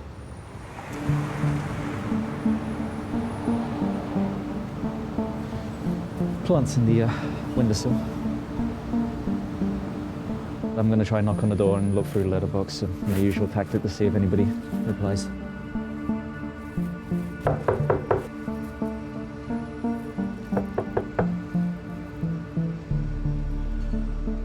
It's not clear whether Temi has left or not, so Stephen calls Paul Champlina for advice. Hello. Hi, Paul. It's Stephen Moreno again. Oh, hi, Stephen. Hiya. How are you? How'd you get on? We're here, and I was just curious as to whether I can. I've got the keys with me. Whether I can actually just try the door and see if I can go in. It's tempting, Stephen, but what I wouldn't do, I wouldn't go in. And if you went in, he could start claiming that you've been harassing him or you're trying to unlawfully evict him. You need to get better confirmation. Yeah. Okay. All right? All right. Cool. Thank you very much for your time, man. No problem at all. Bye-bye now. Bye. It was a little bit of a deflation. It was, I think, the first inkling of realization that although I had been given possession forthwith, I still didn't realistically have any power. I didn't realistically have control of my flat. If Stephen puts a foot wrong, it could have disastrous consequences. His only option is to remain patient and hope Temi obeys the court ruling, or he'll have to get the bailiffs in. Back to the waiting game. Something I'm kind of used to now, but it's a lot more positive today.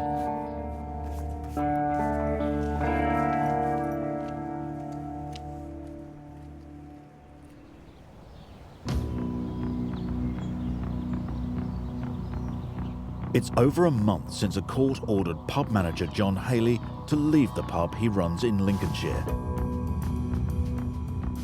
Lawyer Chris Sharp's now on his way there to find out whether he's gone or not. The court order has now expired, so this guy's got no right to be there. And I'm hoping to be able to give the property back to Jim officially.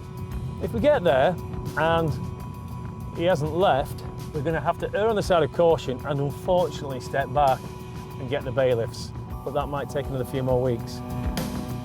The pub's owner, Jim South, is owed over £40,000 in rent and legal fees. But as John Haley's company was dissolved with no assets, there's no chance he'll get his money back. Morning, Jim. Morning. Good to meet you again. If he's gone, you can go in and you can take it back. Hello? Anybody in? Chris and John have to hope that there's not another confrontation with the pub manager.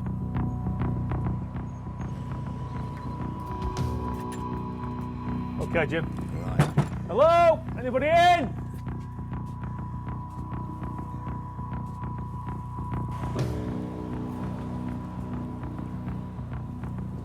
Hello?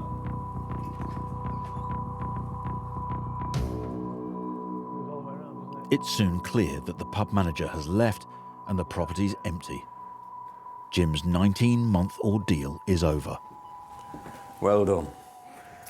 Now he needs to try and recoup some of the money he's lost. We'll go to the kitchen to see this 45 grand's worth of stuff he's left you, Jim. Yeah, that'll be interesting.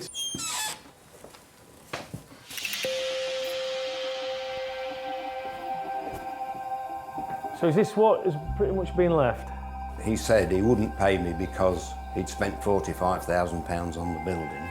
But when we asked him for what was done, when it was done, who did it, how much was it, and receipted invoices, he then said, well, it isn't actually that. It's equipment I brought into the building from other pubs. Is that in another room then? It probably is. Because there's no 45 grand's worth here, mate. No, I know. Outside, the only thing Chris and Jim find is a fridge full of old dog food for the pets.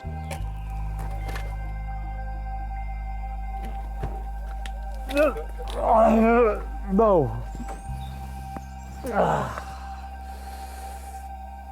Why did I open that?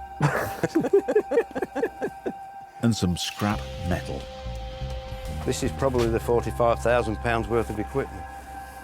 Ah, is this where he's kept the 45 grams worth of stuff, is it, Jim? The best bit till last. Yeah. Yeah. Oh, take it all back then.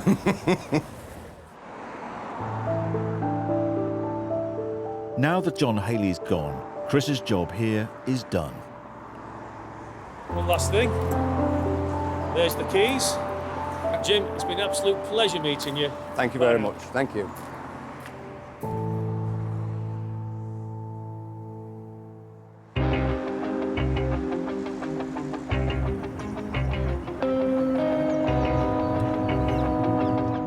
Micaiah is heading back to the flat above the Indian restaurant, where the staff have been living in cramped and dangerous conditions.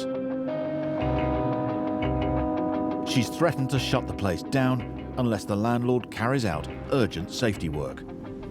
I always want to think the best of things, but yeah, this job kind of like makes you think the worst of everything. Today, she's making a snap inspection, unannounced, to see if the landlord has done the work he promised. A lot of time people will say, I've done this, I've done that, but when you look at it, they haven't done anything. Wow, it's getting more dirty.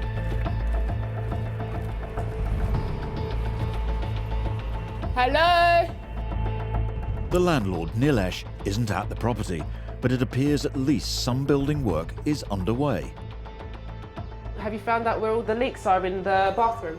Well, you know the sink? It's a bit too close. When they're washing it, they throw all the water on the floor. Yeah, I don't but think that there's any there leak are in there. leaks up there somewhere. They need to be found. It's the risk of leaks coming through the ceiling that most concerns Micaiah. Just make sure no water gets into the electric, please. That's the last thing you want. Are you going to come with me or are you going to keep on painting? No, it's fine. I'll come with you. Okay. And some of the floorboards need attention. Again, are you going to be putting a handrail up here? Yeah. Cool. This cupboard needs to be fireproofed. Yeah. These electrical wires need to be trunked. What about this room? Looks as well. Micaiah believes 5 workers were living in the 3-bedroom flat, which is still jam-packed with catering equipment. If a fire breaks out, it's supposed to be clear and not congested. This is congestion. No, this is all going in the skip. There's a lot of things that needs to do. Yes, there is. He told me, I mean, so Micaiah has seen enough. She gives the landlord's builder a final deadline. I know you're working on it, but I will be back. All right, I'll come back in 2 weeks. Thank you. Thank you. My hands are dirty, sorry. That's all right. The clock is ticking for the landlord. He has 14 days to sort the flat out or face a hefty fine.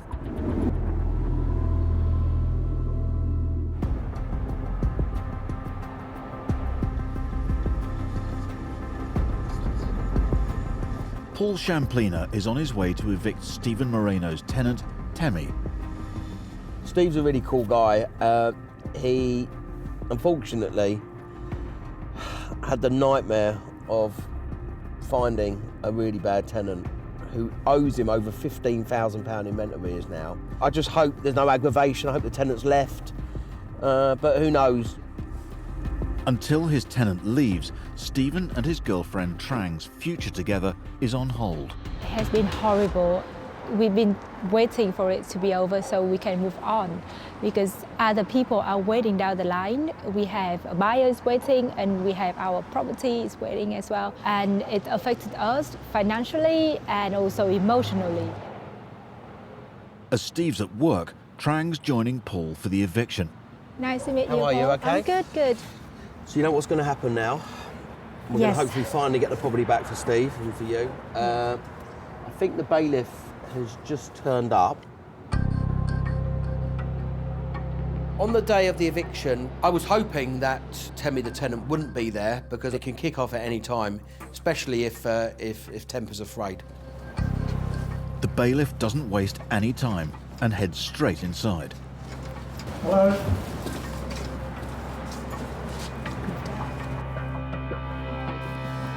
Hello.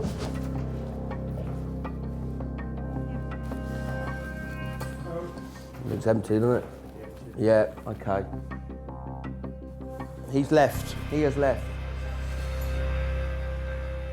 I feel so relieved. I mean, it's such an easy process today. I was thinking it much more complicated.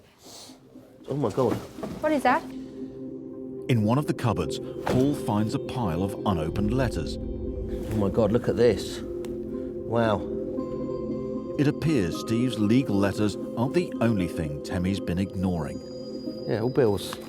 Oh my God, look, these are all he's not even, the occupier. Look at all this post he hasn't even opened. Loads and loads and loads of post. As it's clear that Temi is gone, Paul's job here is finished. Just wait, get your locksmith just to change the locks, just so everything's secure. Yeah, okay, well look, good Thank luck. you very much for all of your help. And that's right, good today. luck with the future. I was delighted that we got the property back for Steve, and I just hope he could sell the property as quickly as he can, and him and Trang can get on with their life and try and buy their new property of their dreams.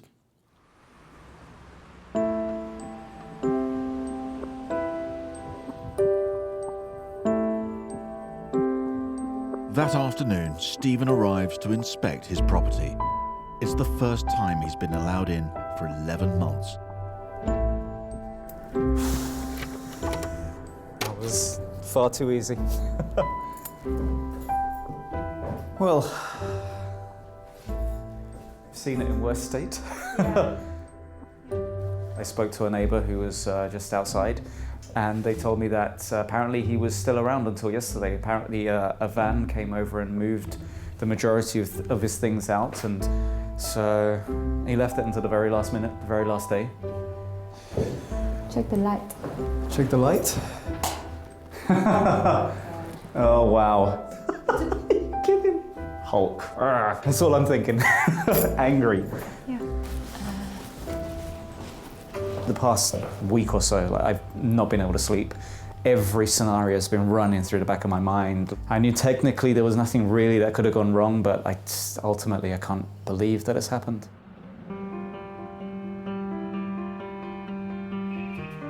Stephen may have his flat back, but he's unlikely to see the £15,000 he's owed.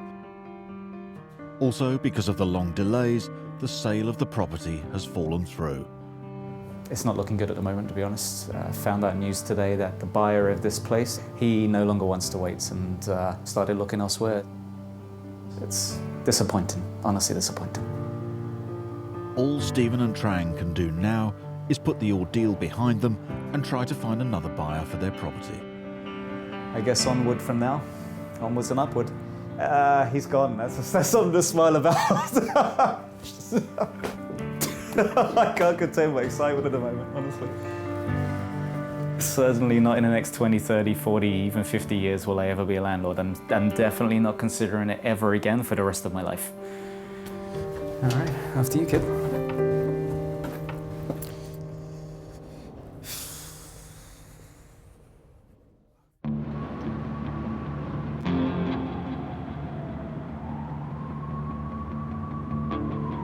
Three weeks have passed since Micaiah Angus's snap inspection of the flat above the Indian restaurant. This is the landlord's final chance. If he hasn't fixed the dangerous conditions, she can impose a fine of up to £30,000. My current experiences with landlord has been rather negative, and the last time I went there it was works in progress. Didn't look too appealing. Dangerous leaks that had been there for some time. The landlord, Nilesh Amlani, has agreed to meet Micaiah today. Let's go see where the owner is.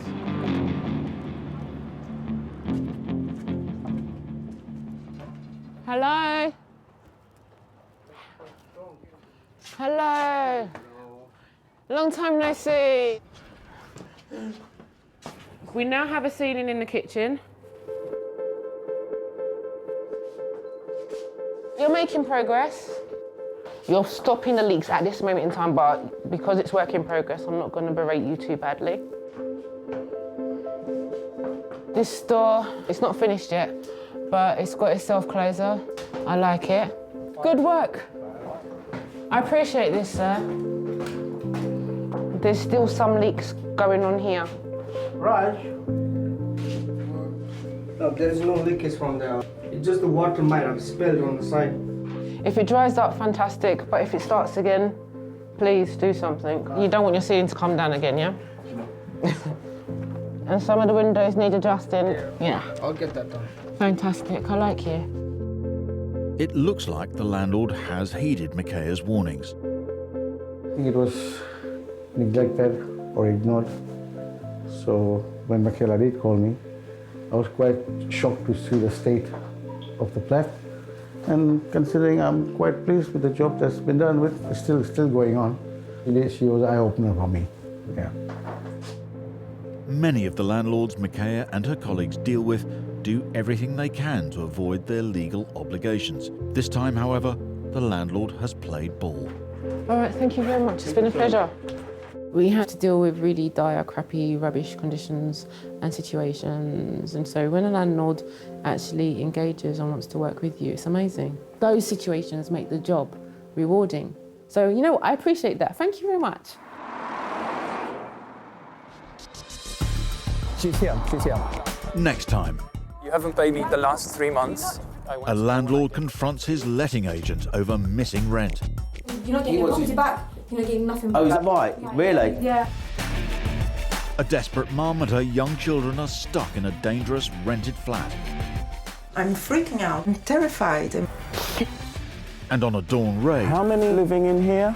housing enforcement officers make a shocking discovery.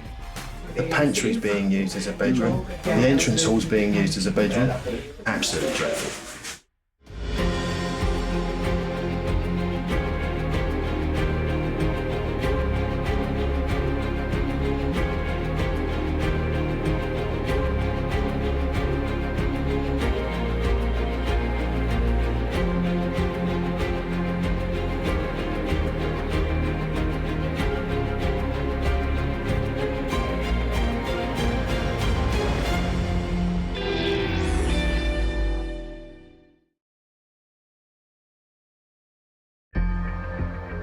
On Britain's streets, a battle is raging. Over 11 million of us rent. Oh, God. But thousands fall victim to rogue landlords. There's just water cascading through here. Why should I live like this? 2 million of us are private landlords. He's owed almost £10,000 in rent. But many face financial ruin at the hands of bad tenants. You're supposed to be out by yesterday. Well, we're still here. Get your hands up. Don't push. And that is what you're dealing with. In this series, we're on the front line with the enforcement officers who crack down on rogue landlords. There's a lot of scams going on. This is gross exploitation. It just can't continue. And the experts whose job it is to evict bad tenants. This kind of stump boils my blood. It can be a little bit scary at times. Hey! We're called the police! In this episode, we return to some of our most dramatic stories. A landlord is trapped inside his own home. They're trying to gain entry now. Council enforcement officer Ozzy Al-Bayrak stumbles across a dangerously overcrowded property. Who's your landlord? Who do you pay your rent to? And a live-in landlord's forced out by his own lodgers. The landlord that's been harassing us.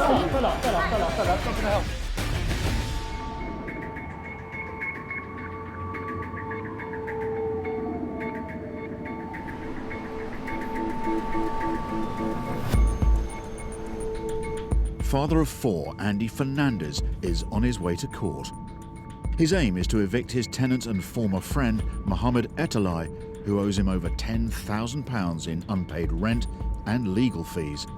I'm angry and disappointed about what's happened. I'm disappointed in Mohammed and his behaviour. I'm angry because we've had a 4-year sort of relationship together. Even worse, when Andy went to confront Mohammed about the money, he was in for a shock. Instead of Mohammed, he discovered that 5 strangers were living in the 3-bed property. First and foremost, what went through my mind, I was just like, who the hell are you? You know, to these people, you know, who are you? You're not Mohammed. You know, what are you doing in this property? Mohammed has been subletting rooms in the house without Andy's knowledge. He's probably netted, you know, £7,500 to £10,000. He's absolutely the only winner here. It makes me quite sick, to be fair. Andy decided to go to court to try and win a possession order. If he succeeds, he'll be able to evict both Mohammed and his 5 subtenants. I'm quite anxious, to be fair. I don't know what's going to happen. If the decision goes against me, I'll actually be quite annoyed and upset about it. Waiting for him outside the court is lawyer Chris Sharp from the Landlord Group. Hi, Chris. Andy, good to meet you. How are you? Very well, very well. Bit nervous and anxious, but... Well, look, you know the issues with this guy. He owes you just over 10 grand. Just over 10 grand. Okay. Absolutely. So we'll get in, we'll make ourselves comfortable, and we'll see what we can do. Perfect. Let's go. Unlawful sublets drive me up the wall. We'll have 5 or 6 people in a property that should only have 2 or 3. I find that really hard to accept. An hour later, the hearing is over. Got the order for possession. Andy's over the moon. I think there's relief there, to be honest. It's Yeah. an absolute relief. Yeah. I didn't know what to expect, but yeah, the judge was played a blinder. They've got 14 days to get out. I'm so pleased we got the result for you. Thank you very much for It's your been hard a work. pleasure to meet you. No, absolutely, and likewise. Take it easy. Take Bye-bye care. now. I can't ask for anything better, really. So yeah, really pleased. Really, really pleased. Really pleased.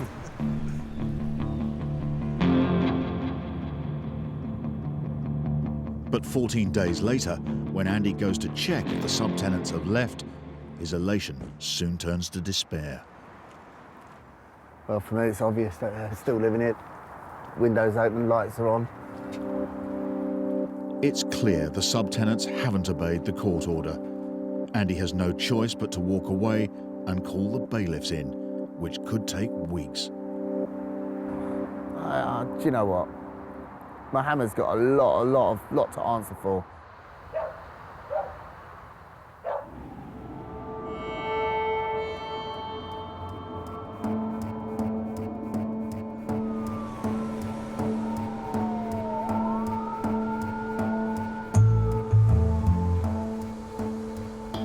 Harrow Council Housing Officer Ozzy Al-Bayrak is on a mission. Right, let's start from here then. She's on an early morning raid with the police, hunting down properties which she suspects are dangerously overcrowded and unsafe. When we go onto these raids, you don't actually know what's waiting for you. It could be 30 people, it could be 10 people. Ozzy soon spots a building that she wants to take a closer look at.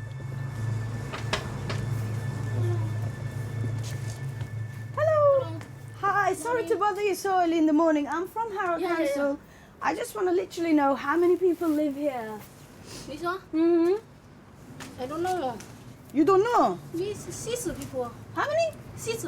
6? Yeah. If the 6 people aren't related and are sharing facilities, then the landlord will be guilty of running an unlicensed HMO, a house in multiple occupation. But first, Ozzy has to find out who's collecting their rent. You know you pay rent for this house, rent. Who you pay your rent to? Okay. Who you pay your rent to? As she's struggling with the language barrier, Ozzy decides she needs to inspect the property. I look inside, okay? I knew I had to get in and I just pushed my way in nicely and I got in there. What she finds is a major cause for concern. I got 1, 2, 3, 4, 5, 6 beds. With 6 bunk beds squeezed into 2 rooms, Ozzy fears that as many as 12 people could be living here. This is very overcrowded. The windows are blocked in case of fire. Hi, I'm coming from Harrow Council, my dear. Ozzy needs to work out if the occupants have been put in here by the landlord or someone else. How many people live here? Can you tell me how many people live here? This is 3 people. This is 1, 2, 3, 4. Look, your windows are not openable, no smoke alarms. Who is your landlord? Who do you pay your rent to? Your rent? Rent? Yeah. Landlord, money for this? I don't know, sorry. This is now, I don't know. 你这样不知道。 Anyone I speak to in HMOs, they always say they can't speak English and they don't want to give us information, and it always happens. Worried by the number of beds and potentially dangerous living conditions, Ozzy decides to investigate further. It's definitely HMO. We need to come back here, definitely. Ozzy not only needs to establish who's responsible for the overcrowding and squalid living conditions, but also force the landlord to put it right.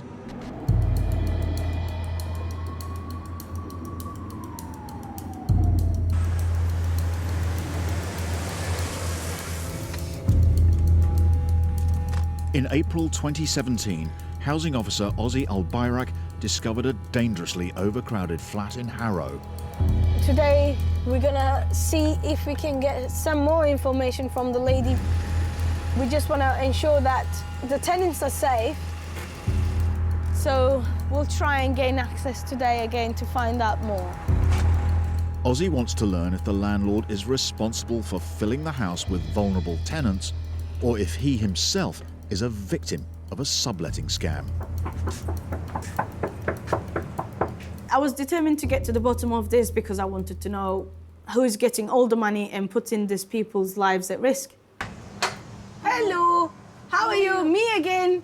Sorry? Me from Harrow Council? No, good. It's okay, me look inside. Okay? Thank you. Ozzy arrives unannounced, hoping to catch the tenants off guard. She's determined to establish who is living here and who is taking their rent. Hello. Hi. So we've got 1, 2, 3, 4, 5, 6 beds. What's your name? Where's your ID? Lovely, thank you. Are you working at the moment? No working. So how do you look after yourself? Yeah, not too much English, sorry.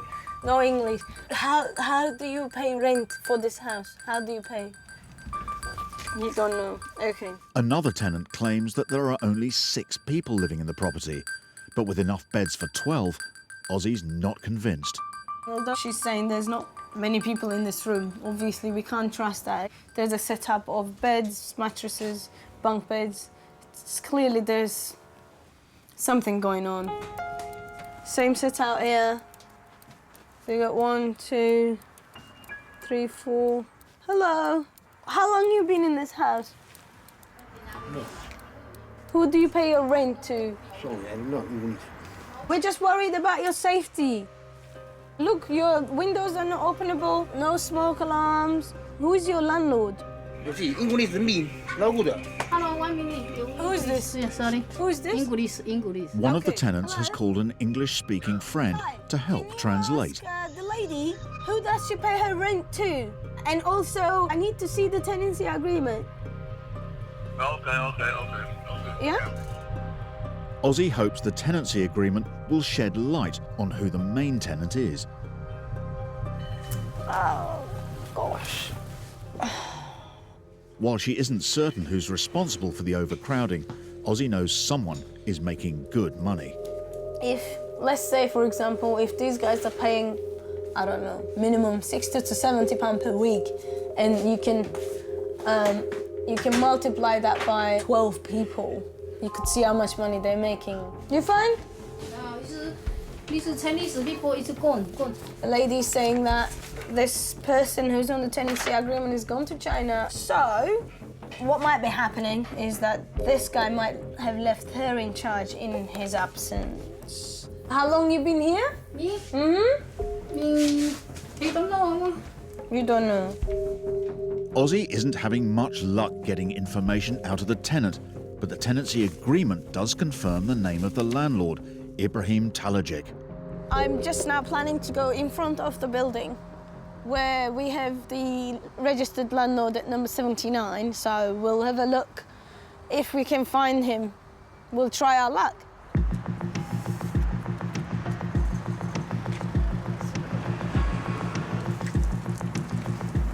Ah, 79. Okay. Coming from Harrow Council. Yeah. I need to speak to Mr. Talajic. Ozzy needs to track Ibrahim down and find out if he's aware that up to 12 people are living in his 2-bed rental property. As I was going around the shop to speak to the landlord, my initial thought was they're turning a blind eye to it and they might be actually involved as they were so close to the property. How could they not see this happening? Help for the house. House? Yeah, upstairs. It's not here. You can come after half an hour. Undeterred, Ozzy waits for the landlord to return. Is he back? Not yet. Eventually, the landlord's nephew, Ethan, comes to speak with Ozzy. The problem is, you know, upstairs, there's too many people living in there. In here? Yeah. There's so many bunk beds, it's overcrowded, and there's no smoke alarm. Okay. So, basically, if he wants, he can be fined £5,000 straight because he doesn't have smoke alarm. Okay? That's one. And then, because he doesn't have a license and there's too many people, he could have unlimited fines in the court. It's not a joke. So. Many crimes I never worked with. Okay. You give him my number. At the beginning, it was really frustrating that he was so laid back about it, but when I informed him about what could happen and he could actually end up in jail, then he bounced back. I've told them that the property is overcrowded, that the property is not safe, and it has to be licensed. Whether the landlord is aware or not, if he wants to carry on letting the property, he now has to apply for a licence, reduce the number of occupants, and make the property safe. Otherwise, he'll be taken to court.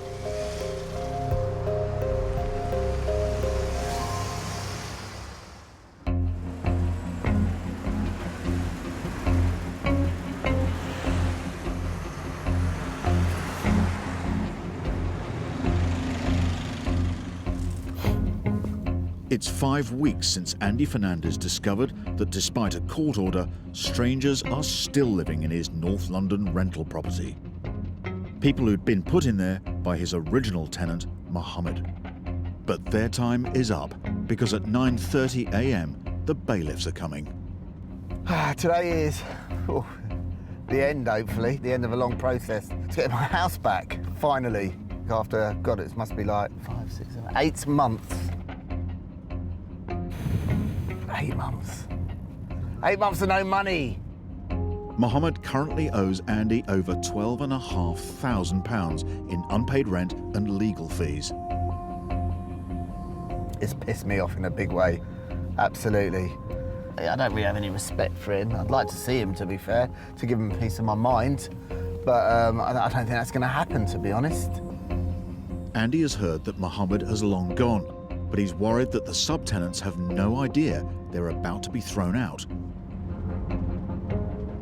I'm on edge, I can tell you that much. I'm really on edge. And the stress levels are pretty high at the moment. The adrenaline is really pumping. 2 cars there, people still living there. That's fantastic. Overseeing the eviction is Andy's legal advisor, Chris Sharp. Andy, Right, good Chris, morning. Good morning. Good to see you again. Yeah. Do you recognise those cars? I've seen those cars there before. The van's been there for a good 6 to 12 months. Yeah. And there's someone there. Look, there's movement. Just before the bailiffs are due, 2 of the subtenants leave the house, and they aren't carrying luggage. It's a bit worrying. This didn't seem right. Something wasn't sitting squarely with me. Morning, guys. I'm from the Landlord group. Do you know there's an eviction going on here today? Are you tenants at this property? Do you live here? You don't want to know? Great. They had nothing to say, and they've just driven off. Whether the subtenants know or not is anyone's guess. But it's now too late because the bailiffs have arrived and the eviction is on. Let's do it. There's a key there, Chris. Outside, please. Come on, let's go outside. The bailiffs find 1 subtenant still in the property. Close those doors on the back. Chris makes sure that no one can get back in. Right, Andy, you need to start securing this place with your locksmith. Okay. Because these guys will have keys. Can we get the new locks on, please? When Chris and Andy see inside the house, it's clear the subtenants had no idea they were being evicted. All their belongings are still in place. Yeah. It's the guys have made no effort to move at all. You know, for all intents and purposes, they'll come back later, wherever they've been, and expect to sleep here tonight, you know. That is a concern. Has he gone yet? One subtenant seems to be taking his time to leave the premises. Oh, what's he doing? He's calling his mates. He ain't coming back in, though. Chris is worried there could be trouble. Let's lock the door. I don't want anybody to come back and come back in, because they've got major problems. take the key out the door, mate. So All right.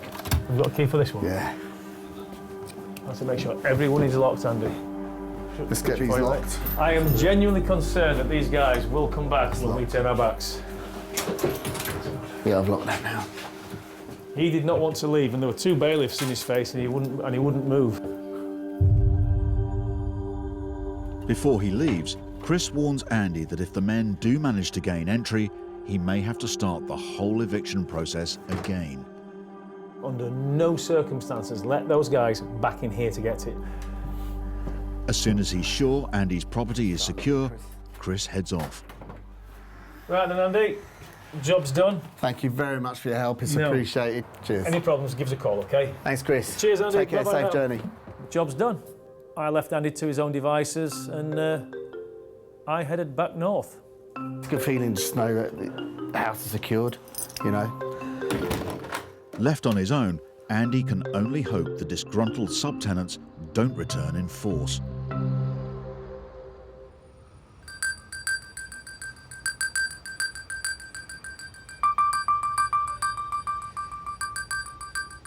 In November 2015, we met civil servant and live-in landlord Emmanuel Longi. It's been a nightmare for me. It's terrible. I have to go through this. His relationship with his 5 lodgers has broken down so badly, he no longer feels safe living in his own home and is forced to stay with his partner, Adiola. They are very aggressive. It's something that I've never sort of witnessed before. The problems began the year before when Emmanuel moved out of the house and went abroad.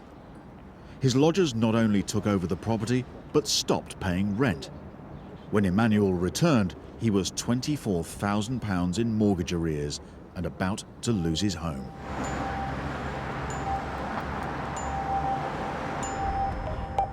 Desperate, he's asked Paul Champlina from Landlord Action to serve an eviction notice, telling his lodgers they have 28 days to leave. I'm driving to the property and I'm quite anxious because I didn't know what to expect. From all of them, it's been a nightmare. It's very dangerous for me to live there. All right, let's go. So you let us in then, yeah?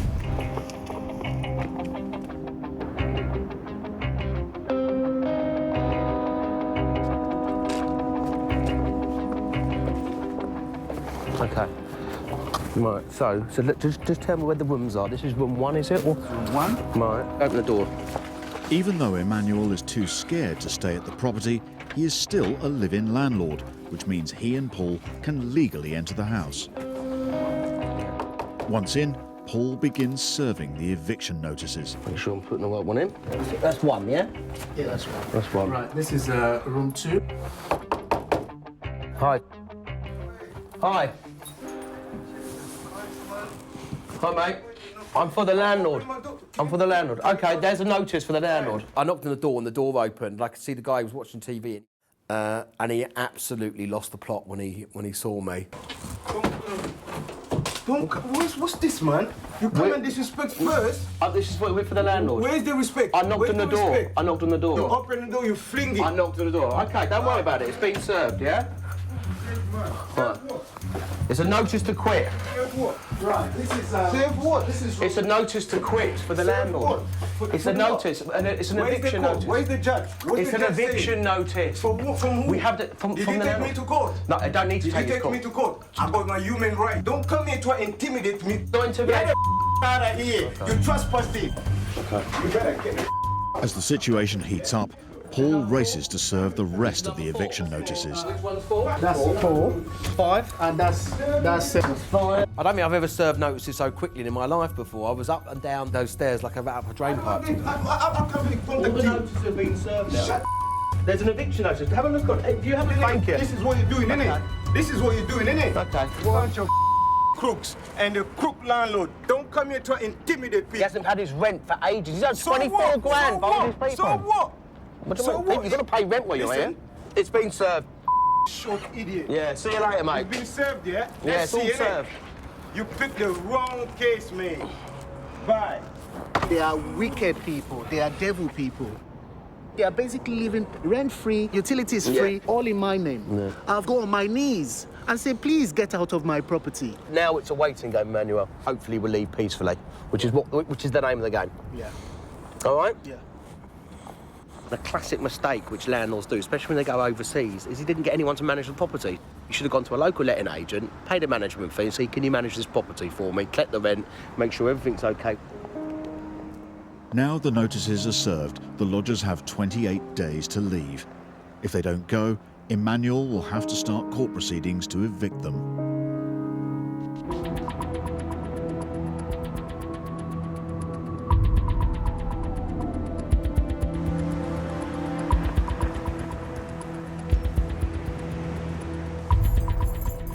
It's May 2017 and 6 weeks since housing officer Ozzy Al-Bayrak discovered a dangerously overcrowded property in northwest London. With up to 12 people squeezed into 2 rooms and serious health and safety issues, Ozzy's worried. The property was crammed, it was lacking basic hygiene, it was lacking everything. It was absolutely horrendous. The landlord, Ibrahim, has called to say that he's reduced the number of tenants, so Ozzy's agreed to meet up with him and his nephew, Ethan.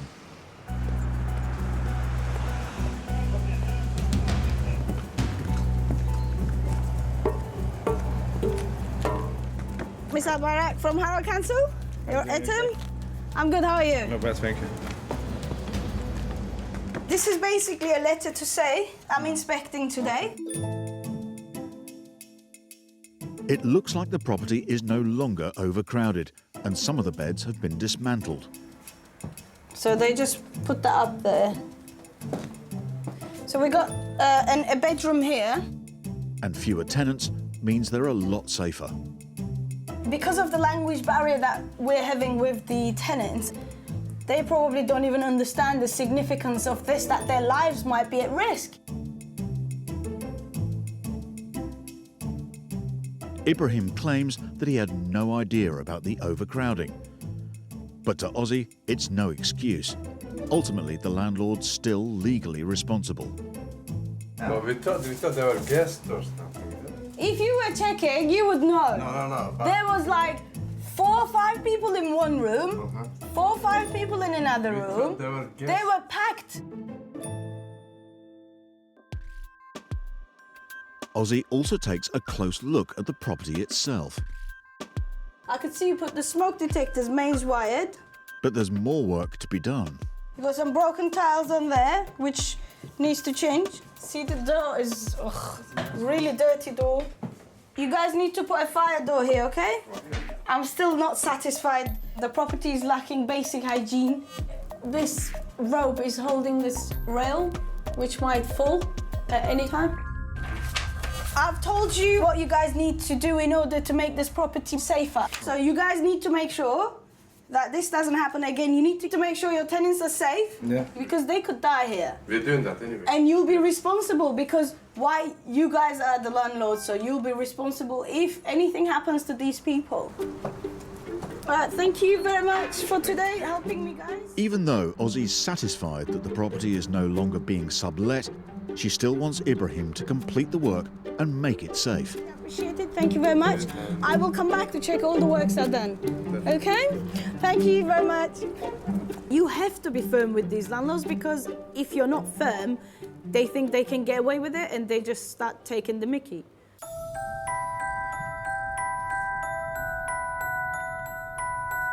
Ozzy's heading back to the property to check whether Ibrahim's followed her demands. If he hasn't, he won't be able to rent the rooms out and could face prosecution. I'm hoping to be happy and for the works to be completed. Hopefully we're going to walk out pleased and happy. Okay. We could see that they have changed the tiling, so it's a good sign. The kitchen looks in a better condition. It's been cleaned up. You could see the heat detector there. They've got the smoke detectors, mains wired and interlinked. They've got nice fire doors with a self-closer. If you look here, we had the metal barriers, but we told them they should take that off for the safety of the tenants in that room. So that's been done. The major works have been carried out. I'm quite pleased with the result. The property looks a lot better than how it was when we first found it. So I'm pretty pleased about that.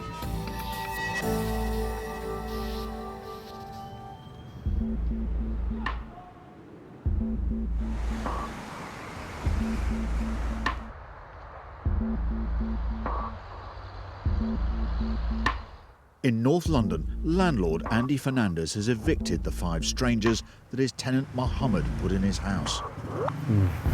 But just when he thought it was all over, he's turned up. The subtenant on the moped comes back. No, mate, no, you can't come in. You can't come in. Gate.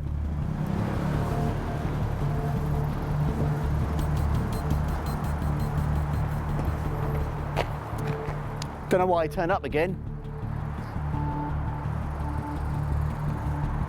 So that's my worry, that they're just going to come back and try and break in.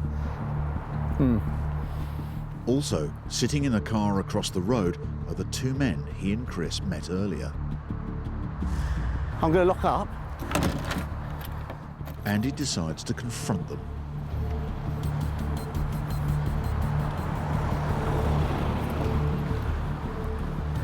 Guys, do you want to talk now?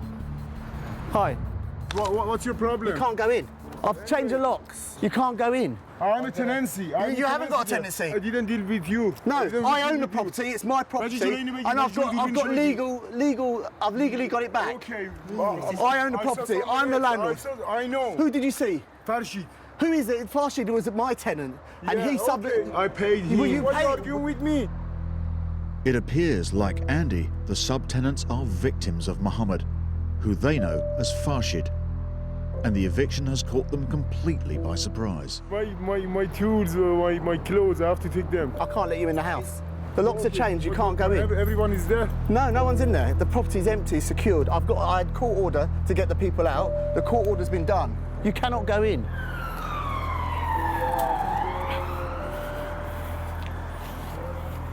That's good, it's getting me now. Andy knows he can't let them in, but is so worried he calls Chris for advice. Chris, 2 guys have turned up, the 2 guys that were here originally. You make sure you are on the inside of the property. Yep. Do not let them in. They've got no power to come in. Under no circumstances relinquish possession of that property to those people, okay? Okay. If anybody comes back in, that's a criminal offence, right there, off the bat. They're trying to gain entry now, like by using their keys. No, I know. Shall I call the police as well? Okay, I'll do that right now. Police, please. I've got a bailiff warrant was issued at 9:45, and I've got the ex-tenants trying to gain access to the property, essentially. They're being quite aggressive, and they're trying all the locks. It's only one of me. Like, they're parking on the drive here. They're in the car on the driveway. Andy races into the house and locks the door as fast as he can. I'm inside and they're knocking on the door, really. I shouldn't open it, should I? Open the door. It's a bit scary now, shall we say. I don't know whether they're going to come around the back or front now, but there's 2 right now. There was one on a motorcycle that came earlier, but he's driven off since, and so now there's the other 2. Open the door. You have to wait. We have to wait for the police to come. I'm breaking your door. It's a criminal offence if you choose to break this door. The police will be here very shortly. This is where the shit starts, really. So what, do I have to stay here all night just to keep this property secure? Just 2 guys in their car just sitting there. One's gone round the side. He's come over the fence.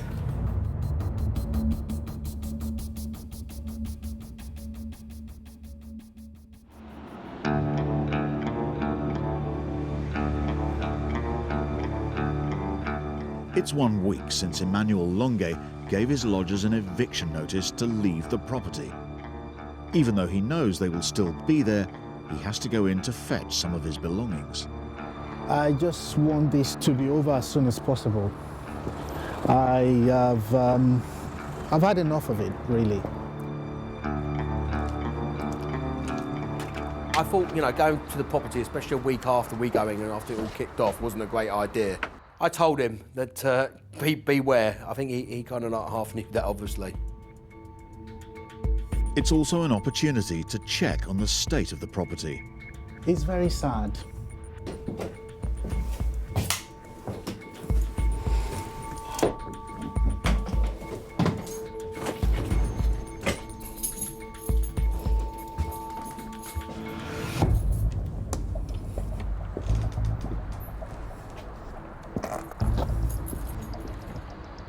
Anything could be in these boxes. Anything could be there. One of his lodgers appears, the same lodger who'd become aggressive when the papers were served. Are you the one leaving the front door open like that? Man, move, man! Another of Emmanuel's lodgers calls the police. The landlord that's been harassing us. Get out! Trespassing, innit? Get the out of here, man! The chaos soon spills onto the street. In the paper that shows that this property belongs to you.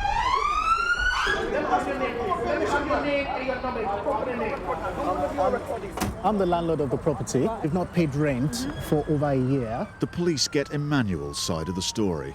You know, they just don't want me around the house. Civil matter more than police matter. Obviously, the breach of the peace is a police matter. Absolutely.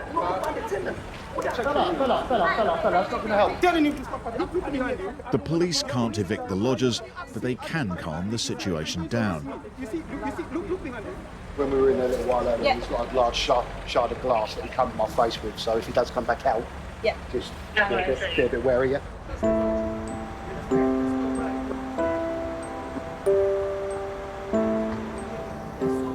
30 minutes later, it's all over, and the lodgers are back in the house. Spoken to them, and Emmanuel doesn't have any reason to come back into the house again. He's now got his belongings, he can go. Okay?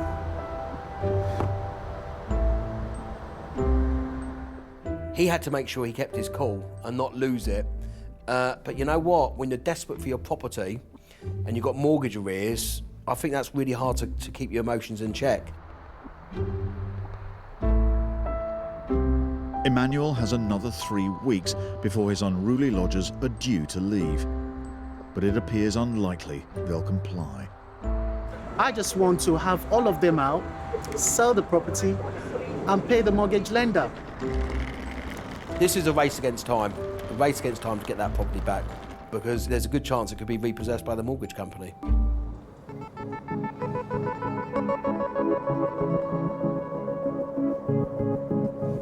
It proved to be a long, hard race, as it took Emmanuel another 9 months to persuade his lodgers to leave.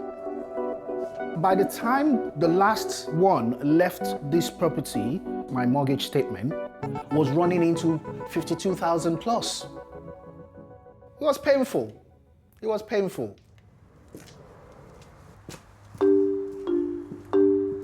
Now his ordeal is over, Emmanuel has had a change of heart.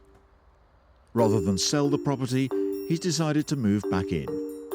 But first, he wants to remove all trace of his former lodgers. I was so terrified. I want to forget about them, basically.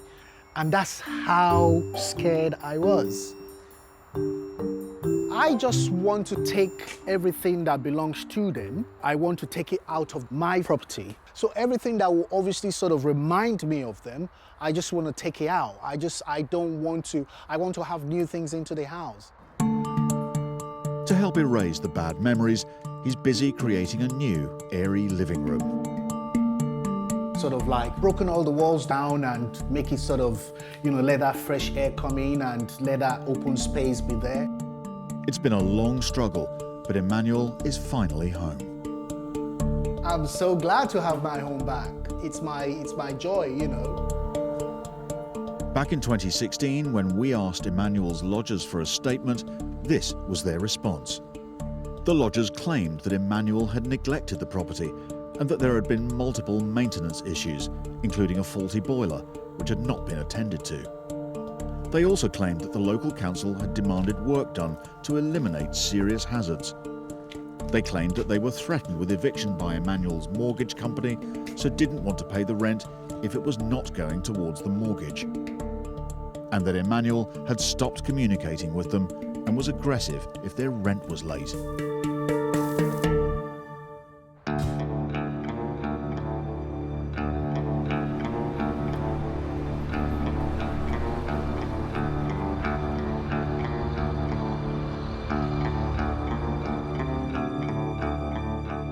Bailiffs have evicted the subtenants living in Andy Fernandez's North London rental property. Jumping over the back fence is taking a piss, really. However, just an hour later, they're trying to break back in, and Andy's worried for his own safety. It's edgy now, you know what I mean? With the situation getting out of control, Andy has called the police. I just don't know what to do, really, because I'm feeling pretty threatened right now, to be honest. He knows he can't let the men back inside his house, but he can give them their belongings back. Gonna start bagging up. He hopes it'll be enough to appease them. And the other guy's turned up now with a bike. So there's 3 of them outside now. I'm held hostage in my own house. It is quite perverse to think that that used to be Andy's family home, and then suddenly he's trapped in it, fearing that somebody's going to break down the door and have a word.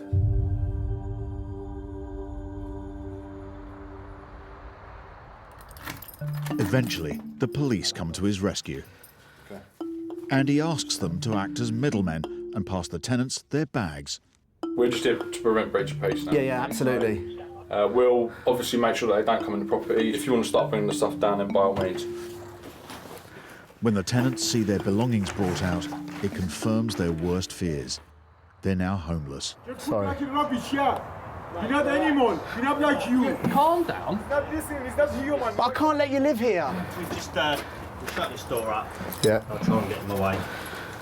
I feel sorry for them because, you know, they've rented it out from the skeezer who's done the job, really. Yeah. You know, but what can I do?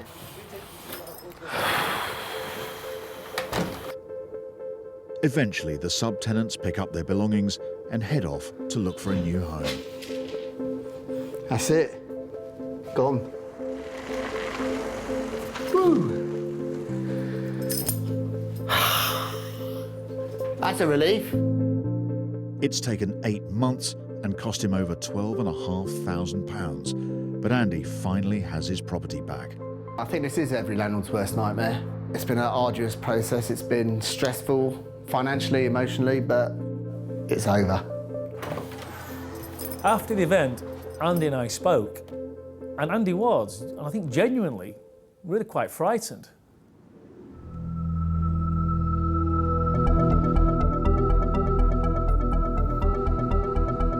It's now nearly a year since Andy evicted the subtenants and reclaimed his house. We've now got a family in the property, which is a much better feeling. So let's hope these guys can be here for a few years. Andy has a great relationship with his new tenants, but has regrets about what happened with the previous ones.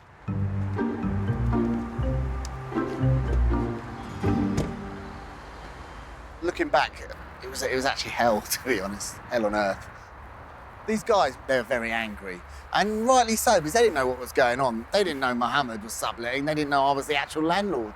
It turned out, actually, they ended up being quite nice guys, and it wasn't their fault. I felt really bad for them because it ended up they lost their deposits as well, which they'd paid Mohammed in good faith. Do you know what?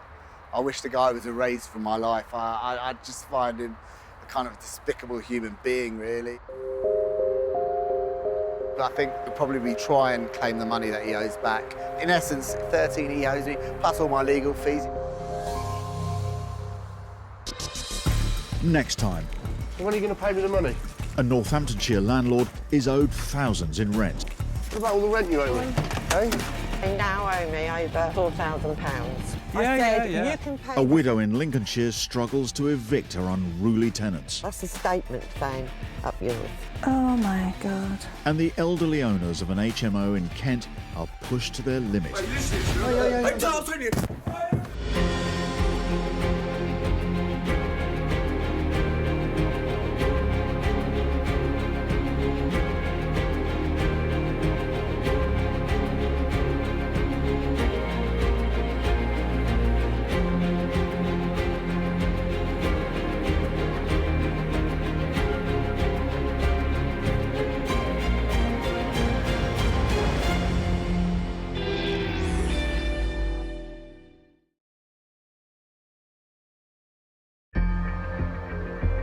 Britain streets, a battle is raging. Over 11 million of us rent. Oh, God. But thousands fall victim to rogue landlords. There's just water cascading through here. Why should I live like this? 2 million of us are private landlords. He's owed almost £10,000 in rent. But many face financial ruin at the hands of bad tenants. You're supposed to be out by yesterday. Well, we're still here. Get your hands up. Don't push. And that is what you're dealing with. In this series, we're on the front line with the enforcement officers who crack down on rogue landlords. There's a lot of scams going on. This is gross exploitation. It just can't continue. And the experts whose job it is to evict bad tenants. This kind of stump boils my blood. It can be a little bit scary at times. Hey! We're called the police!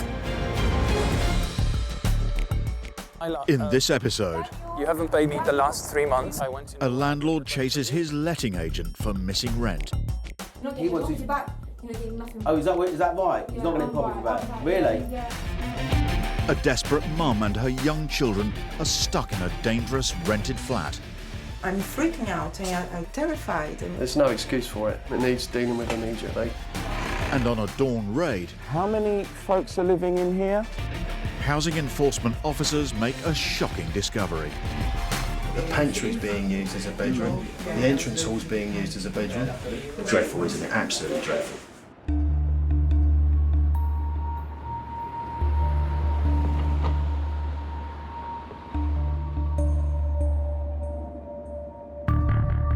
It's not just non-paying tenants who can cause landlords serious financial headaches. After entrusting his house to a letting agent, Daniel Shearer has been left over £5,000 out of pocket.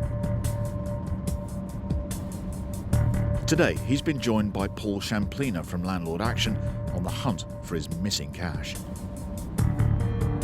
We are going to the offices of a letting agent who Daniel signed a guaranteed rent agreement with, who was supposed to guarantee and pay his rent for his property, and he's owed 3 months' rent.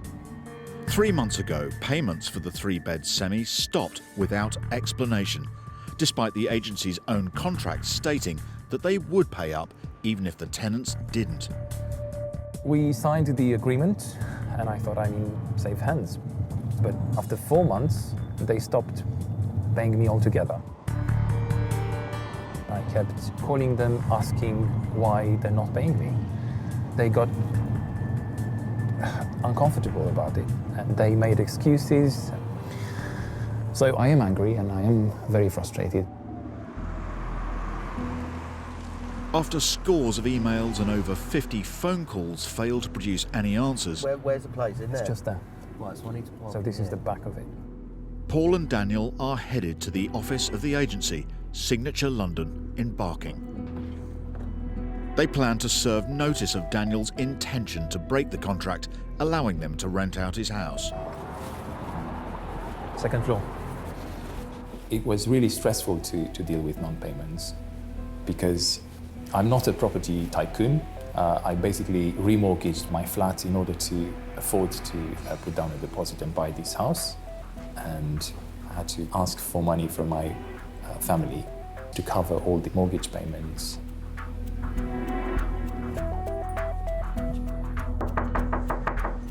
May not be there.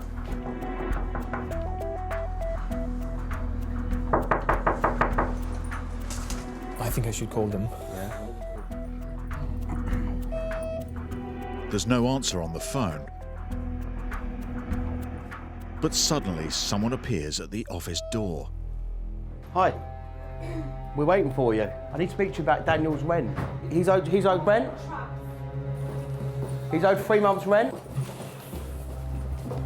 I need to speak to you about Daniel's rent. Sorry? About Daniel's rent. Well, I'm not involved. The woman seems to claim that she doesn't work for Signature London, but Daniel has dealt with her frequently in the past. You recognise her? Daniel? Yes, absolutely. She's the one I talked to on the phone quite a few times. She's definitely the one. We've met at least 7, 10 times.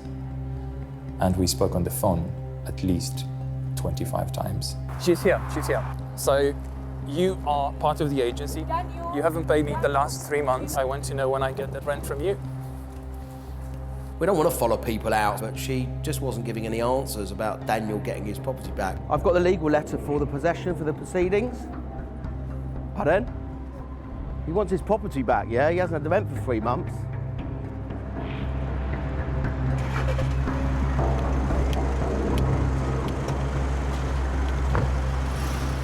The woman heads off in a cab before Paul can hand over the legal letter. Well, let's go and serve the letter. So they decide to return to the empty office. And it's been served. So what happens now? We have to wait. We've given a deadline on the letter. I hope they will come back and say we're surrendering the lease, but at least we're a step closer of gaining control.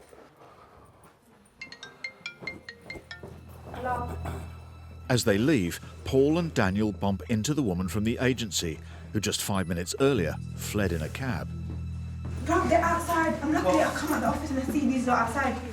She's now denying that the company has failed to pay Daniel. Daniel, you've got your rent. He hasn't been paid. He's owed 3 months. Why hasn't he paid his rent? Excuse me, I'm a tenant. Pardon? No, you're managing the property. You guaranteed rent. Signature property, guarantee the rent. Yeah. He's got a mortgage to pay. Do you not feel for that? Fine, so how can he get his rent? So why don't you get one? Fine, get one of the directors and fine. He'll speak to the directors if it's not you. Okay, yeah, okay, I will.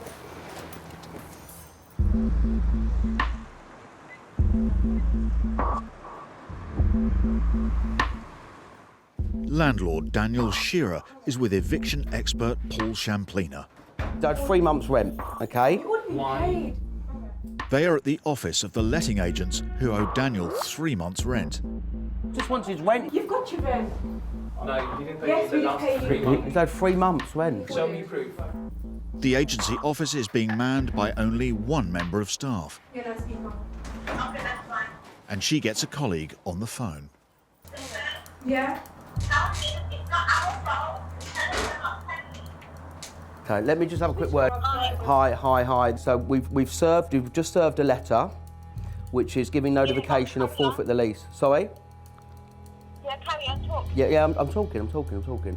He signed a rent guarantee agreement with you guys, so he hasn't had the rent for 3 months.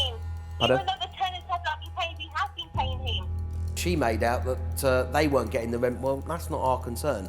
You know, Daniel signed a contract of guaranteed rent. Whether the tenant doesn't pay you or not, you're still liable for the rent. It's rent guarantee, you know the score. We are paying him. We are paying him the rent. Right. Daniel, you're such He just said to me he hasn't got 3 months' rent. Proof. We need proof. He has proof. Yes, I'll show you proof right now. When she called me a liar, I realized that was her way of dealing with the fact that she was lying. Daniel has no way of knowing if the tenants are paying, but he can prove he hasn't received any rent. I'm going to hand you back now, let you get on with your day. We'll get on with our day, but deal with the issue in hand, which is the letter that I've just served.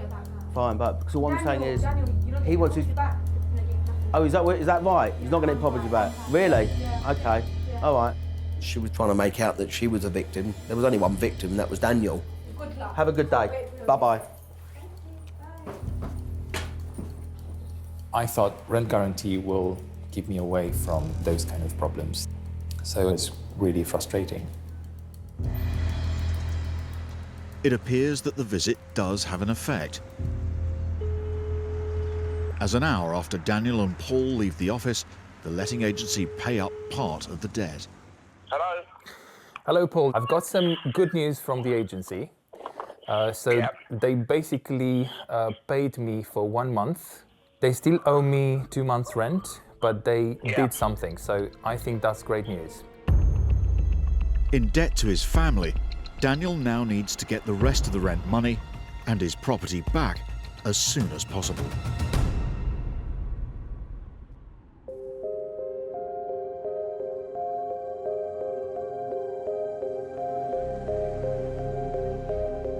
When private landlords fail to look after their tenants' homes, it falls to council housing teams to intervene. Today, Enforcement Officer Andrew Sedman is visiting a mum terrified that her rented flat is dangerous and potentially damaging her 2 young children's health. It's a bit of an emergency because there's a leak, possible structural collapse, so we need to look at it now and find out what the reality of this complaint is. Nursery teacher Fabielli and her husband Ronaldo have rented a 2-bedroom flat above a shop for 7 years. For the past 6 months, they've been struggling to get the management agency who look after the property to address serious problems with leaks, damp and mould. Hello, how are you? Okay? I'm all right. Glad to hear it. So if you come here to the kitchen, you can see inside. And that's not recent, that's like months upon months, maybe years of it by the looks of it. Not good. The property was nice for like the first year, and then began to get downhill. Here, look, it's all rotten. That's rotted away, yeah. Had a lot of water contact, that has. I mean, things physically change shape, you've got gaps forming. There appears to be water damage throughout. You can see where there's water staining there. Yeah, and this is damp. The most alarming issue is in the children's bedroom, where rainwater has been pouring in. Oh dear. You can smell it. That's shocking. Despite always paying the £970 a month in rent, Fabielli has had no success asking their private management agent to address these alarming issues. They say, okay, we're going to send some contractors, but every time it was a different contractor who'd come, and they just come, have a look, and leave the property. It's just coming out over here. You can see the arrows here and here. And it's looking and comes down all the way into the bucket. I could see this family had been putting up with a lot. You could really feel the damp in the air. Wow, how long was that? Today. Just today? Just today. That's worrying because we had a little bit of rain today, not a lot. No. And for that amount to come through, right near the electric socket, there's no excuse for it. It needs dealing with immediately. At least 6 months. Wow. It's been like that. I'm freaking out. I'm terrified. I'm terrified of going out of the house and leave the house when it's raining. I'm terrified when it's raining and we are always sleeping downstairs. Terrified. It's terrifying. Sleeping in a damp home can cause long-term health problems, but Andrew has more immediate concerns. Worst case scenario, water and electric, serious injury or death. Not to worry you. Right. You know, but I have to be real with this sort of thing. Not to worry. Seriously dangerous. You have to be as honest as you can. They may be upset from what they hear, but at least they'll be prepared. You can see they've got a few cracks up there as well. That's not good. So, you know, it's best to stay out of this room. Yes, that's what we're Which doing. I can see you've done that. You've got everything. Yes, we you've done put the right everything thing. downstairs. Damp and the risk of electrocution have already forced Fabielli to move her children downstairs and out of their bedroom. My eldest son, he was terrified. He was terrified. Even he was terrified. He used to tell me, "Mommy, but it's dangerous. You cannot go there." For a 6-year-old to tell you that,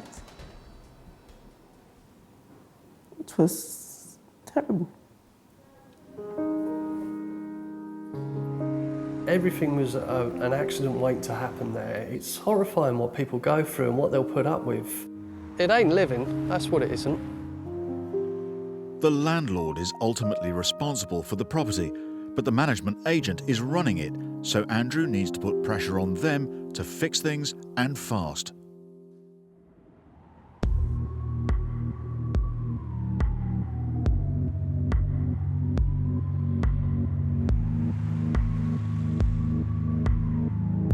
Lawyer Chris Sharp from the Landlord Group is heading to Leicester to meet a landlord who's called in the bailiffs over an £8,000 rent debt.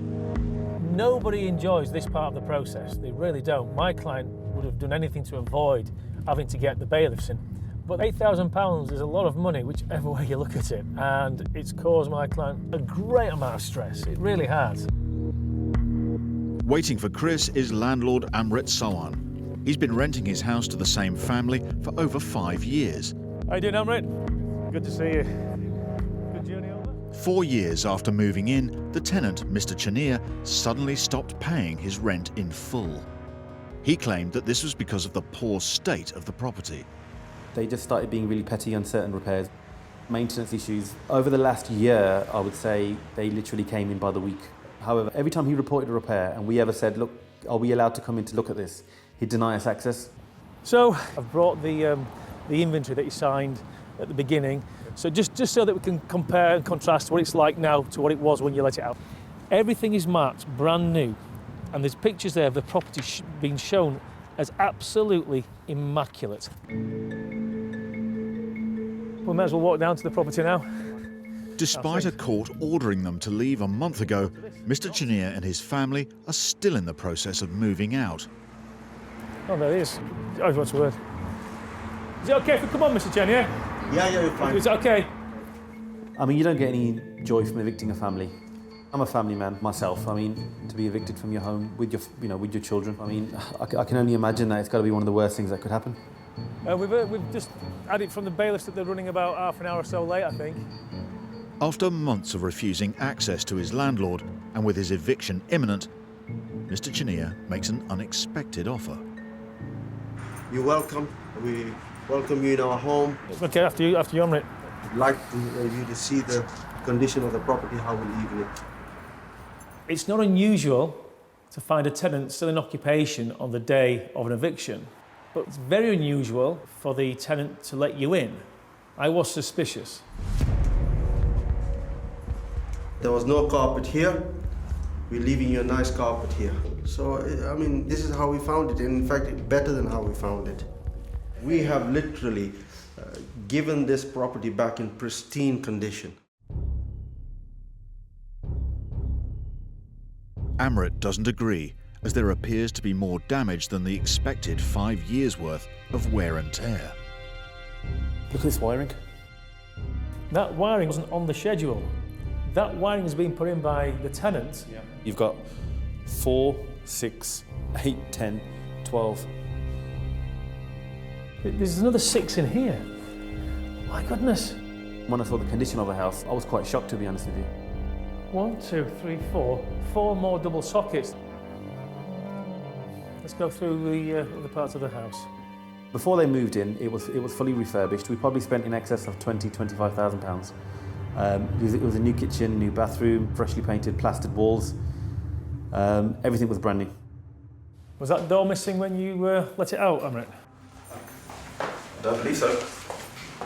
This is the schedule of condition. It does suggest that that door was there when you moved in. Does this look like a kitchen? This doesn't look like a kitchen that was fit 5 years ago. You can see pan marks. You can see them everywhere. You can see them on here. Certain things are probably just wear and tear 5 years ago. It's not brand new. According to this, it was brand new. According to you, it's brand new. And no, Mr. Cheney, you signed it. You signed this. You signed this fight. Is that not your signature? Why did you sign a document saying everything was brand spanking new? It was signed the same day as you signed your tenancy agreement. Do you recall signing the tenancy agreement? That's why. Not even a tenancy agreement. The tenancy agreement I haven't disputed. The papers say so. That was signed on the same day. Mr. Chenier denies signing the original inventory when the family moved in, but Amrit and Chris don't accept this. Mr. Cheney, I'm just looking at this document you signed just 2 weeks ago. They look identical. That is not my handwriting. Here, Really? you have a look at the dates on there. You have a look at the dates. You saying that there? Can I see it? Okay, the date isn't my dad's handwriting. I know because No, that's not his the writing. date is You not get my an dad's. expert. Get an expert, and he'll tell you. I just thought it was comical. You know, it was signed with the tenancy agreement, on the day of the tenancy agreement, with the same witness. When Mr. Chenier stopped paying the rent, he argued it was because there were problems with the property. There you are. This is damp infested. But Amrit believes this was an excuse. The tenants wouldn't let the builders in, and now his house has been left in a state of disrepair. My difficulty is that he doesn't seem to understand why we've gone through the eviction. You know, if you're owing your landlord £8,000–9,000 in rent, if you're not allowing access... There is no arrears. There is no arrears. No, withheld rent. So there are arrears. There are arrears. 4 months, yeah. You're the tenant, and your Clutching responsibility straws. would be to pay the rent. Yeah. It was clear that it was becoming a little bit fractious. Okay, well, I think that's it, guys. I think at this moment in time, you'll have to agree to disagree. I've stated my case. The fact remained, this was a lovely, large house in a nice area. It had thousands of pounds spent on it before it was let out to these individuals. Amrit now faces a big bill to fix up the house. And Mr. Chenia's refusal to pay rent is about to leave him and his family homeless. We've moved into my mother's sheltered accommodation, 1-bedroom flat. So you can imagine the dilemma we're in. 6 members in the family all living in one room. We've been trying to get private accommodation, but because we are in receipt of housing benefit, it would be very difficult. Hopefully housing will help us out. I have no family here, they're all in Bradford. So that's it. It wasn't a nice experience. Obviously they got very emotional. It's been a home for them for 5 or 6 years. I wished it would have been a home for them for many years more. The Chenia family leave before the bailiffs arrive. Thanks, bye. And Amrit has his house back. To bring the property back up to scratch to what it was, it will cost about £20,000 to £25,000. So I don't think there is any winner in this. Mr. Chenia continues to deny that he is a bad tenant, and he disputes that he owed any rent arrears. He also maintains he didn't block any contractors from assessing the property and is planning to claim his own substantial damages from the landlord.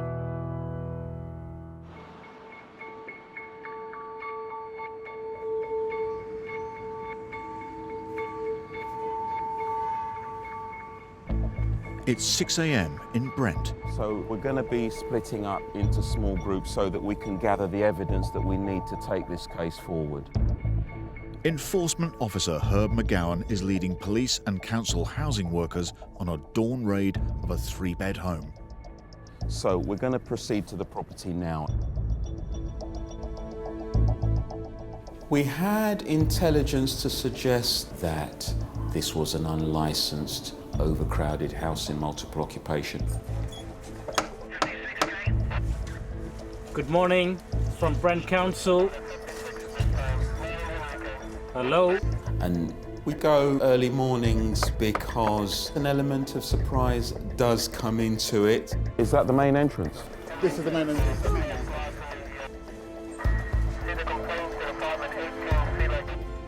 Finding an unlocked door, Herb lets himself in. Reports suggest that dozens of men could be living in this small home. If they're true, he wants to catch them all before they get up. Hello, good morning. We're from the council. We've come to carry out an inspection of this property. Unlicensed houses of multiple occupancy are illegal, as well as potentially dangerous. How many folks are living in here? 2, 3, 4, 5, so that's 10 bed spaces. The bungalow is packed with makeshift bunk beds. To come into a room like this and to find 10 adult males living in a room designed for 2 people. I really didn't expect so many people. 6 rooms that are being used as bedrooms. The pantry is being used as a bedroom. The lounge and the dining room are being used as a bedroom as well. The entrance hall is being used as a bedroom. Okay. I have to confess that I have been doing this job for a long time, and it was particularly shocking. Housing officers estimate that about 30 people are living in a property designed for one family. Did you know that you were coming into a room with 9 other men living in the same room? You knew that? Yes. The men are Eastern European labourers who will all be paying for their beds. But whoever is taking their money doesn't seem too concerned for their well-being. In this room, for instance, it's got a lot of damp and mould. None of the windows open. Dreadful, isn't it? Absolutely dreadful. Dreadful. But if there was an actual fire in this property, the means of escape, are just blocked. With the front door also blocked by furniture, the only way all 30 tenants could escape a blaze is through the kitchen, where most domestic fires start. I mean, this is a real high-risk area, isn't it? We're in a kitchen where all the food preparation is supposed to have been done, and the smoke alarm's covered up. And in actual fact, it's not just this alarm that's covered, it's all the alarms throughout the house that have been covered over. It's dreadful, isn't it? I mean, you've got 30 tenants living in here, totally kind of being exploited by a landlord who just doesn't care about them. We have no choice. We don't have money, £1,000 per month to pay somewhere else. So we have to live here. The men are likely victims of exploitation, and the council officers need to grill them to work out who is responsible for these dreadful living conditions. How much do you pay per week? 50. 50. Thank you. If we're all paying £50 a week, that's going to be about £1,500 per week for this house, which is around about 78 grand a year. We're talking about someone making a great deal of money out of vulnerable people. You know, it's really evil. It's a lucrative, if illegal, arrangement for someone, but the men seem unwilling to reveal who. Who do you pay your rent to? What's his name? I don't remember. You don't remember. So you've made an arrangement to leave your homeland, to come to a country, but you don't know who the person is. No. Does anyone in this room know his name? Nobody wants to know. Nobody wants to know his name. I'm sorry. It is frustrating. However, what we find often is that the person that gives them a bed space for £30 a week is the same person who gives them a job in the black economy for £60 a week. One of Herb's colleagues has got a lead. They're paying it to somebody that don't actually know the second name. He comes here to collect the rent weekly. The team have partially identified whoever is collecting the men's rent, but it isn't the same name as the legal owner of the house. They now need to find out if this is an alias or if someone is illegally subletting. See you later, guys. Bye. Thank you very much. Someone somewhere is making a great deal of money out of someone else's misery, and it is totally unacceptable.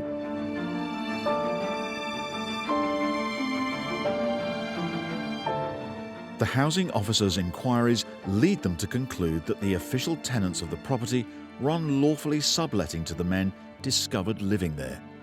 3 people are now facing prosecution.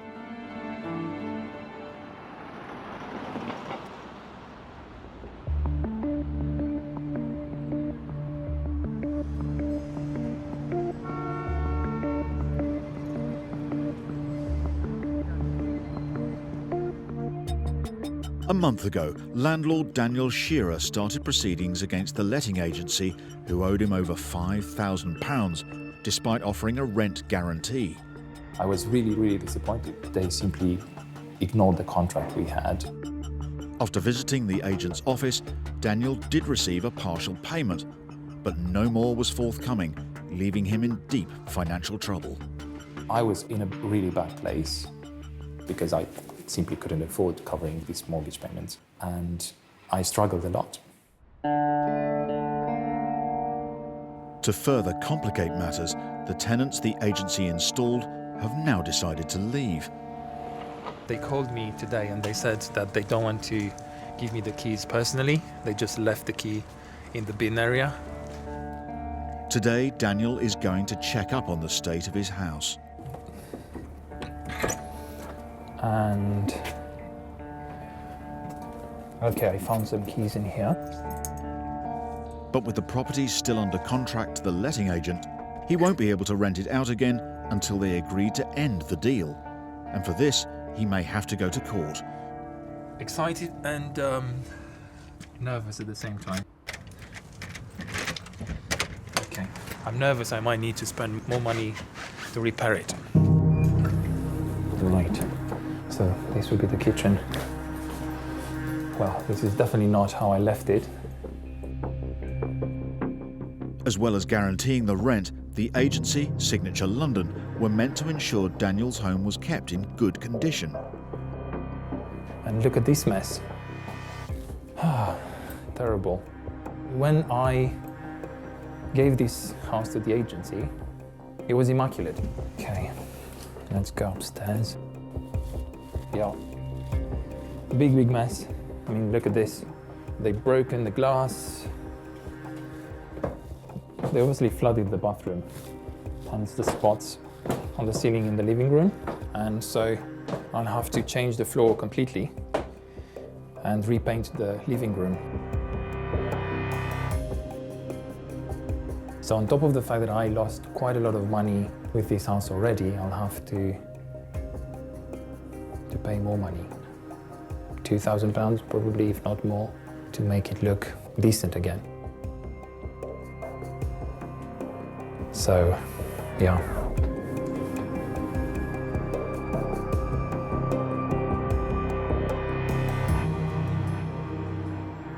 But before Daniel can begin work fixing up his property, he needs to get the letting agency to tear up the contract.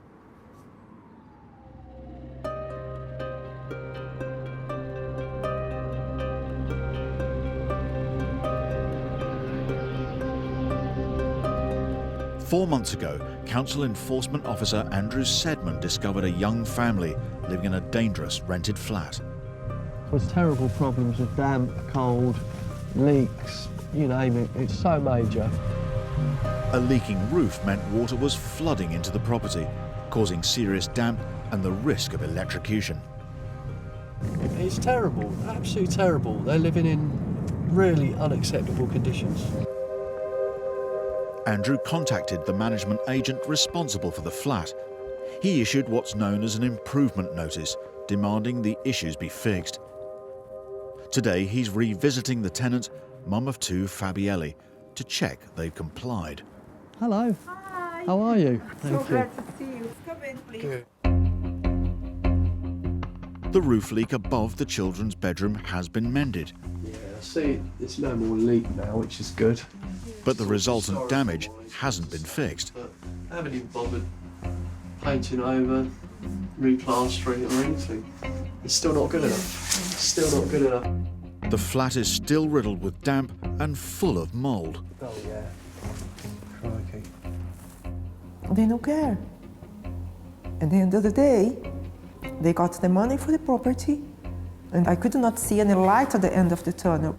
Everything is coming down now. Yeah, from there. that's got worse, definitely. Yeah. They've fixed the roof leak. Things aren't getting any better in here. Not acceptable, really. And to add to the family's problems, it's now winter and the heating isn't working properly. So they've all been forced to share one room. Basically, I'm sleeping here with the boys in the cold. I can feel the cold in here, yeah. It's very cold. My eldest son is keeping coughing, keeps waking up. No, that's awful. It really affected his asthma. He was always coughing a lot, gasping for breath, wheezing a lot. It was really bad. Rather than fully address the issues highlighted by Andrew, the management agent or landlord have apparently decided upon a very different course of action. Can I just have a look at that? Thank you very much. It says, requires possession of the property. No, this isn't good at all. That eviction notice, to me it said, we don't want to do the works, let's get these people out of here. We pay the rent on time. Yeah. We're never late with the rent. Have you contacted them at all? No. Because generally I don't know what to say. I Yeah. didn't want to call them because I don't know. I don't know what to say to them. Almost my whole salary was going to pay the rent from that property. And they have the audacity to evict us. I will reply to this and say, Because you've informed me about this and I disagree. The agents say they've issued an eviction notice on behalf of the landlords, whose own leasehold on the building is coming to an end. But Andrew suspects the decision may be connected to Fabielli's complaint to the council. It's not your fault, this property's a mistake. It's just shocking. I felt upset deep down. More importantly, I was worried for the family. Both Fabielli and her husband work in London, and their children are settled in local schools, but they can't afford to rent anywhere else in the area. I'm just terrified because if I have to get out of here, I have nowhere to go. Goodness me. Because I don't have relatives, nothing here. Oh dear. So I'm just gonna be on the street with 2 children.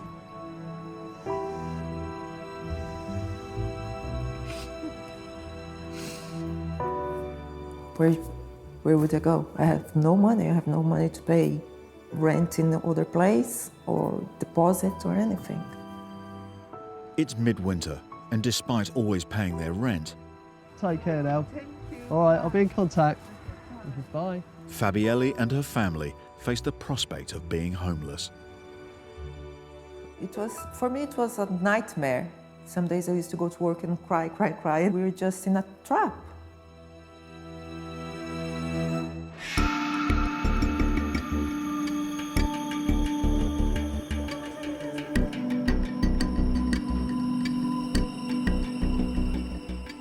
Landlord Daniel Shearer entrusted his 3-bed house to a letting agent who guaranteed his rent. But he was left in deep financial trouble when they stopped paying him. The tenants decided to leave, but as his contract was with the agency, Daniel still didn't have control of his home. Now, finally, he's had a breakthrough. Hello.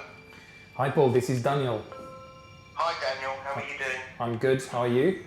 Yeah, not too bad, thank you. I've got some good news. Yeah, what's that? So they basically surrendered the house. That's good. Thankfully, Daniel has got his property back, but he's still owed some money from outstanding rent to utility bills, because believe it or not, the actual tenant in the property changed the utility bills and put them in Daniel's name. So I'm here today to serve a debt letter to try and get the money back for him. Daniel, we meet again. With arrears and other costs, Daniel has been left over £6,000 down. The letting agents, Signature London, are refusing to discuss paying off the debts, despite offering a guaranteed rent contract. So Daniel is returning to their Barking office, along with expert Paul Champlina. I realized that I need to pay back all the debts I have, and so there was no way I could just give up.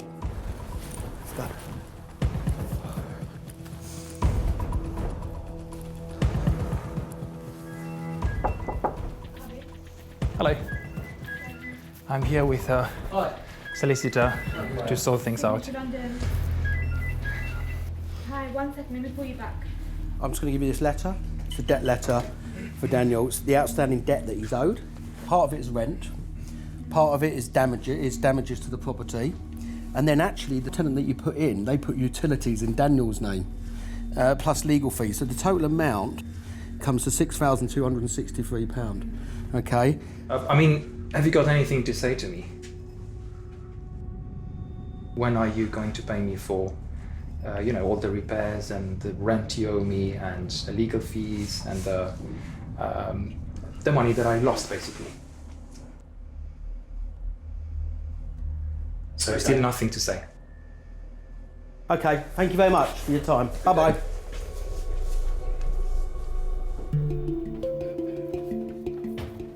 The agency eventually paid Daniel £1,850, but most of his claim is yet to be settled. Despite the experience, Daniel has decided to keep renting his house out, but through a different agency. I made a decision not to allow this unfortunate story to make me suspicious about people in general. Because if you do that, your human interaction becomes poisonous, and you poison yourself in the end.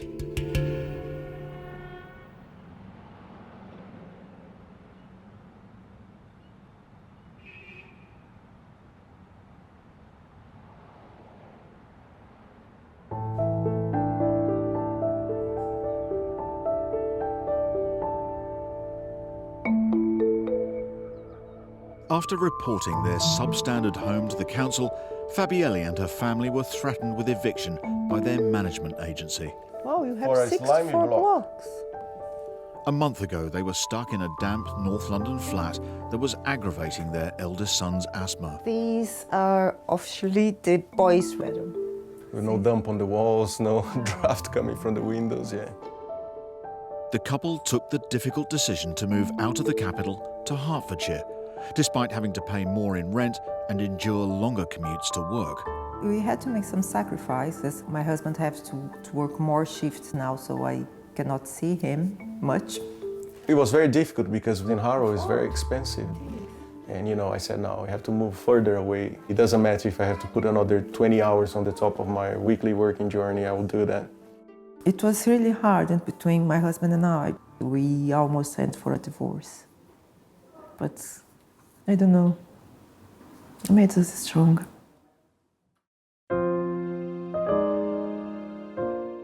We came to a point where, you know, we said, no, enough is enough. They're not going to do anything about this. We have to move out. It was too much for us to bear. I feel very amazed how there's landlords out there. They just don't care. They just want the money. At the end of the month, want the money, and that's it. Yeah. The dump and the problems on walls and leakages and having to sleep in a living room. And the mattresses were all over the place. I would wake up in the morning, 5 o'clock, and see them sleeping rough on the floor. And, you know, it would basically just break my heart.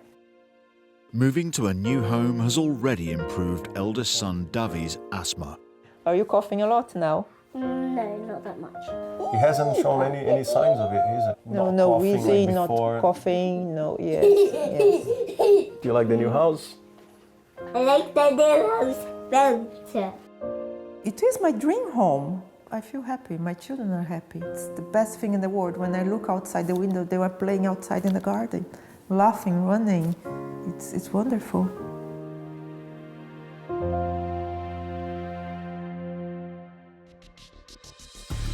Next time. We have to take possession of the property today. You need to leave for me now, please. I've got children there. A tricky eviction tests a sheriff's patience. You're taking the dog, aren't you? Huh? You're taking the dog. Not straight away, no. Housing officers uncover a terrifying house share. I don't want to be the house catching on fire when I'm asleep. It's just the worst property I've seen. And after 10 years without rent, Well. a landlord tackles her tenant.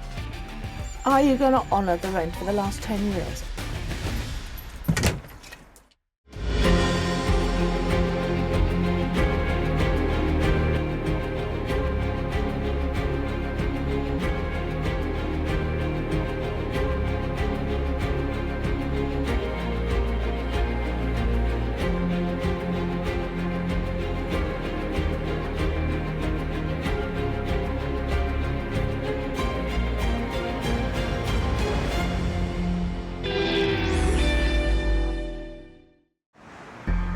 On Britain's streets, a battle is raging.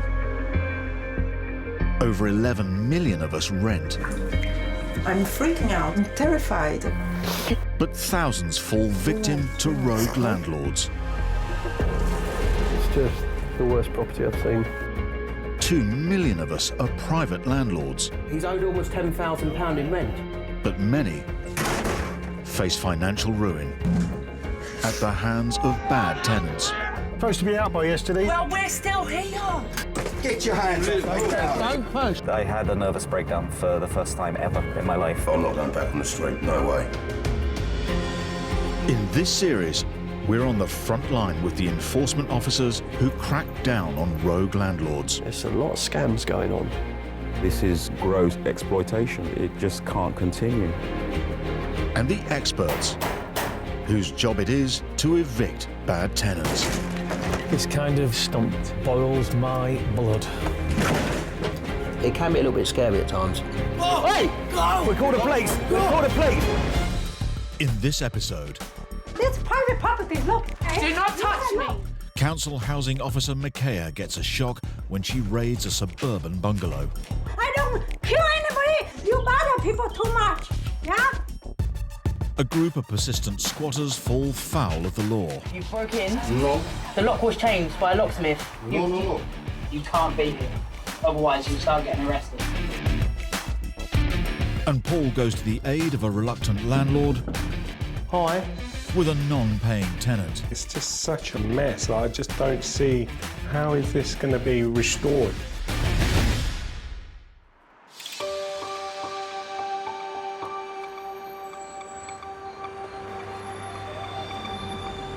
It's up to council enforcement officers to ensure that properties built without planning permission are taken down.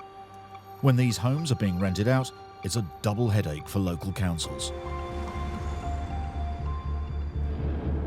In Harrow, Micaiah Angus is responding to reports from the housing team that a series of outhouses have been built in a small back garden of a property and filled with tenants. We found a bungalow that had been converted and extended into 8 self-contained units. The electrics are unsafe. It's all been converted without planning. It's that bad that I produced a prohibition order. The order means that everyone living there has to leave within 28 days. Micaiah is on her way to serve it and has no idea what sort of reception awaits. We don't know how many people or who or what is residing in there because there's more than one body in each of the 8 units. The 8 flats have been built by illegally converting the bungalow itself and building 5 separate mini bungalows in the garden. As Micaiah serves the notice, a resident arrives. Sir, what unit number do you live in? All right, please wait, 'cause I need to talk to you. Please. Yeah, put this thing inside. Can you leave the gate open so I can come through, please? Thank you. With access gained, Oh, stroke alert. Micaiah can inspect the garden. Once you open the doors and you start to see what's going on, it's like, wow, okay then. It gets really frightening. The owner of the property has neither planning permission nor a license to rent the 4 mini bungalows out. Good morning, is anybody around? Look at this. This is a soil stack, just like dumped in the middle of the place. Hello? Yeah. It's just a copy of what's been posted on the front door. Not only are these structures illegal, they're also unsafe. It's a total mess. You've got internal quality electrics outside. We've got electrics and water in very close proximity. They've just crammed as many units on site as feasibly possible. This is another unit which is in the process of being dismantled. It's sad and it's dangerous and it's frightening. It's extremely frightening. This is an extension of some sort. Excuse me, you cannot get in like that. Yes, I can. You under don't the have... process, under the housing. You just put it like that and you come. Yes, I can. Under the Housing Act, I have rights of entry. Under the Housing Act, I have rights of entry. I'm not arguing with you.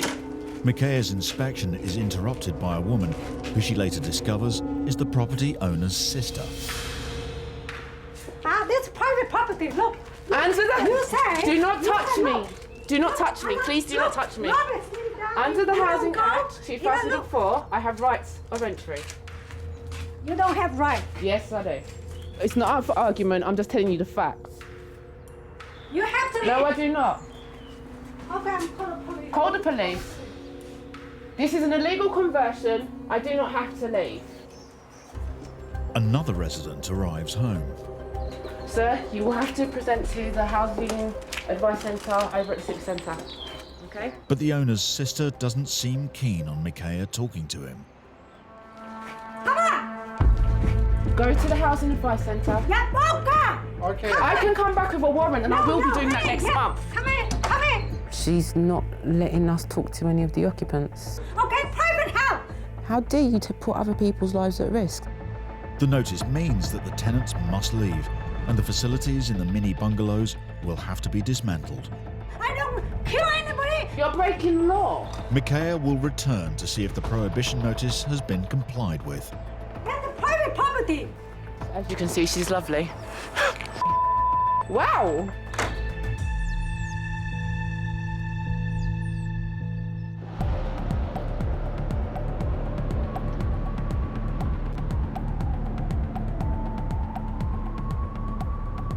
Lawyer Chris Sharp from the Landlord Group is coming to the aid of an elderly landlady called Maisie. She's discovered her 3-bed home in North London has been occupied without her permission. The problem is, she's no idea by who.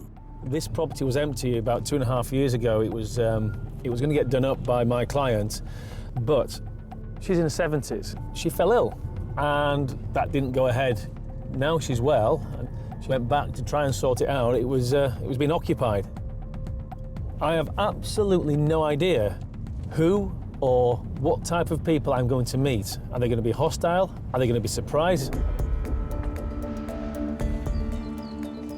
Today, Chris is serving what is known as an interim possession order. Windows are open. Clearly somebody's living in there. This informs whoever's living there that Maisie is the legal owner, and if they stay on, they will be breaking the law. This was a nice street, and there were some lovely houses on that street. This one stuck out like a sore thumb.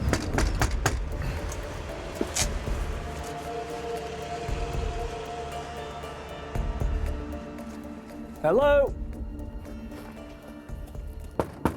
Hello? Hello? Anybody in?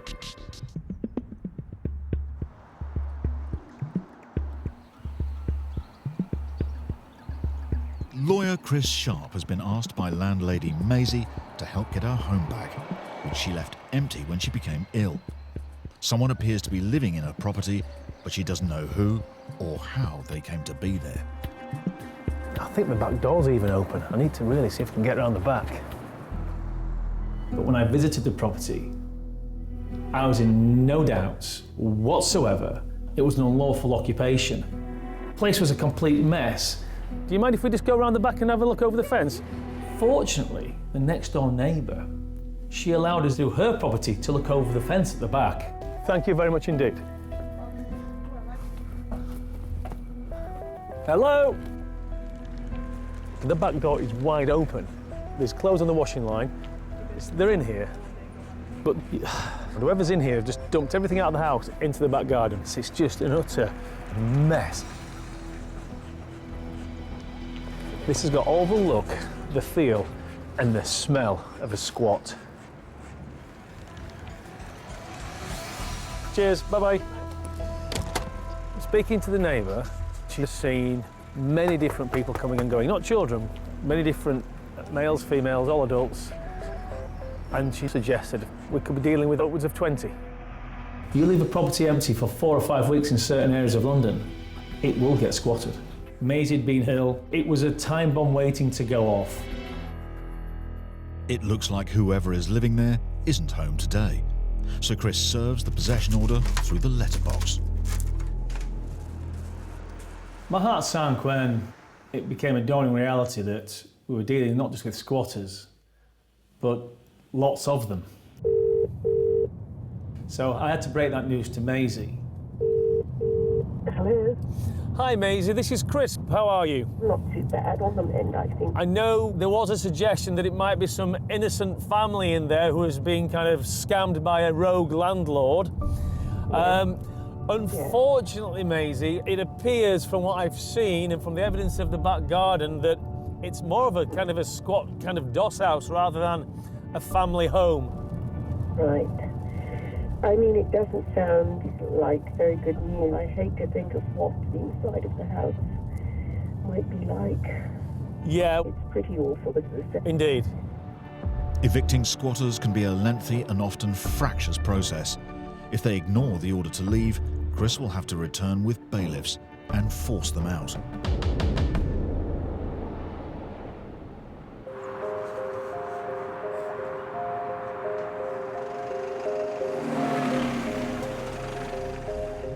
Four weeks have passed since Housing Officer Micaiah Angus served notice on the illegal conversion of a 3-bed bungalow into 8 flats, including 5 mini bungalows built in the back garden.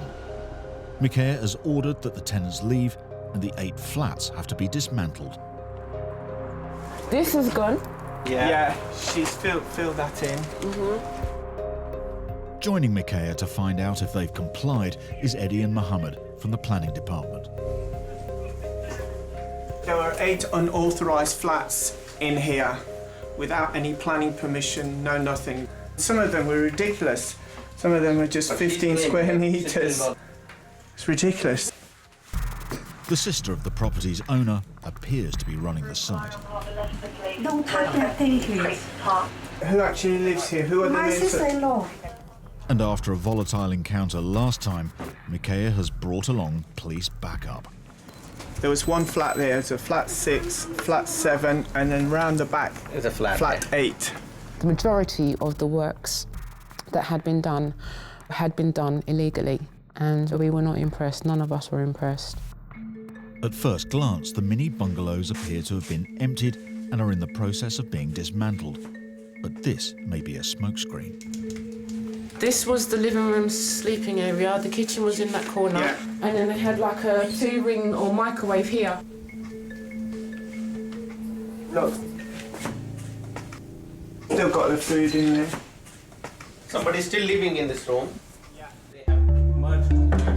Yes. Micaiah and Mohammed uncover more evidence that the illegal mini bungalows are still being used. Don't touch anything. Clothes are still here. No, don't touch anything. That the ones are here. Oh, you're gonna hurt me. Have you been told previously, do not touch officers? Touch off. No, do not touch us. Do not touch officers. We need to investigate if this is occupied or not. This is occupied. The drawers the woman was trying to prevent them opening are full of men's clothing. The sense of what we're getting here is that she's just trying to hide stuff. It's shocking, but it's also somewhat comical. How are you justifying this? And people are paying you. Extra cupboards, wardrobes, beds, plug-in heaters, washing machines, cookers. It suggests that as soon as our backs are turned, she'll put it all back. Yeah. And what will happen as soon as we leave this site in a couple of hours, it'll be back. It'll be back. Hello. Hello. Officers discover a man living in one of the supposedly empty mini bungalows. This is the tenant Micaiah also encountered on her last visit. How much rent are you paying here, sir? $550. $550? Yes. Per month? Yes. Alex. Me? You don't have to talk anything. You don't have to say anything. You know what? Yeah, let me take. Alex, come. Yeah. We don't do anything wrong. Yeah. The family live it. Why they come to make trouble? They make trouble for us. Never have a good life. She blocks us from talking to the occupants, and they do as she says. A lot of people homeless. You need help. There are people living in here. The prohibition order has been made. Why are people in here? They now have strong evidence the property owner's sister is taking rent money and has not fully complied with the order that everyone must leave. £550 No. a month? He's told me he's paying you rent, madam. Where is all that money going? £550 for the electric. Yeah, but where's all that money going from all those That's the electric. That's not rent. Electric, £550, madam. With 8 illegal flats on the site, in total, the owner may have been making over £4,000 a month in rent. What do you want from me? Make a trouble you want? I'm not making trouble. Make me homeless with my boy. My brother let us live here for free, but we have to pay you. Oh, the council tax, free council tax here. No, you had 8 units. And gas. You had 8 units. That's 8 sets of council tax. You said. Okay, you go. It's a fact. We've got the plans. I've already witnessed. I don't need to answer you any question. You don't need to answer me, right? You're not the owner. I'm not the owner. You're not the owner. The owner needs to make contact with me. But however, you are the one who's in receipt of the rent. What? So therefore, you're going to have to explain yourself to the appropriate authorities as to where the rent money is and where it has gone. If we hadn't interjected when we did, I believe they would have put more units on there. Armed with evidence that people are still living here, Micaiah can now take her investigation further. She will return to the site again with the police if necessary and push for prosecution.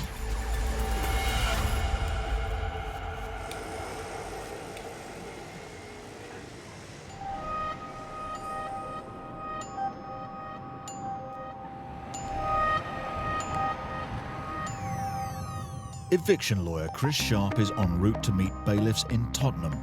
Their task today is to remove squatters who moved into a house when its owner Maisie fell ill and left it empty.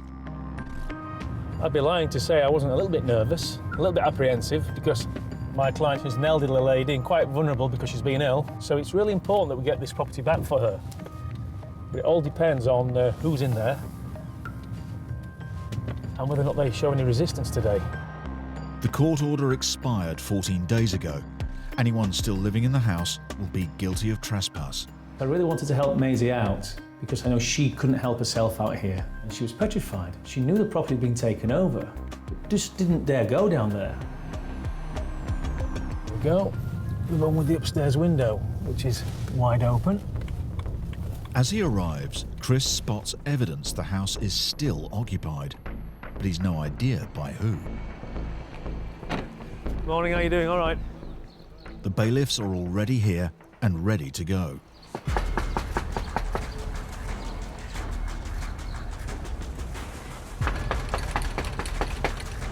On the day of eviction, the heart was going because who we were going to see. With no answer, it's down to the locksmith to gain entry.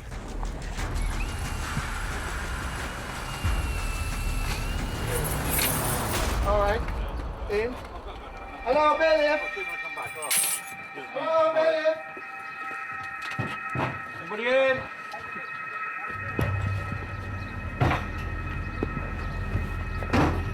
Anybody? We're empty downstairs? Empty. Okay.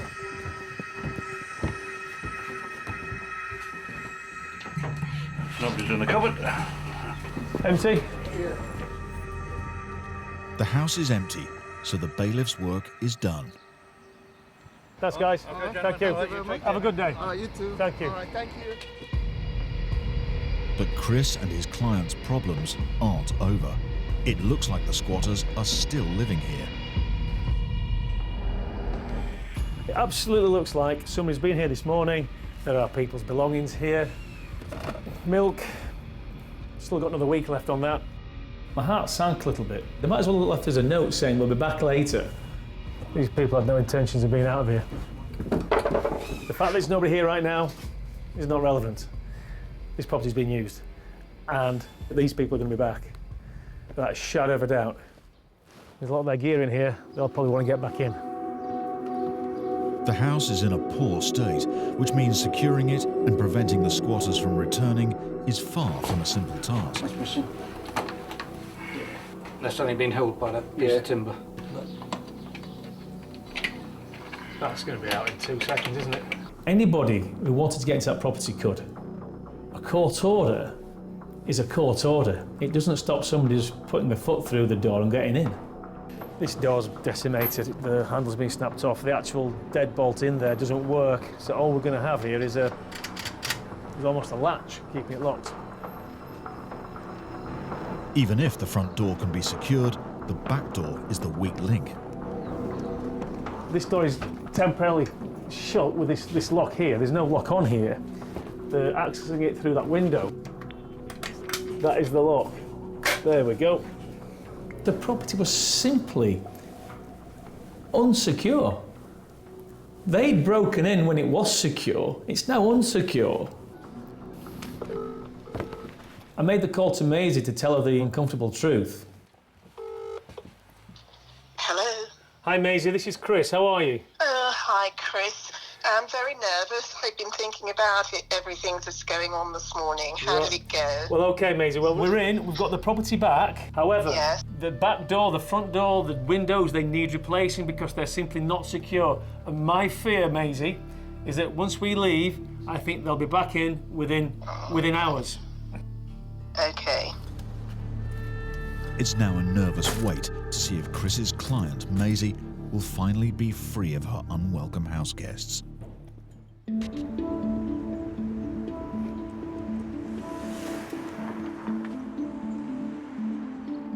Chris Sharp has taken possession of this house on behalf of its elderly owner. No one was home when the bailiffs went in, but Chris found clear evidence that the squatters are still living here. 6 hours later, Chris's suspicions are confirmed. 2 of the squatters return. third then appears and they gain entry. I got the call that I didn't want, but I was expecting. The squatters had gone back in. The police could be called and the police could take action. You're on your way to the back. I've already been there. You alright, guys? What are you doing here? Hello? What are you doing here? You've already been evicted, haven't you? Yeah, the lock was changed. Yeah. And you've entered again? So you broke in? No. The lock was changed by a locksmith. So you broke in? No. Did you get in with a key? No. How did you get in then? The back. You can't be here. So you have to leave. Otherwise you'll start getting arrested. Okay. You can't come back in again today? Okay. Yes, it's no problem. Now. Now. Okay. Is anybody else in here? No, just... So let's not be in any doubt here. Breaking into a property, you know that is not allowed. You know it's unlawful. The squatters are from Eastern Europe. The two men say they work in construction. I'm here, I don't know, maybe 3 months, 4 months. The landlord I know is from Birmingham, something. What's their name? Believe me, I don't know. The squatters say they've been paying rent to someone who claims to be the landlord. And how many live here? 7 people, something. 7, 8 people.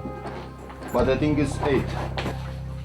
Some squatters are a bit apprehensive when it comes to the police. And if the police turn up, you can sometimes see them scampering away. In this case, it worked. They scampered away. I'm tired because I wake up every morning, 5 o'clock. I'm going to work. I come in 6:30, 7 o'clock. I'm not after wife. I know it's not my house. It's not. The 3 squatters leave quietly. I'm sorry.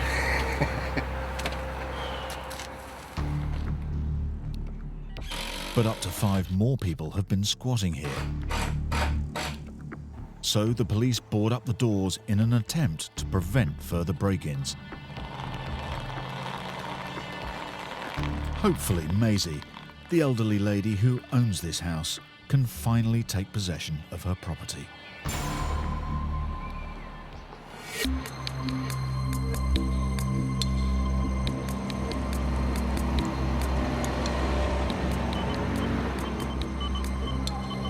In Brent, Housing Enforcement Officer Herb McGowan has received information from local residents that a flat is dangerously overcrowded. To investigate further, he's leading his team on a raid of the property.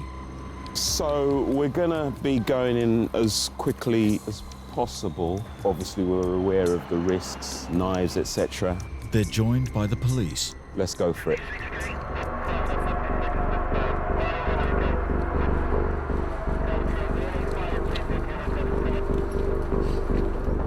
It's an early start.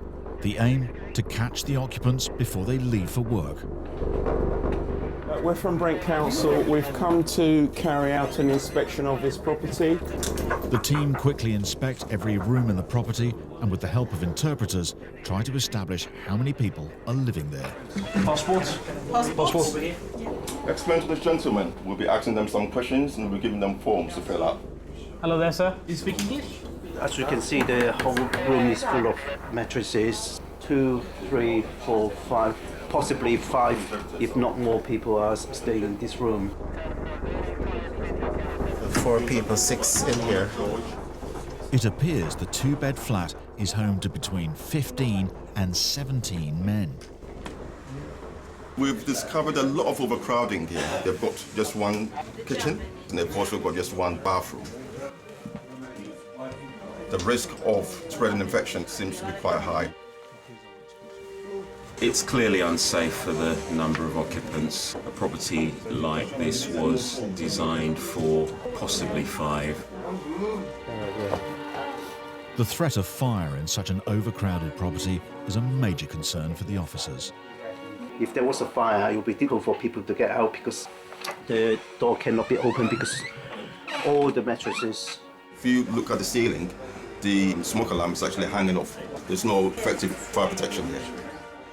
In those types of situations, shock quickly is replaced by anger.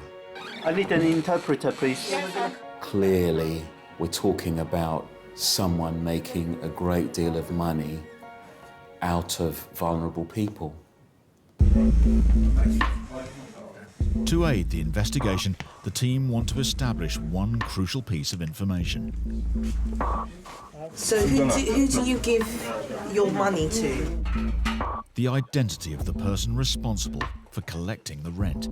No receipts, all cash in hand, no receipts. And no receipts. It's important to tell us everything. Yeah? It is frustrating to receive a hostile response from people living in those conditions because, I mean, we're seeking that information to support the tenants. In the front bedroom, Officer Alex Pang gets the break the team have been waiting for. Who do you pay the money to? Who is? He lives in London, but not in the property. So he comes in person to collect the rent. Yes. Do you have his phone number, perhaps? How do you contact I him? have no phone number, but I don't have battery for the phone. So maybe you can borrow a charger from a flatmate or something? Yes. For now, Herb and his team have done all they can. Today's raid has provided enough information to pursue the case further. We've established that someone is clearly profiting from people living in substandard conditions, and we shall seek to ensure that we get to the bottom of it.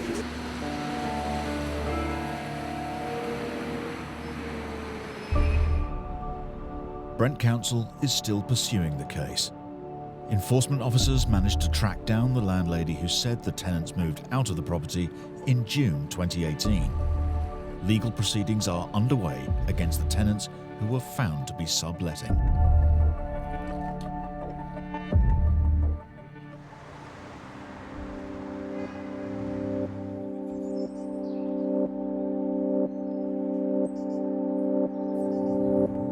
When Anthony Giorgio split up with his ex-partner, he found he could no longer afford to live in his two-bed flat. Rather than sell up, he thought renting it out might bring some financial stability. 12 months on, his decision has come back to haunt him. On the first month, rent was paid on time. On the second month, it was delayed by 2 weeks. On the third month, the same. And then things just started to fall apart. Anthony's tenant works for a local estate agent. He thought she was a safe bet. Instead, she's left him in dire financial straits.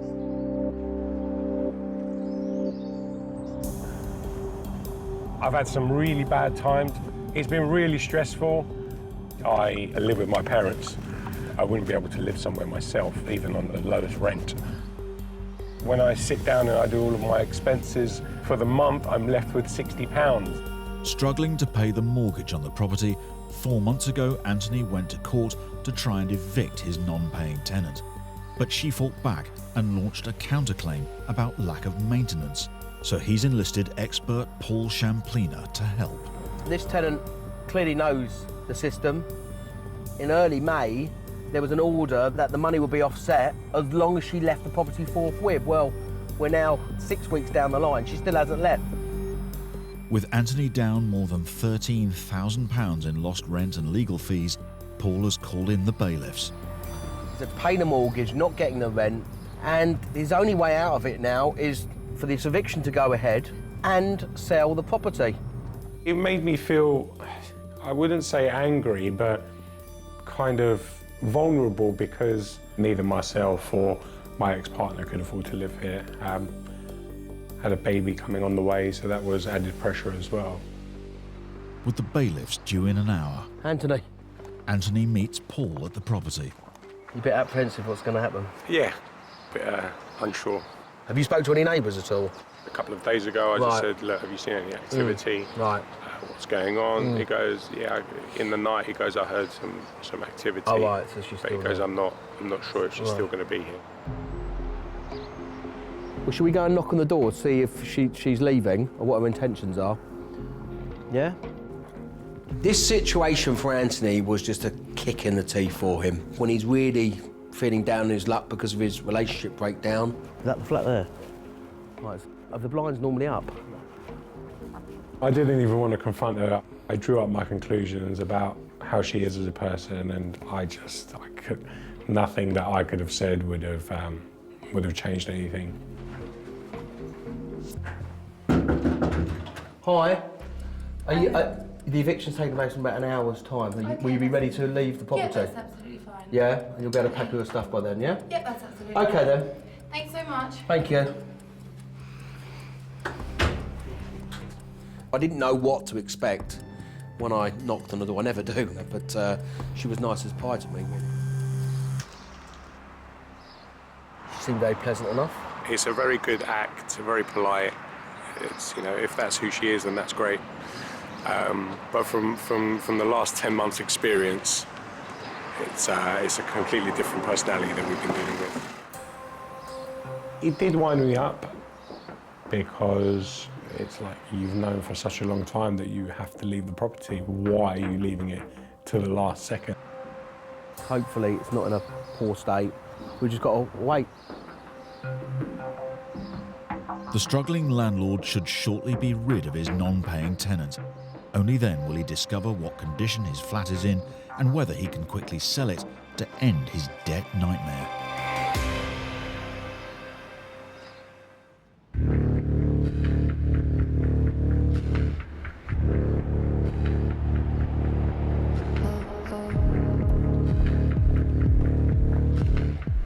Council housing officers are responsible for investigating dangerously overcrowded properties.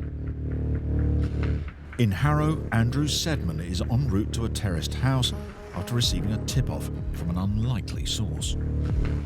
This is a very unusual case because the complainant, the managing agent, they think the property is overcrowded, but they're expecting the council to get rid of the occupants. It doesn't work like that. It has to go through the courts. The agents manage the three-bed home on behalf of its owner. They believe two large families may be living in there, despite it being initially rented out to just two men. At the end of the day, our priority is the safety of tenants, and there are tenants there that could be at risk, so we do need to do something.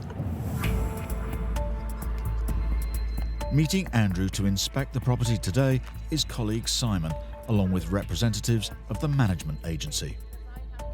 If the house is as overcrowded as they've been led to believe, the tenants may be required to leave. It's a very tricky situation. We don't want them going on the street, but then we don't want them living in appalling conditions.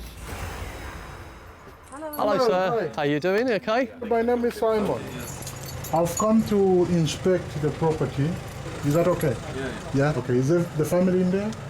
No, I'm alone here at the moment. So where is the family? Are the kids going to school? Yeah, they are at school. Okay. What we're there to do is to make sure that these properties are made safe, brought up to a respectable standard, and the people in the property are looked after. Only one person is currently in. It's the man who originally let the house, but it's obvious that he does not live here alone. What do you use this room for? This is like the bedroom. How many people share this room? Yeah, this is couple. A couple. Yeah. How many bedrooms do you have altogether? This one? Two are upstairs. Two upstairs. One box room. The man tells Simon that he moved here from Afghanistan with his brother. Their families followed, and they all now share the house, meaning 4 adults and 6 children live here. Looking at the property, it hadn't been maintained in years. So even if there was just 1 or 2 people there before, it didn't matter. This was years of neglect. Water from the bathroom is leaking into the kitchen. That's not good, is it? And that's far from the only hazard. And it looks like you've got mice in here. Look, there's mice dropping. All those are dropping, yeah. And I can see the smear marks in the corner there. Yeah. So definitely have. Have you seen any rats in here? Outside, in this area, it's too close to the food shop. There is always mouses around, you know. Simon uncovers what he believes is the true source of the rodent problem. So you use this section to store food? Additional kitchen space has been created in a lean-to shelter that's also home to a broken wooden manhole cover. So that's where the rats can access your house. It is a common thing to find pests in a badly maintained property, leaving food lying around. You're effectively feeding the rats. What have we got here then? We have... oh my gosh, that's really not nice, is it? With this property, every room I entered, there was a little surprise waiting. There was so much disrepair in there. They need to upgrade their electricals. That's out of regulation now. Electrics are really poor. That stuff should have been in the Science Museum. It was so bad. Simon and Andrew will now order the landlord and management agency to fix the house up. But they also have another unwelcome duty. It's obviously overcrowded. It's against the law. One family has to move out.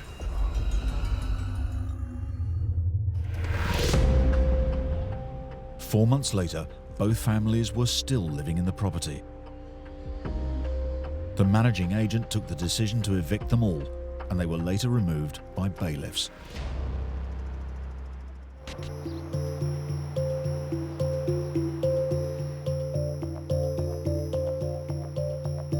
After splitting with his partner, Anthony Giorgio found he could no longer afford to live in his two-bed flat, so decided to let it out. But when his tenant stopped paying rent shortly after moving in, he was left deep in debt. Today, bailiffs are due to remove her. I was just mainly thinking, you know, what state is the property going to be in? That's all I cared about, because the idea was to sell it as soon as possible. Hello, bailiff. It's clear the tenant has gone. So Anthony and eviction expert Paul Champlina are able to enter. I suggested that she would have left in that hour prior to us coming back with the bailiffs. And she did it, and she didn't want to be confronted, I'm sure. That is absolutely disgusting. She may have gone, but the tenants left her mark. It's just incredible. All the floors are scratched up. When I went in with Anthony, I could see straight away that he was just a bit stunned. Oh, look, she's broken up there as well on the door. Look at that. He was really struggling financially, and having an emotional connection to property makes it even worse, of course. This was a brand new table, and it's just destroyed. It does feel personal because I separated with my partner. Neither of us could afford to live here. I don't believe it. I do not believe it. I do feel that she, after meeting me, probably thought, okay, he's in this situation, I'm going to take advantage of it. It seems like it's not just money that Anthony's lost. His sofa has also gone. The sofa belongs to my ex-partner, so that's going to be nice. Right. Have you seen the state of the garden there? Look at this. This used to be my rug. This was my table and chairs. Oh, this is broken.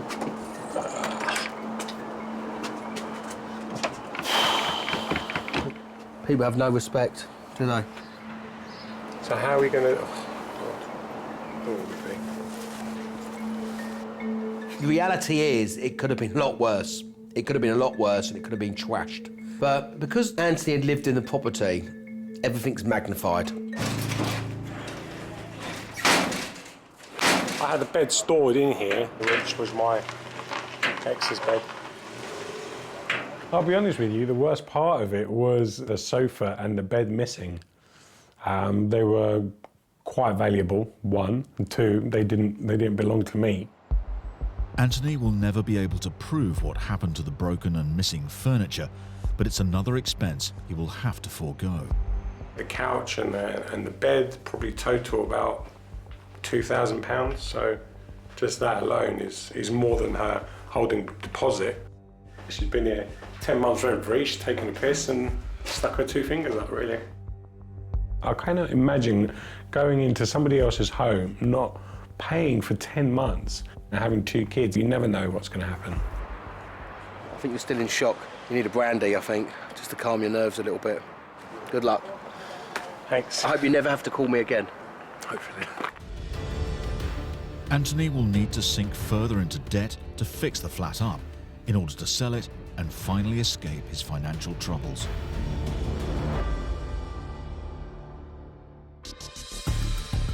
Next time.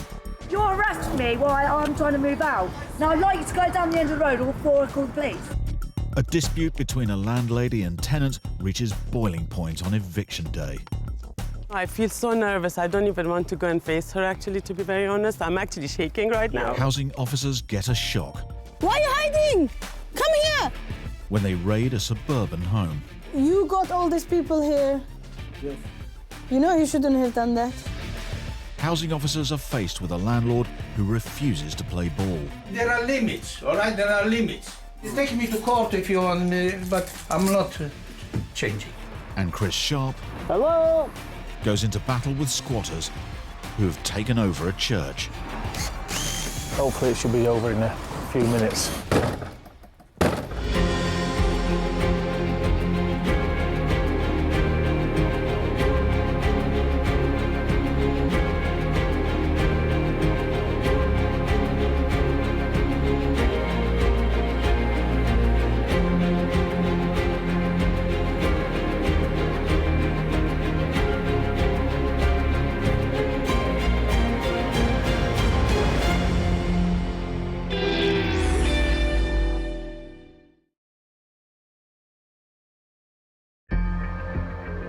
On Britain's streets, a battle is raging.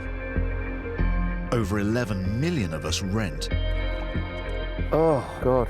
But thousands fall victim to rogue landlords. There's just water cascading through here. Why should I live like this?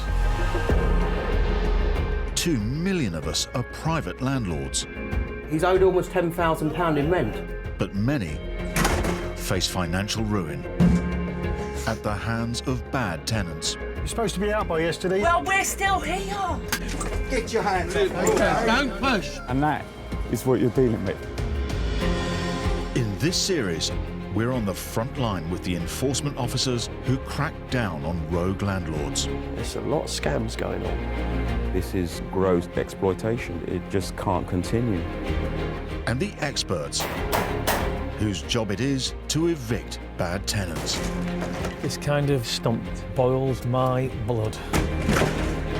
It can be a little bit scary at times. Hey! Go! We call the police! I do not remember giving my permission for a caravan. In this episode, we return to some of our most dramatic stories. A landlord battles to regain her family home. I love that house. I was shocked. Someone that I was helping can actually do this to me. A young mother is locked out of her flat after helping a friend. And he just left me homeless. We'll have a chat. The court said you had to be out yesterday. And a landlord goes head-to-head with a tenant who won't pay up. Do you owe £5.5 grand? I am going to go You owe us now. £5.5 grand. I want to knock her out. I'm actually living now.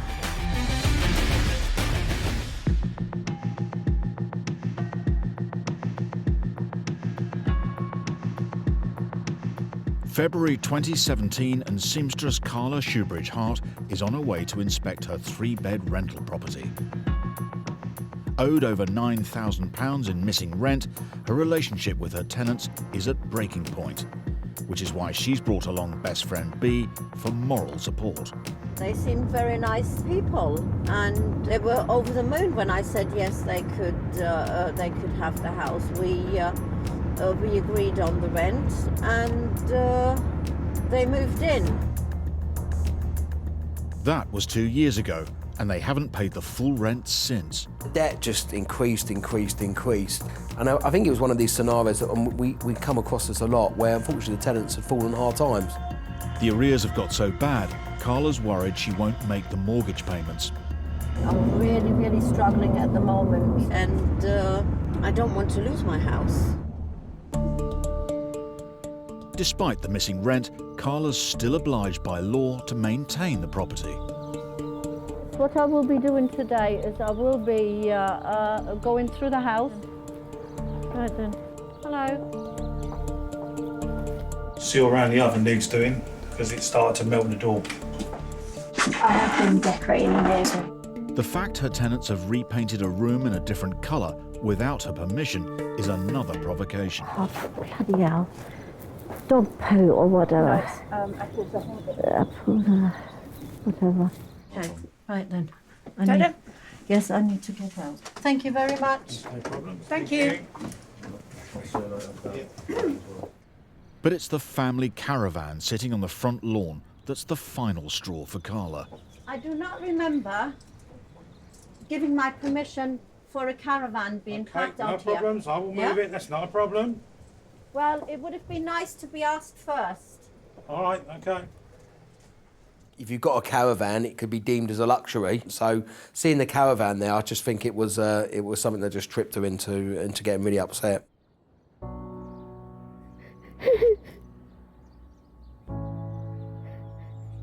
I'm sorry about that. I love that house. It was a dream come true for me. And to lose it, because I've tried to help people and they still, you know, they say, oh, this isn't working, that isn't working, and this needs to be done and that needs to be done, you know, and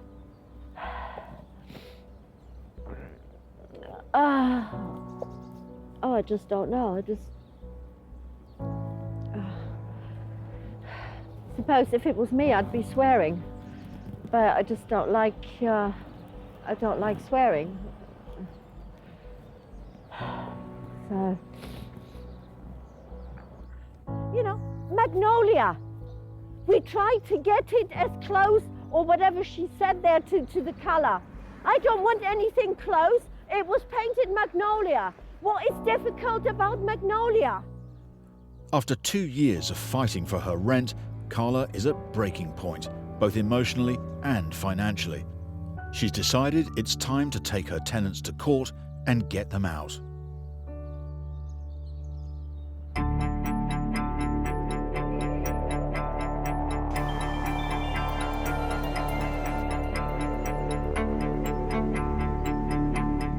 It's March 2017 and Rachel Barham and her partner Chris are on their way to Woolwich County Court. Rachel's tenant Teresa owes her nearly £5,500 in rent. For the past 5 months, she hasn't paid a penny. She paid 1 month, 2.5 weeks late. The second month was 2 weeks late and she only paid half of it. And since then, she's not paid anything. The pressure has taken its toll on Rachel and on her relationship with Chris. It's going into thousands and thousands of money that's owed. That's an awful lot of money. It's just a stressful time, you know. We don't need something like this. We're suffering majorly, and you can see it with Rachel. We argue a lot because it is my property. Chris wants to get involved, he wants to go round there. And to be honest, I'm quite happy. I want to go round there myself and knock her out. It's infuriating. This is my pension, and I've worked hard for this. Today, it's make or break. Rachel's banking on the court evicting her tenant. If not, she's likely to lose thousands more in missing rent and legal fees. Waiting for them outside the courthouse is their legal advisor, Sasha Gain, from Landlord Advice. Sasha, nice to meet you. Nice to meet you. Nice to meet you. Okay, so I've just been into the court and they have notified us that the tenant will be attending today. Right, okay. So there is a possibility that they will be filing a last-minute defence. It looks like the tenant, Teresa, is prepared to fight the case. There she is now. Just turned up. That's her. There she is. Her there. If Teresa does put up a strong defence, the case could be adjourned for months. This would be a financial nightmare for Rachel, as she's struggling to pay the mortgage on her rental property. If things get delayed, I potentially miss my mortgage repayments, which at the end of the day potentially means me losing my property. And trust me, it won't be nice after that. Right, I believe it's time to go in. Cool, perfect. Brilliant. Let's go.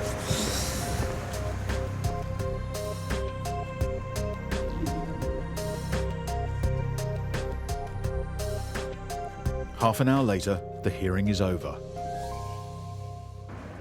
The court has awarded Rachel a possession order, which gives Teresa 14 days to leave the property.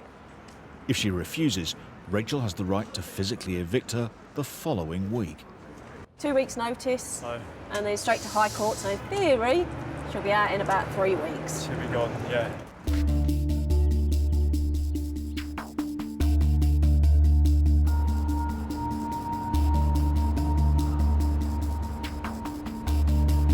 April 2017, and mother of one, Hamdi Abdul Qadir, is returning to the flat she once called home. 10 months ago, in an act of generosity, she let some acquaintances stay in her 2-bedroom flat for free. She was away studying, so the flat was empty, and Hamdi wanted to help them get back on their feet. The family have long outstayed their welcome. Hello, Hussein. And nearly a year on, Hamdi is making one final attempt to get them to leave.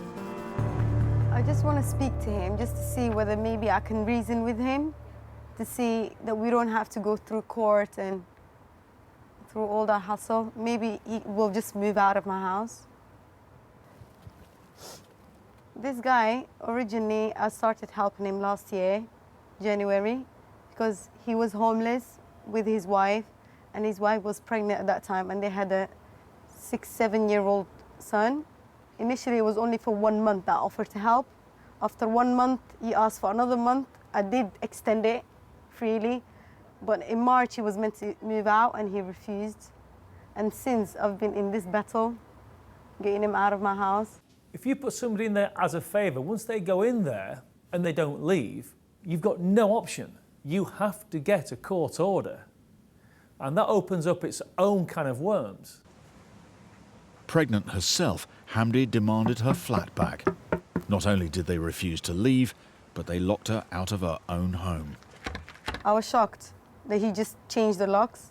I could not believe that someone can do that. And he just left me homeless. When you've got someone that depends on you, it's not that easy. You know, I feel like I've let him down. With nowhere else to go, Hamdi has been forced to live at her mum's house. There's no space for her husband, who's living somewhere else, so she shares this small room with her baby. I'm in this room because I've been kicked out by people that I was helping temporarily. Now they've made me homeless, and I'm staying in this room.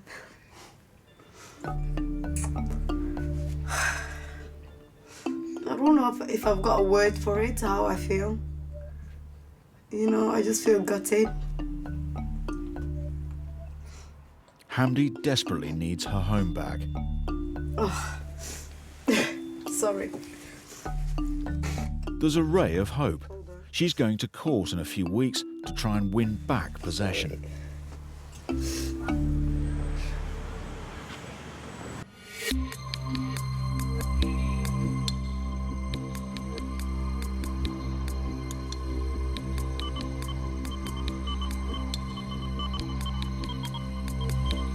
Rachel Barham and her partner Chris are trying to evict a tenant who owes her over £5,500.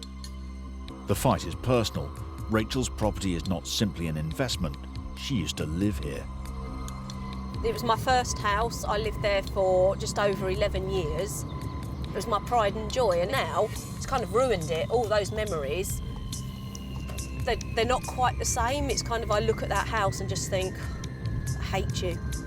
But it's not the house, it's her. 15 days ago, Rachel won a possession order at court, giving her tenant Teresa 2 weeks to move out. Now they're heading to the property to see whether she's obeyed it. Part of me is hoping that she's not there, so I don't have to talk to her. I'm the so complete angry, opposite. I think it's always best to face it head on so we know what's going on then. It appears Teresa's ignored the court order. Well, she hasn't moved out because her stuff, unless she's left all her stuff behind, because there's still stuff on the windowsills. It doesn't exactly look like she's made an effort to pack up, does it? I'm looking at it thinking, I've got the keys in my pocket and I can't even walk through that front door. By law, Rachel can't enter the property until her tenant has left. The only thing she can do is call her legal advisor, Sasha, and order in the bailiffs. We've literally just turned up at the property, and as we expected, it looks like she's still living there. So, OK, what a nightmare. Exactly. So we obviously have to go to the next step and get bailiffs. OK, that's fine. We can get that done for you. Okay. Don't worry too much. We'll hopefully get this process accelerated, as you do have the option to go to the High Court. Yep. OK, so we can begin this process for you. Lovely. OK, so leave it with us and don't worry. OK, perfect. Thank you. Thank you for your help. Nightmare. How much does Nightmare. that cost? Yeah. Rachel is already more than £5,000 out of pocket. Paying another £1,000 for the High Court enforcement agents is the last thing she wants to do. But just before they leave, Want to have a chat? they spot Teresa arriving and the chance to persuade her to go. Hello, you alright? Yeah. What's going on? You're meant to be out today. Or you meant to be out yesterday. The court said you had to be out yesterday. But with the letter. Do you owe £5.5 grand? Have you got £5.5 grand sitting in your bank account? No, I'm waiting for the house. So what makes you think I've got £5.5 grand I'm that I gonna can go afford? right now. I'm gonna go now. No, you're not. You said all this before. I am gonna go You owe us now. £5.5 grand. Yeah, but I'm gonna go It's fine. Pathetic. The bailiffs will be there soon, Pathetic. so don't worry. I'm actually livid now. There's no apology, there's no... She says, I'm not sorry. getting out without a letter. I'm I'm- not getting out without a letter. So exactly what I said from the beginning, she's taking the piss. I'm glad I was sitting in the car, because at one point I was going to get out, but I'm glad I didn't. It's left with the bailiffs. Yeah. They'll do their thing and we'll come back when she's out in a week or so. That's it. There's nothing else we can do now. Angry and frustrated, Chris and Rachel's only option now is to wait for the enforcement agents to do their job.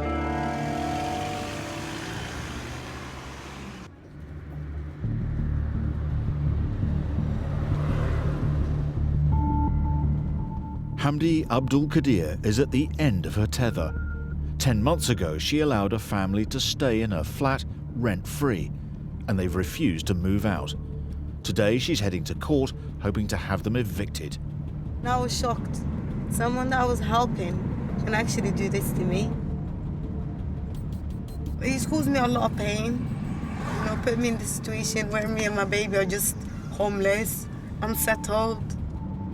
The real irony of all this is that those people that do the favours are the ones who are least able to afford the consequences when the favour turns sour. The case is far from clear-cut.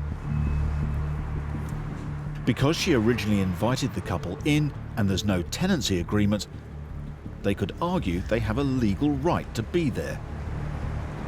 It's very important for me, the decision to go my way, so I can get my house back.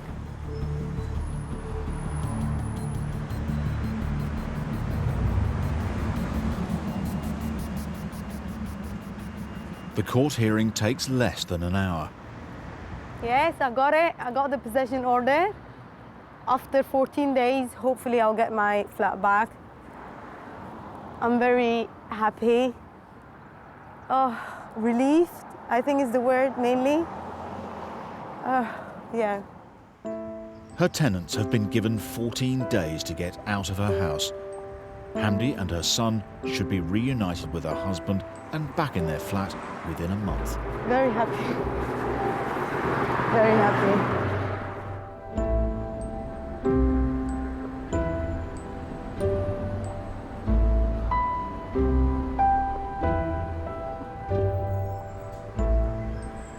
Are you vomiting? Weeks later, there's a dramatic turn of events. Hamdi's tenants appeal and overturn the possession order. When I saw that the defendant has filed defense form and that the case is being put aside, my heart nearly dropped on the floor, honestly. And I started crying. They claim they have a verbal tenancy agreement and pay Hamdi in cash. The court has given them time to provide evidence proving they're legitimate tenants. In these cases where you've done someone a favour, you never anticipate there's going to be any ever problem because all you're doing is a favour. So when it does turn sour, the effect is so more profound because where does it come from? This was never, ever in the script. I just feel angry. I feel really angry. And I feel like going to my house and just changing the locks. It's my house. The law is not fair. It's not fair. Hamdi denies she received any rent from her guests. But now there's a real risk she will have to start the eviction process again, leaving her bedding down with her baby in her mum's house for 6 more months.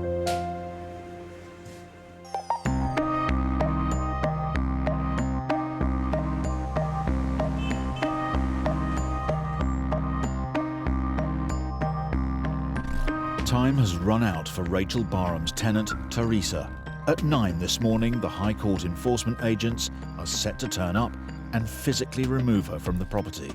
Part of me thinks that we might turn up and she's already gone, just out of spite, because obviously you have to pay to get the bailiffs in. It's another £1,000 we've paid to get her out today. So not only is it 5.5 grand, it's another grand on top. So it's almost comical numbers now. As Rachel has had to pay for the High Court enforcement agents to attend, her tenant now owes her almost £7,000 in rent and legal fees. I actually want her to be there because I actually want to physically see her being evicted and go through that pressure and that embarrassment, really, after what she's put us through. The agent's first job is to check whether Teresa is still there. How you doing? All right? Oh, yeah. Do you have keys for the property? I think so, as long as she's not changed the locks. If you give me the keys, I'll knock first. Yeah. Yeah, cool. Lovely.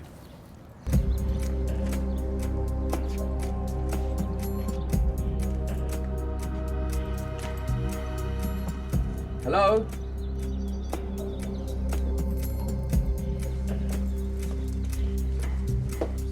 It appears the tenant's already left, leaving the couple with a hefty bill for the enforcement agents they didn't need. She's wasted £1,000 because I could have come and not had to, obviously, instruct bailiffs to come and do this for me. So, again, she just seems to think that I've got money growing on a tree. As there's nothing more for the agents to do here, they take their leave. Can I have the grand back? Thank you anyway. All the best. Yeah. See you later. Thank you. Cheers.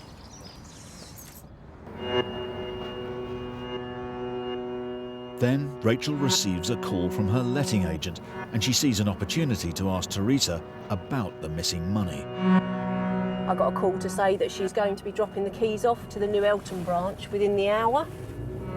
So we are now rushing to New Eltham, really, just so that we can confront her. I just feel like we need closure.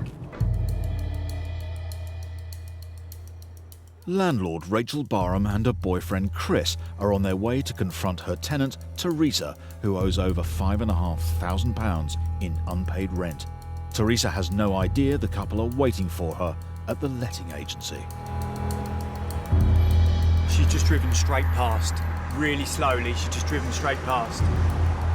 Straight past us. Stay there.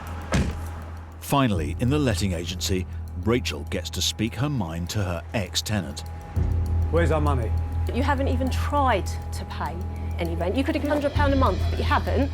£7.5 grand you've cost me, excluding the damage that you've left. Teresa claims she's been trying to get housing benefit to help, but that doesn't wash with Rachel. I felt sorry for you at one point. I would have been willing to let you stay there. Do you own your car? Chris, shut up, please. No. Shut up. I'm going to a car. Sorry. Forgot what I was saying now. See you later, Teresa. As the tension rises, Teresa decides it's time to leave, but sees Chris standing next to her car. Tell your boyfriend. Right. So I can Where go, are you know, parked? and do things up. It's all right, don't worry. Get in the car. Hey? Go and get in the car, please. Why? Because you're being threatening, that's why. Go and get in the car, please. What's going on? You need to go and get in the car. Yeah, what's going on? Nothing. She's just trying to go back, but she feels intimidated, so can you go and get in the car? Are you joking? No, you are, Chris. It's a woman, and you getting angry makes them feel intimidated, so go and get in the car, She please. owes you £7,000. I know, Chris, but please just go and sit in the car. She's going to walk away with this, you'll get nothing. I'm not going to get anything anyway. As soon as Rachel gets Chris out of the way, Teresa heads off. But Rachel knows the chances of getting the missing rent back are slim. Even though I don't achieve anything from it, I feel like at least I've vented some of my anger on her.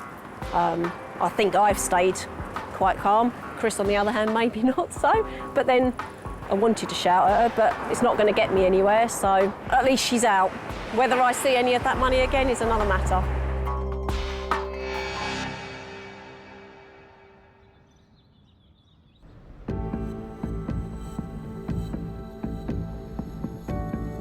Carla Shoebridge-Hart's tenants haven't paid their full rent for over 2 years. Now she's had enough and has called in eviction specialist Paul Champlina from Landlord Action for help.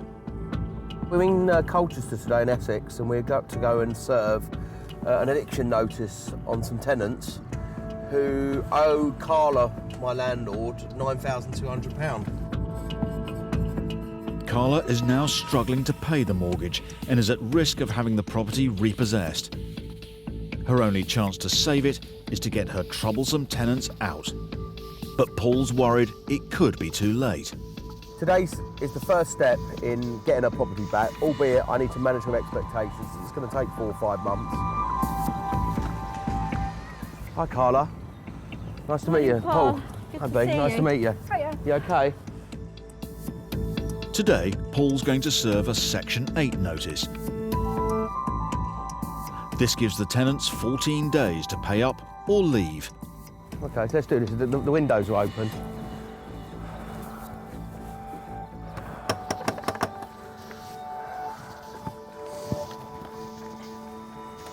Hi there, sorry to disturb you. I've got the notices for Carla. Right. Which is the eviction notices for the non-payment of rent, because there's actually £9,200 owing. £9,200? Yeah, it's all broken down. That's what's owing. Hold on, £9,000? £9,200. We put the breakdown all in there. Right, okay, well, they're on the notices.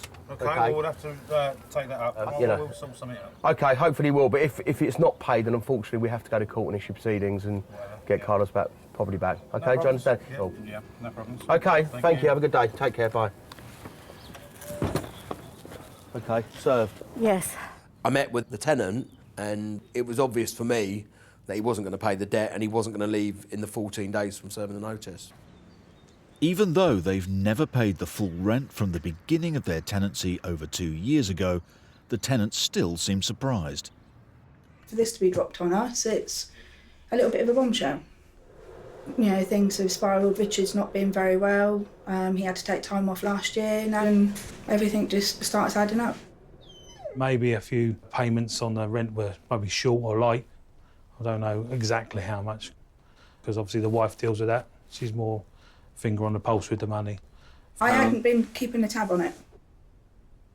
These two tenants, they did bury their head in the sand, and they didn't have a clue how much money they owed.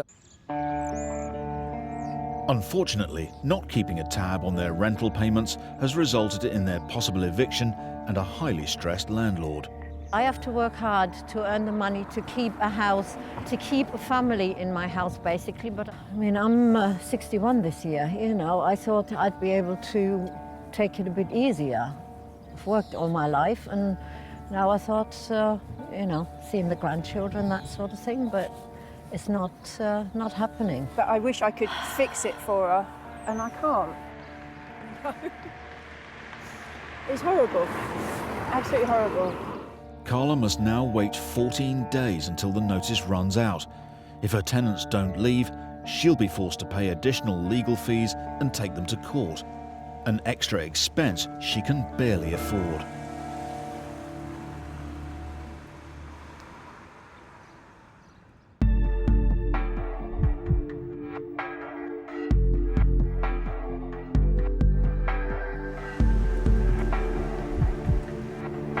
It's been 4 months since Rachel and Chris got their troublesome tenant out of their home. But Rachel is still reliving the whole traumatic experience. When I go to the property, I still get butterflies. Still makes me a little bit sick because I half expect to see her. I do feel bitter because I tried to be nice, I tried to be caring because obviously everybody's situation, things happen, but it was the way that she was about it. It was like she was laughing at me and she didn't show any remorse through any of it. And that's the biggest stress that I have, is there was no remorse there, just laughing at me, which makes my blood boil. The 6-month ordeal was hugely stressful for Rachel and her boyfriend Chris. It was awkward for Chris because I know he just wanted to help me, but I know he felt helpless because he couldn't physically do anything. He tried speaking to the letting agency, he tried obviously speaking to the tenant when we saw her, and nothing helped. So it definitely put a strain on the relationship. But the good news is we have got a new tenant. I think they've been in about 6 weeks now. The fact that they've paid rent when they're supposed to is more than the previous tenant did. So it's definitely an improvement already.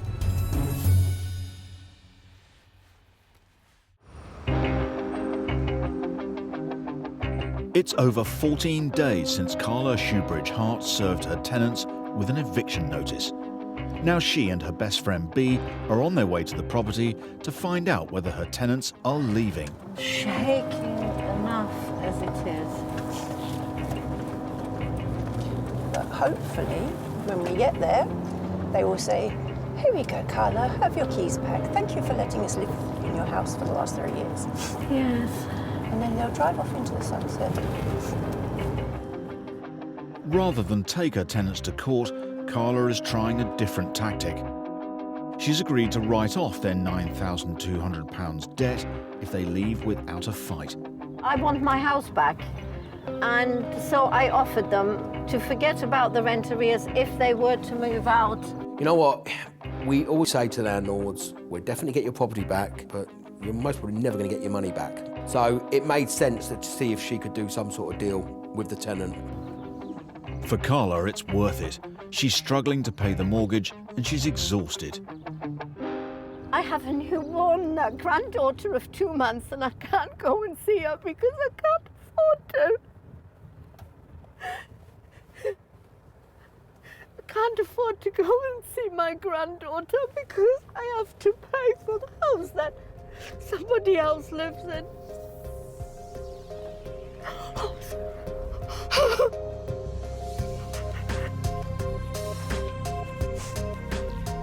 It's a difficult day for everyone, but it's make or break for Carla.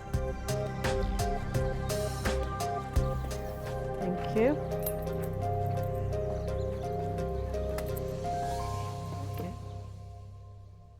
To her relief, the tenants are as good as their word and are leaving. Okay, thank you very much. Okay. Sorry, let's come to this. Thank you, Carla.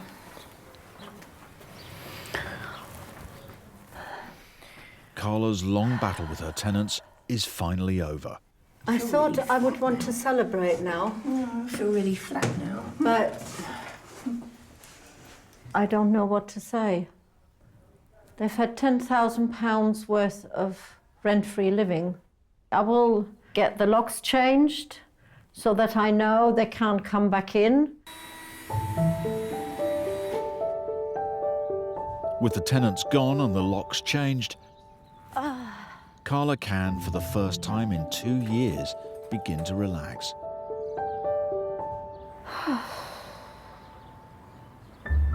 Just imagine big table with chairs, lights, all around. I'm going to just enjoy the peace and slowly, bit by bit, take my house back. And then start cleaning at some point. Not today. Not today. Not today.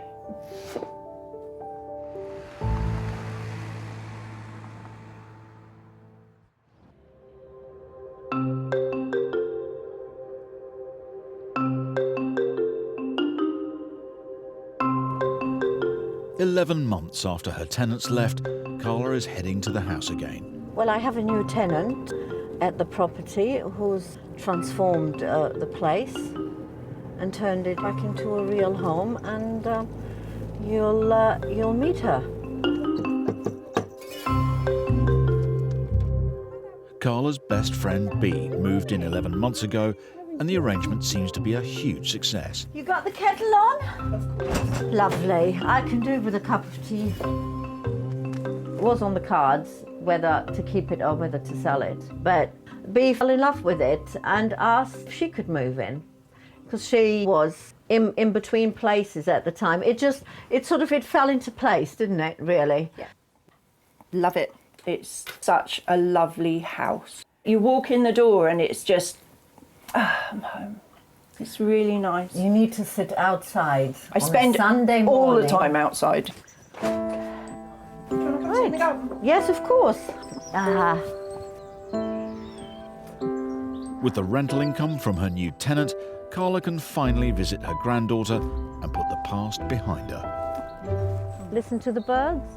Yeah. You see, that is listening to those birds is what started the healing process, being out here. I'm happy to stay here until I pop off this mortal coil, because it's my home and I love it. It is Bee's home, and it's a home again for me, and I do want her to be happy here, not just live here, but be happy here, you know. Hence, I bring the gin and she supplies the tonic.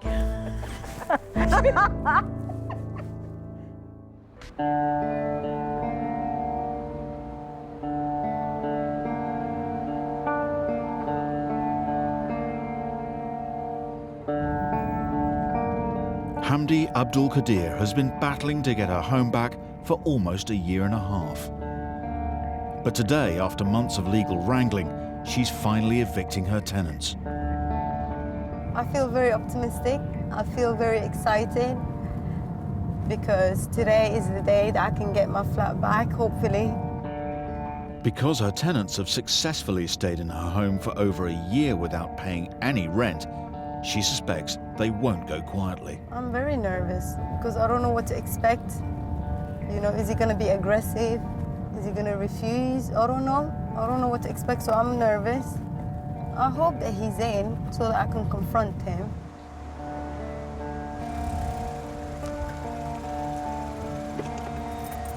Hamdi has accelerated the eviction process and hired High Court Sheriff Scott. Morning. Good morning, Scott. Hi. Are they still in the property? Yeah, Yes, they're still in the property. Yeah. Yesterday, I went to the house. I just passed and I saw the lights on. He'll definitely be leaving today, whether it takes 10 minutes or 2 hours, but he will be leaving. So Oh, that's we'll good. get that sorted, okay? Right, let's go and knock on the door now and wake them up. Yeah. When we knock on the door, if you want to just stay a little way back and I'll explain to them who I am and what's happening, Okay. just in case they're not too pleased to see us. Okay.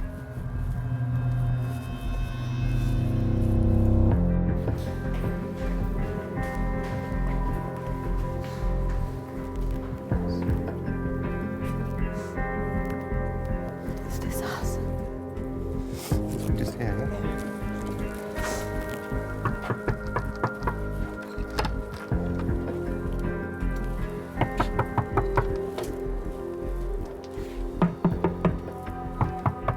There's no answer. Hello? They could let themselves in, but it's not going to be that simple. Yeah, that's Change okay. the locks on me. Can we break in? Yeah, we'll get in. The locksmith assesses the problem and decides there's only one way in. If anyone's in there, mate, just shout.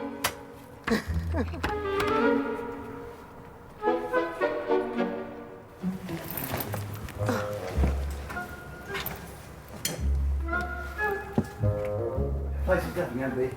Really? I think so. Perfect. Finally, they're in. The tenants appear to have left. We gone? Yeah, all gone. The flat may be empty, but it's not in good condition. Oh my my God, look how they left my toilet.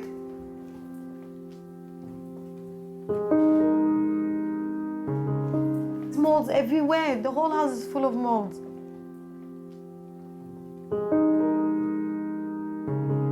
But worse still, the flat is emptier than Hamdi was expecting.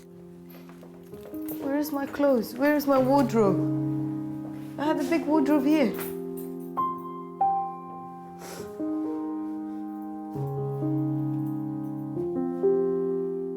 This is really, really, really bad. I had this big stuff that I usually exercise on. It costed me £600, it's gone. My big flat screen TV is gone. Like, they just took my big wardrobe. That costed me nearly £1,000, it's gone. Oh.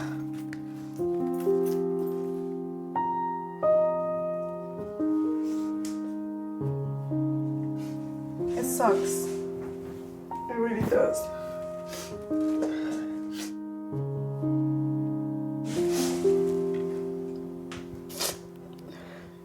For Hamdi, this final insult proves too much for her to take.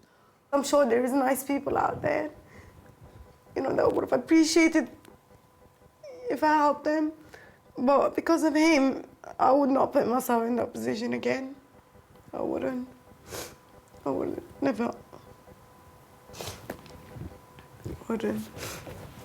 You want to sign just there? Well, I'll put my little cross. But her home is finally back in her hands, albeit not in the state she had hoped. That's it. That's all done. At least you got it back. Thank you very much. Thank you very much for your help. Bye-bye. At least I've got my house back. Her locksmith secures the place. Thank you very much, Paul. Thank you. I've got my keys. Changed the locks. Quite happy with that. At least I've got my power back. After a year and a half of living with her baby in her mum's spare bedroom, finally she can be reunited with her husband and move back into her flat. I feel I can breathe again. I feel relieved, stress-free, and now I just need to focus on how to get the house cleaned up and move on with my life.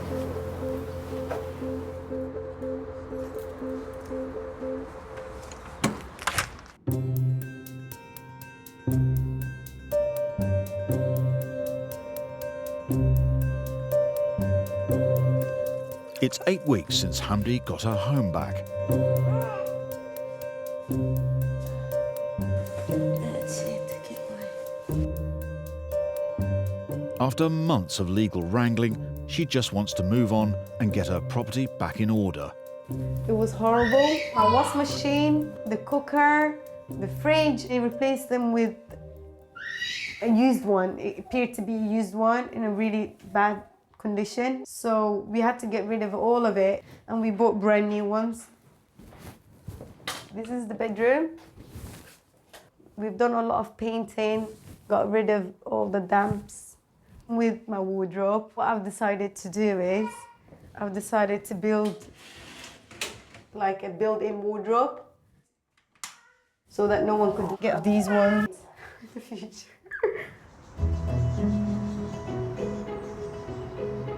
Even though Hamdi loved the flat when she used to live here, her ordeal has made her feel differently. I wanted to sell the house because every time when I walked in the flat, I just felt like it was a stranger's home. I did not feel it was my home anymore. I was heartbroken and I just did not want to see this flat ever again. But my husband managed to convince me not to sell it, that we should rent it instead. So I've decided to take it off the market and rent it out instead. To Hamdi's delight, her younger sister has decided to become her new tenant and has already started to move in. When I come over to help her do the cleaning and do bits and pieces around the house, I do things my way and she has got things her way. So we do clash sometimes and she'll be telling me, hey, it's my flat, it's not yours. So we do have moments like that.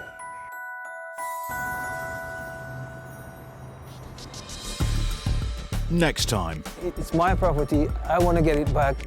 A mistake made by a London landlord causes a legal nightmare. You locked me out. Don't worry, we'll meet in front.